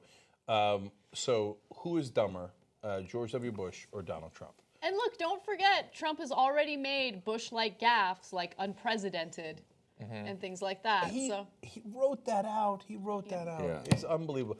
All right, now before you I mean, vote it's in a that tough poll, one though. It's close. Yeah, let me give you more Bush.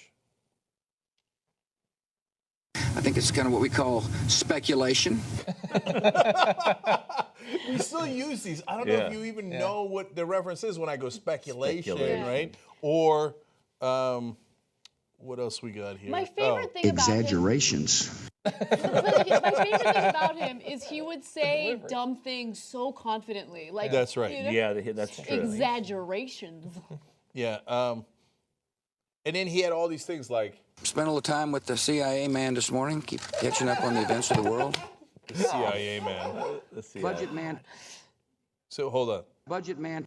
And Oh, he so he budget, sent his his budget budget man. director was the budget man. Sent him up to the hill. I said him, yeah. Sent my budget man up to the hill. I say this one all the time. You guys have no idea what I'm talking about. And I make a lot of big ones and I make a lot of little ones. That was not referring to poop. It was actually about his decisions again. If you've retired, you don't have anything to worry about. It's the third time I've said that. I'll probably say it 3 more times. See, in my line of work, you got to keep repeating things over and over and over again for the truth to sink in, to kind of catapult the propaganda. Oh, God. To catapult the propaganda. He had it, but he could have just stopped, right? But Karl Rove had told him that's how we catapult the propaganda, so he couldn't help himself. He wanted to repeat it, right? Yeah. Because he's a child. Internets. Internets originally comes from Bush. Yeah, You know, every once in a while people say internets, that's where it comes from. Yes. Or this. And one of the things I've used on the Google is to pull up maps. One of the things I've used on the Google when I was at the Gambia. Okay. You know, we used to think we were secure because of oceans and previous diplomacy. But we realized on September the 11th, 2001, that killers could destroy innocent life. Okay. We used to think we were secure because of oceans and previous diplomacy. Really? We thought we were done because of the oceans? Anyway. I know the human being and fish can coexist peacefully. What is the proper context for that? It sounds like a speech from the middle of Mars Attacks. Right. Or Like, it's like, no, yeah. come on, guys, don't like, attack. The president just walked out of a screening of Jaws. It's horrifying. Maybe he thought that's why the oceans could protect us. That's true. He called up the EPA, man. Okay, now this is one of the all-time classics. There's an old saying in Tennessee, I know it's in Texas, probably in Tennessee, that says, fool me once, shame on you. If fool me, we can't get fooled again. The pauses. How are you going to beat that? How are you going to beat that? No, the Mandela one. That's how you beat it. The Mandela quote was my all-time favorite. Can you do, Mandela, can you do sovereignty? Is sovereignty in there? Okay, I'm going to find all these. So Okay, let me just do random ones until I find them, okay? That's fine. Yeah. They could be hidden like the 50 tons of mustard gas in a turkey farm. A free and secure Iraq in the midst of the Middle East will have enormous historical impact. It was a peaceful and free Iraq, and he said a free. You're free, and freedom is beautiful. And, you know, it'll take time to restore chaos and order, but we will. One or the other. Yeah. Oh, man, where are these gold ones? Where's Mandela? Oh, where's Mandela? And where's sovereignty? Those are the two best ones. Yeah. I gotta. It's a really long question.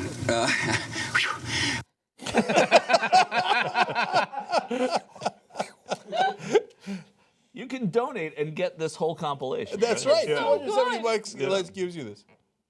Where's my good docs? Oh my God. They could be hidden like the 50 tons of mustard gas in a turkey farm.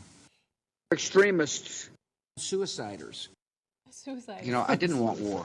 To assume I wanted war is just flat wrong, Helen. Excuse me. No president wants war.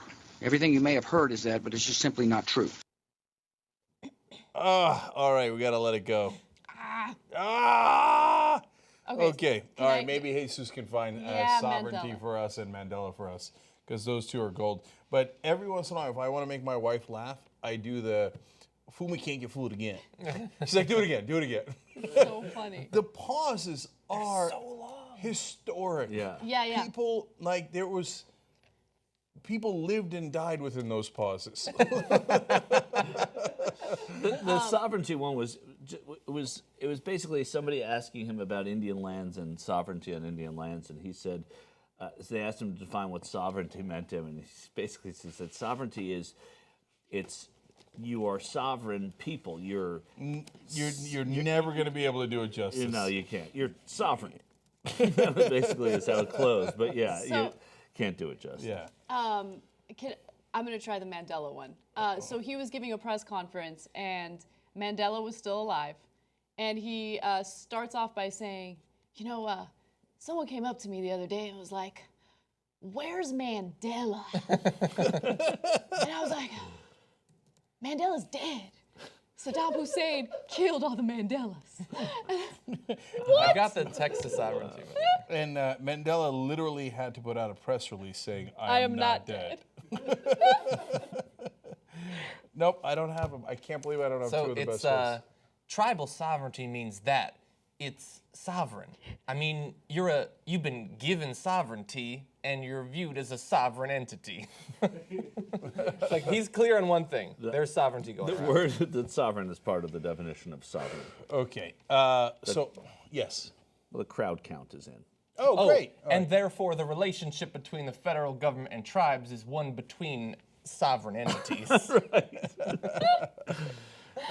Obama, 2009, 1.8 million, the most number of people that have ever assembled on the mall. Obama, 2013, 1 million. And Trump, 2017, 250,000. Wow! My God. Yes. Wow, that is embarrassing. 1/7 what Obama had? Yeah, I mean, it's... This is the movement, the populist? Right. Yeah.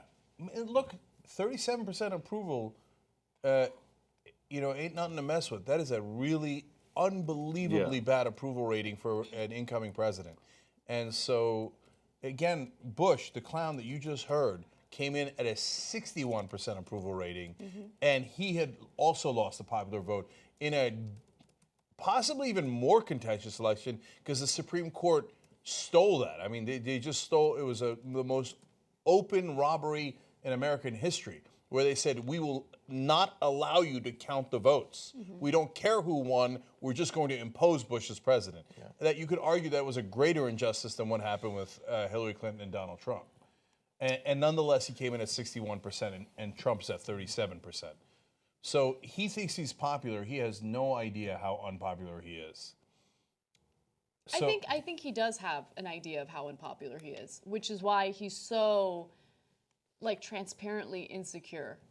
He's always talking about how great he is, and people who genuinely think they're great don't talk about how great they are. Yeah, and that's true. I think Anna's onto something there. I think he probably does know it, and he hates it. There's a great, there was a round table of people who have worked with Trump to produce biographies, and they talked about that at length, about his inherent, he believes that he's illegitimate in all of the areas of his life, and so he's constantly looking for ways to distract from that and reassure himself that he has value. And they didn't even get into the family stuff, like the wife and everything, but he has reason to believe that the people that are around him are only there because he's rich and they want things from him, all that, top to bottom. So I want to do a quick story about one of his cabinet picks, but I'm partly doing that. But what I really want to do before we leave for Aggressive Progressive is I also want to go around the table with silver lining for Trump. No, let me change the phrasing of that. What is the thing that you have hope for that he might actually do well? Like anything that he might do well at all, okay? So while you think about that, and I have my answer, and I'll give that in a second too. I didn't get to the story a couple of days ago, and I think that it is, the brazenness again is amazing. So this is the Tom Price of Price is Right. You pay me, I give you anything you want, Tom Price. But he pretends to be a Tea Party Republican. So these are guys who are against crony capitalism, et cetera. So we told you before that he had invested in these companies that do knee and hip replacements right before he proposed legislation that would help that specific company about knee and hip replacements. So it's not really subtle, right?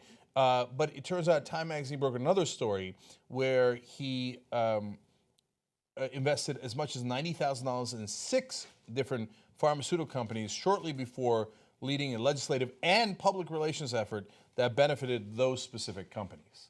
And this guy is the epitome of corruption and doesn't bother hiding it. And then Republicans later said, oh, yeah, we looked into that. And we concluded that Tom Price is one of the most ethical people we know. Senator Johnny Isaacson, who was the Republican who investigated, said, I'm the chairman of the Ethics Committee. Nobody knows the law, the Stock Act, better than I do. Stock Act is when you can't do self-dealing with private information you have because you're a congressman and trade in a way that the public doesn't have the same information. He said, Tom has done a great job and has made no ethics violations. Oh, well, if you say so, that's fine. And my theory, when we talked about this, the original story on his corruption is that that Trump didn't pick him despite the corruption. He picked him because of the corruption and thought, this guy's not going to get in my way. If we need to get something done, Tom is so brazen that he'll do any corruption, right? So I think that's why he was picked. Okay, so anybody want to start first on what they think Trump might do well? I have one. Yes. So I'm going to follow along with one of the messages that Bernie Sanders in the past couple weeks has been trying to drive into the media and Trump supporters. He keeps quoting and tweeting out the videos of Trump saying over and over and over again, there will be no cuts to Social Security, no cuts to Medicaid, no cuts to Medicare, and I will hold you to that promise, or were you lying? And considering that that's one of the few things that, as far as I can remember, Trump didn't flip-flop on, constantly contradicting himself. He kept saying that throughout the primary. It might be that he would be willing to protect those very important and very popular programs from cuts, which another Republican probably wouldn't do.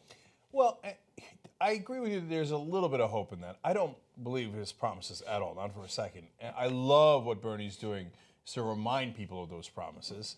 But the reason why there's hope is that at least Trump has a sense of what's popular and what's not popular. The other Republicans just want to please their donors. When they give speeches, they're giving speeches to their donors, not to the voters. Whereas Trump said those things about Social Security, Medicare, Medicaid, because he knows they're the 3 most popular programs we have in the country. So he's like, what am I, stupid? Right? Yeah, I won't let anybody cut Social Security or Medicare. Oh, they applauded. Good, I'll say that again, right? Yeah. So that maybe he'll have enough sense for his own personal gain politically to keep those intact. Knock on wood.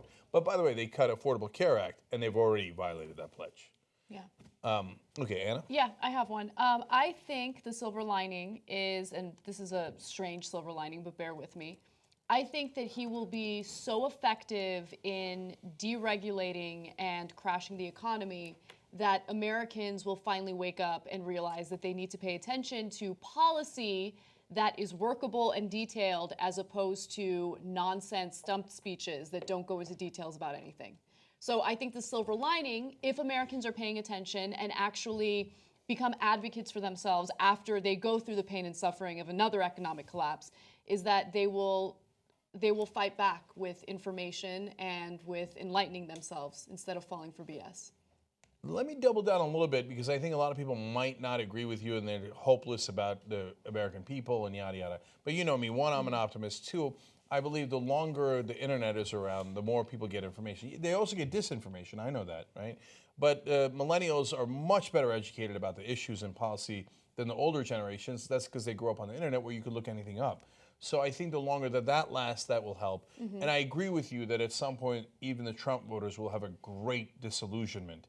And then at that point, I hope that they look for actual solutions and productive solutions. It's not an easy process, but I do have some hope that'll happen. Yeah, and let me be clear about something. I don't think the silver lining is that the economy would crash or that the middle class and the working class will continue to suffer and probably suffer more. That is not the silver lining. The silver lining could potentially come after that when people wake up, because that's what we need. I mean, look at what happened with someone like Bernie Sanders. He was populist, but he was populist on the left, and he had actual solutions to real problems that we have in America. I hope that that type of ideology and that type of thinking continues to gain steam so we can elect a real progressive leader. Okay, before we go to Michael and me, let's get that at least in the corner for a second, and then we'll come back to us. So this is one of my favorite moments, too, in the inauguration. When they do the parade and they walk by the president who's in the car, it seems pointless, right? Well, you know, we can't even see him, right? But for whatever reason, I don't know if this is my conservative past or whatever, I love this pomp and circumstance. I look forward to the silly, pointless car ride where you can't see the president, right? I look forward to the chopper. I look forward to the speech and the swearing in.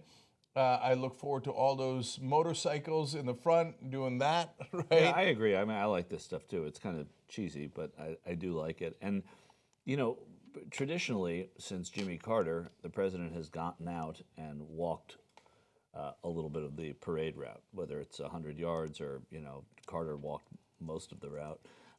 They do it. I don't know that Trump's going to do it. I don't know if security is that way. They're also showing at the end of the parade route that there are, at some point in my life, I started saying route instead of route, and I don't know when that happened. I do that as well. But there are empty bleachers at the end of the parade route. That's funny because it relates to what I was going to say. Yeah. I think he's going to wait for the part where there's the biggest crowd. Right.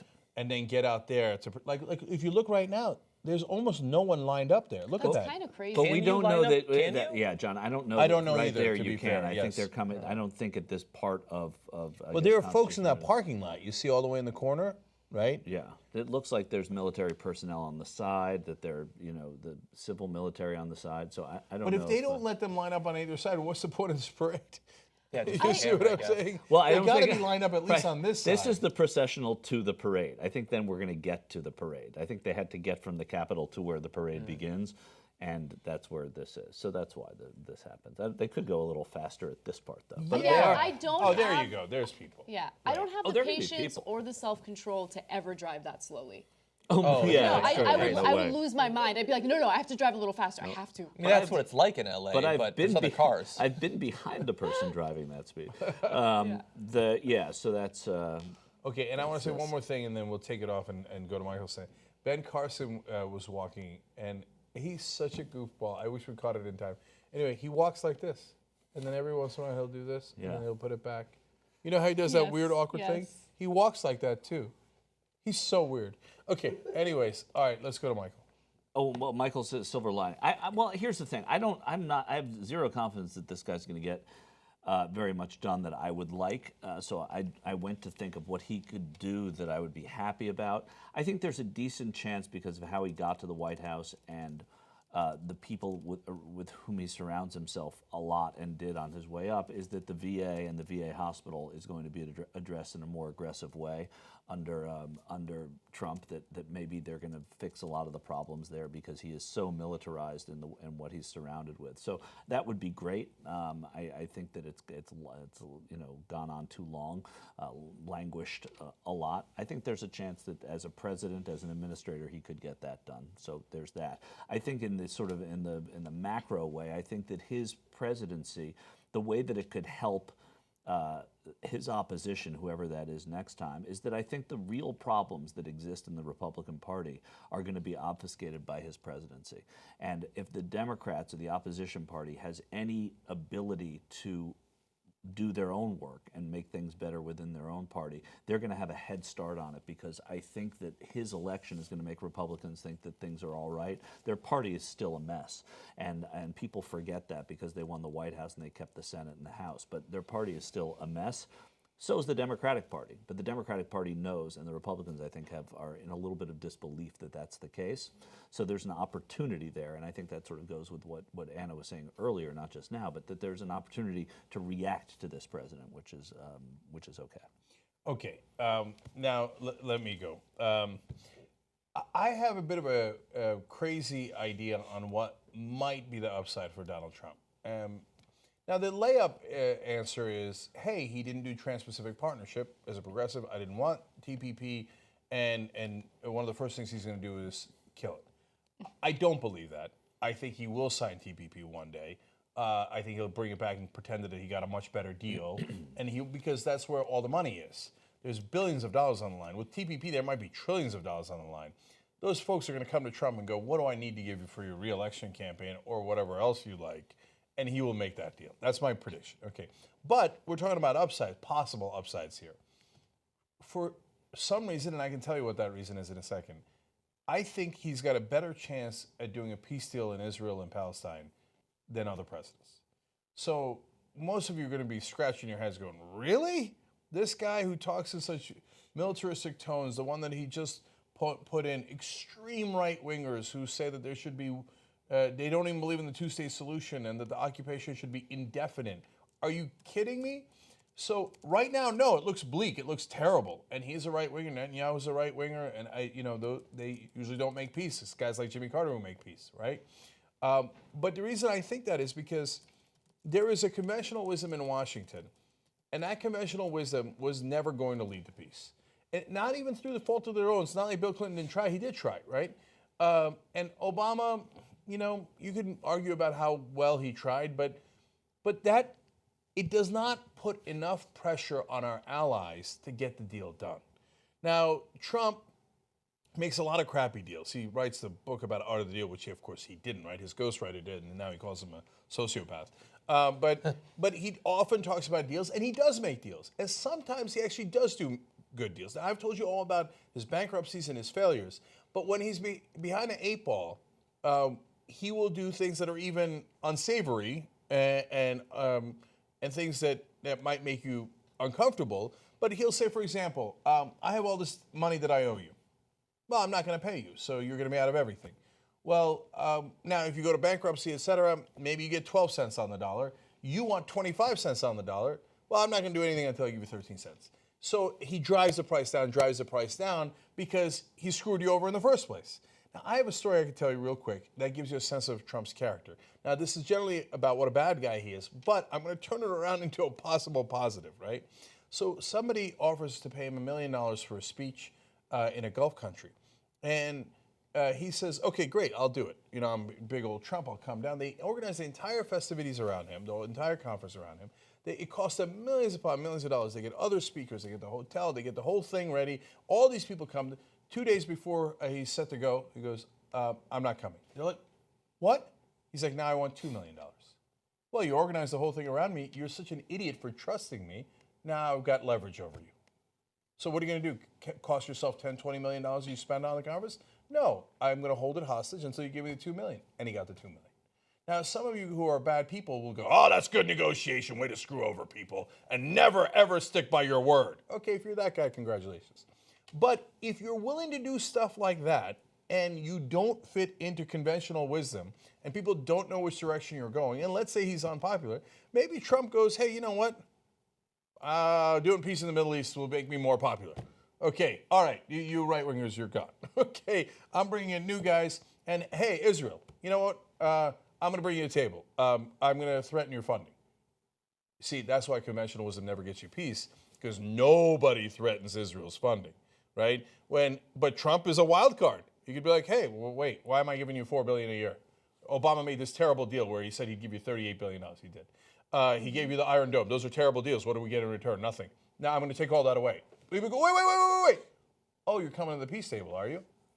So I'm not saying it's going to happen, and it's a long shot, but it is possible that wild card could actually lead to good results in that one case. Do you worry a little bit about the fact that he campaigned as this anti-establishment individual who can't be corrupted by money, even though he is the symbol of corruption, and that it will influence voters, basically against other potential candidates that are actually anti-establishment? You know, the whole fool me once, can't get fooled again. Right. Do you worry about that at all? Yeah, a little bit. Because here's what happened. The BRIC voters are what I'm worried about. The guys that said 17% of Trump voters said he was unqualified for office, but voted for him anyway. And that's because they wanted to throw a brick through the establishment window. And then when you do that and all of a sudden Trump lights the place on fire, they go, to Michael's point from earlier in the show, maybe we shouldn't have thrown the brick. That's right. Yeah. Right? But the problem is they threw it through the wrong window, right? Yeah. And they put the wrong guy in charge of throwing the brick. And that guy is like, boom, boom, boom, boom, boom, boom, throwing bricks everywhere and screwing everything up. That isn't helping anybody. Yeah. Yeah, I think that you could end up being right. I think that he could be a wild card in that way, but I haven't seen, in terms of his comments about Israel, any willingness to be hard on them in particular. Yeah. Oh, no, not yet. No. Okay. No, actually, that's not true. And I partly based it on this. During the primaries, he did say it. He said, why wouldn't I just get Israel to the table by threatening their money? You'll see. Right? And Rand Paul at one point talked about taking away the foreign aid to Israel. Oh, That yeah, lasted and he a week. got crushed. Yeah. Right. But Trump is no Rand Paul, in the sense that once he does this, nobody's going to talk him out of it. So We'll see. again, it's a small percentage chance, but possible. Is it crazy? My wild idea? I mean, crazy, no. I mean, anything you predict or one predicts about this guy is not crazy. I just don't see it happening. I don't see somebody who's hell-bent on a conservative approach to Israel and moving our embassy and the symbolic things that matter to the opposition in Israel, or Israel's opposition. I don't see that as being a pathway toward peace. So. Yeah. Well, we all agree. The current path he's on is not remotely a pathway to peace. Yeah. Okay. Can I mention something? This is being reported by Think Progress, and I think it's incredibly important. So there was essentially a fee cut to homeowners regarding, I believe it was insurance. So it was a price cut for insurance so homeowners can continue to afford their mortgages in their homes. Well, interestingly enough, just 11 days after the Department of Housing and Urban Development had announced a cut in fee rates for mortgages, Trump's team revoked the price cut. The small but significant reduction in mortgage insurance premiums had been set to go into effect January 27th, but is now suspended indefinitely. Now, there's your goddamn populist president, right? Is that the first act of the Department of Housing and Urban Development? Yes. Man, they are vicious. Oh, that's going to hurt them. That's going to hurt them. Well, it wouldn't be HUD's. Because I don't think HUD does that. I think it would be an administration thing. Because HUD, it doesn't exist yet. There's no confirmed secretary there. And I guess so that's true. there isn't the apparatus for HUD to come up with this proposal. It would just be an executive order. Executive order, yeah, linked to HUD in some fashion. Yeah. Okay. So we got to go. Aggressive Progressive is next. And then at 6 o'clock Eastern, the regular show like we do every day for 2 hours. So Jimmy and Steve are going to come in and take a... I was going to say take a progressive look at the Trump administration as opposed to what we've been doing for the last, 6-7 hours? Yeah, maybe a more aggressive look towards the Trump administration. But of course, you'll love that. The members get all the aggressive progressives, tytnetwork.com/join. And then I want to check in, obviously, on where we are on the fundraising for journalists that we're hiring before we go. Earlier, we announced the hires of Michael Tracy and Ryan Grimm. So let's take a look at tytnetwork.com/go here. And my iPad died, so as it was like going, I was thinking Jeb Bush, low energy. All right, 1,073,000. We love you guys. Keep it going, keep it going. Now we got to get to 1.5 million for the next crew, and so that we could have even more power. Look, now we got 3 teams out there. I mean, time to roll up our sleeves. That's pretty good. And if we have 4, I think we're going to be in great shape. And I leave you with one more Bush clip, but the other Bush. We got to go because you're kicking me out the door. You're kicking me out the door. Poor old Jeb. We won't have him to kick around anymore. Give him a break. Kicking me out the door. All right, guys. Oh, and thank you, Michael.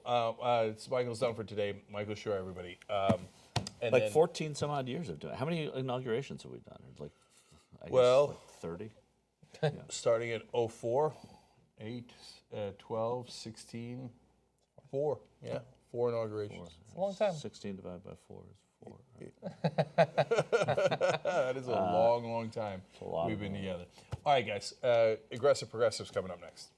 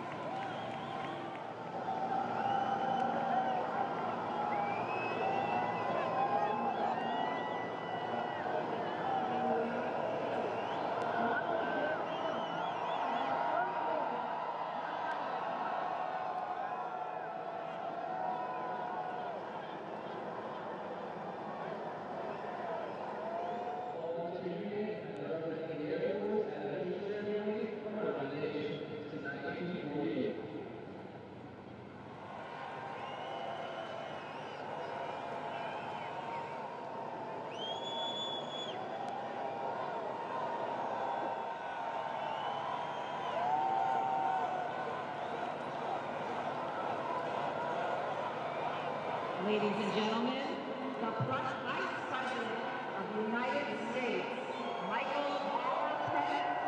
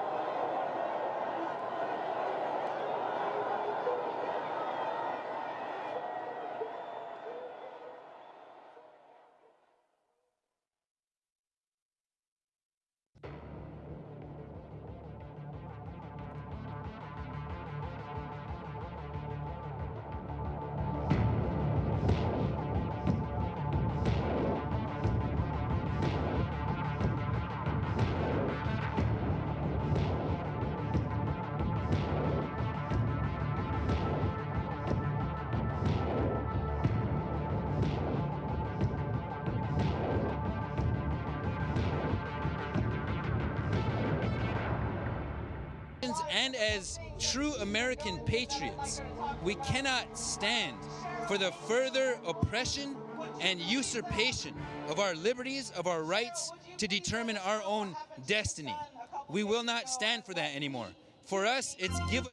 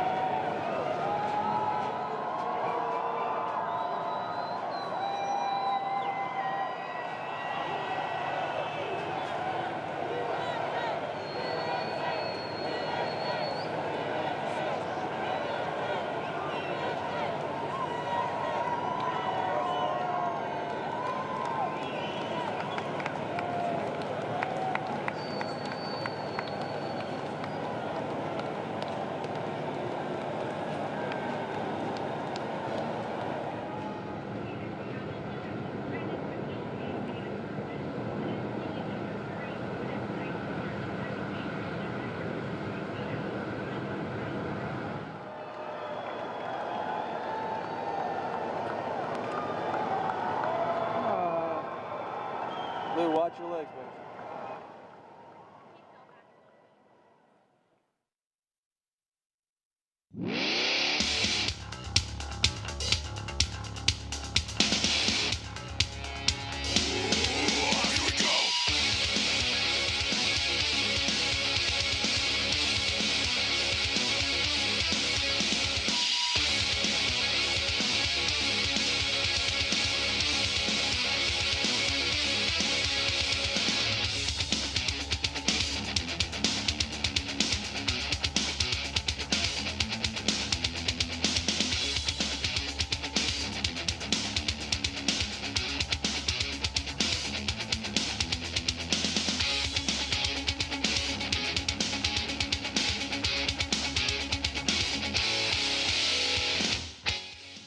Everybody, welcome to Inaugural Day Aggressive Progressives. I'm here with Steve-O. Hi, Steve-O. How are you? Hey, Jimmy. Good to be here. We have a jam-packed show loaded for you, right? We're going to take a look at Trump's speech this morning. It was very brief.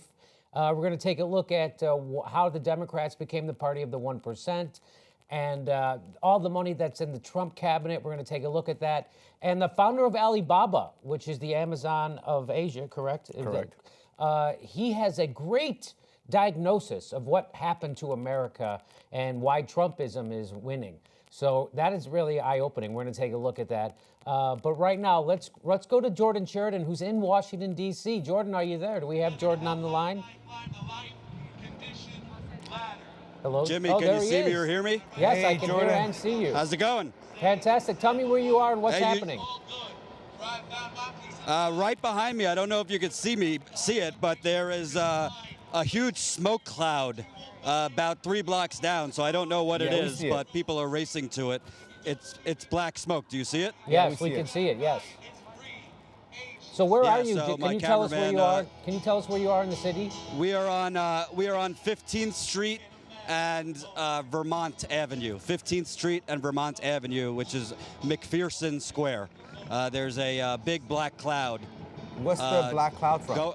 Big black clouds. We don't know. My cameraman just left me here to go live with you to go check it out. So okay, we're a lean, mean operation. So tell me what you've been experiencing in D.C. You know, from the beginning this morning, it was very evident that Mr. Trump was not going to have a huge gathering. There was not that many Trump supporters within eyesight. You saw a few scattered walking on the streets, but it was very, very small compared to 4 years ago or 8 years ago, when this city you couldn't even move with Really? Obama's inauguration. As the day went on, it's gotten pretty chaotic. So we've had protesters being maced. There are protesters that are, looting and things like that, breaking glass windows at businesses. Starbucks has actually closed all of its locations here because one of them had its windows broken in. So as a precaution, they closed down. I was personally at a protest where about 100 people were arrested by police. Apparently or allegedly, they broke a glass window, but I find that hard to believe that 100 people did that. And that was a big standoff where police were literally macing people for literally putting their foot in the street. They got maced. So not too different than Standing Rock type militarized force today. Jordan, can you explain what they're protesting exactly? Is it just a general concept of Trump as our president, or is it a particular cause? What are they protesting about? There's really a mishmash. Every protest I've been to has kind of been a mixed salad of every progressive motivation or group you could think of. You got Black Lives Matter, you have Code Pink, you have Socialist Revolution, you have anti-Syrian intervention people, you even have some conservatives, the Never Trump people out.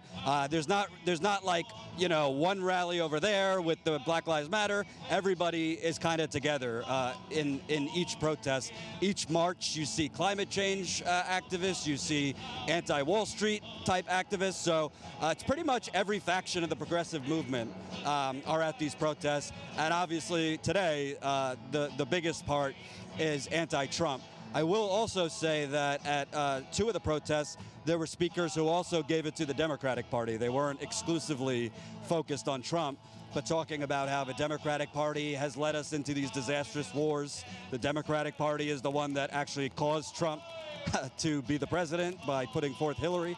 So as much as it's been about Trump today, there's also been some spotlight on the Democratic Party. So how far away from where the inauguration took place are you? Can you tell us? Yeah, we're probably, from where he was sworn in, probably a good 10-minute walk. Okay. TYT, if the fans want the behind the scenes, TYT was denied credentials because they don't like people who actually challenge power. So we couldn't get into, the elitist cocktail crowd at the actual inauguration, but there were some progressive activists, some Ryan Clayton of Wolfpack also, who was able to actually disrupt the actual inauguration ceremony. 5 of them lined up with a RESIST, so excuse me, RES, more than 5, lined up with resist t-shirts and signs that, not sleeping so well, so excuse me. No problem. But there was progressive interruption at the inauguration, but I didn't get in there. But to tell you the truth, I'm not so sad about it because we've really been where the action is. We've been to protests. I've seen people getting maced. We've had some great interviews. Behind me is actually a very big rally at McPherson Square. There's actually some activists and leaders from Standing Rock that have spoke here as well. So you kind of have the progressive movement coming together against Trump. And like I said, they're calling out the Democratic Party, who, let's face it, is not exactly reformed since Hillary Clinton's loss. Jordan, I'm not at all surprised that your credentials were denied after the way you took down Donna Brazile. You are a disruptor. You ask tough questions. They don't want you there. No. I was very upset. My invitation to the Christmas party was lost in the mail to the DNC. Donna Brazile has blocked me on Twitter. Neera Tanden has blocked me. So, this is what you get. But as Cenk and I always discuss, obviously it would be preferable to have access and, be able to get in front of these people. But the bottom line is journalism is so scarce in America. It's become such a rarity for people to actually challenge power and, not just let them spew talking points, that when you actually do it, you do run the risk of being banned and this and that.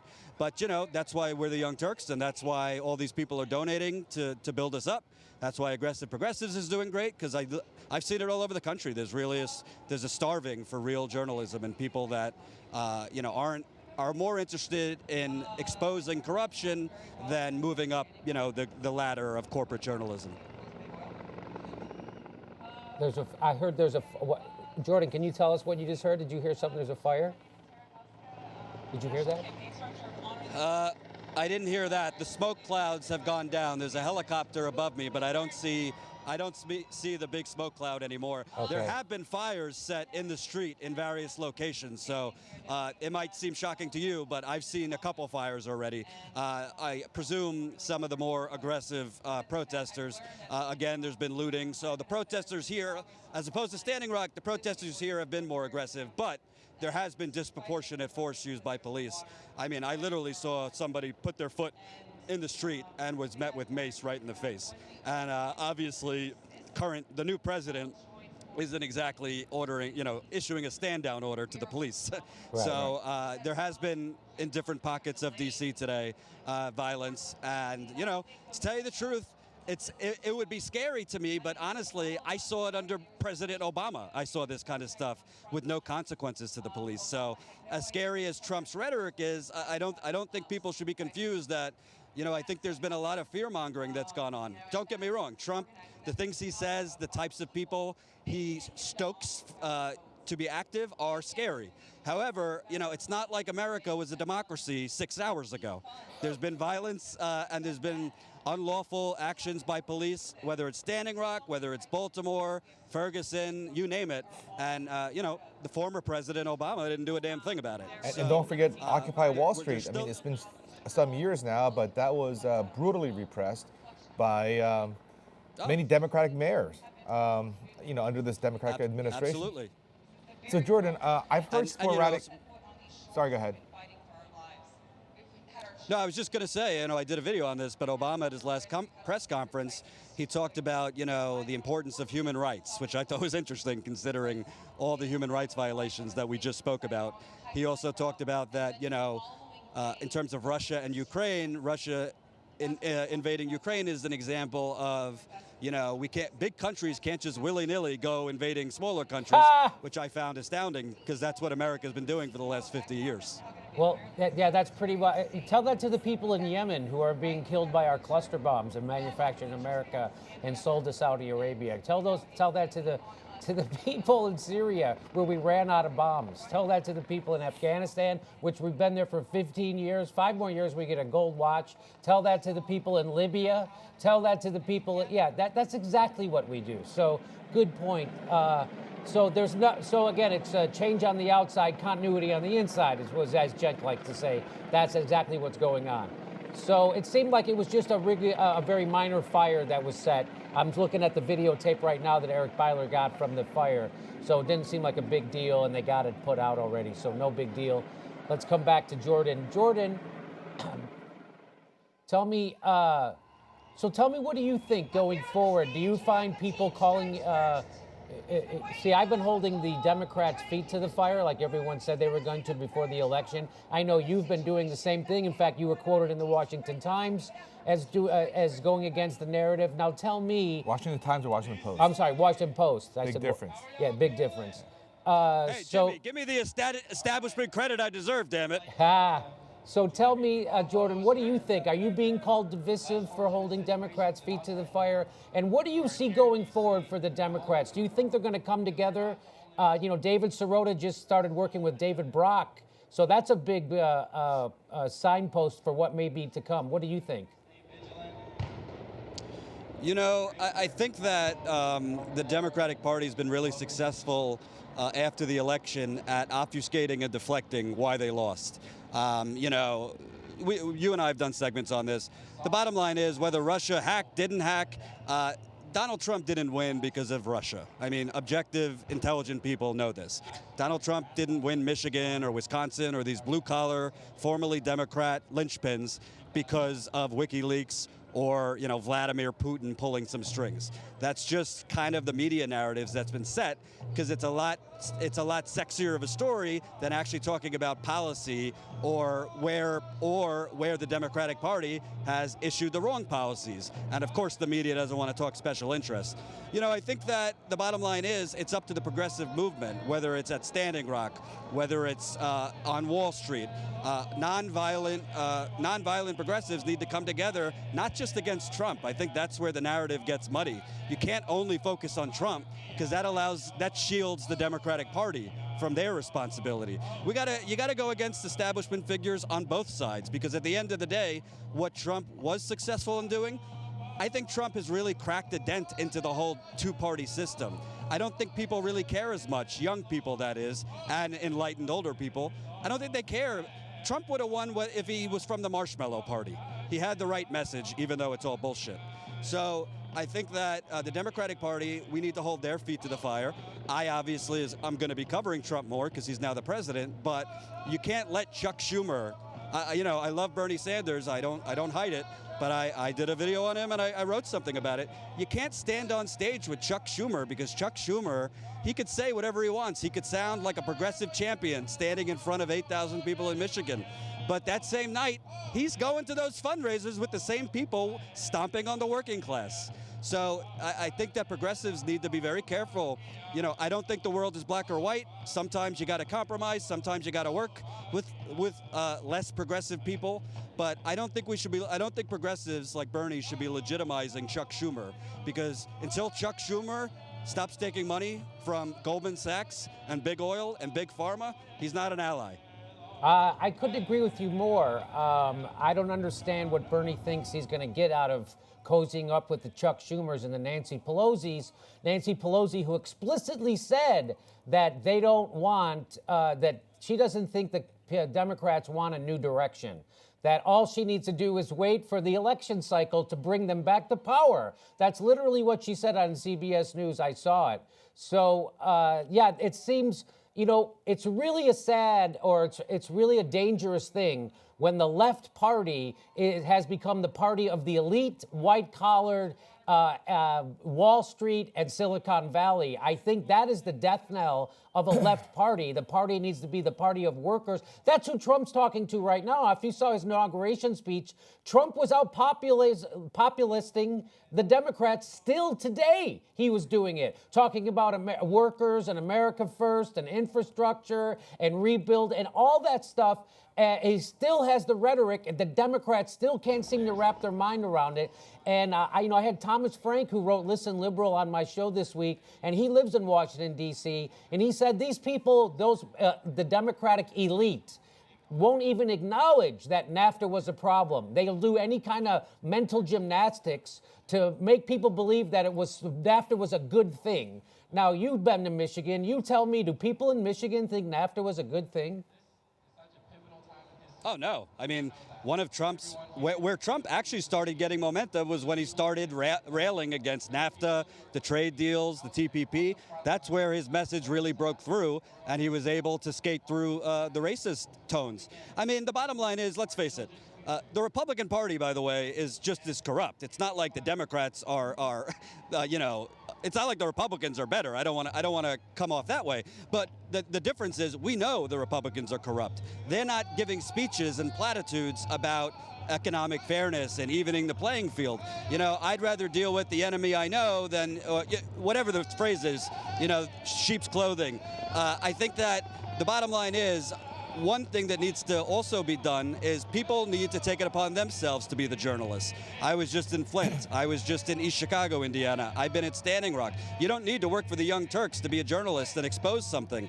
It's kind of a twofold thing. There needs to be political activism, but there also needs to be independent journalism. Because let me tell you something. And this isn't about, me patting myself on the back, but me doing what I'm doing in Flint and East Chicago, I got the EPA a little scared.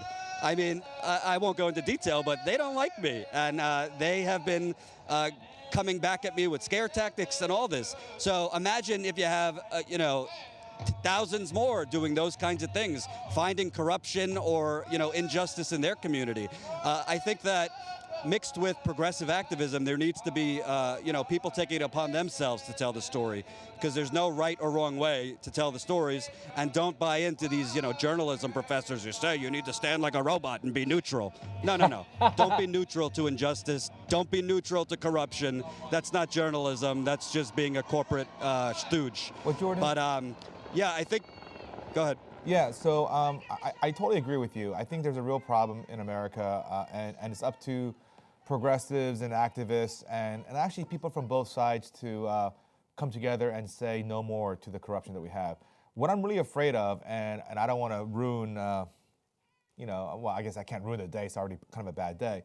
What I'm concerned about, Jimmy and Jordan, is that the Democrats have not learned anything from this recent loss. In their minds, if they had a candidate who was less hated than Hillary, a candidate who was less incompetent than Hillary, then they would have won those few states where they lost by 100,000 votes total, and they would be in power right now. So 4 years from now, what they're going to want to do is run someone like Cory Booker or some other corporatist Democrat and eke out a win. And they're going to try to do everything possible to make Trump, seem like a failure and hopefully skate by. I don't see them reinventing themselves. I don't see them representing Americans.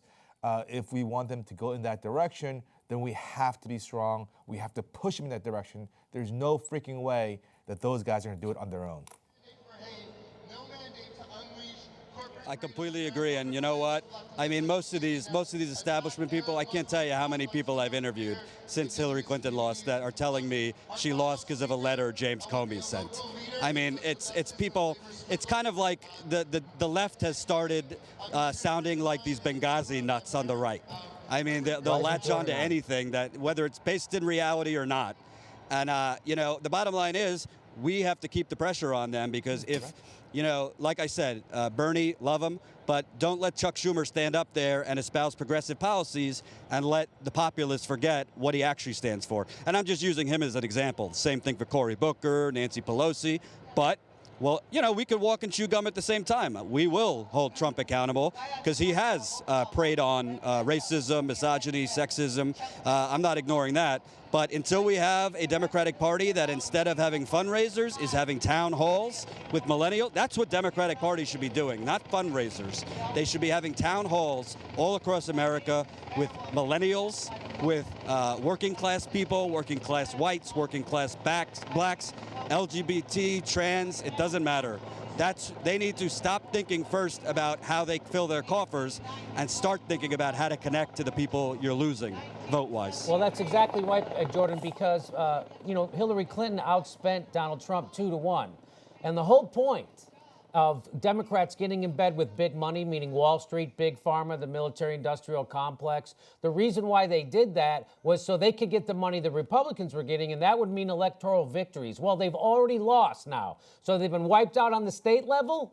They've been wiped out on governor's level. They've been wiped out in Congress. They've been wiped out in the Senate. They've been wiped out on the presidency. The Democrats are wiped out. So this idea that becoming just like Republicans and getting in bed with the people they're supposed to be standing up against, meaning Wall Street, that is a losing strategy. It's been proven losers, and took Barack Obama's elegance and his speaking ability to paper over that for 8 years, which is exactly what happened. Remember, the people didn't come out in the midterms for Barack Obama in 2010, and they didn't come out for him in 2014.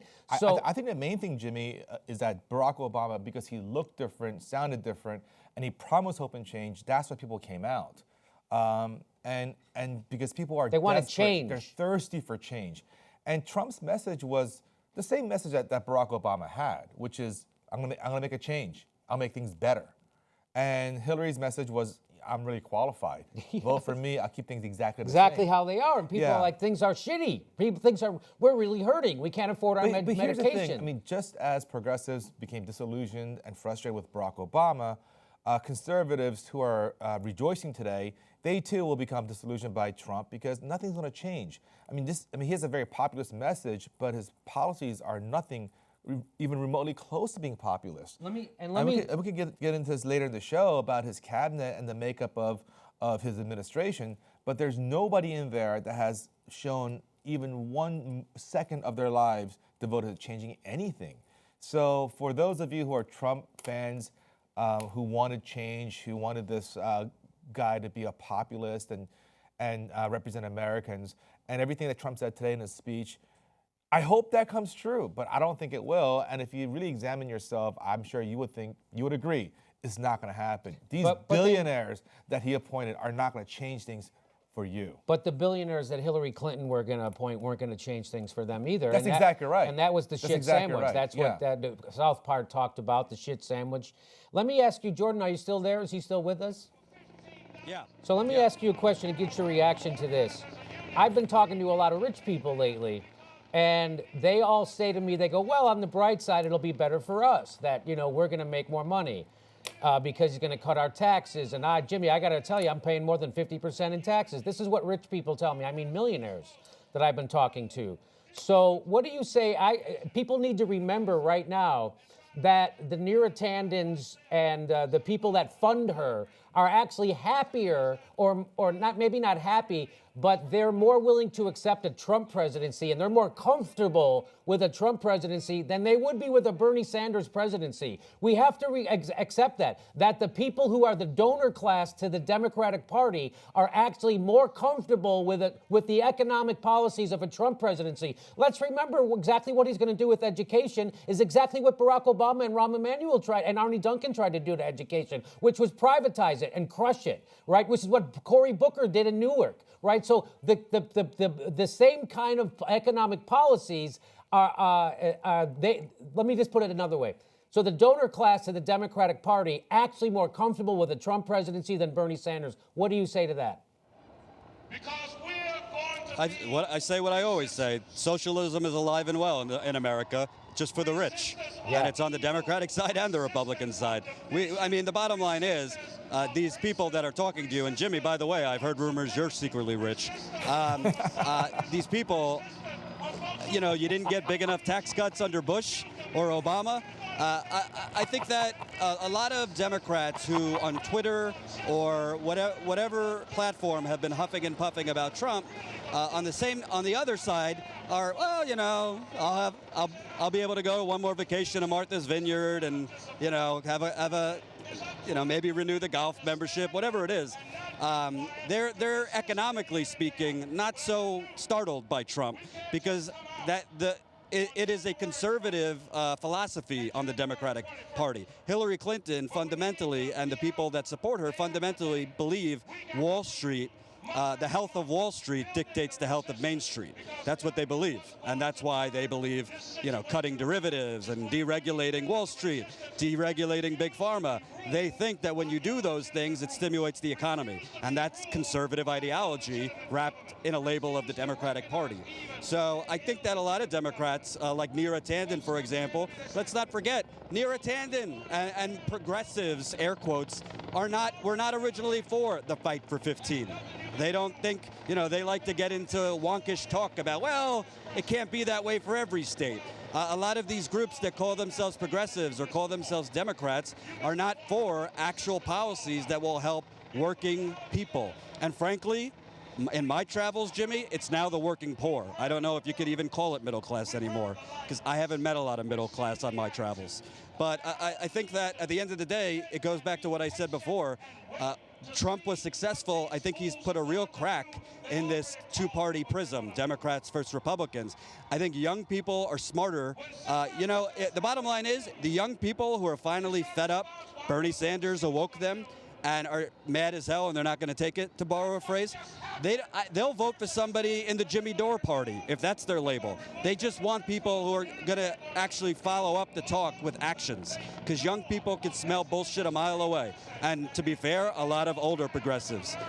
So I think the young people, they don't care if a Democrat comes forward. They don't care if a Republican comes forward. They don't care if an alien comes forward. They care if a leader will stop bowing down to special interests and will fight for them. And will stop on one end talking about, we got to even the playing field, and on the other end have, cocktail parties with big donors that are stomping on the working class. That's why Bernie was so successful. That's why Tulsi Gabbard, I believe, is a rising star among progressives. I think Elizabeth Warren used to be. I think she's lost a lot of credibility. But yeah, we got to stay vigilant at the Democratic Party, because if we buy into the corporate media, which created Trump and are now trying to double down to oppose him, it's kind of bipolar. They created him and now they're vehemently against him. If we just buy into their narrative that it's all Trump and all extremism on that side. Okay, I'm being told that you're cameraman and you have to go cover a story right now. So I'm going to have to let you go. Jordan, okay. Thank you so much Beautiful. for taking time for us. I really appreciate it. I know the fans of Aggressive Progressives love to hear from you. Check out Jordan at tytpolitics.com or youtube.com/tytpolitics. Thanks so much to Jordan for sitting in with us. I really appreciate that. I think if we go to my computer, I think we have a nice picture. So that's Inauguration Day for Barack Obama, and that's the Inauguration Day for today. A little different, huh? Wow. What's that giant things of white? Yeah, just we have to go to a break. Oh, I'm sorry, I didn't know we had to go to a break. So we have to go to a break. We'll be right back in 2 minutes. This is the Aggressive Progressives on TYT Live. We'll be right back.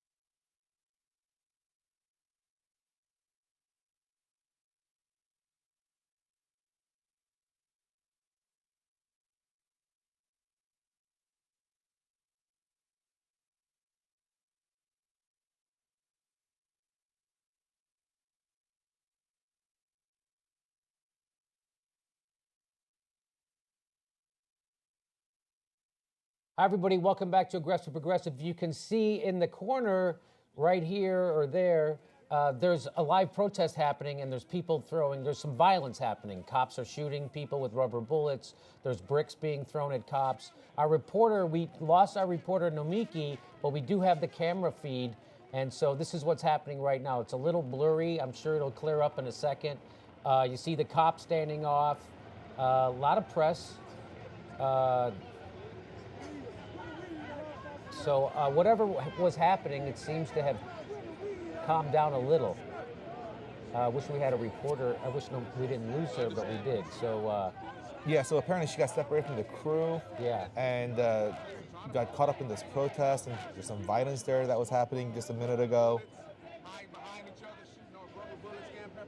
So there's the free hugs guy.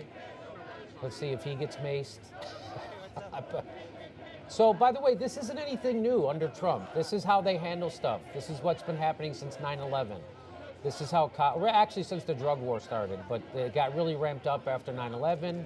And of course, we saw it on full display during Occupy Wall Street. The way the state deals with peaceful protesters is to crack their heads open, mace them, tear gas them, and then violently arrest them.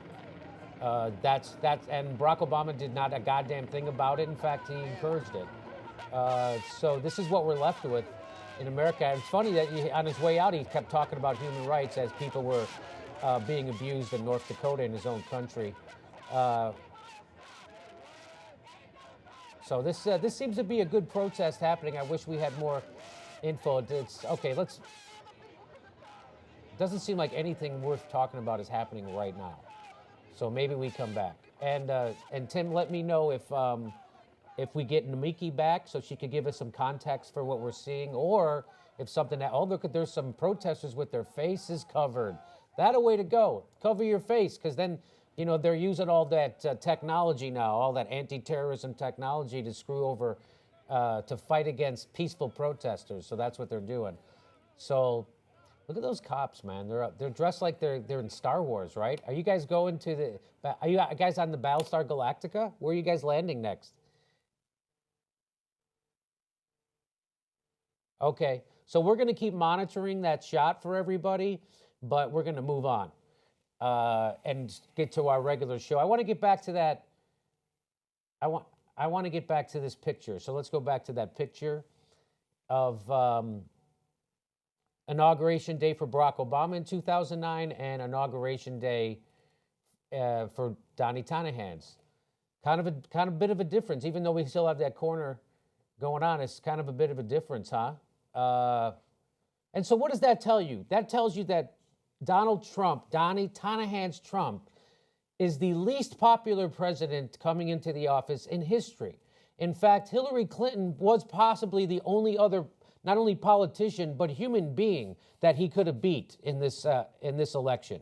So the exact opposite of what the Clintonistas were hoping would happen, the people at the DNC, the Donna Brazils, the Neera Tandons, the Debbie Wasserman Schultzes, what they wanted to do was elevate Trump because they thought they could beat him. What they didn't realize they couldn't beat anybody.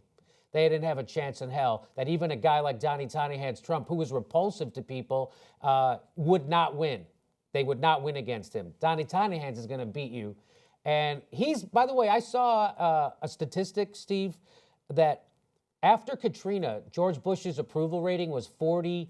Do you know what Donnie Tanahans' approval rating is today going into office? 40%. Donald Tanahans Trump, his approval rating is lower than George Bush's after 4 years of the Iraq War and after Katrina. Donald Tanahans, less popular than that guy. So again, this goes to show you this is a gift to the Democrats. This is a gift to the left. Will they take it? What I mean was, are they going to come back at it with the same goddamn corporatism that lost to Donald Trump? They're going to try. They're going to try to hold on to that corporatism. The DNC has now been all populated with all those corporatists that wanted that screwed over Bernie. Now they're right back in the DNC. So we're slowly taking it over. We took it over in California when we had the delegate. A couple weeks ago, we had the delegate election here. Bernie Kratz, the progressive wave, took over California. All those corporatists are gone. Okay, so we need to do that at the DNC national level. Our best hope is Keith Ellison right now. Keith Ellison is a mixed bag. And that's why I don't know about the Democratic Party, but I'm going to support Keith Ellison because Bernie supports Keith Ellison. But just as Jordan was saying, you know, what does Bernie think he's accomplishing when he stands on stage with Chuck Schumer? Chuck Schumer is the problem.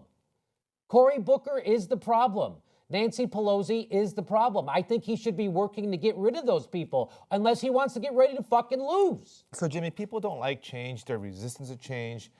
And they're especially resistant to change if the change means that they are out of power or out of influence. So that's the reason why they come up with all these narratives. First, the first few days after the election, the narrative was fake news. Hillary Clinton lost because of fake news. And when that became not that interesting anymore, then they went on to Russia. They lost because of Russia. They lost because James Comey.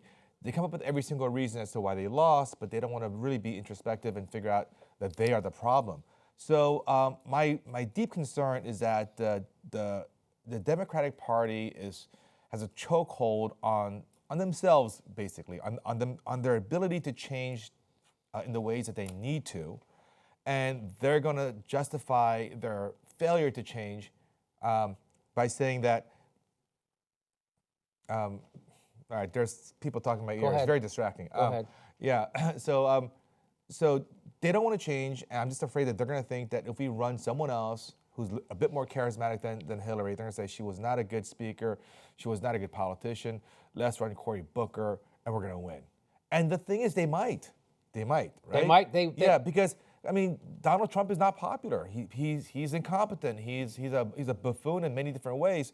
So they run Cory Booker against him, and they might win, and then we have another 8 years of that neoliberal bullshit, which really paves the way for another more terrifying version of a right-wing populist. So here's that's what we have to really guard against. And that's the reason why we did a show, so that we don't have neoliberals that pave the path for even worse right-wing populists. So like I said before on this show, I was reading Thomas Frank's book, and he quotes in that book, he says that, you know, the people who are still playing the R's and D's game, meaning the Republicans versus Democrat game, they're practicing an antiquated ritual that hasn't made sense since the 1980s. So as we saw just a week and a half ago, Cory Booker and 12 or 11 other corporate Democrats, which are indistinguishable from right-wing maniacs when it comes to trying to help people get cheaper drugs. Completely, in fact, Cory Booker, Patty Murray, and the rest of those corporate Democrats, worse than Ted Cruz. Think about that for a minute. So you still think the problem is Republicans? You still think the problem is Donald Trump? Donald Trump's not even president yet, and it was the corporate Democrats who blocked poor, sick people from getting the same drug at the same price as people in Canada do. That's how broken our system is. Our system is broken. So the reason why I keep hammering on this is because the corporate Democrats don't want to change. They think it's okay. They don't understand that half the country is poor. Just like Jordan just said in his report, he's out there in the country meeting people, and what he says, he can't even call them the working middle class. They're the working poor. They're in poverty and working. And in America, the richest country the face of the earth has ever seen, for somebody to work 40 hours a week and they're still rendered poor, they still have to live poor. They still can't afford their medicine. They still can't see a doctor. That's what we're left with in America. And why are we left with that? Because the system is rigged. And who did it get rigged by? It got rigged by Bill Clinton and Barack Obama. That's who rigged the system with the help of George Bush. So what do people point to when they point to Bill Clinton's big accomplishments? And these are his supporters. Bill Clinton's supporters point to 5 things as his accomplishment. He deregulated the telecom industry. He repealed the New Deal banking regulations. He gutted welfare. He exploded the prison population. He passed NAFTA, and he balanced the budget. Now, if you look at all 5 of those things, they all ended in tragedy. People could argue about the balancing the budget in the middle of a recession. People can argue that. But, okay, let's say 4 of those 5 things, they ended in tragedy. Exploding the prison population while gutting welfare, while regulating the telecom industry. So that's why we can't get real news to anybody. And that's why people aren't aware of what's going on, because Bill Clinton made it so we had 50 media companies bringing you all your news and entertainment. And after Bill Clinton, we have 6. An amazing concentration of power in the information sector of our country, which there's nothing, the fourth estate, journalism's so important to the way our democracy functions in America that it's one of the 3 professions mentioned in the Constitution, right? Nobody does investigative journalism anymore. That's why the Young Turks are doing it. Now they have 3 investigative journalists, and that's probably 3 times more than NBC has. So the problem in America started with Bill Clinton. His biggest, what his supporters point to as his biggest victories have all turned out to be nightmares for America. Let's talk about Trump's speech. Should we do that? Let's talk about Trump's speech. So let's, I don't know if you saw, how much of it did you see? Did you see it? I listened to it on the radio. So his speech, half of it was pretty good. I mean, it had good messages about, populism and bringing power to the people. He made a big deal about how this is not just a transition of power from a Democratic president to a Republican one, but one from, Washington to the people. Wow. I wish it were true. Yeah. It's not true, but the messaging is good. And then towards the end of the speech, he became much more, he did the whole America First thing, and he talked about basically kind of a nationalist, kind of an isolationist type of message, which resonates well with a certain segment of society. But even there, he tried to make it sound like he was looking out for all Americans. And that message, you know what? I mean, even the parts that seem more xenophobic, I'm okay with it if it's actually true. I just don't believe any of it. And the reason why I don't believe any of it is because his actions completely contradict his words. When he talks about bringing power back to the people, how is that even remotely possible when he's appointing billionaires who have no concept of what regular Americans go through? So, Jimmy, I want to tell you a quick little story about, this is a good friend of mine, so I don't want to throw him under the bus, but he's a diehard Hillary fan. He loves Hillary, loves her, and it's partly because he benefits greatly in the system that we're in. I guess he's rich. He's very rich, so he serves on a board of a Fortune 20 company, and he works about an hour a month for this company on the board, and they pay him $600,000 a year. You cannot pay someone $600,000 a year unless you're paying a bunch of other people at that company starvation wages. Right. You just can't pay $600,000 to everyone. You can only do that to like 1 or 2, and everyone else gets paid $6 an hour, $8 an hour, whatever it is. So, but he's a nice guy. He's a nice soft heart. He doesn't want to see people starving and sad. So he likes Bernie's message, but he dismisses it as being fairy dust. And he embraces Hillary as, as a good guy, and he hates Donald Trump as being the bad guy. And he's not really being honest with himself, because the reality is that whether we have Donald Trump or if Hillary had been appointed, our fiscal policies, our monetary policies will be largely the same. So, just an hour ago, someone was telling me people who say that Donald Trump and Hillary Clinton are the same are crazy if you look at their appointments. Well, I agree that Hillary would not have appointed someone like Rick Perry to Department of Energy, because he's an idiot, and Barack Obama appointed scientists and people who understand nuclear physics and all of that. So I agree with him there. Maybe the Secretary of State would have been different. Instead of Rex Tillerson, they would have had someone that's a little bit more of a statesman. But in the areas of commerce and treasury and education and all these other areas, I think it's largely the same. Yes, right. Of course. So you have one Goldman banker versus another Goldman banker. Same, right? When it comes to financial and economic monetary issues, they're largely the same. So I say this to both the Hillary supporters and to the Trump supporters, okay? Why are you so happy with Hillary or with Trump? They don't care about you. Unless you're a big donor, then they care about you. But if you're not a big donor, they don't care about you. So I I'm sad, and at the same time, I laugh at the Trump supporters who are so gleeful today, and they're dancing with joy because they think somehow they won. You didn't win anything, okay? All you got is a guy with an R next to his name as opposed to a D next to his name, who's gonna do the same shit that's been done for the last 30 years, which is to basically concentrate more and more wealth into the hands of fewer and fewer people. That's what you're gonna get.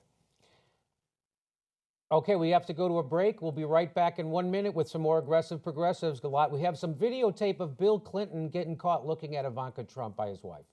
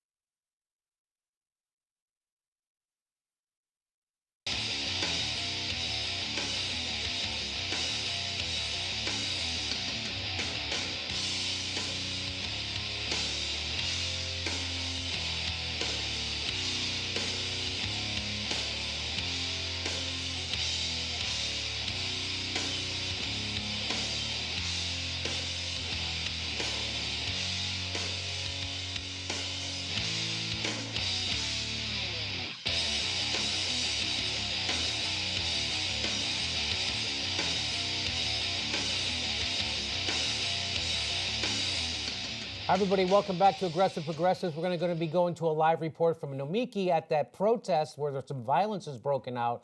We're going to be going to that in just a second. Can you come to my computer? I want to show you what I just got. So this is Bill Clinton. I'm being told he's looking at Ivanka, and he gets caught.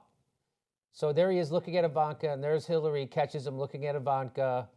What the fuck are you doing, Bill? We're not in the, oh, shit. Oh, she's like, oh, that son of a bitch. He's still doing it.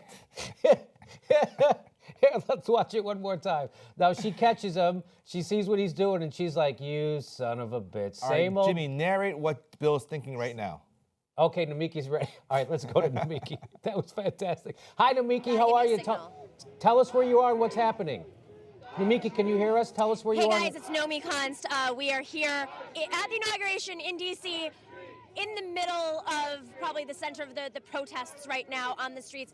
We have someone here who's identifying himself as the people. He was here and he watched everything go down when the pepper spray came out and things started to escalate. Hey, so what did you see? How did this transition from a peaceful protest to suddenly pepper spray and tear gas were unleashed? They kept trying to push us back. They kept trying to push a new line, giving us their way of doing things instead of our way of doing things. We, the people, wanted to protest peacefully. And on top of that, the moment anyone tried to come across that line, even slightly, they would come out in a mass and also have their batons and their pepper spray ready at the hand to abuse the people. Now, that's oppression to me. Every government that you see around the world has this same form of oppression. They did it in the Ukraine. They did it in so many different countries. I can't even name them right now. So, what kind of things did they unleash when things started to escalate? Because I was on the outside, not right in the center. I know there were a lot of reporters here, as you had mentioned earlier, that reporters were being pepper sprayed. Yeah, I was going in and out, in between the lines, back in between the lines. They were throwing rubber ball grenades. They were shooting rock salt munitions at us. They were pepper spraying us. That has pepper spray that's been modified with some kind of pressure tank to project it even further. So now they got 20 feet ahead to mace you. They had a crowd of reporters further back on the other side of the street over there, over that wall of police, and they literally let loose with the grenades, with the pepper spray, with the salt, and they also have paintball guns.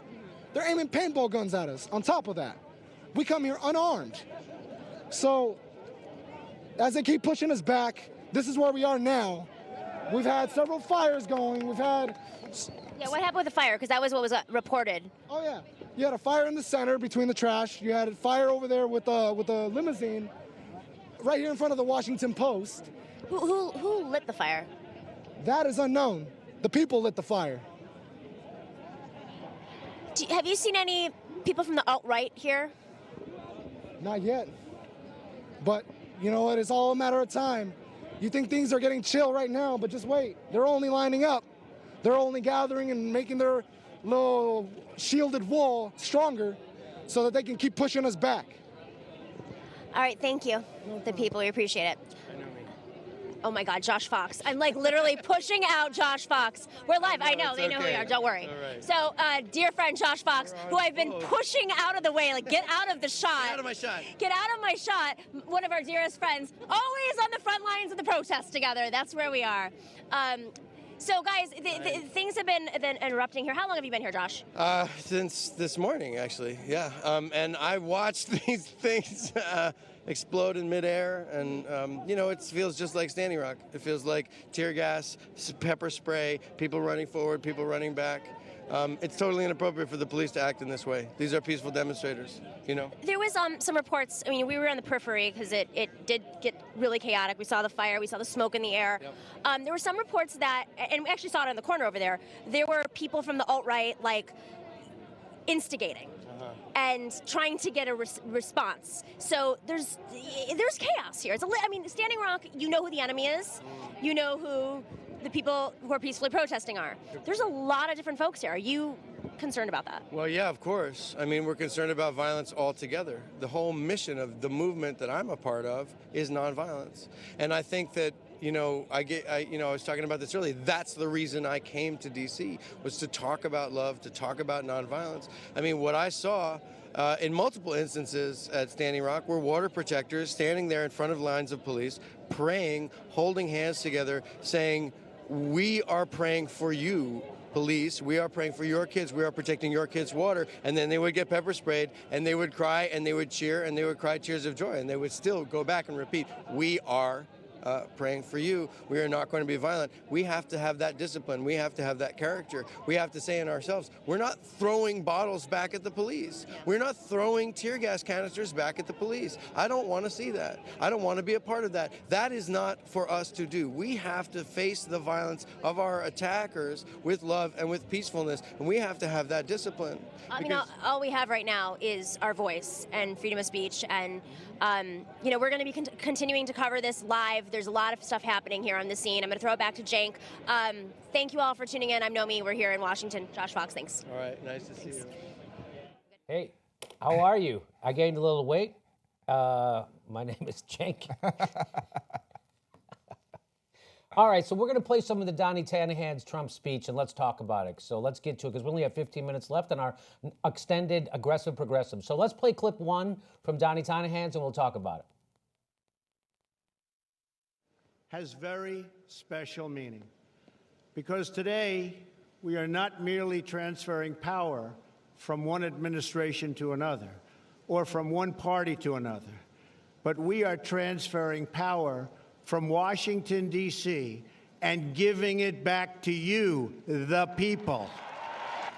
For too long, a small group in our nation's capital has reaped the rewards of government, while the people have borne the cost.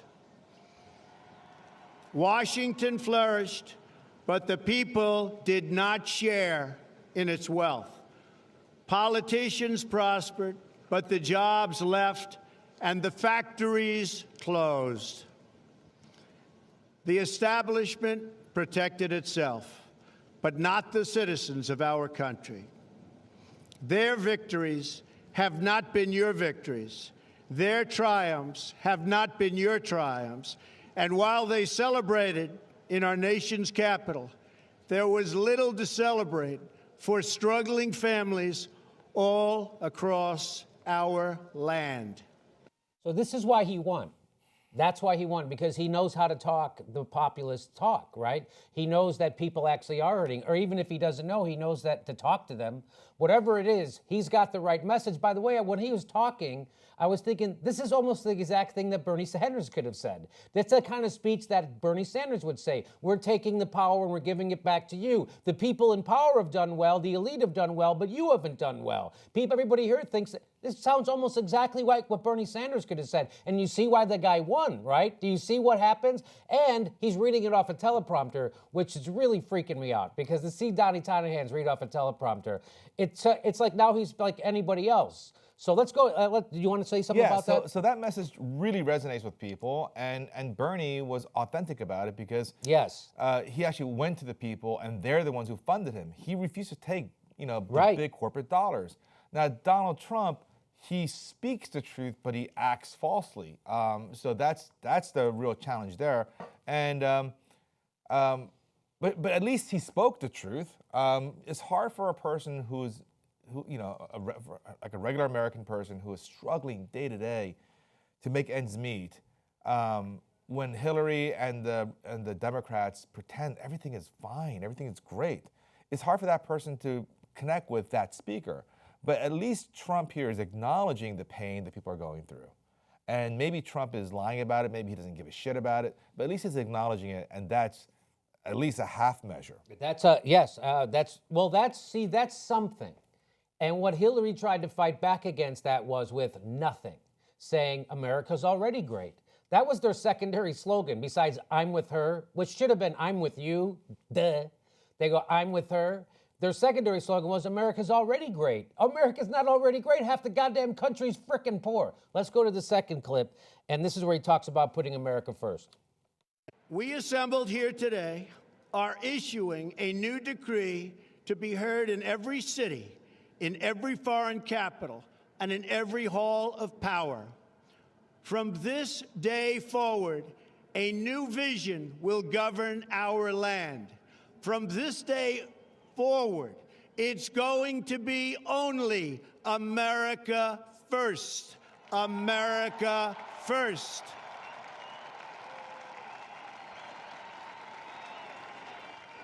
Every decision on trade, on taxes, on immigration, on foreign affairs will be made to benefit American workers and American families. We must protect our borders from the ravages of other countries, making our products, stealing our companies, and destroying our jobs. So it's funny that he says that. That idea, so we're not going to have time to cover that story from the albino guy. What's it called? The Alibaba? Alibaba guy.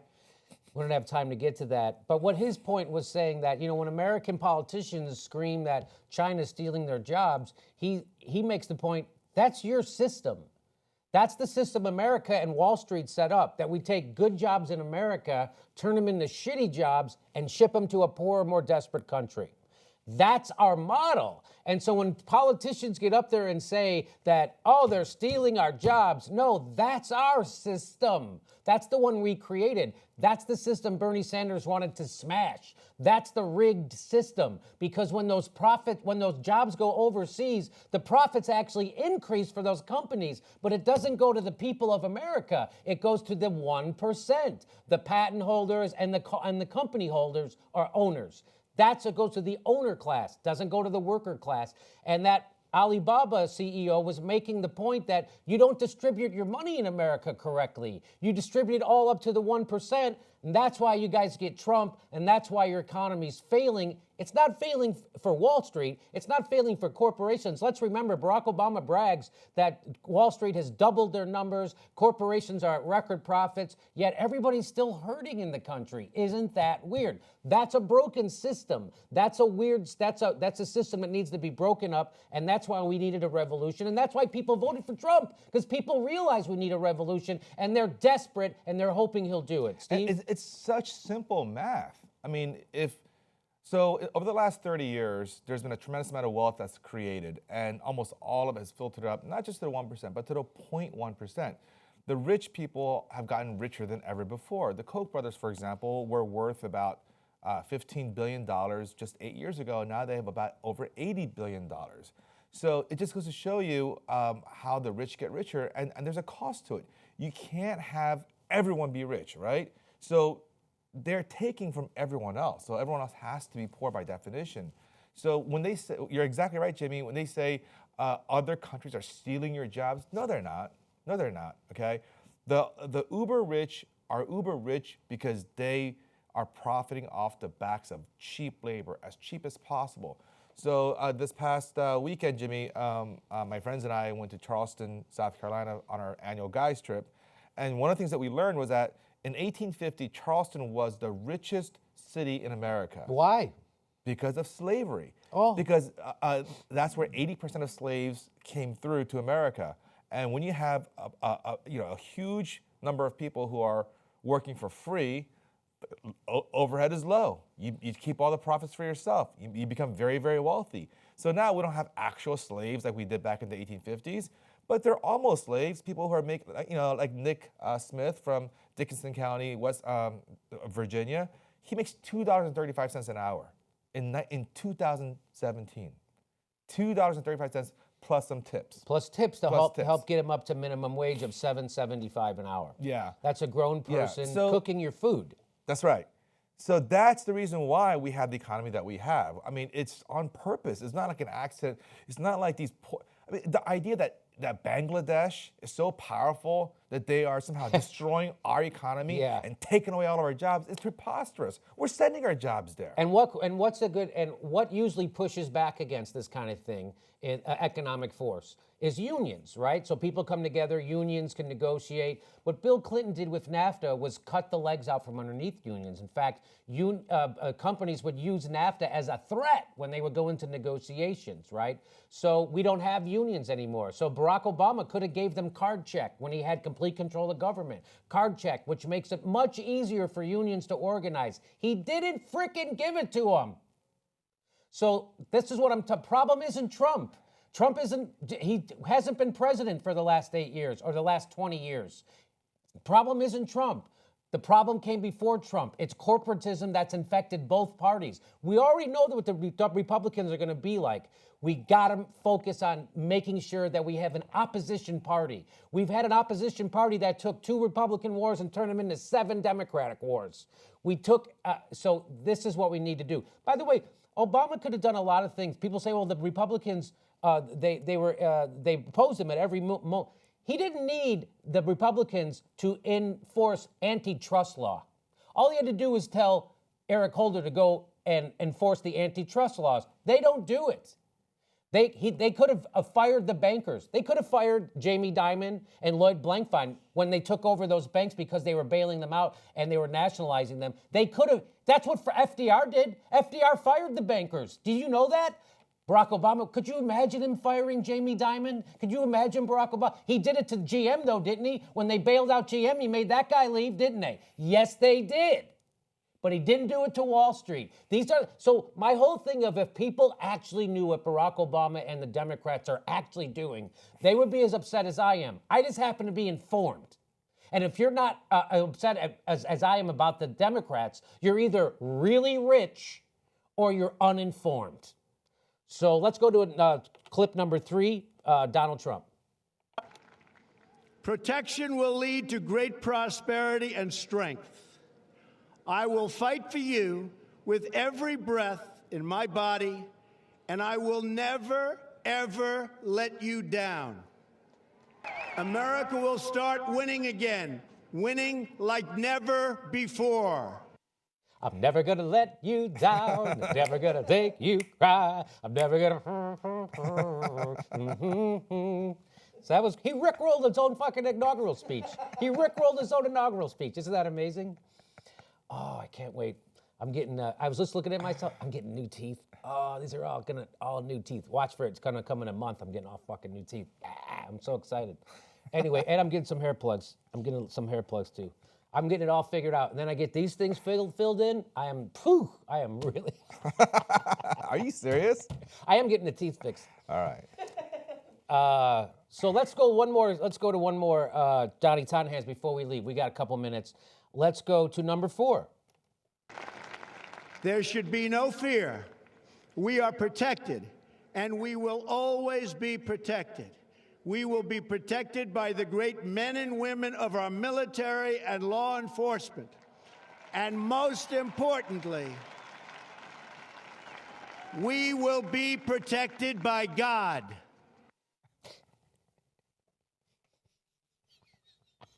That is just, it's too good. So who believes anything he says? We will be protected. Because he doesn't believe in God. No, at all. Yeah. He doesn't believe in God at all. Are you kidding me? He's like, well, do you ever ask God for forgiveness? Remember that question? Yeah. You know what he said? He said, I'm more about let's make it right. I mean, you gotta love him on some level, right? And don't forget, silver linings all over the place, easier to oppose. So now instead of our oil companies clandestinely controlling our foreign policy, he puts the head of Exxon right in the Secretary of State. Now we don't have to wonder, hey, that's that guy. So we don't have to go, hey, the Secretary of State took money from the oil company at a luncheon. No, it's just, that's the fucking guy. That's the guy from the oil company. We know what's happening. Yeah, but I think it's important for us to point out how much of a liar Trump is, because in this speech he talked about we're going to stop building other countries' armies, except his Secretary of State, Rex Tillerson, wants to give as many arms to Saudi Arabia as ever before. Right. So nothing's going to change, guys. So anyone who thinks Trump's going to change anything you're just silly. Here's what he'll do. He'll help the super rich by maybe having more tax cuts. And maybe deregulating some more. But he's not going to change anything. There won't be any kind of real populist uprising at all.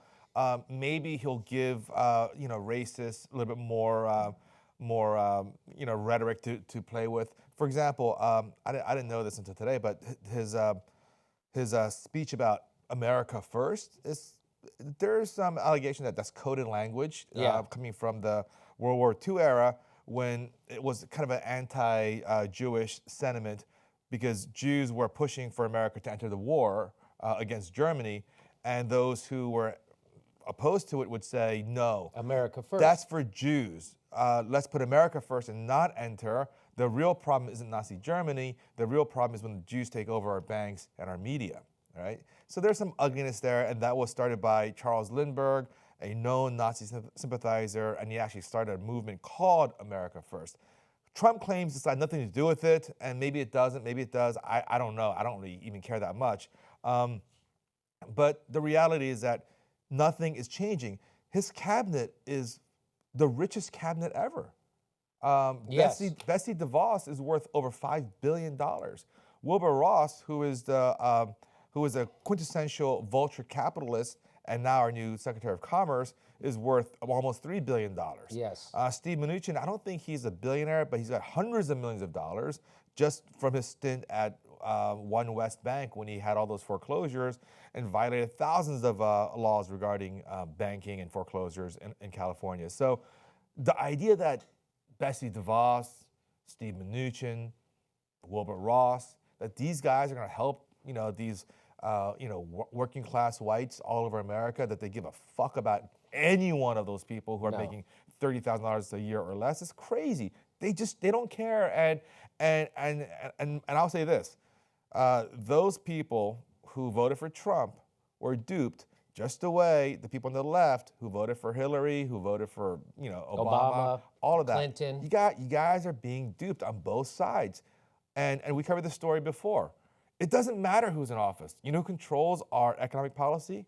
Goldman Sachs, and other Wall Street banks. So whether it's Hank Paulson, Robert Rubin, Larry Summers, Jack Lew, Steve Mnuchin, it doesn't matter. It doesn't matter if it's a Republican or Democratic president, the banks control what we do in our country with our money. And let's remember that the corporate Democrat wing of the Democratic Party are actually more comfortable with a Trump presidency than a Bernie Sanders presidency. And what the corporate Democrats wanted to do, instead of taking a look at what would happen, how could they possibly lose to Donald Trump, instead of doing that and doing an autopsy on the Democratic Party, which is what's really needed, because the Democrats are wiped out, like I've said before, from coast to coast at every level of government, they are wiped out. And instead of doing an autopsy, what those corporate Democrats like Debbie Wasserman Schultz and Donna Brazile and Neera Tanden wanted to do was make sure we didn't talk about it. And what we did from an election day to inauguration was talk about Russia. And guess what? It worked. The one thing they wanted to do, it worked. They got people in the media to repeat the stupid Russia story, so we never really looked at what's wrong with America. And guess what? Here's Trump. So now we're going to move on to Trump, and but we aren't going to let that happen here at the Young Turks, here at the Aggressive Progressives, and at the Jimmy Dore Show and other places. We're keeping our eyes on the corporate Democrats because that's the real impediment to growth. That's our real impediment to taking back over government and giving it back to the people. Not just empty words like Donald Trump, but real words like the words that Bernie Sanders speaks, which are authentic. Okay, we got to go. We're out of time. Thanks for watching this Aggressive Progressive. We'll see you next week at our regular time, Thursday at 6 o'clock live for Aggressive Progressive. Go to tytnetwork.com/go. Help us hire some more investigative journalists. I'll see you at the Jimmy Dore Show.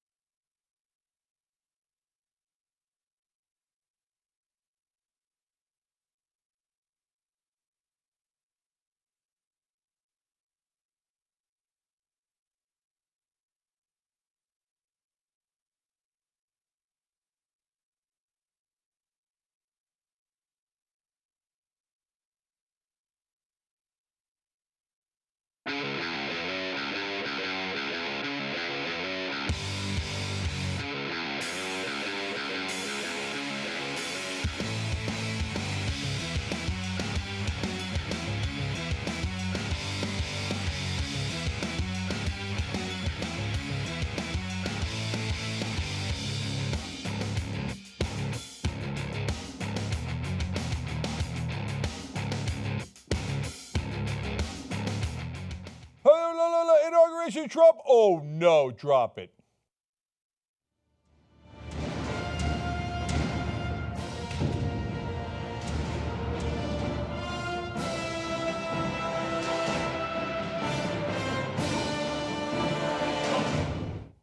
This is the first ever power panel with Donald Trump as president. I was sitting upstairs getting ready for the show while Jimmy and Steve were doing Aggressive Progressive. And I was like, I read something about marijuana, and I was like, oh man, Obama should just squeeze in getting it. Oh, too late. So Obama can't do anything anymore, right? He's gone. We started up the Obama Foundation. You can get something done there. Oh boy.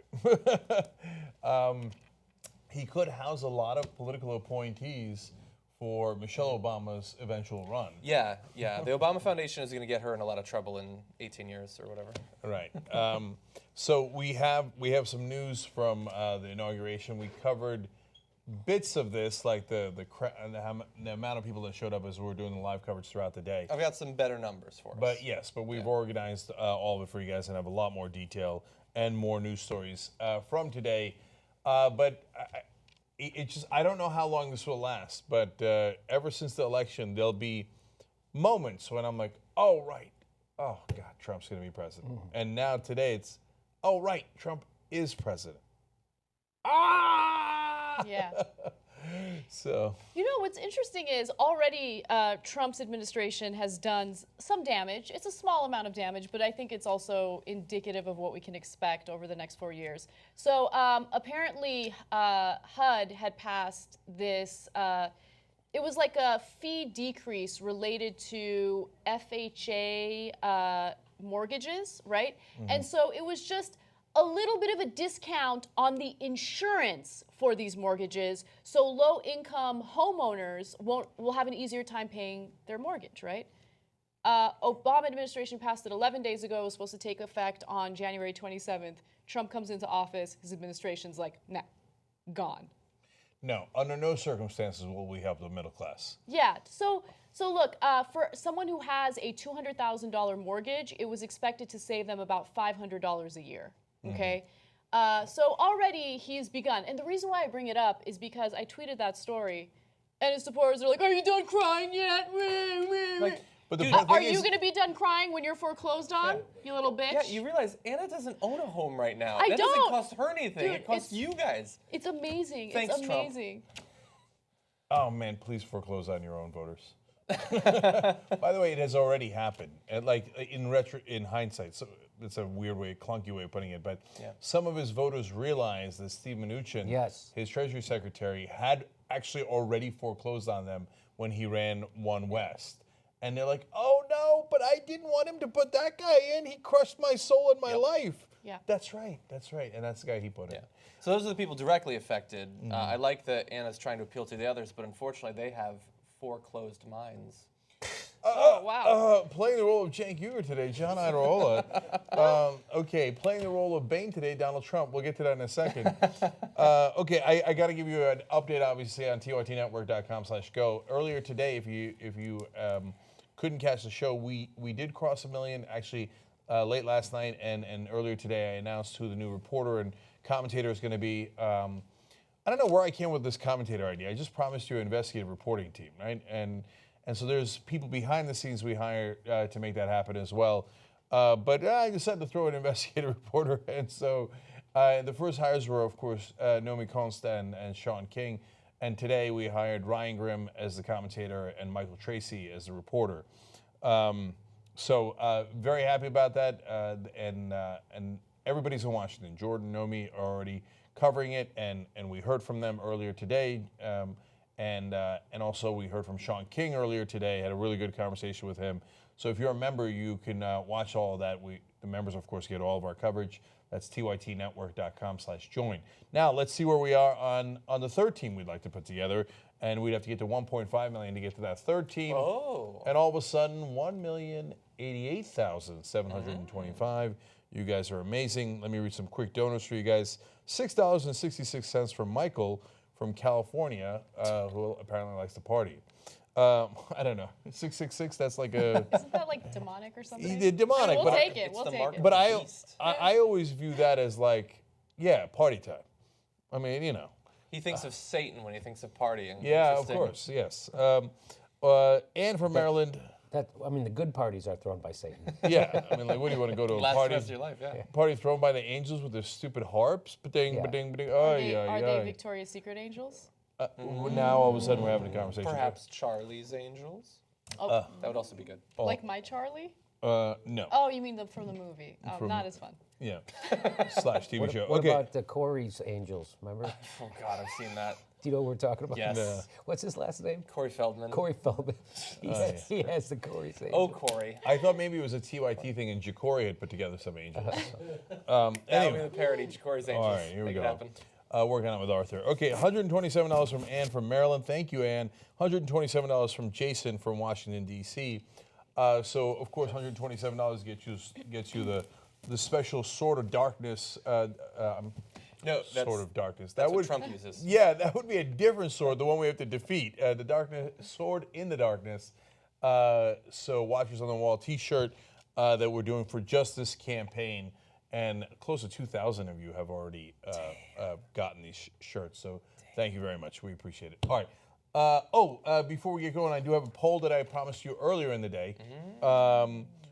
It's very, very simple. It might be the simplest poll we've ever done on Young Turks. Earlier, we were playing George W. Bush clips for you guys. We'll have more a little bit later.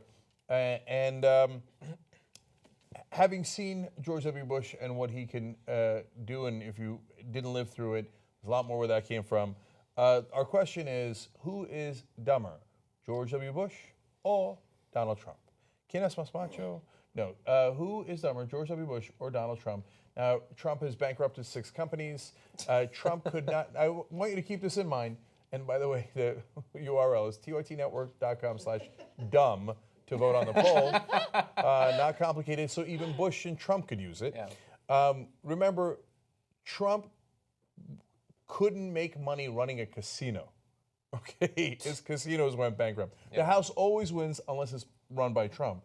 George W. Bush couldn't make money in oil in Texas. Couldn't hit oil during an oil boom, by the way. Okay, so these are 2 historically dumb Republican presidents. Mm-hmm. And we know what Bush got us. He got us the Iraq War, the Great Recession, etc. What is Trump going to get us? Oh, boys, I've always told you. Greatness. Yeah, that's right. A lot of greatness. We're going to be great again, right? So great. We're going to be tired of winning. Yeah. Yeah. Oh, I'm already tired. Mix it up with all the winning. Right. I think that there's some chance that we just made America dumb again by going in this direction. So, all right, up to you, America, though. I'm not the one to decide. You are. Luckily, these elections are not rigged by the Russians or the DNC. So go to tytnetwork.com/dumb to vote and voice your opinion. Wow. Okay. So can I make just one little quick note about Steve Mnuchin, who we all dislike because of the nefarious stuff he did when he was president of One West Bank. And, you know, they foreclosed on lots of people, and they did it illegally, right? And there was lots of malfeasance happening inside that bank. We wouldn't have him as our Secretary of Treasury if Kamala Harris would have prosecuted him, which is what her own investigators recommended. They said they had found 1,000 instances of criminal recklessness by the bank, and they thought they would find 1,000 more if they investigated. She called off the investigation, and there was no prosecution. Yeah, that's right. So we never figured out why she did that. And she won't tell us why. She won't tell us. Okay. Well, why do you The think? opportunity. Okay, I, on the other hand, I'm going to go back to, I'm not sure I've made a good enough case for Donald Trump. Remember, he's also the guy who won't take security briefings every day like he's supposed to, like any president would. He just takes them once a week. And when I've got that for later on. I know. When asked why, he said, it's because I'm like a smart person. Okay, all right, just to give you context, okay? Make it a fair contest between Bush and Trump. I did look into it, though. He's not even like a smart person, it turns out. Okay, all right, let's go for it. Okay, a little bit from the inauguration. Which is my camera? There we go. Keen-eared listeners for Donald Trump's inauguration speech today might have noticed a weird similarity between parts of it and another speech that I know Cenk is going to be familiar with. So we're going to play this first section. This is going to be from earlier today, Donald Trump delivering part of his inauguration address. Today's ceremony, however, has very special meaning because today we are not merely transferring power from one administration to another or from one party to another, but we are transferring power from Washington, D.C., and giving it back to you, the people. For too long, a small group in our nation's capital has reaped the rewards of government while the people have borne the cost. Okay, so we know that Trump gets a lot of credit supposedly being a very charismatic guy. We've got another speaker for you. He's going to sound a little bit similar, but perhaps with even more charisma. The oppressors of generations who have kept you down with myths of opportunity, and we give it back to you, the people. That was almost literally word for word. Was it? No, Yes. it wasn't. Here, No, it bring up wasn't. the first graphic. You're going to see it compared. Okay, let's see it. It's going to be graphic 1. It's funny, but it's not that similar. It's not. It's really No, not. no. The people is. No. To you. We are transferring power from Washington, D.C. and giving it back to you, the people. That's it. And we give it back to you, the people. That's Yes, that's the same, I guess. That's ridiculous. That's not rare enough to qualify. No, I'm not saying he plagiarized Bain. Okay. A lot of people are. Right, And I no, think but they're stretching. kidding. No, they're kidding. They're kidding. It's not like Trump was like, all right, let's look up comic book villains here. No, I think should I go with Bannon was. Should I go with the Penguin? No, Cheney's already got that locked up. Right? Oh, I'll the go with Riddler, no, Bain. Melania already took all the good Riddler stuff. Right. So, no, but that little piece about giving it back to you, the people. If he said, if he also had turned to Obama and said, so you think you're in charge, right? Then I'd be like, okay, wait, no, he meant it, right? This is the moment of liberation. We have just, if you think we're exaggerating from that little bit, though, to compare to the Bain, we do have a little bit more of Donald Trump speaking in roughly similar words. The establishment protected itself, but not the citizens of our country. Their victories have not been your victories. Their triumphs have not been your triumphs. And while they celebrated in our nation's capital, there was little to celebrate for struggling families all across our land. That all changes starting right here and right now, because this moment is your moment. It belongs to you. January 20th, 2017 will be remembered as the day the people became the rulers of this nation again. The forgotten men and women of our country will be forgotten no longer. And look, aside from the whole Bain thing, I think we understand why he had to go with this tact of it all being about giving back to the people, and that finally it's not the politicians, it's the people who have power. And I know what people are going to say, the Electoral College is how we elect people, and it's true, it is. But it's a little bit funny to say that the people finally get what they want. They're finally the ones in charge when he lost the popular vote by almost 3 million people. Mm-hmm. And I know if you take off California and New York and people wearing galoshes and people who voted at 10 p.m., like if you take off whatever you want, then he somehow won or whatever. But I personally believe that people are more important than the square mileage of a district, for instance. So, look, people didn't vote for Donald Trump. 3 million more voted for Hillary Clinton, which must have been difficult for them to do. But even as unpopular as she is, she was still far more popular. So, look, I understand that he wants to have this sort of cloak of being a populist, even though, as Anna's already been pointing out, the few things he's yet done as president have been anti-populist moves. But he is not representing the people. He's not representing the people in the vote. They don't show up in polls. And also, they don't show up at the inauguration, which we'll show you in just a little bit. So it sounded like Bernie Sanders wrote that part of the speech. Yeah, it did. Didn't it sound like bit. that? We're giving the pat to you, the people, everybody here. The 1% have been doing great, but you haven't. It's all that. And it's authentic when Bernie says it, and when Trump says it, it's all bullshit. I think that's the reason why, just based on reports that I've read by actual people who voted for Trump, a lot of them said, well, I don't like A, B, and C about Trump, but I wanted to vote for Bernie, and at least they're both anti-establishment, right? And so look, I'm angry at those voters because Trump and Bernie Sanders couldn't be more different. Their messaging might be a tiny, tiny bit similar in terms of being anti-establishment, but it's very clear that one literally symbolizes the corruption in this country, while the other has been a politician fighting for the rights of the people as long as he's been a politician, and he has a tiny bank account to prove that he's not in it for the money. Yeah, if you can be anti-establishment by filling your cabinet up with former executives at Goldman Sachs and making the head of an oil company the fourth in line of the presidency, being anti-establishment doesn't mean shit anymore, unfortunately. Yeah, I'm going to go back to Bain because that's fun. And so I think that there is a tiny percentage chance that Steve Bannon, who very likely wrote the speech, so obviously Trump didn't. That's Steve Bannon. Okay. Is it coincidence? Anyway, that Steve Bannon might have wanted us to make that connection because he thinks, oh, this is the kind of thing that the mainstream media will like raise a big hubbub over. But in fact, American people love pop culture and then they'll like it, right? Yeah. And so certainly the populist message in there is definitely the Steve Bannon kind of like, let's go get him, and your towns are now rotten because of everyone else before us. You weren't winning, now we're winning. All that stuff. But I don't want people to take it too seriously and get all worked up. Because if you spend your energy getting worked up about silly things that Trump says, you won't have time left for when he does really important and serious things. Well, I mean, the silly stuff that he says is, in my opinion, intentional to distract from the truly hideous things that he does. Yeah. I mean, while the media is obsessing over his tweets, he's going to take real action against working class Americans and middle class Americans. So just keep that in mind when you get distracted by his BS. Yeah. Look, my plan is to defeat him and then ask, I was wondering what would break first, your spirit or your body? I've seen his body. It'll I feel break like the first. body's broken. It's breaking right now, actually. Oh, so you think the darkness is your ally? I was born in it.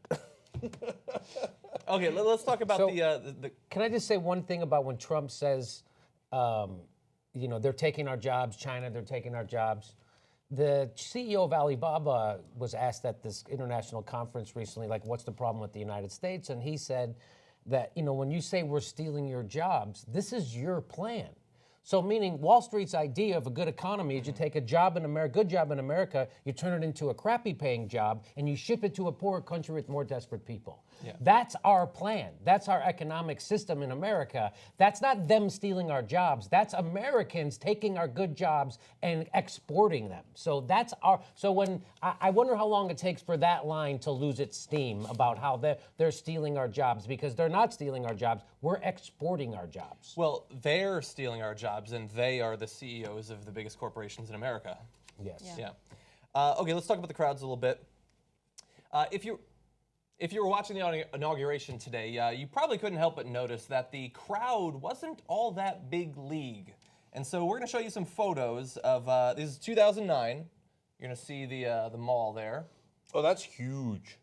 It's a big, nice, wide shot. Now let's jump forward to 2017. Oh. And that's it's not quite the same shot, and so it might be a little bit difficult. I mean, there's a lot of white space. Maybe everybody's wearing white MAGA hats. I don't know. So let's go to the split screen right here. Yeah, that's different. That's pretty different right there. Now, I know that there's dispute about exactly when they were taken, and some people are saying, well, the 2017 photo was taken 30 minutes before the speech started. Pretty sure people are supposed to be waiting for hours for a presidential inauguration speech. So that seems like a weird little petty thing to... One thing about that, I was in D.C. in 09 for Obama's first inauguration. It was impossible to get there. I was there at 3 a.m. I was on the lawn, and I had a ticket for the lawn, but even in order to get to where you were supposed to be, not seated, but standing, you had to get there. Subways, I was staying in Springfield. Subways were jammed. I didn't leave the city the rest of the day because I couldn't. You literally couldn't get on a subway. I walked the entire city. I was dead tired. So the sheer number of people, you couldn't move. So getting around was a problem. So I don't know what the numbers were, but you can't say, well, that picture was taken 30 minutes before, so therefore the numbers were the same. Like, people have to finish their sentence. Was the picture taken 30 minutes ahead of time? And what happened in those last 30 minutes? Did maybe 1.5 million people show up all at the same time? No, we saw with our own eyes. We did the live coverage during the speech, and you would see huge sections of the tarp that were completely empty. Yeah. Now it's white tarp, and it stands out very clearly. Maybe Trump just wanted to make America white again. But there was no question that place was not filled. And I've now covered, just on the Young Turks alone, we've covered 4 inaugurations. And I have never seen empty spots at an inauguration. Well, even now, if you look every time, once in a while, when they're doing the marching past him and he's observing them, the stands are empty. Yeah, the last section, I just want to get through these last stats. The last section where he got out of the limo and was walking, they were showing the bleachers, which they're not 10,000 person bleachers. It's a few rows, and they were largely empty for the section where he was walking. My now high we do school have the football numbers, game though. had better packed bleachers. Exactly. Rose Parade. So if you could bring up graphic 6, if you could jump ahead, we'll look at the actual estimates of various inaugurations from PolitiFact. And you're seeing there Barack Obama had a big drop-off from 2009 to 2013, but it was still 1 million after the drop-off.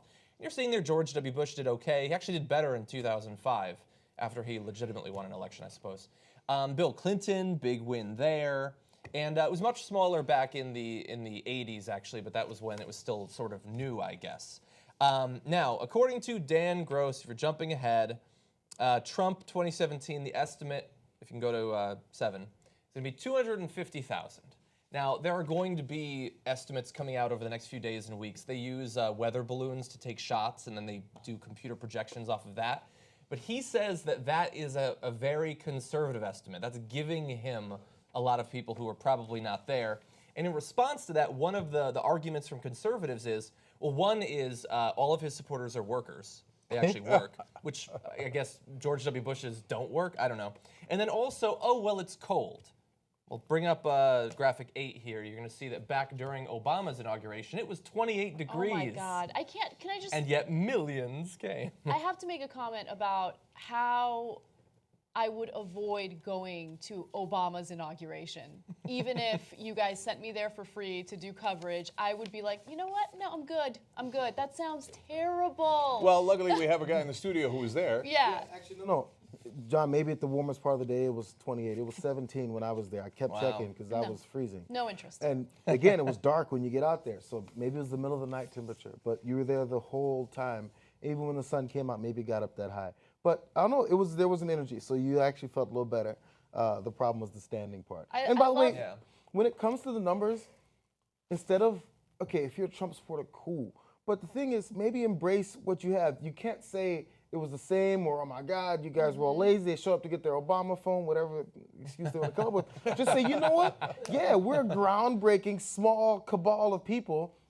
We're the only smart people who understand what this guy's going to do. Embrace that you have a small crowd. It's fine. There's not a na. There's just a, why isn't everyone excited about this guy? Just accept it. By the way, how funny would it be if tomorrow Trump started complaining about the news taking shots of the crowd? Oh, he's will. Are you kidding me? Of course he's going to. But like, think about it. While he was campaigning and rallying, he's like, "Oh, they won't take shots of the crowd. You know, they don't want to show." And now all of a sudden, he will use the term record turnout in a tweet tomorrow morning. Yeah. And look, I get it. Obama was a historic president. He was the first African-American president. A lot of people are going to go check out that first inauguration. That's why he broke the record with 1.8 million. You would think that, that Trump is also historic, of course, the first orange president. But there's just not as many orange Americans. John Boehner was there. But that doesn't add a lot to the count. But I actually think it's a little much ado about nothing. I don't know why the right wing is even defensive about it. Just say, we won the election. Let's move on. Right? And they're defensive about it. Trump is defensive about it because he's insecure. Yeah. He's super insecure. He hates the fact that Hillary won the popular vote by millions. He hates the fact that people, aren't very, they don't approve of him. So his approval ratings are miserable. Exactly. I saw a thing where his approval ratings are lower than Bush's was after Katrina. Really? Wow. But Bush's approval rating was 43% after Katrina. His are 40% going in. Yeah. Yeah. No, there's supposed to be at their highest. Their Quinnipiac poll that's got him at 37%. Yeah. And look, I that think means we the know people who why... voted for him don't even approve of him. No, they don't. Well, but a that's lot have literal. dropped off, actually. Like 20% have dropped off. Yeah, but it's not just that. On the day of the election, they said, we don't approve of him, and we don't think he's qualified. That was 15 to 17% of his voters. Yeah. So, But look, the reason that they care about this and that they're trying to fight back with their BS arguments for why the crowd is totally bigger, don't worry, just like his hands is bigger than they look in photos, is that they don't want the appearance that they are a tiny little elite group who's come in. They want some of that movement aura that Obama had coming in when Obama was actually the leader of a movement. And they keep saying that they have this big force of regular Americans, the forgotten Americans behind them. But apparently the Americans forgot to go to the inauguration. They don't have that movement, they don't have that support, but they desperately want the idea of it so that they can rule as if they have some sort of mandate. So that's absolutely right. Two reasons why is they think the size of anything means the size of their penis. So they're like, no, I gotta tell you right now, believe me, it's wonderful down there. Trust me, it's much bigger when it's not cold out. Yeah. That is hilarious. Right. And the second reason is for policy reasons. Because Obama did have all those people behind him. When Obama got into office, he had an 84% approval rating. He could have done anything he wanted. He could have marched those 1.8 million people anywhere and gotten not just healthcare, but I mean, you can go down the list: energy, free college, whatever, education, all those things, climate change. Right? He could have done it all, but he you know what he did when he was doing his transition? He kept a lot of the Bush people in. Now, there's nothing wrong with that because he didn't want any holes left in national security, et cetera. Trump made the Obama people, even though he has not filled those positions, he made them leave the building. Yeah. And now he's pretending that he has big crowds and big approval ratings because he's going to jam everything through, even though he literally comes in with half of the approval rating of Obama. But that goes to show you, I'm not blaming Trump for it. If I was the Trump guys, I'd be proud of it. I'm strong, you're not. That's your problem, not mine. I won. I'm going to do whatever the hell I want. Believe me. Okay, we got a progressive president who in any way listens to us, meaning our audience and the new way of doing things.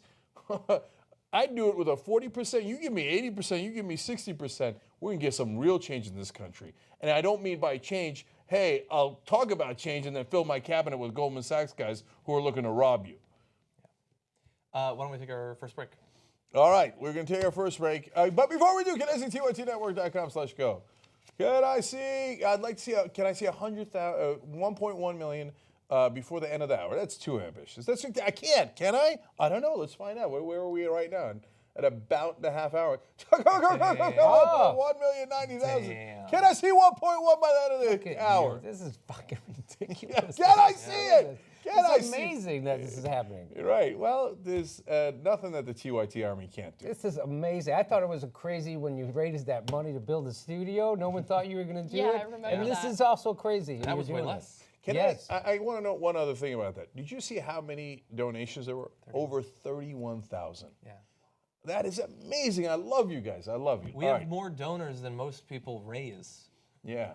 And as I told you guys before, at MSNBC, there was one guy that was an investigative reporter, Michael Isikoff, that we shared with all of NBC News. Now, TYT, thanks to you guys, now we're at triple MSNBC's investigative reporters. And one of the reporters they had on the campaign, yes, only one. Now, they have the campaign guys. They're not investigative reporters. They just follow around like, okay, what do you say? What do you say? What do you say? Right? To Republicans, Democrats, et cetera. And they took those guys off the street. So, was it Katie Tur or whatever? Yes. She just got a job as an anchor. So they're like, let's not risk that she accidentally runs into a story out in the country. Let's get her an anchor position and be done with it. Guys, I'm promising you right now, man, we are going to unleash them. We are like, it can't happen overnight. You got to study, you got to build a case, you got to figure out what's going on. You got to see if there is a story or not. You can't presume anything and assume anything. But we're going to drill down. And I think you're going to be amazed at the things that we find out. Because there's been no cop on the beat for so long. You put a couple of cops on there, I think we're going to do amazing work. So thank you, guys. We'll be right back.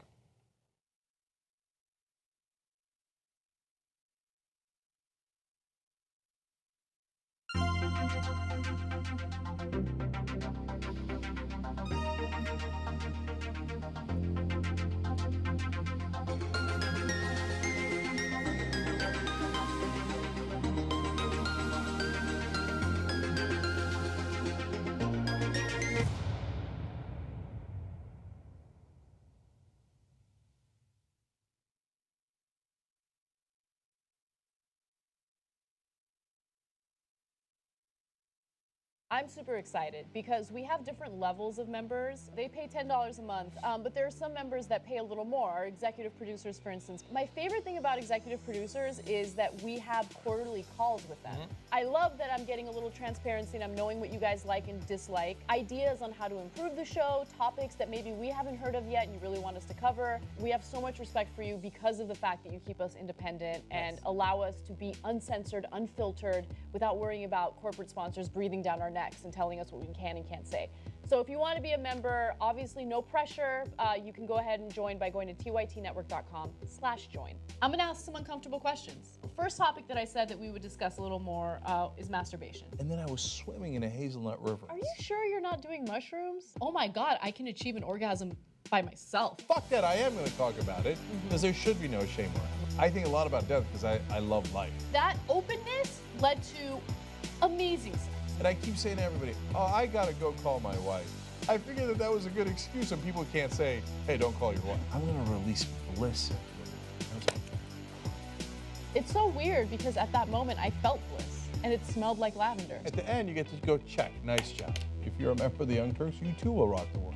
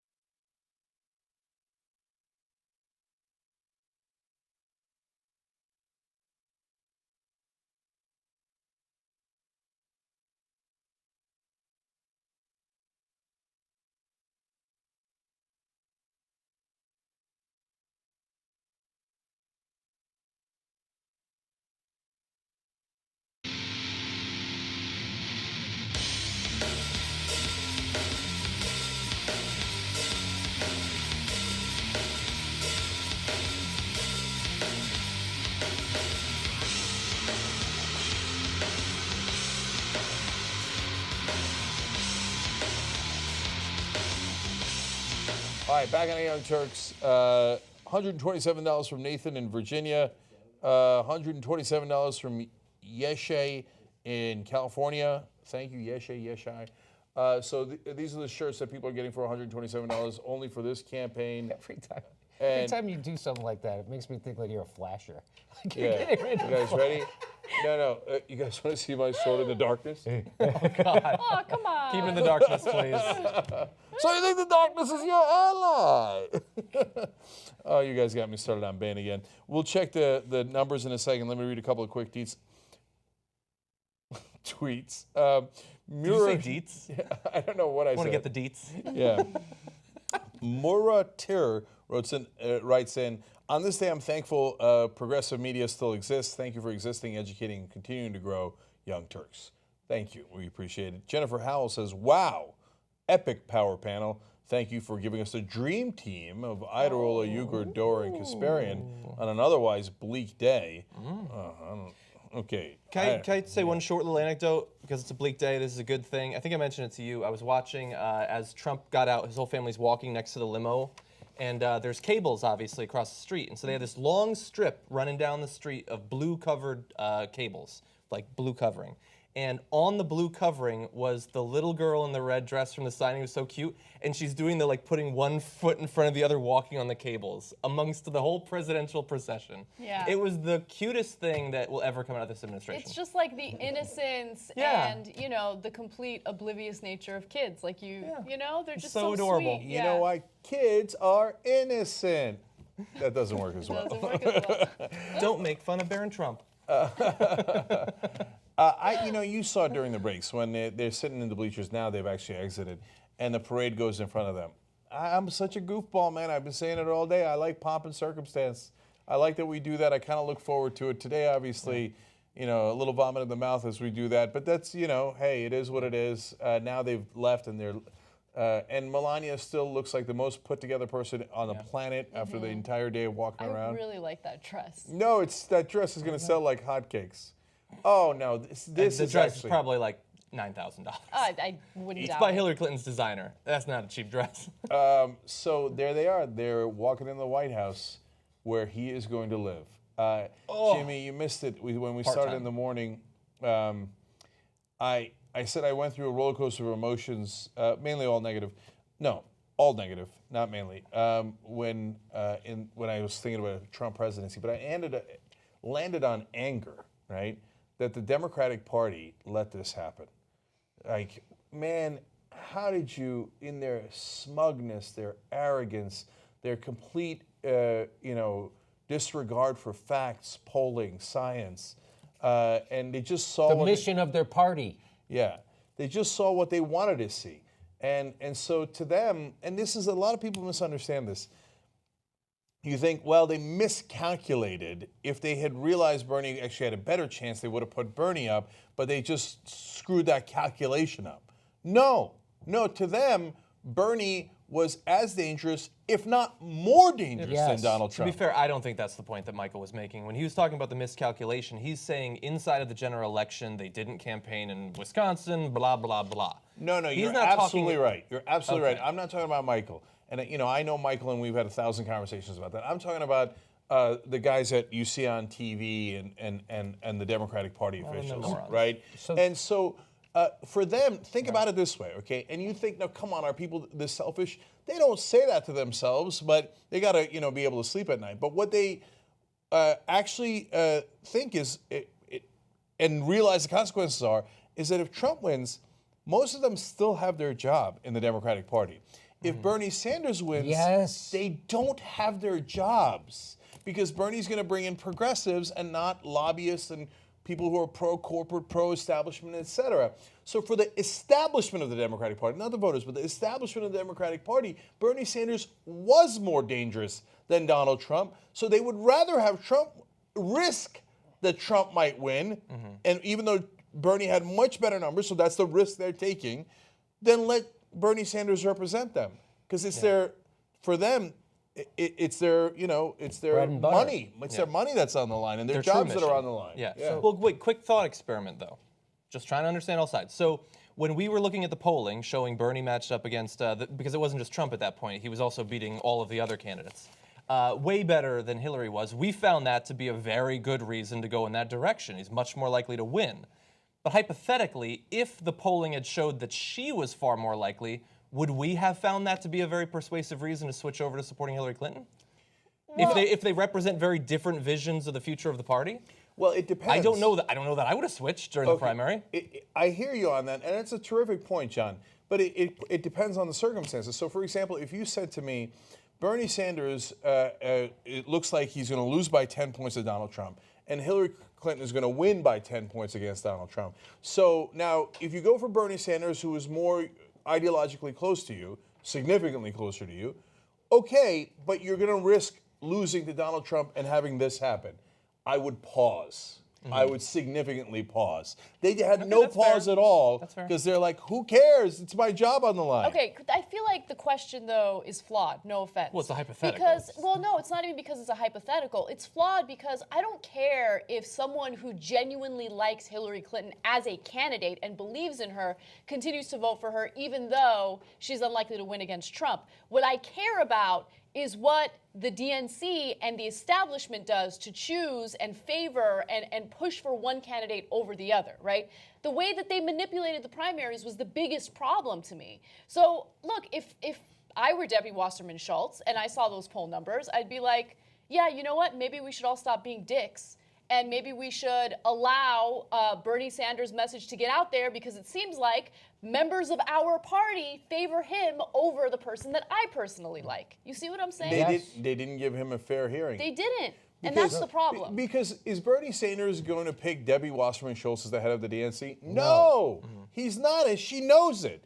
And is Hillary Clinton going to protect her? Well, A, she was the chair of her campaign back in 2008. So you know Hillary Clinton would hire her. You know Obama hired her to help Hillary Clinton. Right. And then after she was let go by the DNC, who hired her? Hillary Clinton. So she knows exactly where her bread is buttered.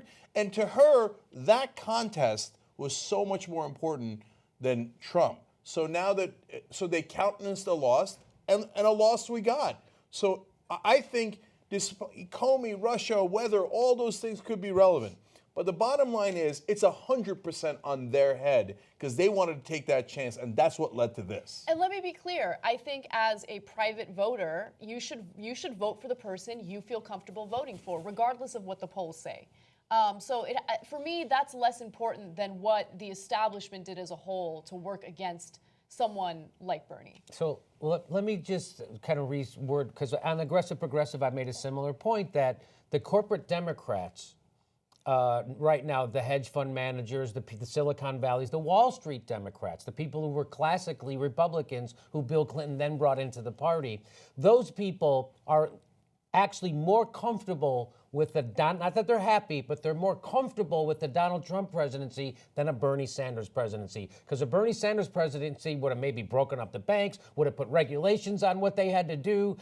Who knows what they would have done. So yes, I really do believe that they are not that they're happy with Donald Trump, but they're more comfortable financially with Donald Trump being president than Bernie Sanders. Because let's remember, as Kshama Sawant made the point on the Aggressive Progressives, that the DNC's first order of business, because they're in bed with Wall Street and Wall Street's agenda is diametrically opposed to workers, their first order of business was to defeat the agenda of the workers, meaning defeat Bernie Sanders. And that's what they did. And they propped up Donald Trump. So go ahead. So, and lastly, to just back up Jimmy's point here, if you think about it, Donald Trump didn't bring you any change.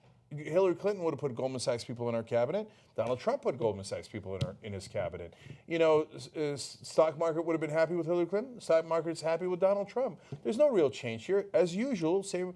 You know, you got change on the outside, continuity on the inside. There is going to be significant change. No. in the wrong direction when it comes to on social issues. On social issues, there's going to be significant change. Okay, but as far as the people with money and power, who would they rather have? Bernie Sanders, who's going to give them real change? They don't want that change. or Donald Trump, who doesn't like Latinos and black people or pretends not to get votes. I don't know what it is. But in reality, didn't touch them. He didn't touch the powerful. All he did was help them. Okay, but you're discounting things outside of social issues and economic issues. You're discounting the number of people who are going to suffer under privatizing education. You're discounting the number of people who are going to suffer because, and by the way, Hillary Clinton was very far from perfect when it came to the issue of climate change, okay? But I would argue that Donald Trump is way worse when it comes to the issue of climate change. No, but Anna, I'm not talking about that. Look, I just want to be super clear because I'm not talking about the actual effect on human beings. Of course, Trump's 1,000 times worse. I'm talking about the powerful. They don't care. The oil companies don't care about climate change. They want They want to keep drilling. So they're happier with Trump. They would have despised Bernie Sanders. They love Donald Trump. I'm talking about the powerful. I'm talking about the rich. I'm talking about the establishment, right? So when you break it down, your kids aren't going to get an education. Great. I get to keep more of my money. I pay less in taxes. I don't even want your kids getting an education. I was just down in South Carolina and I visited a slave plantation and it was amazing. What's the first thing that the slave owners did? Made sure the slaves never got an education. Never teach them reading and writing because they might rise up. I need them to be working on that farm for me and not making any money, okay? So the powerful, they would have gotten Clinton, they got Trump. The one guy they didn't want was Bernie Sanders. And look at that. The DNC, the RNC, and everybody, and the media worked to kill Bernie Sanders' campaign. What a wonderful news. And now they know he's popular, and all of a sudden, and Jimmy, you pointed this out before, all of a sudden he's the belle of the ball. He's all over MSNBC. Can't keep him off now. Now, when he was running in 2015, all the primetime news, I think, gave him 11 minutes of coverage and gave Joe Biden's not running 56 minutes of coverage. Okay, now that he didn't win, they're like, oh, give us the ratings. Give us the ratings. I'll give you town hall after town hall. Before, I wouldn't even look at you because God forbid you win. Now we have Trump. That's on the media. That's on the establishment. That's on the Democratic Party. Okay, so I'm tired of the corporate Democrats. In fact, I'm on Monday. I have a very important announcement coming up. Don't miss Monday's show. 6 o'clock Eastern on Monday. I'm going to tell you about a new direction we're going to take the Democratic Party. I'm done with the corporate Democrats. You all are done with them.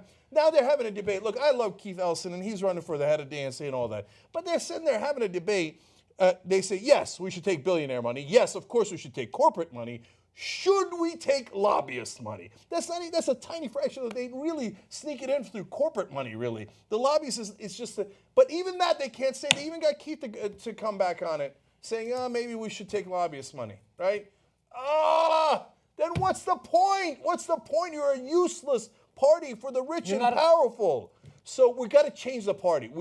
That's not their party, that's our party. Time to board the ship and take it over. Yes, yes. We need an opposition party in America. There is no opposition to Wall Street party. There is no opposition to war party. There is no opposition to big oil. There is no opposition to big pharma. We need a party that actually opposes these things. We need an opposition party. And, I was at least the Republicans did a autopsy on their party. They didn't follow it, but at least they had the balls to do it. They did an autopsy after they lost to a black guy twice. They decided we needed to investigate what's wrong with us and why can't we win on a national level. Well, guess what? The Democrats didn't do that. In fact, a guy named Thomas Frank, who wrote What's the Matter with Kansas, also wrote a book called Listen Liberal, which identifies the problem inside the Democratic Party. You know how many times he's been on Rachel Maddow's show? 0. He goes, I used to be on there all the time. I go, I know. If they were really interested in finding out what's wrong with the party so we could move forward in a progressive way, they would have that guy on every week. They haven't had it on one time. So this is why Cenk is here, and this is why we have to do this. We have to force them to take an autopsy of the party, and we have to move on without the corporate Democrats, because we all know what just happened. It was the corporate Democrats who stopped the poorest people in America from getting their prescription drugs at half price. It wasn't Trump. Trump wasn't president. It wasn't even Ted Cruz. It was corporate Democrats, and that's the sickness. All right, sorry, we got a little derailed there. I would like to respond to that, but I'd also like to get a third story in my hour, so I guess we should probably move on. Yeah, keep going. Okay, I really fast think the idea that there's no economic policy difference between Hillary Clinton and Donald Trump to be a crazy premise, but we don't have time to go into it for 30 minutes, so I'm going to move on to this next story. Well, the vast majority of the protests going on in Washington, D.C. today during Donald Trump's inauguration were peaceful. There were isolated instances of violence. We don't yet know if they were actually progressives or liberals or if they were just provocateurs sent there by the right wing. But we're going to show you, if we could just bring up the B-roll pictures here, you're going to see shots, some of what looks like it might be violence. Oh, this is good too. You're seeing there various things being thrown by police and things like that to try to clear out the group. You're seeing a huge amount of police in riot gear there.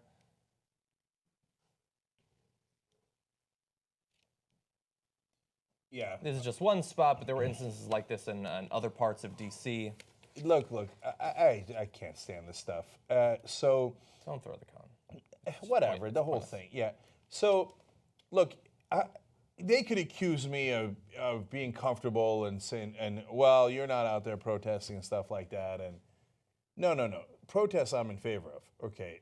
In fact, I got arrested doing a protest where we did civil disobedience, right? But I want America on our side. You know, you start doing all this mass stuff and you're causing violence, you're only feeding into Trump's hand. I mean, I don't generally believe in, of course there is a thing called a false flag operation. I don't think that it's necessarily going on here. But if you wanted to plan a false flag operation, this is how you would do it, right? I mean, if Donald Trump thought, okay, how can I get people on my side? Now, by the way, all this is wonderful. The pictures you're seeing now are peaceful protests, kindergartners, families, etc. That's the kind of protests I want to see. That last group there, by the way, we had an interview with one of the organizers for it. It's on TOT Interviews right now. So if you, but if you start doing violence and breaking windows and stuff like that, Trump thinks, yes, under the guise of law and order, I get to both crack your skull and pass laws and etc. to make sure that there are no further protests when I actually do hideous things. Terrible idea. You couldn't help him more. Now, 2 officers have been injured related to vandalism and destruction of property, and 95 arrests have been made at this point. This is earlier in the day. The numbers could be different now. We don't know what the final arrest count will be, although I think it's noteworthy that on the inauguration, when Trump is being brought in, it's much lower than at other protests that we've seen. We've got some quotes from Secret Service agents. One says, "It's a bunch of anarchists, fun times. It's what we expected." And there are protests like this at every inauguration, of course. There was one funny little interaction where a protester yells out, "They can't arrest us all," and his colleague starts laughing and says, "Of course they can." Yeah, they're set up. There was thousands and thousands and thousands of National Guard and D.C. police and Secret Service and all that. They can arrest a whole bunch of people across D.C. It's not like there was like 1 million of them. There was like 50 of them. It's like a fairly easy protest. Of the protesters, yeah. Yeah, easily arrestable. Yeah, and the cops were freed up by the fact that there was barely any actual crowd watching Donald Trump, so they can go deal with the protests instead. Yeah. Look, we know that there were right-wing groups like, was it Project Veritas? Is that what he's called? Keith, what's his name? James O'Keefe and whatever, trying to pay people to cause trouble during the inauguration. This is something that right-wingers do. So I would not be shocked if there were provocateurs out there. We don't know who these individuals are, but we do know one thing, and that is that the mission of true progressives, true liberals, is a peaceful one. Now, I will not make an excuse for anyone who uses violence during any of these protests, but I will say this. I find it interesting what the media's response is to people breaking windows and how quickly they denounce that kind of violence when simultaneously we will be bombarded with police shooting videos where we will see someone like Walter Scott running away from a police officer as he gets shot several times in the back. And that type of violence doesn't get denounced as quickly. Oh, we don't know all the evidence yet. We don't know all the evidence yet. Walter Scott once smoked marijuana. Right. So look, violence in any circumstance is unacceptable. But think about the violence that we are now desensitized to versus the type of, vandalism we're very, very sensitive to. Unlike all the partisans, et cetera, and I include the establishment as partisans. And look, the mainstream media, their number one problem is they claim they don't have a perspective or an opinion. That's preposterous. Their perspective is that of an establishment, okay? Protect the status quo. And so that's their enormous bias, right? So if anything upsets the status quo, they're outraged by, oh my God, you broke a Starbucks window. I go to that Starbucks. Now, I hate that they broke the Starbucks window. I'm going to get back to that in a second, right? But if you shot Walter Scott in the back, well, I'm not Walter Scott. I wasn't going to run from a cop. I don't have, outstanding traffic tickets or anything like that. Yeah, I'm not a poor guy living in South Carolina. I'm not a 12-year-old named Tamir Rice who's playing with a toy gun at a park. That's not me. So who gives a fuck? So and the cops protect me. Yeah. The cops protect me. So that's law and order. That's status quo. I kind of like status quo. Yeah. So I'm going to come at it with a certain lens. Now, and to the people who are doing the violence, look, if you're a progressive, the whole point of being progressive is nonviolence. So if you see anybody around you doing violence, do a circle, get around them, and point them out to the authorities because they're not with you. And that way you can root out the provocateurs, okay? And now let me go piss off a whole bunch of people, but that's okay because they're all trolls, right? Both on the whatever, if they think that they're on the left or on extreme left or certainly plenty of the right? Which is like they're the anarchists, like the original trolls. They're like, who cares about order? Let's mess up the order, right? And I'm just gonna mess with people, but I'm not gonna solve anything. What do I care about solving anything? I don't want to be productive. In fact, let's be counterproductive. And the alt-right. That's a direct quote. Yeah. And alt-right. Let's be counterproductive. Alt-right's the same thing. Let's just mess things up. Let's just break things. Break them. Who cares? We don't have to be productive. The alt-right and the anarchists, they must love each other. I'm surprised they haven't gotten together and done orgies yet. Yeah. Right? So, because they're so stupidly unproductive. You know what we want in order to get real change? You want moms, you want small business owners, you want real Americans, and by real Americans, I mean everybody. I don't mean what Republicans think, like, oh, a white farmer from Iowa is a real American, but a gay person from San Francisco is an alien, right? No, I mean all walks of life at those protests so you can win and get real change instead of getting your rocks off pretending to be, alt-left or alt-right or whatever the hell you think you are. Yeah, and look, I would say we're trying to be fair by covering this. I mean, we're sort of going out of our way to find instances that look a little bit bad, and they broke a window. That's bad, and I'm against it. I share the same philosophy of protest being founded in nonviolence as Cenk does. But this is, considering the perhaps unique threat that Donald Trump poses, I think he got off pretty easy with the protests here. I mean, with his view on the fact that we're far too restrictive in our use of nuclear weapons, and maybe we should just renege on all of our foreign debts, and maybe I'll change the tax code in a way that'll cripple generations of Americans, and we'll get rid of public education, and I'm going to fill the White House with white supremacists. That's going to be fun. Considering the unique threats that he poses almost every level and area of American society, and group in American society, by the way, he's lucky that he didn't have millions marching on the White House today. It's unfortunate that he didn't. Thankfully, tomorrow is going to be a massive day of protests and marches. Of course, the most high profile is the Women's March will be happening in D.C. and in cities in the U.S. and around the world. But if a Starbucks window got broken, that is the least that they should have expected. Okay, one last thing. Another shot at the corporate media because what gets covered and what doesn't get covered. Democracy Spring actually had more people arrested than there's been arrested today. Yeah. So we had 143 people. That's what I was alluding to earlier. Yeah, 143 people arrested in one day at the Capitol. It's a record, okay? Over the course of the week, we had, I think, close, I forget if it was 500 or 1,000. I'd have to look it up. Sorry about that. But an enormous, hundreds of people were arrested at the Capitol protesting getting money out of politics. But we didn't break any windows. We were good Americans. We did protest exactly the right way. And so the mainstream media was like, I can't smear you, so it's not fun. That's right. So, like, if you did anything slightly wrong, if you did jaywalking, then I can come out and make fun of you.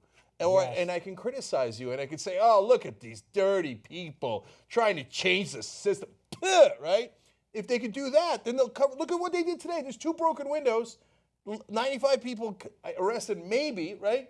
So they're like, oh my God, look at that. Don't change anything. Don't change anything. And by the way, when you break the windows, you help them with that smear campaign, okay? So, and I asked somebody in the establishment media, I said, by the way, okay, so you didn't cover it. If we were violent, would you have covered it?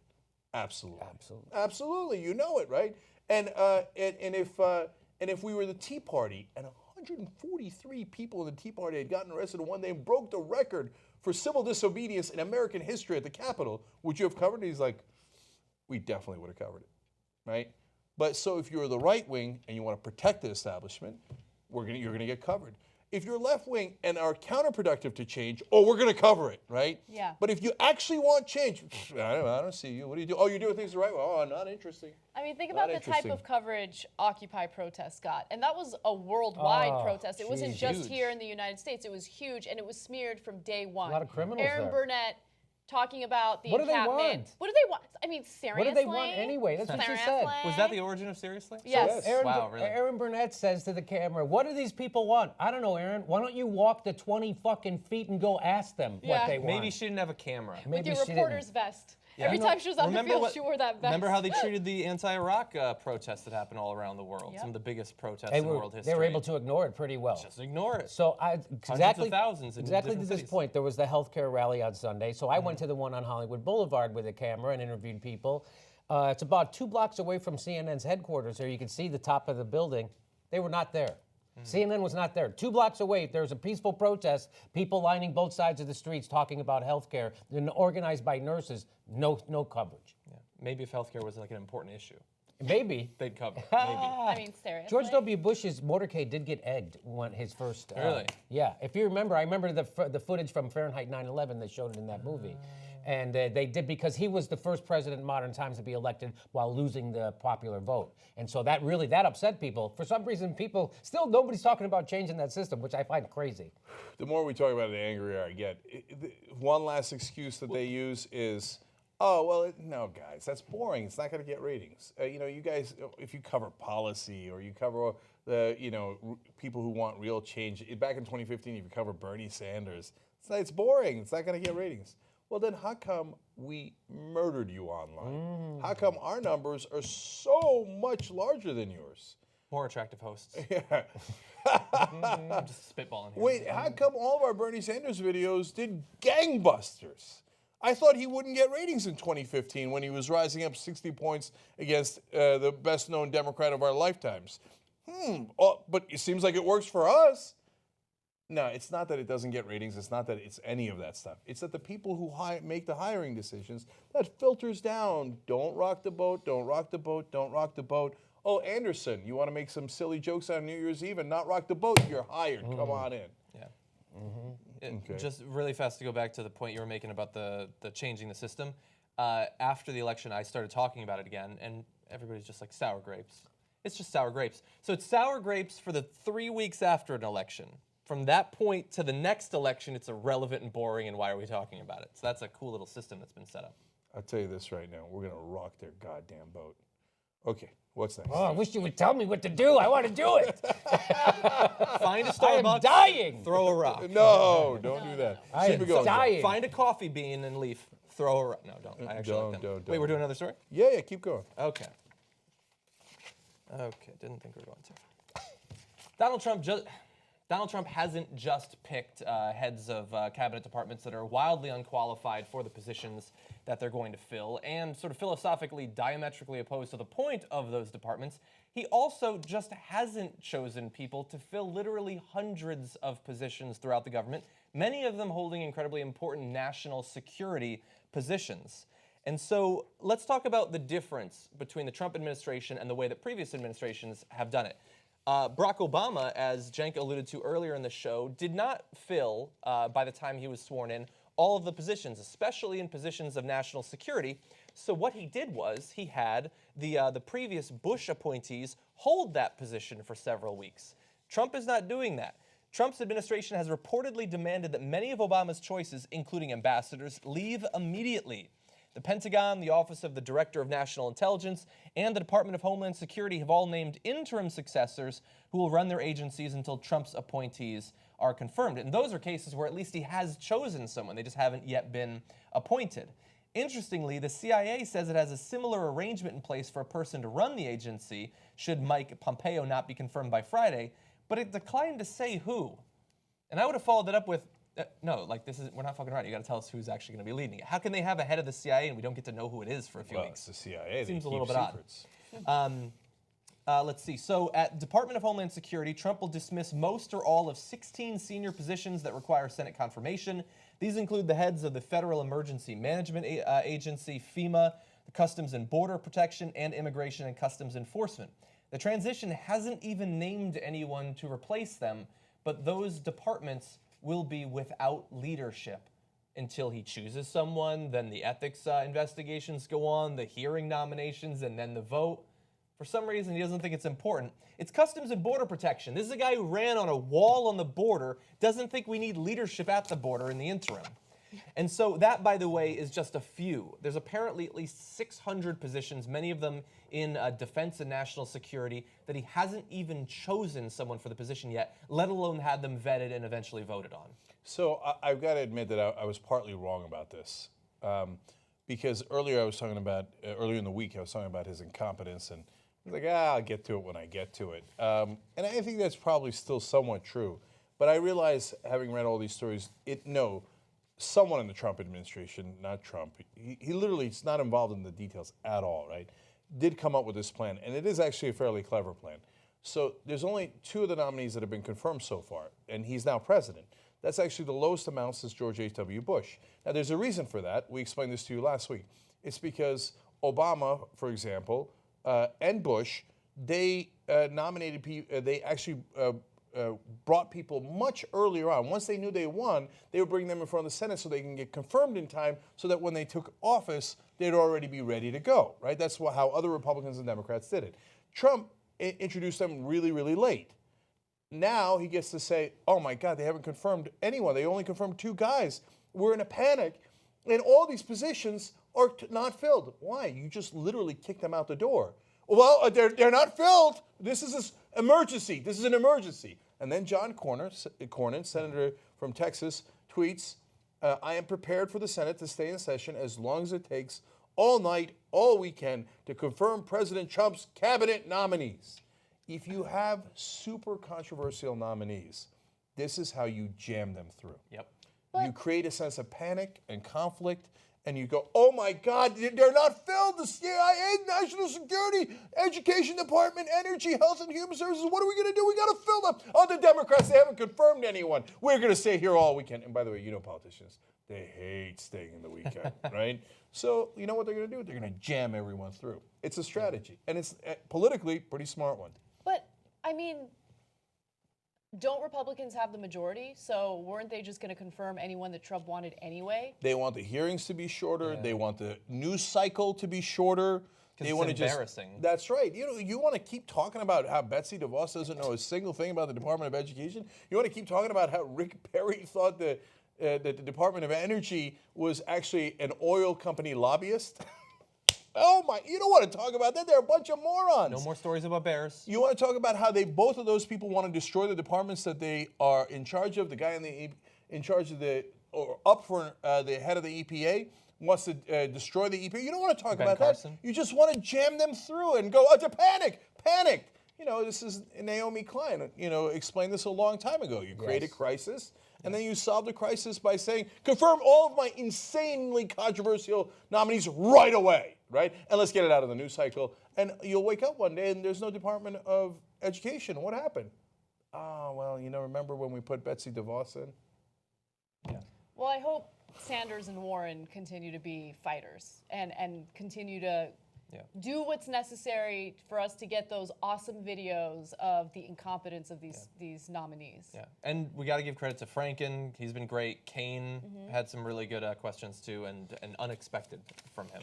Who's Kane? Tim Kaine. Oh, who's that? That was. He's still around. Okay. I thought he was walking around the woods too, but it turns out he showed up in the Senate. John, I watched some of his questioning. I was like, who's that guy? Where was he? Yeah. That's not the Tim Kaine I know. He was like on the ball, No like he was playing a lawyer in a movie. Yes. Yeah. He seemed competent and he had a purpose and he seemed genuine. Yeah. He's salty now, Yeah. I'm with Anna, by the way. If I was Sanders, Warren, any of those guys, we'll go all weekend. I brought my sleeping bag. Okay, let's have fun. How long would you like to go? I'm here 2 weeks, man. I don't need to go anywhere. I got a nice couch in my office. Let's have another hearing, right? Yeah. Oh, and by the way, I'm going to go talk to the press about your grotesque incompetence, how you have endangered the country by firing people who were already doing the job without having anybody to replace them. It's not on me. I'm not the president. Bernie Sanders could have been the president, and he would have done this competently. But that's not the direction we went. You're the president, Donald Trump. It's your positions that are empty. That's because you're incompetent. Yeah. That's how you fight. By the way, just a fun meme that's going viral on the internet right now that I really enjoy. It's a woman holding a sign, a protest sign, and it says, CBS poll, Donald Trump approval rating 32%, and then directly underneath, Rotten Tomatoes, Paul Blart Mall Cop, 33%. Oh, God. That is good. Yeah. Bad Ashley approves. Okay, next story. Next, okay. Yeah, I'm going to keep going. I like the movie. Okay. Yeah. I have not seen them. we're gonna go to 6 o'clock. So not the whole first hour, but so it's okay. And while you get that next story ready, actually, I'm gonna give you a couple of more names real quick. Let's see. I hope this is updated. Not updated, sadly. All right, keep going. Okay. Donald Trump has time to tweet, but he doesn't have time for national intelligence briefings.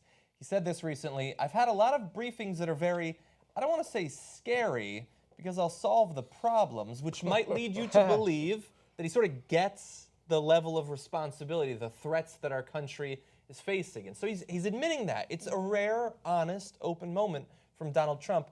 Unfortunately, we're going to go here to video 13. He's not actually following it up with any change of behavior. I just want to ask you about your skepticism about the intelligence community. You are getting the presidential daily brief only once a week.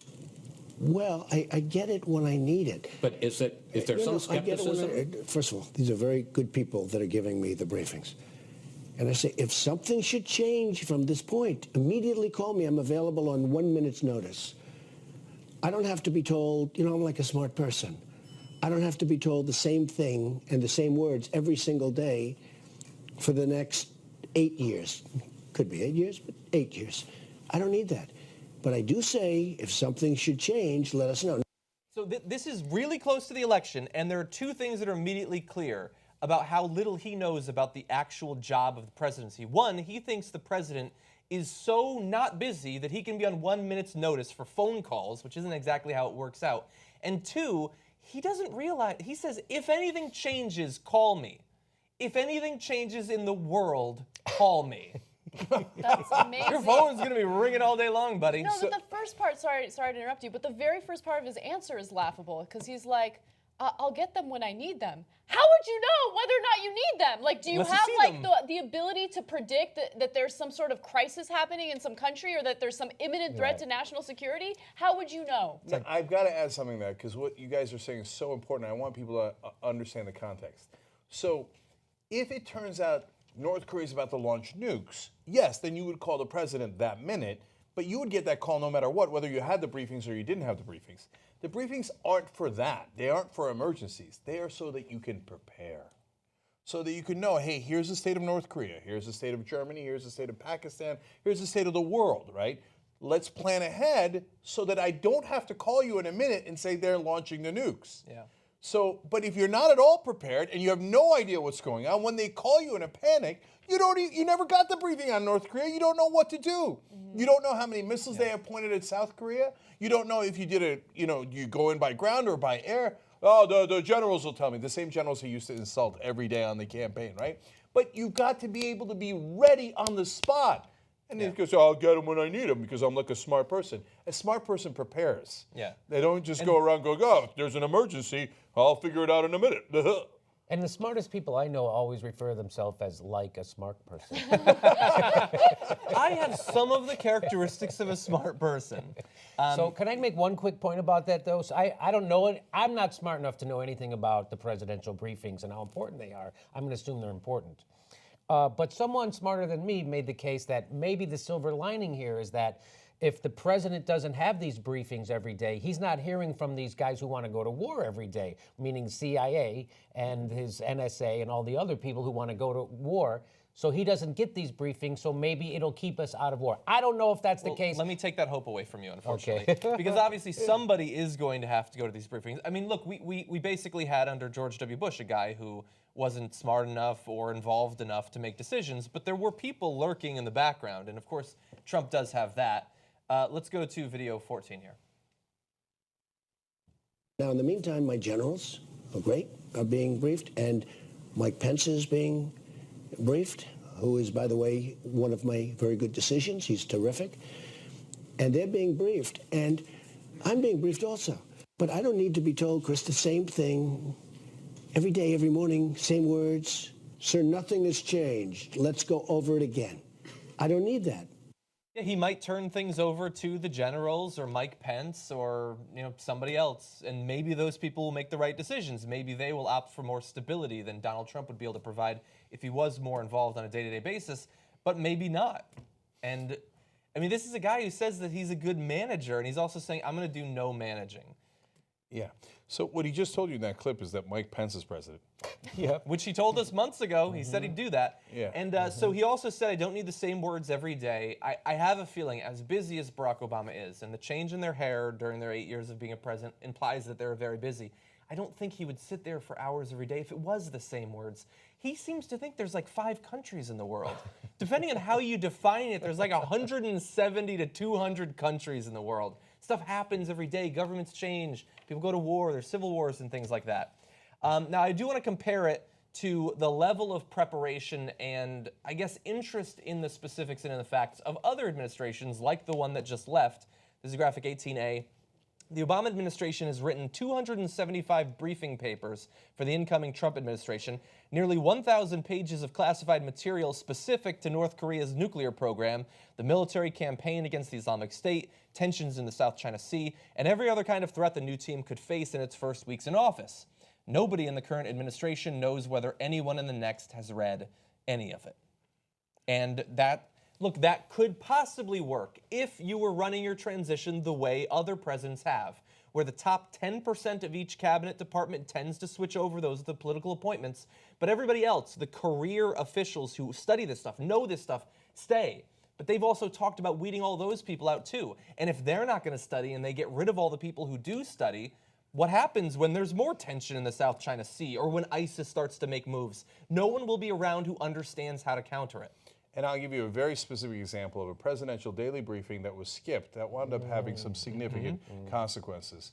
When George Bush, in his first year in office, was on vacation in Crawford, and he was on his ranch for a whole month in August. He took a month off as president. They were giving them he was better than Trump in that he was theoretically receiving the briefings every day. He wasn't brazen enough to say, no, I'll just skip them, right? He pretended to get them. But one day they come in and they give him a briefing on how Osama bin Laden is determined to attack inside the United States. Well, he skipped that one. He told them, I got it. You covered your ass. Yes. Now go home, okay? You covered your ass. So he skipped that briefing. That briefing turned out to be really, really important. And when he got a call later and he needed to respond in a minute, the towers were already gone. Yeah, well, we're going to defeat ISIS. He hasn't been specific about his foreign policy ideas during the campaign, and he isn't specific on the website either. We're going to defeat ISIS.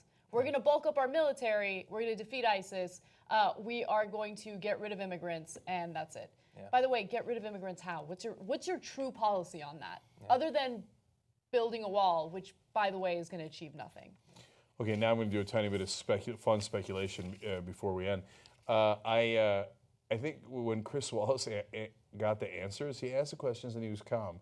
And then when he got the answers, it seemed to me, and this is why speculation, he was like, he looked alarmed. Yeah, he looked like, Jesus, what have we done? Yeah, he did look alarmed. I don't know, but you agree? I sensed it as well, yeah. Like, he was like, oh my God, he's not getting the briefings. Yeah. Oh, Jesus Christ, what have we done? True. I also don't want to be one of those, like, fake body language experts who's like, oh, well, you know, she lifted her index finger and scratched her cheek, which usually means, like, get the fuck out. Yeah, Anna is unfortunately not an expert in that, so in the next segment, we'll be bringing in Keith Ablow, who's going to take a look.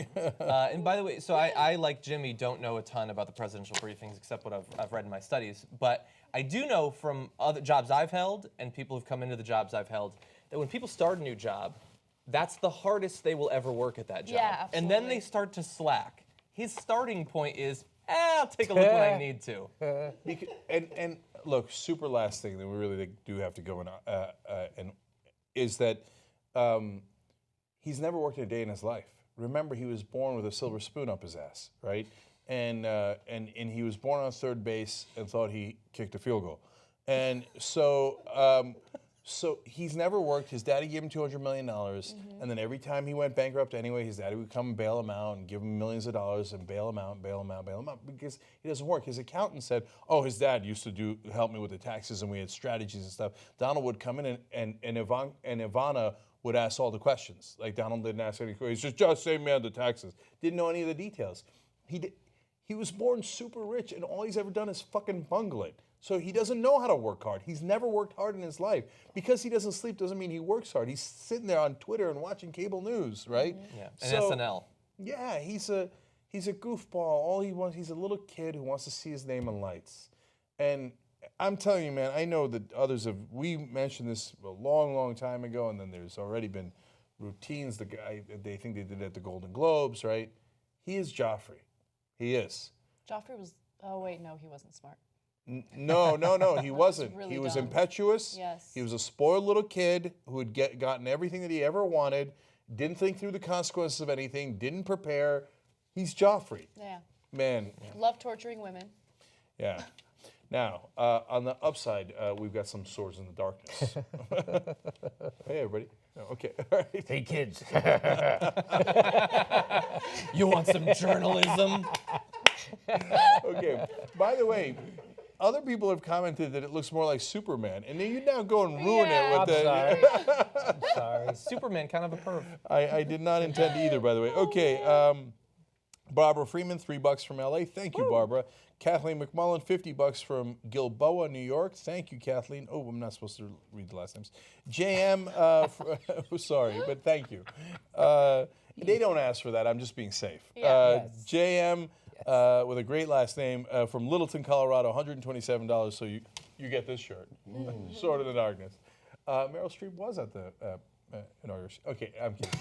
Okay, Who you is guys that? can't see that. It's Roseanne Barr. No, is it? It kind of does look like her Looks with like like her. funky It hair. actually All right. does. Oh, by the way, what are we doing? I said at the end of the hour, can I see 1.1 million? Oh! Holy moly. Holy moly. Okay. This is insane. I love you guys. I love you, mother. Frank Caesar's ghost. Okay. I just don't get, where do you get these balls? I thought I had balls. You have balls. Okay. So remember, everybody, $127, soundboard with all the goofy George Bush stuff, $270. I don't know if we have any rings left at 1,000, but give 1,000 anyway. And we might have some left. I don't know. I'm not promising. And name the desk. I mean, that's so cool. How much to name the Nobody's desk? bought the big stuff. And I don't blame you guys. I love you. I mean, you know, Barbara gave $3. Love you just as much as No anyone. one bought Jake's poem for $100,000. I can't believe they didn't. There's Is only that one. Yeah. So name the desk, name the cameras, name the chairs. Everybody goes. imagine? You know how many times Bernie Sanders is going to come in here in the next 4 years? He'll get to see your name on the cameras and the chairs. Come on. Yeah. I know that it's a lot of money, but it goes towards journalism so that we can watch out for this son of a bitch that we've been talking about all day. How much for the desk? It's $10K. Oh, I can't buy that.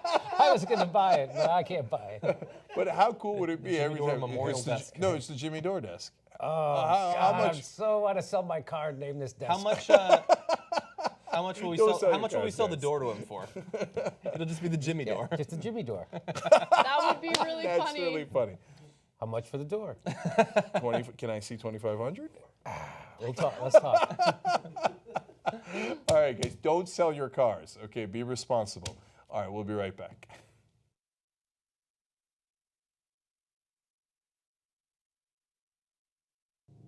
Do you trust the establishment media? The United States economy has never been better. Monetary policy is spectacular. Everybody thought Jamie Dimon was the king of Wall Street last week.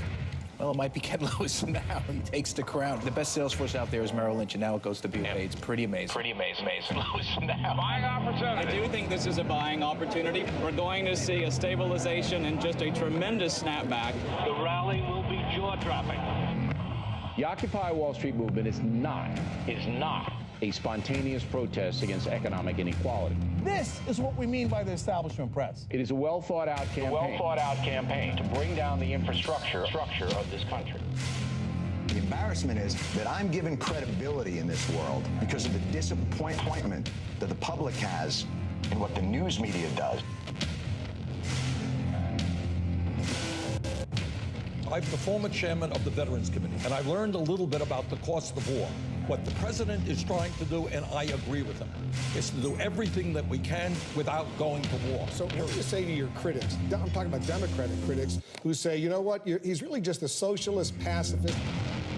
I very rarely read in any coverage of Bernie that he's a socialist. Bernie Sanders is a socialist, for God's sake. Most analysts are saying that Hillary Clinton's going to win in a landslide.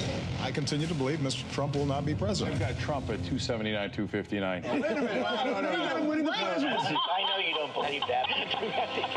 Sorry to laugh. We're not going to be polite anymore. You know what we're going to do? We're going to fight back. Fight for a free and independent media. We're done with politeness. We fight back. We are going to put together the best investigative reporting team in the country. You like Jordan Charton in the field, challenging Democrats? He's the one that took down Donald Brazil. Thank God for that. Give me 10 Jordan Chartons. Look at the damage I could do. TYT will give you the four horsemen, and we will let them gallop. Help unleash real journalism in the country. We don't need anybody else anymore but you guys. tytnetwork.com/go. This is going to be amazing.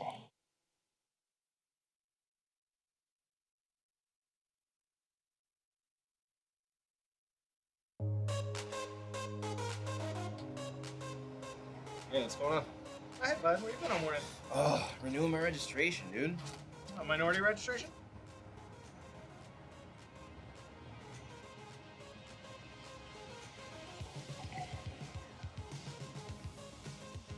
My car. Cool.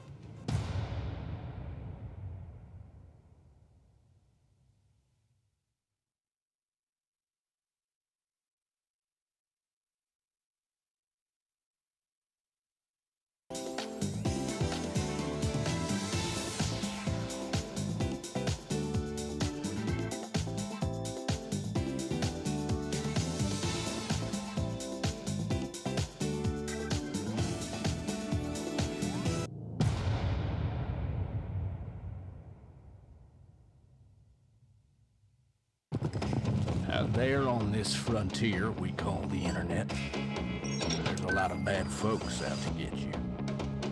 For years, corporate media barons and right-wing rustlers have tried to keep the status quo around these parts. But lucky for us, there's a man who's fighting back.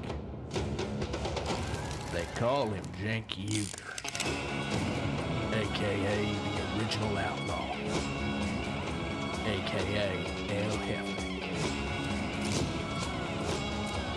He just rode into town slinging the truth.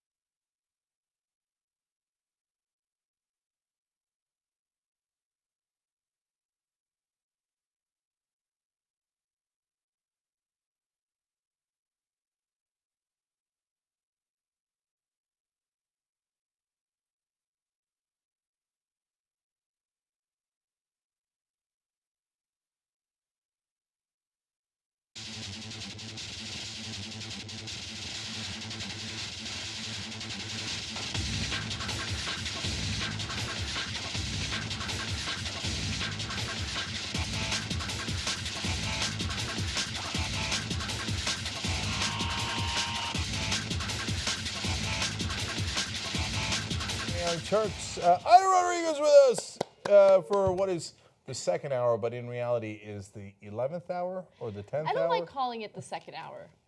Oh, that's an interesting twisty twist. How about hour two? I don't know anything with second or hour two. It's like okay, let's get to the back end of the show. No. Okay, all right. That's all right. Let's name it something else, like the extravaganza hour or something. Okay. You guys never stop anyway. It's not. Yeah. There's no such thing. You I guys know, go right? all the time. Extravaganza hour. Oh. Extravaganza. I'm just happy to be in Jimmy's presence because he's so likable. People like him. So when they go off on me on Twitter, I just go to his Twitter feed and feel better about myself. I don't know if you know this. There's some folks who don't like Jimmy online. Some people. Yeah, Really? I've heard that. I've been once or blocked. twice. I've been blocked by Luke Russert. I love that that's your claim to fame. No, not claim to fame, but you just love it so much that he's done it.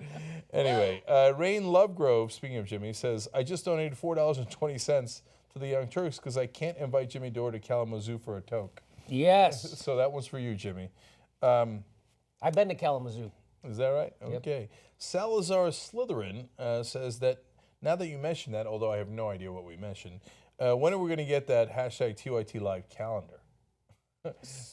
Like, is this a calendar of the men? The men, yeah. That's really funny. I'll buy that though. Yeah. Well, that's because you haven't seen it yet. That might be funny or fun. Yeah. Depending on who's in the calendar. There's some attractive dudes at TYT. Yeah. Funny. Not going to happen. Okay. Desiree from Carrollton, Texas, bless your heart, $15. Tony from Lake Hopatcong, New Jersey. I'm from New Jersey. I didn't know there was a Lake Hopatcong. $27, bless your heart. And Don from Sequoyah, Washington. Lots of awkward town names today. $50. So thank you, Don, Tony, and Desiree. Super, super appreciated. And look, we got to get to 1.5, right? Let's hire the next team.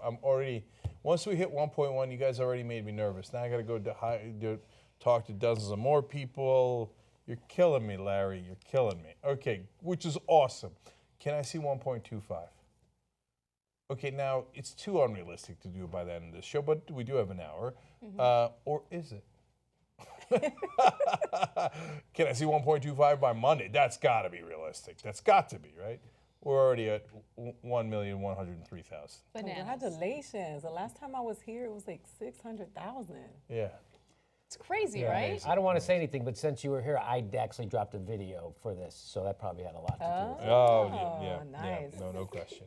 No, that was a great video, and Anna did one, and et cetera. So, okay, by the way, when I was talking to Bernie Sanders folks, I'll just throw this out there real quick, and then we'll go on. They're like, look, if you spend the same amount of time instead of trying to get big donors, and you have to suck up to them, and you have to cater to them, and you have to convince them, and if you take all that time and just spend it on getting money from real Americans, you'll actually get more money. And it turns out the Bernie guys know a thing or two about that. So they're kind of right, and that way we're beholden to you instead of big donors. So it's a pretty good way to go. All right, Casper, what's up? Whoa. So we have a feed of C-SPAN in the back, and they just showed some footage of Bob Dole. And I don't want to get into Bob Dole and his politics. I just want to get into the fact that I am terrified of old age. Terrified. Yeah, he looks like a crypt keeper. I don't want to get to that point in my life. I know that it's a fact of life, and people get there. I don't want to get there. It took me a second to realize who it was. Yeah. It was like, wow. Ugh, okay. Not me, man. I'm the opposite. I'm going to hang on for dear life. I don't want I'm going to be the last man out. This is Cenk Uygur, lone survivor of planet Earth, of USS Earth. Okay. Yeah. It's scary. It's scary when you get to a point where you depend on other people to get around and things like that. You know, it's the point scary. where you're shitting your jumper at the mall. You mean that point? Yeah. Hopefully, at that point, you have no interest in going in the mall anyway. But yeah. Even on that day, Janky Lone Amazing. Survivor. You're not going to enjoy that. Jake Luger fully alive with a load. Okay. AKA El Jefe, AKA Sword in the Dark. Look at Hillary strolling out of there like, ugh. Yeah, I know. Oh man, I feel so bad for Hillary today though. Not on any other day, but today I feel bad. Okay. Okay, let's go for it. All right. Now that Donald Trump has been sworn into office, his new administration has scrubbed whitehouse.gov and replaced some of what the Obama administration had with its own policies. Now, some of the notable things to mention include what he has decided to take out. Okay, so let's talk about that a little bit. So according to the Daily Beast, whitehouse.gov immediately wiped pages on LGBT rights, civil rights, climate change, and healthcare from its issues section after Donald Trump took the oath of office. Now, it did get replaced. The page on climate change was replaced with a page entitled An America First Energy Plan that ignores climate change entirely and says President Trump is committed to eliminating harmful and unnecessary policies such as the Climate Action Plan and the Waters of the U.S. Rule. Now, essentially what he's planning on doing is drilling. He believes that there's untapped oil here in the United States, and as a result, we should drill, baby, drill. And of course, that is a huge handout to the oil companies, which is unsurprising with Rex Tillerson in his administration. I was just about to grill you on this, Anna. What evidence do you have that he's in favor of the oil companies? Yeah. I heard he had lunch one time with the guy's his secretary. Yeah. Yeah. The CEO of ExxonMobil is his nominee for Secretary of State. Gee, I wonder if he's in bed with the oil companies. I can't quite tell. I can't quite figure it out. And it turns out they don't care about climate change in his administration. Color me surprised. So what did he replace the civil rights content with? The page on civil rights was replaced with a page entitled Standing Up for Our Law Enforcement Community that replaces concerns with how police act with a demand for more cops. It also points to predominantly black inner cities as shooting galleries. In fact, there's some misinformation on that page. It claims that crime has shot up like 50% in Washington, D.C., which is not the case. Crime has actually gone down significantly from 2015 to 2016. So a little bit of fear-mongering, a little bit of misinformation, and beefing up our militarized state. So two things about that. The ending of those websites when they took the images when they'd been scrubbed says civil rights could not be found. Okay, and I think that's a pretty accurate depiction of what's going to happen, unfortunately, in the Trump administration. I think that lie about the Washington crime going up 50%. Look, in the old days, conservatives would bother to pay a lot of money to a think tank who would manipulate the numbers to come up with something that looked right because you cherry pick things. Now Trump in the fact-free world is like, skip all that. Just say that crime went up 50%.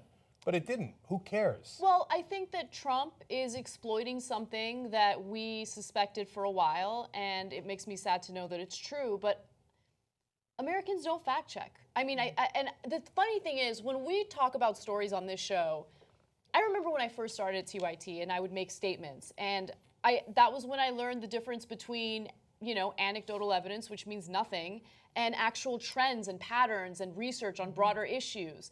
And so now I'm like very careful with the type of evidence we present. I make sure to fact check that evidence so it's not, stats that have been manipulated in a way to tell a story that's not true. Like, all of that stuff is so important to me.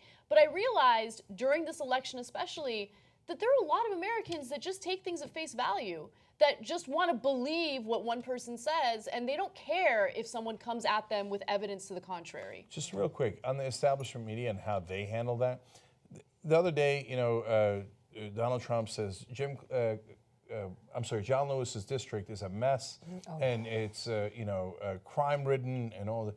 And so Jake Tapper's way of dealing with that is, he reads a tweet, and I thought, and I'm screaming at the TV, and I knew we were going to do the segment on Monday because it was over the weekend. I'm like, check the numbers. Is it crime-ridden? Is it a mess? Is it on fire? You've got a million people in the building. Put one producer on checking the numbers. No. Turns to Rand Paul. Now, how do you respond to that? Well, you know what I thought was great, though? That the people responded, and there was a hashtag that trended on Twitter with people responding to that accusation or whatever, and it was so many white people were like, oh, our district is on fire, our district. It was just hilarious. But I just want to say one thing. I watched today, and it looked like the movie said, that's the most Botox I've ever seen at an inauguration. It looked like a scene from The Purge, like the latest Purge. It was just like, wow. What I thought was sad was, I think when people hear civil rights, they always think people of color. Like they don't realize that those civil rights that we're fighting for are the rights that are supposed to belong to us all. Yes. And it's become, something that they say that's their fight. We don't have to fight for that because we're poor, but we're white. And we don't, civil rights is not something that's about Martin Luther King, and the civil rights movement is about people of color. I don't know if you guys are paying attention, but it just seems like, I know you guys are. I'm talking about the people, especially you white people who come after me all the time and say that I'm always talking about race. I'm talking about you too, you poor white people. I don't know if you've noticed this takedown is going to affect us all. Not just, if you took a look at what happened today, that was elitism at its best. And it does not include me and you. Yeah, so I want to touch on that a little bit as well, because that's another part of it that's so frustrating. Because as I mentioned early on in the show today, the Trump administration has already done away with a fee decrease that the Obama administration recently passed for homeowners to help them pay their mortgages. And it's just a little bit of a savings. Trump administration got rid of it immediately as soon as he was sworn into office. And so that stood out to me as a symbolic action, because what the Trump administration and what the establishment in general has been so good at doing is pitting everyone against one another. Yep. So we're distracted by that, and we are literally sitting here blaming the least or the most powerless people in the country for our problems when we're being robbed. Absolutely. As we're being deceived, and as we're being distracted. We're being robbed by the millionaires and the billionaires who are rigging the system against us. So you're right, the civil rights don't have to do with one group of people. It has to do with all of us who are complaining about this current economic situation we're dealing with, who are worried about representatives who don't represent us. We need to fight those who are powerful, not powerless. That was the $500 thing, right? Yes. That went up. The only thing else that I want to say is that I think when you say that they're trying to pit us against each other, I was watching the protest today, and there was the Satanic Church was marching. And I thought it was ironic because they were marching against everything that these devout Christians who hate gay people and have, talk about abortion. So the people who represent the devil to them were out there, and when they asked the woman, why are you protesting? She said, I'm protesting to protect you. I'm protesting for your rights. And they had their black cloaks. I mean, it looked like some Harry Potter shit. But I want to say big ups to them because they were out there marching with the Black Lives Matter, with the LGBT community. They were out there on the front line. And what their response was, to the lady who interviewed her, she was like, I'm marching to protect your rights. That's what I'm marching for. They get such a bad rap. So I want to go back to the lie about Washington, D.C., because it has a point. They didn't just decide to lie about that randomly. The point of that lie is inner cities are scary. It's filled with black people. It's crime infested and it's on fire. They said it about John Lewis, and it wasn't an accident that it happened to be his district, and he's black, right? Trump didn't do any research on John Lewis's district. He's just like, you're black. You represent Atlanta, fire, crime. Right? Washington, D.C., crime, 50% up. It's not. I don't care. It actually went down. I don't care. Because the point isn't being accurate. The point is to scare people into thinking there's somebody in a worse situation than you, and it's black people, and they're in the cities, and they're going to come to get you. Don't worry, Daddy will protect you. Okay? Now, meanwhile, Daddy just stole your lunch money. As Anna pointed out, now you're going to have to pay more for your mortgage. He did that on day one. First thing he did was screw over all Americans of all races. But meanwhile, he's got you in a panic about, oh my God, the blacks in the inner cities, right? So that's what happened.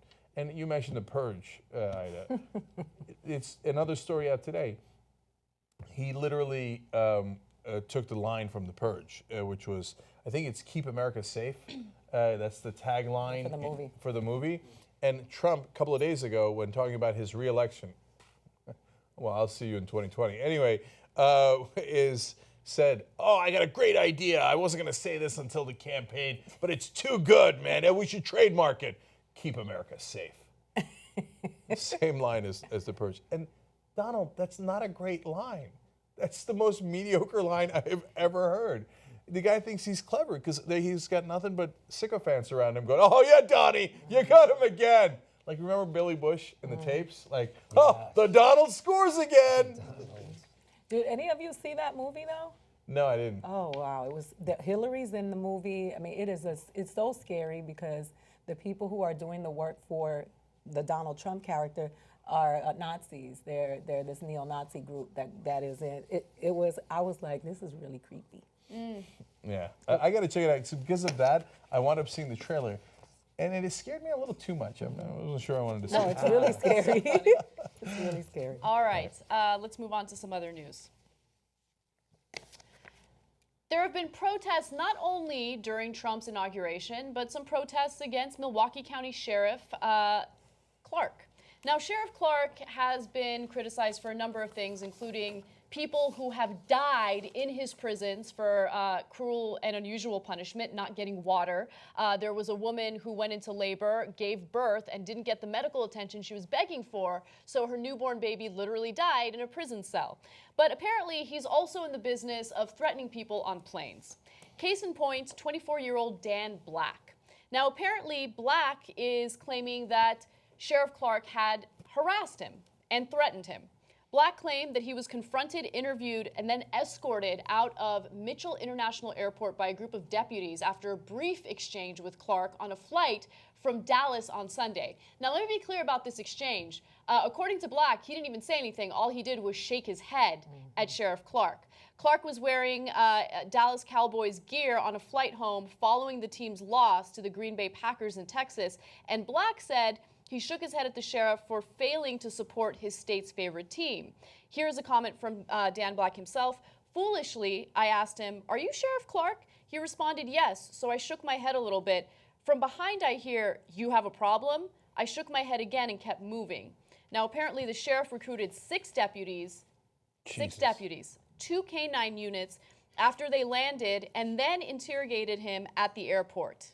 It's insane. So people are mad about this, and they're protesting it. People are going to Sheriff Clark's Facebook page, and they're leaving comments about how unhappy they are with this kind of harassment. And, of course, Sheriff Clark, in his usual manner or behavior, decides to double down.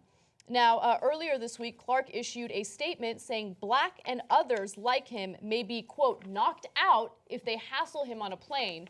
The sheriff said he does not have to wait for some goof to assault him. He reserves the reasonable right to preempt a possible assault. Also, okay, let's pause there for a second. Something worse is about to come, okay? Yes. But already it is one hideous thing after another. So now, Sheriff Clark's a fascist. So not like a fascist, not heading towards fascism, he's a fascist. If you look at someone the wrong way who's in power, remember the conservatives that you were worried about government power? Remember you needed your guns because you're worried that the government is going to have too much power? You look at a government official the wrong way and he sends 2 K-9 units and 6 officers and all this after you because you looked at him the wrong way? That's fascism. Absolutely. Okay? That's the government power you were afraid of. Then secondly, the first story I read, I was so outraged about what he had done. The second story, I found out what you just stated, which is that, oh my God, it was because it was over sports. Yeah. I thought it was like a political thing, and he was trying to intimidate him because of politics. First of all, you're the Milwaukee Sheriff in Wisconsin, and you're wearing a Dallas Cowboys thing when they played in the playoffs. Now, look, you do wear whatever you want, and Chris Christie can go hug the Dallas owner, and they all suck up to Jerry Jones. They're so pathetic. They don't actually like the Cowboys. They're just like, Jerry Jones, give me money, please. Okay, so that's fine. That's fine. Okay, so, but you're going to go and harass a guy like that because he questioned your sports jersey? Yeah. Are you insane? So it does get worse, and I'm going to get to what he said to defend himself even after he got this criticism for being a hideous person. But here's the amazing part about this story that I want everyone to please focus in on. You give crazy police officials like Sheriff Clark unmitigated power, okay? And they will use that unmitigated power against you regardless of what your racial background is. You see these videos of people like Walter Scott getting shot in the back, or 12-year-old Tamir Rice getting shot and killed within 2 seconds because he's playing with a toy gun, and you don't care because, it's just black people. Well, just understand that Dan Black is a white guy, okay, and literally did not do anything wrong. Shaking your head at a police officer is not a crime. I have no idea what Dan Black's politics are. How the hell would we know? He shook his head over the Cowboys jersey. So he's a white guy, 24 years old, in the middle of Wisconsin. For all you know, he's the most conservative guy you ever saw in your life. I don't know. So, but it's not the point. The question is, you dare to look at a government official the wrong way. I mean, think about how scary that is. When you're in, I'm not going to Milwaukee. You know, and by the way, I mean, people ban North Carolina over the transgender issue, and they should. I got it. I've got a personal, I'm not trying to make a big deal out of it, like, oh, we should all do. I'm not going to Milwaukee. Hell no. Any jurisdiction of Clark, because he could do anything to you. Then he puts you in prison. Look at this guy. I mean, they harangued him, they questioned him, they interrogated him, they could have put him in prison. Who would know? And then in prison, he lets people die of thirst. That's amazing. He could torture you and kill you. That's what fascists do. Newborn baby dies in a prison cell because they refused to give her the medical attention that she was begging for. Where are the pro-life people? Are you not angry? Yeah. Okay. And so where the reverse racism white people, where are you that he did this to this police officer abused his power? So I'm tired of Sheriff Clark. He doesn't respond to me because I can read. But did you? He actually had a fight this week with Mark Lamont Hill. He called Mark Lamont Hill a jigaboo. Which is super ironic. Very, and Mark Lamont Hill responded and was like, unlike him, I'm not going to call him a coon. I'm not going to call him a stepping fetcher. I'm not. Mark took the high road. But what? That's kind of calling him those. No, things, I know. But I still, he was just pointing out, like, I had the option that this guy who is kissing the ring for the purpose of power, but he's a laughable guy. Like, if you if you watch him, he speaks in, everything is a slogan. He wears that fucking stupid ass cowboy hat, right? Just self-hating. He reminds me of the cop and Boys in the Hood. Remember the cop and Boys in the Hood? Come over and said, I can't stand people like you. Yeah, and I get off on doing, Yeah, and it's exactly what you said. It's not just black people that he's gonna look. That white boy looks like a singer from the Counting Crows. Yeah, like he looks harmless. Exactly, and it doesn't matter how harmless you look. It doesn't matter how innocent you are. Again, you give anyone this type of unmitigated power, they will use it against you. So after all of the criticism that Clark got for what he not only did, but also what he said after with the knock you out comment, he doubled down even further. So on Facebook, he posts this. Sheriff Clark regrets that he cannot attend this juvenile leftist anti-cop tantrum. He is pleased that he has their attention, however. The sheriff is in Washington. I love that, we fixed it, but it was spelled wrong. Yeah. To witness the swearing in of our next president, Donald J. Trump, as we embark on a mission to make America great again. And then he also included a meme of Dan Black. Okay, so cheer up, Snowflake. If Sheriff Clark were to really harass you, you wouldn't be around to whine about it. Wow. Talk about the mix of things that happen, or at least, I guess, the common denominator of these types of folks. So he's a sheriff that's in power, and he was afraid because someone went like this. That's what he did. He went. So he's afraid of being assaulted. Now, we talked about the last story about the changes to the WhiteHouse.gov and everything, and how they should be afraid of black folks in this neighborhood, be afraid of that guy because of who he is, which has been the whole campaign. People that are afraid of nothing and then have power act like Sheriff Clark. He's afraid of nothing, no matter who it comes from. He was going to assault me because he shook his head and walked away. Where's the reasonable concern that you're going to be assaulted? I'm keeping all the names kind of contained, but you're a weak person. No, who now, as soon as you see a threat, no matter where you go, and by the way, you're not going to knock anyone out. You're going to send 6 sheriff deputies and 2 canine units to come after the guy to knock him out. You're actually not going to do anything because you're weak. Let's also just quickly talk about the notion that someone who was just interrogated by 6 cops and 2 K9 units is the snowflake. No, homeboy. The person who gets offended by someone shaking their head at them and can't handle that is the real snowflake here. And I think you white people should be outraged. He called them snowflake. He's talking about his skin being white. He's called him snowflake. If that would have been the reverse, it would have been a black comment. If you would have said something like, hold up, chocolate chip, that would have been outrage. Where is the outrage now? Sheriff Clark needs his ass beat. That's what he needs. He needs an ass whooping, a good old school ass whooping to bring him back to one. But he would never leave his gun behind. He would never leave his 6 deputies behind. He would never leave his K9 units behind because he needs He needs a big old safe space. He needs a safe space from people shaking their head. Right? So I'm going to unite all of Wisconsin against him in a second. But I just want to go over a couple of things real quick. When you have a cop threatening preemptive assault on anyone who looks at him wrong, right? That is unbelievably dangerous. I mean, you flipped a situation or whatever. If you're a right winger, okay, you've got a government official who's a bureaucrat liberal who wants to control your life, and you just shake your head at him, and he says, "Okay, that's it. I'm going to before you even assault me, I'm going to kick the living crap out of you and call it preemptive assault or whatever." Right? That's unbelievable, right? It's not that hard. You say you wouldn't be around to whine about it. That's a mean threatening to wipe him out, to kill him. Yeah. Now, if you're a local yokel and a regular old troll online, that's still a significant threat, and you could be in legal trouble for that. But if you're the cop with the gun and you're telling one of your citizens you won't be around anymore if you ever question me, holy cow, you got cops threatening to kill people in Milwaukee. Yeah. And then finally, let me unite all of you Wisconsin folks and people living in Milwaukee. By the way, this guy's up for election. Are you insane? What a national embarrassment you have for a sheriff. You got to get him the hell out of there, okay? So apparently, if you're a Packers fan, Sheriff Clark might have you arrested, interrogated, and then threaten your life. You got a guy sitting in Milwaukee, Wisconsin, going around with Cowboys gear, threatening to assault and perhaps maybe make Packers fans disappear for questioning his Cowboys gear. You're going to take that in Wisconsin? Yeah. Hey, Sheriff Clark, you think that's a winning strategy? Have at it, Hoss. Yeah. And you know what? All the people that came for the... Were you going to say something? No, I just think that meme will really help in the civil suit. Yeah.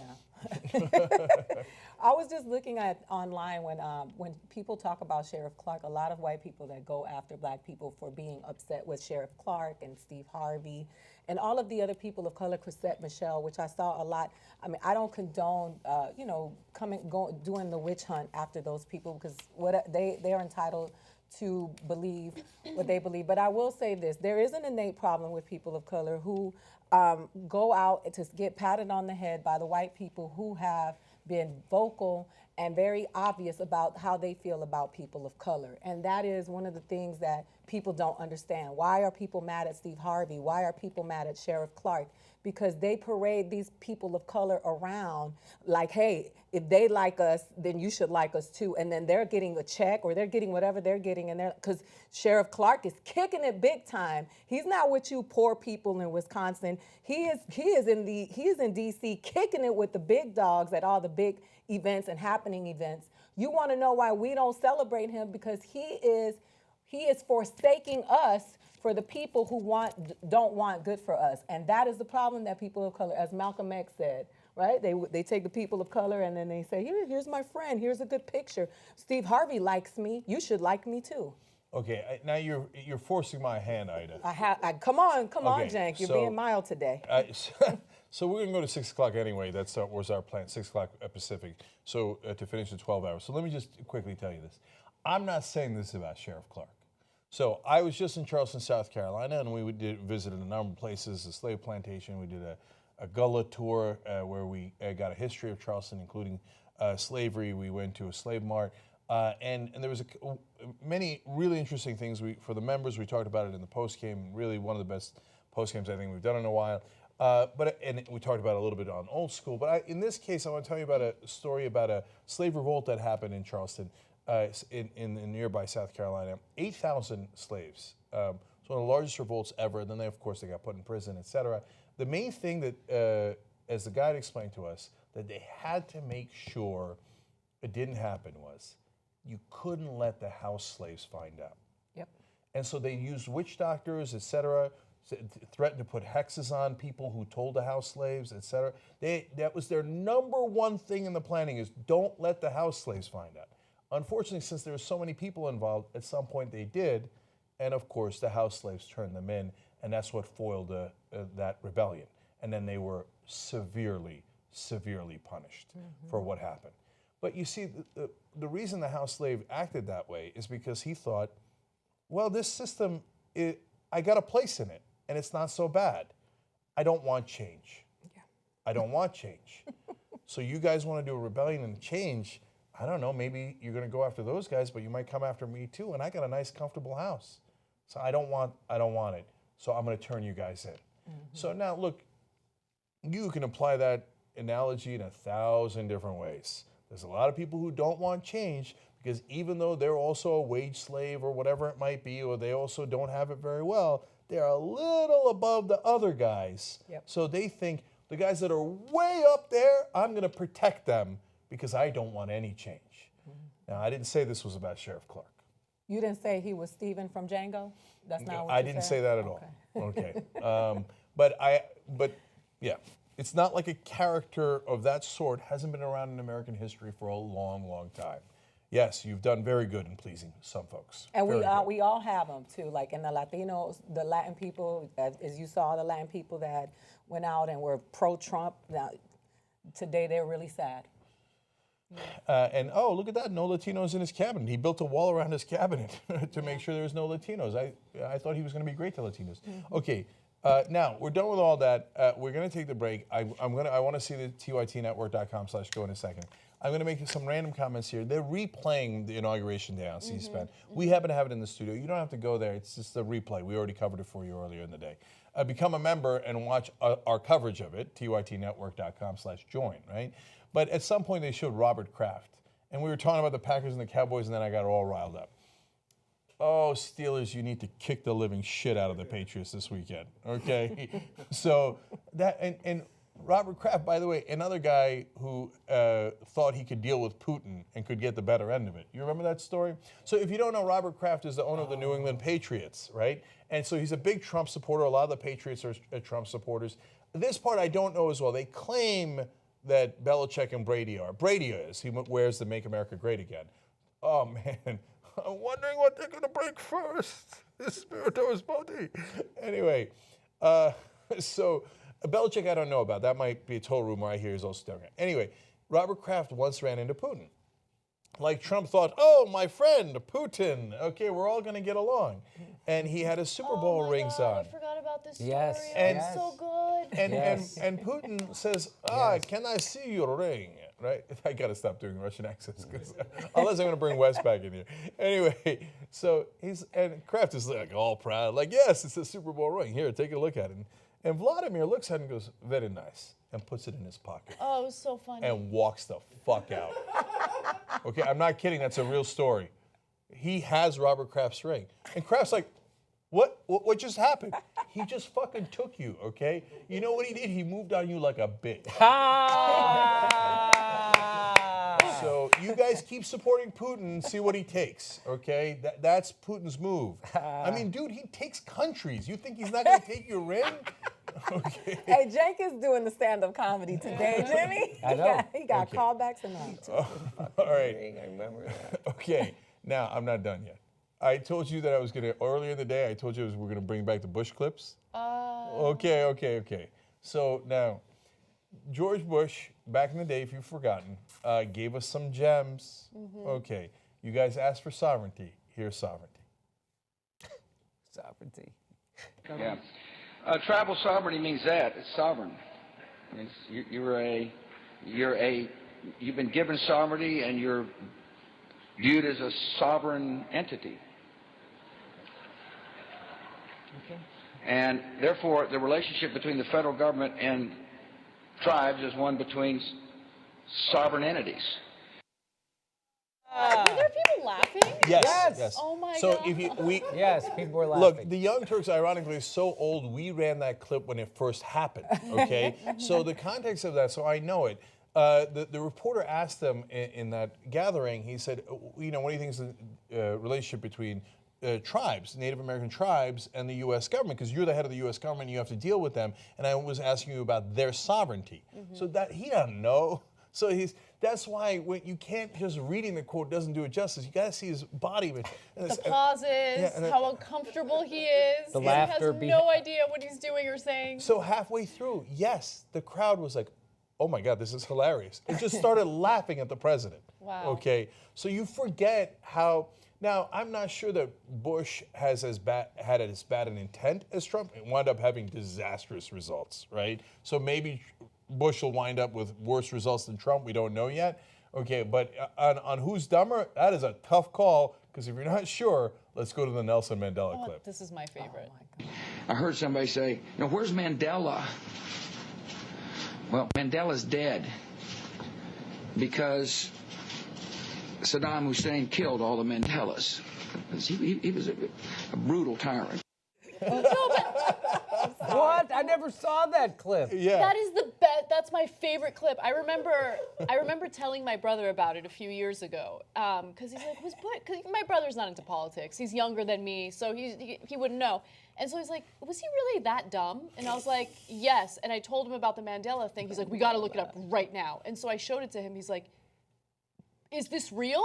Did this really happen? But in the video, after he says, Mandela's dead, he kind of has like a pause and he has like a panic in his eyes, like, wait, did I fuck this up? Yes. It's almost like there was someone in the audience like, no, stop. Can we watch it one more time, please? Yeah, we're going to watch it one more time. I just need to give you context. Nelson Mandela has now passed away. Yeah. Back then, he was fully alive. Yes. Yeah. And so he had to put out a press release saying, I am alive. Now let's watch it again. I heard somebody say, where's Mandela? Well, Mandela's dead because Saddam Hussein killed all the Mandelas. He was a brutal tyrant. One of my favorites is the Fool Me Once. Oh, yeah. Can't get fooled again. Or how about the left hand doesn't know what the right hand's doing? He did that one, too. I was in the room when Dan... Can I just do this? Go ahead. There's an old saying in Tennessee, I know it's in Texas, probably in Tennessee, that says, fool me once, shame on you. If fool me, we can't get fooled again. Thank you so much. That was my favorite. That was like the best gift ever today. Me and Anna both got our favorite Bush clips. Yes. You were in the room with who? With Oh, Dan? so when Dan Quayle was running for president or running for vice president, I was going to Columbia College in Chicago, and they were at the Hilton doing a thing right next door, and there's this big crowd of people chanting, and so I snuck in and I got in the room. So I'm sitting there with the reporters, and he goes into that thing. Bobby Knight once said, "There's nothing that a good defense cannot beat a good." You have to have a good offense and a good defense, and and everybody starts looking at each other like, "Is he really saying that?" I'm like, "I'm here. He's saying this. I'm here." I was 23 years old. I was like, "He's saying this," and it was like you had to pinch yourself. Is this really being said? When you're in the room for something like that, it is really awesome. Yeah, that's so funny you said that, because as we were going to do the poll on who's dumber, Trump or Bush, one of the guys in here, Graz, came up to me and said, "You sure you don't want to put Dan Quayle in the poll?" Oh. All right, let me see TYT. Oh, and Bush in the replay is up right now. And that's before he put the poncho on. Did you guys see the poncho pictures? Oh, you're going to love the poncho pictures. Oh, you're going to love the poncho pictures. Right now. That guy in front of him looks like he's in disguise. Okay, TYT Network. There. Oh, here we go. Okay. Well, he's trying to get it up. Look at the So is he the only president who's ever had a shoe thrown at him? As far as we know, yeah. Yeah. TYTnetwork.com/dumb. Who is dumber, George W. Bush or Donald Trump? we did Bush dirty because we didn't play all the Trump clips. I mean, I'm like a smart person, right? You know? Yeah. But No, but in terms of who sounds dumber, I think it might have to be Bush so far. Because, like, yeah, Trump speaks like he's a third grader, but the Bush quotes are just the best. Where's Mandela? Mandela's dead? Why would you say that? Anna, I never saw the panic in his eyes until you pointed it out. When Yeah. somebody in the front row goes, Mandela not dead. Mandela. He's like, I mean, Saddam killed all the Mandelas. Yeah, he's a bad guy. He's a bad guy. He's a bad guy. Okay, all right. TYTnetwork.com/go. Let me see this. Let me see where we're at. $1,106,000. All right. Can I see 1.25 by Monday? Can I see 1.11 by the end of the show? We've got about 47 minutes left or so. You know what? They once asked George Bush who his favorite philosopher was. This is true. Yeah. And you know what he said? He said Jesus Christ. And at first I thought he was saying Jesus Christ. I don't know any philosopher. Although they asked Hillary Clinton what her favorite book was, and she said the Bible. Okay, anyways. But that is not funny. Okay, we'll be right back.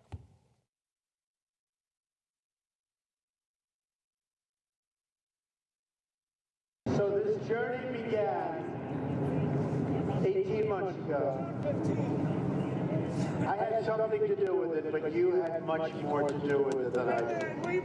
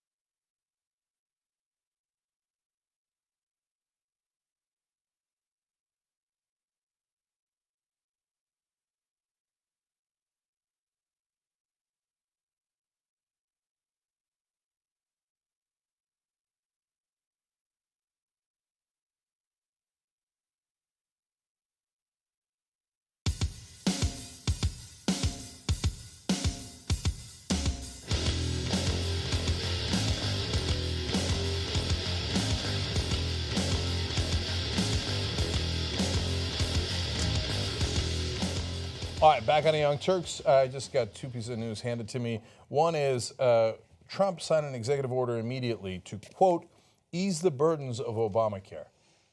No one knows what that means. So I have no idea how they're going to apply that. I think what that means is we'll just rip into whatever we think we can rip into. And sad day for you.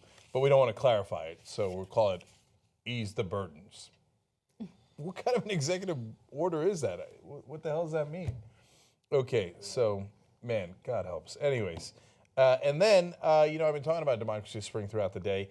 It turns out, I did not know this, some of the folks from Democracy Spring did a protest at the actual speech of the inauguration. Now, we didn't see that on the cameras, but Kai Newkirk was there, Ryan Clayton was there, among others, and they had shirts, a letter on each shirt. They stood up and it said resist. Mm-hmm. And they started reciting the preamble to the Constitution. There they are, yep. And started saying, we the people, etc. And then, of course, the people nearby started shouting at them. And then when they were removed, the crowd started singing, na, na, na, na, say, hey, goodbye, right? And so one of the people that were Trump supporters said, it just ruined the moment for people who paid a lot of money and worked hard to make Donald Trump president. I'm sure that they couldn't be happier about that. So, everybody resists in their own way, and that's how they did it. And, of course, the crowd was furious about the Constitution being read to them. That's awesome. All right, just a quick update. Oh, here we go. Is this updated? No, I don't think. Yeah, I hear you, brother. I don't see new donors. If I can get new donors in here, that would be lovely. Ray Fernandez, by the way, writes in, the good guy in the purge is a representation of Bernie and the people, not Hillary Clinton. That's what he says. He thinks Hillary was represented as part of the evil side. Mm-hmm. Big Doc says, in feudal Japan, a samurai could kill you for not showing respect. So how far back is this administration taking you? We're going to make America feudal again. And let me see, tytnetwork.com/go. You never know. Maybe somebody bought the Hope thing, the poem, for $100,000, and we're already at 1.2 something. Don't count on it. Let's see where we are. Right where we were before. 1 million. I'm starting to push it. 1,106,000. Hey guys, we are going to keep that going. We are going to get to 2 million. But I need those teams. We need to do those reports. I think we're going to. Everywhere we've gone to do investigations, there's been stuff right on the surface. Low-hanging fruit because nobody's been watching. And when you go and we discover a lot of things. We're not going to go past 2 million. 5 investigative teams would be fantastic, and that's enough. And I don't want to try your patience by keep doing this. I think it's a little fun. I think that you're also like being able to do this. I hope that we're empowering you and you're getting something out of it. But let's get to 2 million, and then we'll call it a day there. And obviously at 1.5, I'll announce a new team. All right, Anna, who's next? All right. Recreational marijuana was legalized in various states during this past election. It was one of the silver linings during the 26th election. And D.C. was one of the places in the country where, if you are of age, you can smoke recreational weed.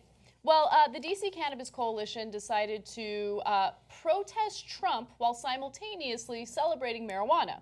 So they offered to pass out free joints to anyone who wanted one. Okay, so apparently there was a lot more enthusiasm for that as opposed to Donald Trump's actual inauguration. So let's take a look at some of the things that people were tweeting, some images of people waiting in line to get their hands on some free weed. One person wrote, not a joke, there's a stream of people coming to get free marijuana in DuPont. Organizers guess 8,000 free joints. Wow, that's a lot. I guarantee you at least 8,000 people showed up. The pot is being given away from a jail cell. Advocates say it makes a point about the need for legalization. I mean, there are still a lot of people in this country behind bars for possession of marijuana. So that's actually really great symbolism there. It's a good political statement. Mm-hmm. So, as usual, mixed record for Obama. He did actually begin to let some of the nonviolent offenders out, and he did a good job with commutations of sentences, etc. So you do really have to give him credit for that.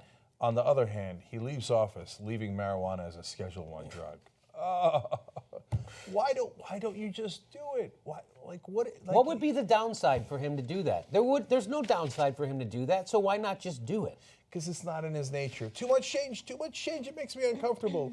Like we talked about this yesterday on the show, on the climate change fund that the U.S. owes $3 billion according to the Paris Climate Change Treaty. Now, we're supposed to pay it over a period of time. That's absolutely right. And right now, we were only supposed to have given $500 million, and we had. And Obama, on his way out, people were urging, just give the whole $2.5 billion. Donald Trump's not going to do it. So then we'll have violated the treaty, et cetera. And Obama gave another $500 million. Now, I'm glad that he gave the extra $500 million ahead of time, but why not just give the 2.5? You're going to get the same exact criticism for giving the $500 million as you would for giving the $2.5 billion. You're going to get the same person. Oh, you let the druggies out of jail and blah, blah, blah. Besides which, a lot of the Republicans are now on our side on that. Yes. Like the Libertarians and the Rand Pauls, et cetera. Why not just take marijuana? We're not saying legalize it. We're just saying don't make it a Schedule I drug. That's crazy. Saying it's the most potent, dangerous drug there is. With no medical value whatsoever. With no medical value, and you should never study. You did pot. You admit that you did pot. How can you countenance leaving office, leaving it as a Schedule I drug? But he did, and he's gone. Now Trump is president. Now we're going to have to wait at least another 4 years. Bananas. Unless. No, but by the way, that's not even that crazy. Because Trump, all he cares about is ratings, right? So when he becomes enormously unpopular, he's already deeply unpopular. When he becomes enormously unpopular and the election is getting closer, he'll try anything. So there's some chance that he'd be like, right now, like 54% of the country wants to legalize, let alone Schedule I, Schedule II, right? If by then, 4 years from now, it'll be 64, 74% of the country. I don't know. What kind of deal are pharmaceutical companies going to strike with him? I mean, he's all about making good deals, right? Yeah. And then Jeff Sessions is so honest about how much he hates marijuana and how much he wants it completely criminalized. So, but if Trump thought there was an advantage in it, you think he wouldn't legalize? What does he give a shit? He'd take it off of Schedule I? See, because unlike Obama, he's not scared to death of being criticized. Yep. And I got to be honest with you, that's a huge advantage. Yeah, but I mean, you got to also remember who his base is. So yeah, whilst libertarians get it when it comes to this issue, a lot of deeply conservative individuals who voted for him do not get it. And so he's already lost liberals. You think he's going to win liberals just merely by legalizing marijuana? Hell no. It wouldn't be a good deal for him to do that. We'll see. We'll see. But right now, all we know is Obama has left office and he didn't do it. Yeah. But that was a more peaceful protest if everybody was high. That's They were true. chilling. Yeah. No, they forgot to protest. They know, like when you're high, you forget things. They're like, when they wait, crashed why were we here, guys? By the way, do you guys? They crashed into the Starbucks for a snack. That was why they beat the. Those were the guys who did Starbucks. They were hungry. You know, do you have like a Frappuccino, man? Just kidding. That's wrong to stereotype marijuana users. Some of them are actually very productive, depending on what kind of strain they Okay. Yes. All right. I have 3 Comedy Central specials. I have a published book. I am an on-air host for the Young Turks. I get a lot of stuff done. Yeah. Dude, I was Forbes 30 under 30 last year, Look and at I that. smoked pop every night. Oh! I've since stopped. I haven't smoked at all in 2017. No kidding. Wow, we're 20 days in. Whoa! Wow, you're going nuts, man. Don't go cold turkey like that. It could be rough. You know, Whatever. the last time I took a break like that from smoking, when I started again, my wife would be like, "Why are you standing next to me?" I'm like, "I don't know. I'm high. I don't know what I'm doing." No, but that's the thing. Like, You remember at the Uyghur Invitational? Yes, that was the first time in like 2 months I had smoked. I was audible. I was like you. I was sitting there. That's hilarious. Jack just sits there and stamps his feet. It's fun. That's what's a good drug, and then no hangover. Yeah. You wake up the next day like ready to go. Ready to go. Can I say, I've talked about this in the post games a little bit for the members, tytnetwork.com/join. No, I do have a hangover. a wonderful one. Okay, so if I do it just right, and I have a significant reaction, you only see the first half. Okay, then you guys left the house. There's the second half. Anyway, but the next day, I've got the best buzz in the world. Like I go around all day going, yes.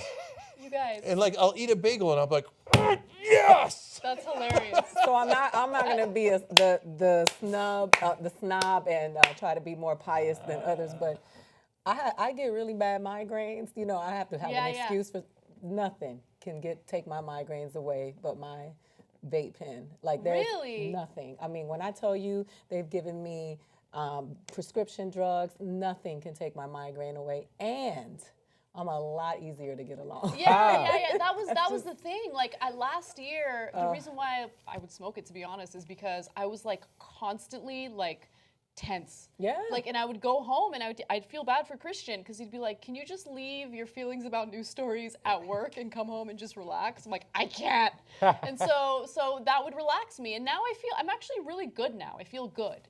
So I don't feel like I need it as much. Anyway, funny thing happened as we're having this discussion. I get a text message from a number that I don't have saved in my phone, and this is what it says: "Why go out in this weather? Let cushfly.com hand deliver our fresh new flowers right to you."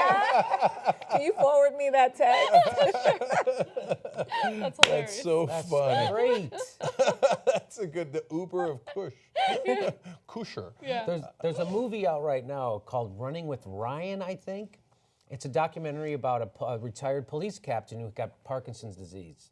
And so they show him, he's got it really bad. And they show a video of him taking marijuana for the first time. And within 3 minutes, he's completely fine. And he goes, "Did you guys eat lunch yet?"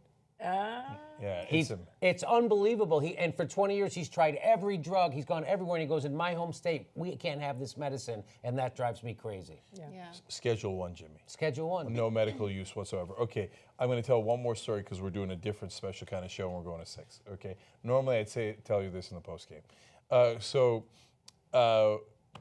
Don't get too carried away with the bagel and the yes because I do that under different circumstances too. I kind of love life.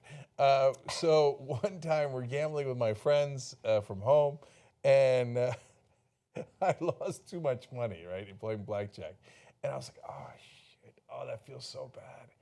I'm like, "Oh, but that's a significant emotion." Well, and like at least I felt it, right? And I go, "I'm alive." Oh my God. Okay. And one of my friends, Greg, whenever something shitty happens now, he goes, "I'm alive." Oh my gosh. We were playing football in Charleston, right? We went outside of Charleston a little bit, played football. He pulled his hamstring. He's like, "I'm alive." You gotta do it one more time. Just one more time. "I'm alive." Okay, so let me read names and then you're going to do the next story. Now that I'm loaded for bear on names. TYTnetwork.com/go. Let's make this happen. Oliver from Cleveland, $3. Much love, Oliver. David from Bellevue, Washington, $127. You get the shirt. Okay, that's a half flash. $127 from Colorado Springs. Carissa, thank you, Carissa. Really appreciate it. $250. Sandra from Iowa, you're the best. Steve from Canada, $250. You're the best. Thank you, guys. Super. Can I see where we are? TYTnetwork.com/go. All of a sudden, 1,108,000. Come on. We're gonna see 1,110,000 by the end of the show, right? Come on, help a brother out. You got to keep talking about weed. Yeah. By the way, TYT Army job creators. Okay, you guys hired 2 new people today. Isn't that awesome? Yeah. All right, what's next, Anna? All right. Donald Trump has been going around claiming that CNN is fake news because of the fact that there was that unverified document that was leaked that CNN did not publish or disclose the details of. But nonetheless, he calls them fake news, kind of confusing them with BuzzFeed. And now as a result, there are some places like a YMCA in Indiana that have decided to shut CNN off at their exercise facilities. They have TVs at the gym there, and they decided to switch from CNN to local news because they also are concerned about fake news. So let's take a look at what they had to say. They said that in order to eliminate perceived political bias associated with national news, they will only be showing local news channels in the future. That was their statement about it. Well, I mean, it's almost like self-censorship. It has begun. Yeah. Now, luckily, everybody's not the same all over, the same, you know, and so people at the YMCA are like, we always watch CNN. Can you put it back on? Yeah. Right? So now there's a little bit of a fight back and forth. You know me, I'm not a big fan of CNN. They should put TYT on. Tell your local gym.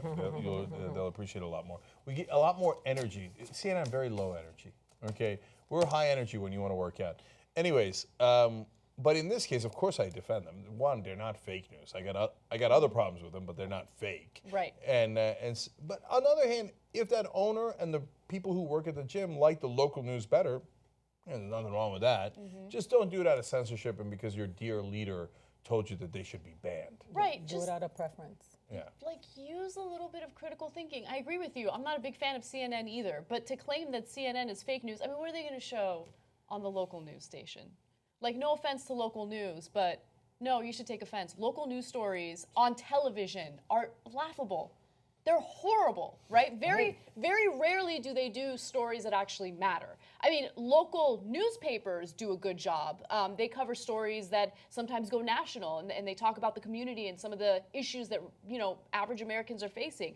But you watch television, local news, and you're just like, oh my God, this is so bad. Well, without local news, how am I going to find out who got pulled over for drunk driving and who committed a suicide out in San Bernardino? Yeah, and the police chase that took place today. Right. Another one, I missed it. I also think it's interesting that it's in Indiana.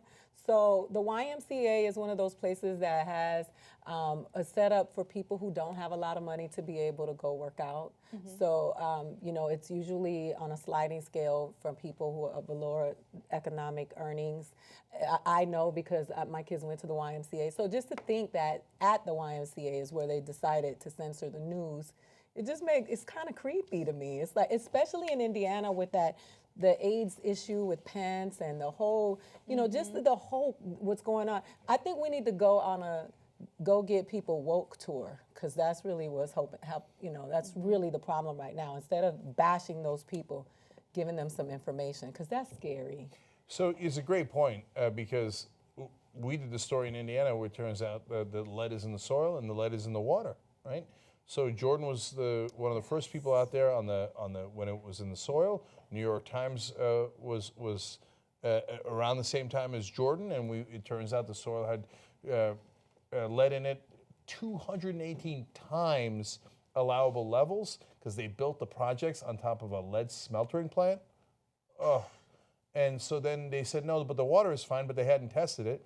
The guy from the EPA told Jordan, no, the water is fine, and then eventually the EPA later tests the water in the sink. They're like, not fine.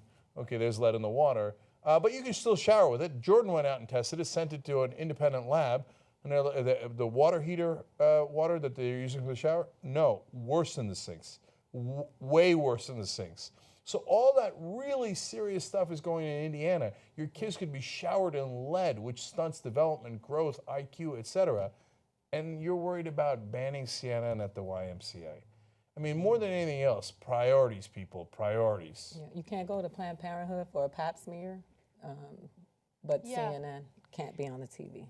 I think that a broader issue is how easily Americans have been tricked into fighting against information. So it's not just about news, it also has to do with education.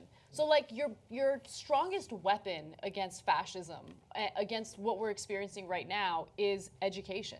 Yep. And people know that, okay? Those in power know that, which is why they want to take that away from you. And in the case of, you know, working class Americans and middle class Americans right now, I mean, Republicans have the poorest people doing the bidding for them when it comes to privatizing education. You have to understand, if they privatize education, they're specifically doing it to make it unattainable for you. They don't want to pay for it, first of all, so of course their bottom line is the most important thing, but they want to keep the population dumb. They want that. right? They want you to be uninformed. So you have to fight for your education. I mean, that's like the most important thing in this society right now. And just because it's going to come up a lot, the privatization charter schools. That's what we're really talking about. Is when you take public money, you take it out of the public school system, and you give it to a private corporation, which can do whatever they want, no union, stuff like that. And let me tell you something else: 4 out of 5 charter schools perform exactly the same or worse than the regular schools in their district. Did you know 34% of charter school students perform worse than they did at the public school? 46% perform exactly the same, and 17% perform better. That's your big win by decimating public education and giving money to a corporation which has to have no requirements to open a school. But Jimmy, the problem is these teachers, they're wealthy. They're getting paid too much. Oh, yeah. These unions are going out of their way to protect them so they can live high off the hog. That's the thing that people say, right? That, my brother said, teachers, they just want a union because they want more money. Oh, yeah. My wife, she could have went to Wall Street and helped people, but she decided to follow that gravy train all the way to sophomore English. That's too funny. I love when you listed your list of accomplishments, saying that you had a wife wasn't one of them. That should have been number one, buddy. That's her accomplishment, keeping me alive. Keeping him standing. Yeah. I'll give you this little hint. I plan these things out, and then we eventually do them, right? I talked about how we were going to do Wolfpack. I didn't say Wolfpack, but I said something's coming. And then I did it, right? And now we got Wolfpack as 35,000 volunteers. By the way, don't forget them. wolf-pack.com, okay? I'm a member. Okay, that being a member is I got awesome. an email from you. Oh, you did? Great. I go, what, Jigs? You're emailing me. Yeah, I know. Anna, I got an email from Anna saying something like, something's going crazy. And I was like, what is it? Anyways. Or volunteer. Oh, by the way, I forgot to tell you guys. Oh, shoot. I'll do it more next week. But they did hit 2,000 members, Wolfpack did. Yes. And that was their drive at the end of the year. So they hired the mechanic. Bryant. That's awesome. It got hired. So now they have 4 employees. We have 4 employees to manage 35,000 volunteers. I mean, they are some serious ass kickers. Do you know the story of the mechanic? No. So you know why he's got that badass nickname, the mechanic? No, it sounds a good nickname. Yeah, because he was a mechanic. He's on a roll today, I tell you. It's like my friend Johnny the bricklayer. Hey. So, and he's an amazing organizer. See, you got to believe in people. That's the thing we do here. We believe in people. And it turns out that the mechanic randomly in Rhode Island turns out to be wonderful at organizing human beings. So he organizes thousands of people. Now you hired him if you're a Wolfpack member. And now we get to be stronger in all those states. Now, look, so let me just tease you on a couple of fronts. One on Wolfpack. Soon we're going to engage in a fight with another progressive group because a lot of the people who are keeping change away from you are sure, the conservatives fight change too. But a lot of them are groups in Washington who claim to be progressives. Mm-hmm. Meanwhile, okay, they try to block change at every path. So when I go on that war path, okay, like I think that they think, like I told them, don't do that. You're trying to kill our bills. That's crazy. Mm-hmm. Like maybe they think I'm kidding, but I'm not fucking kidding. So when that comes, all right, good luck to them. They've been around a long time. Maybe they've served their purpose and they should be gone. Okay, anyway, so that's coming.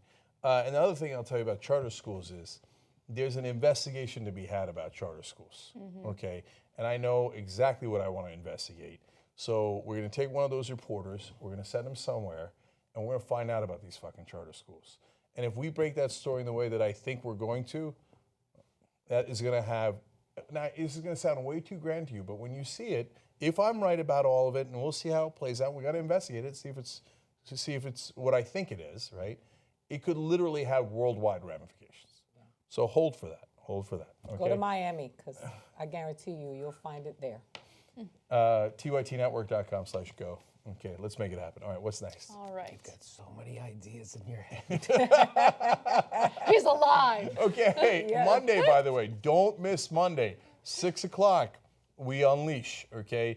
So that's the one thing I've been telling you about, how we're going to fight back, okay? I think you're going to love that story. You're going to love the things that come along with it. So that's an exciting announcement on Monday. All right, what's next, Anna? All right.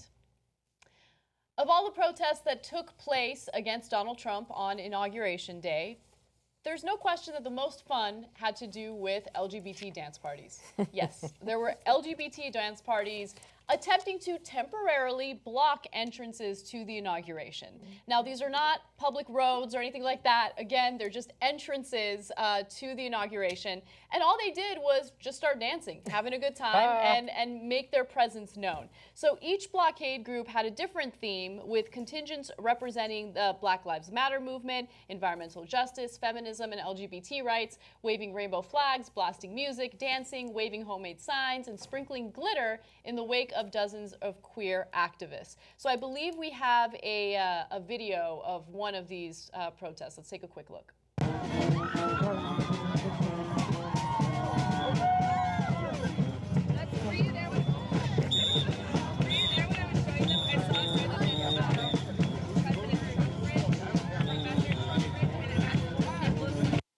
That's my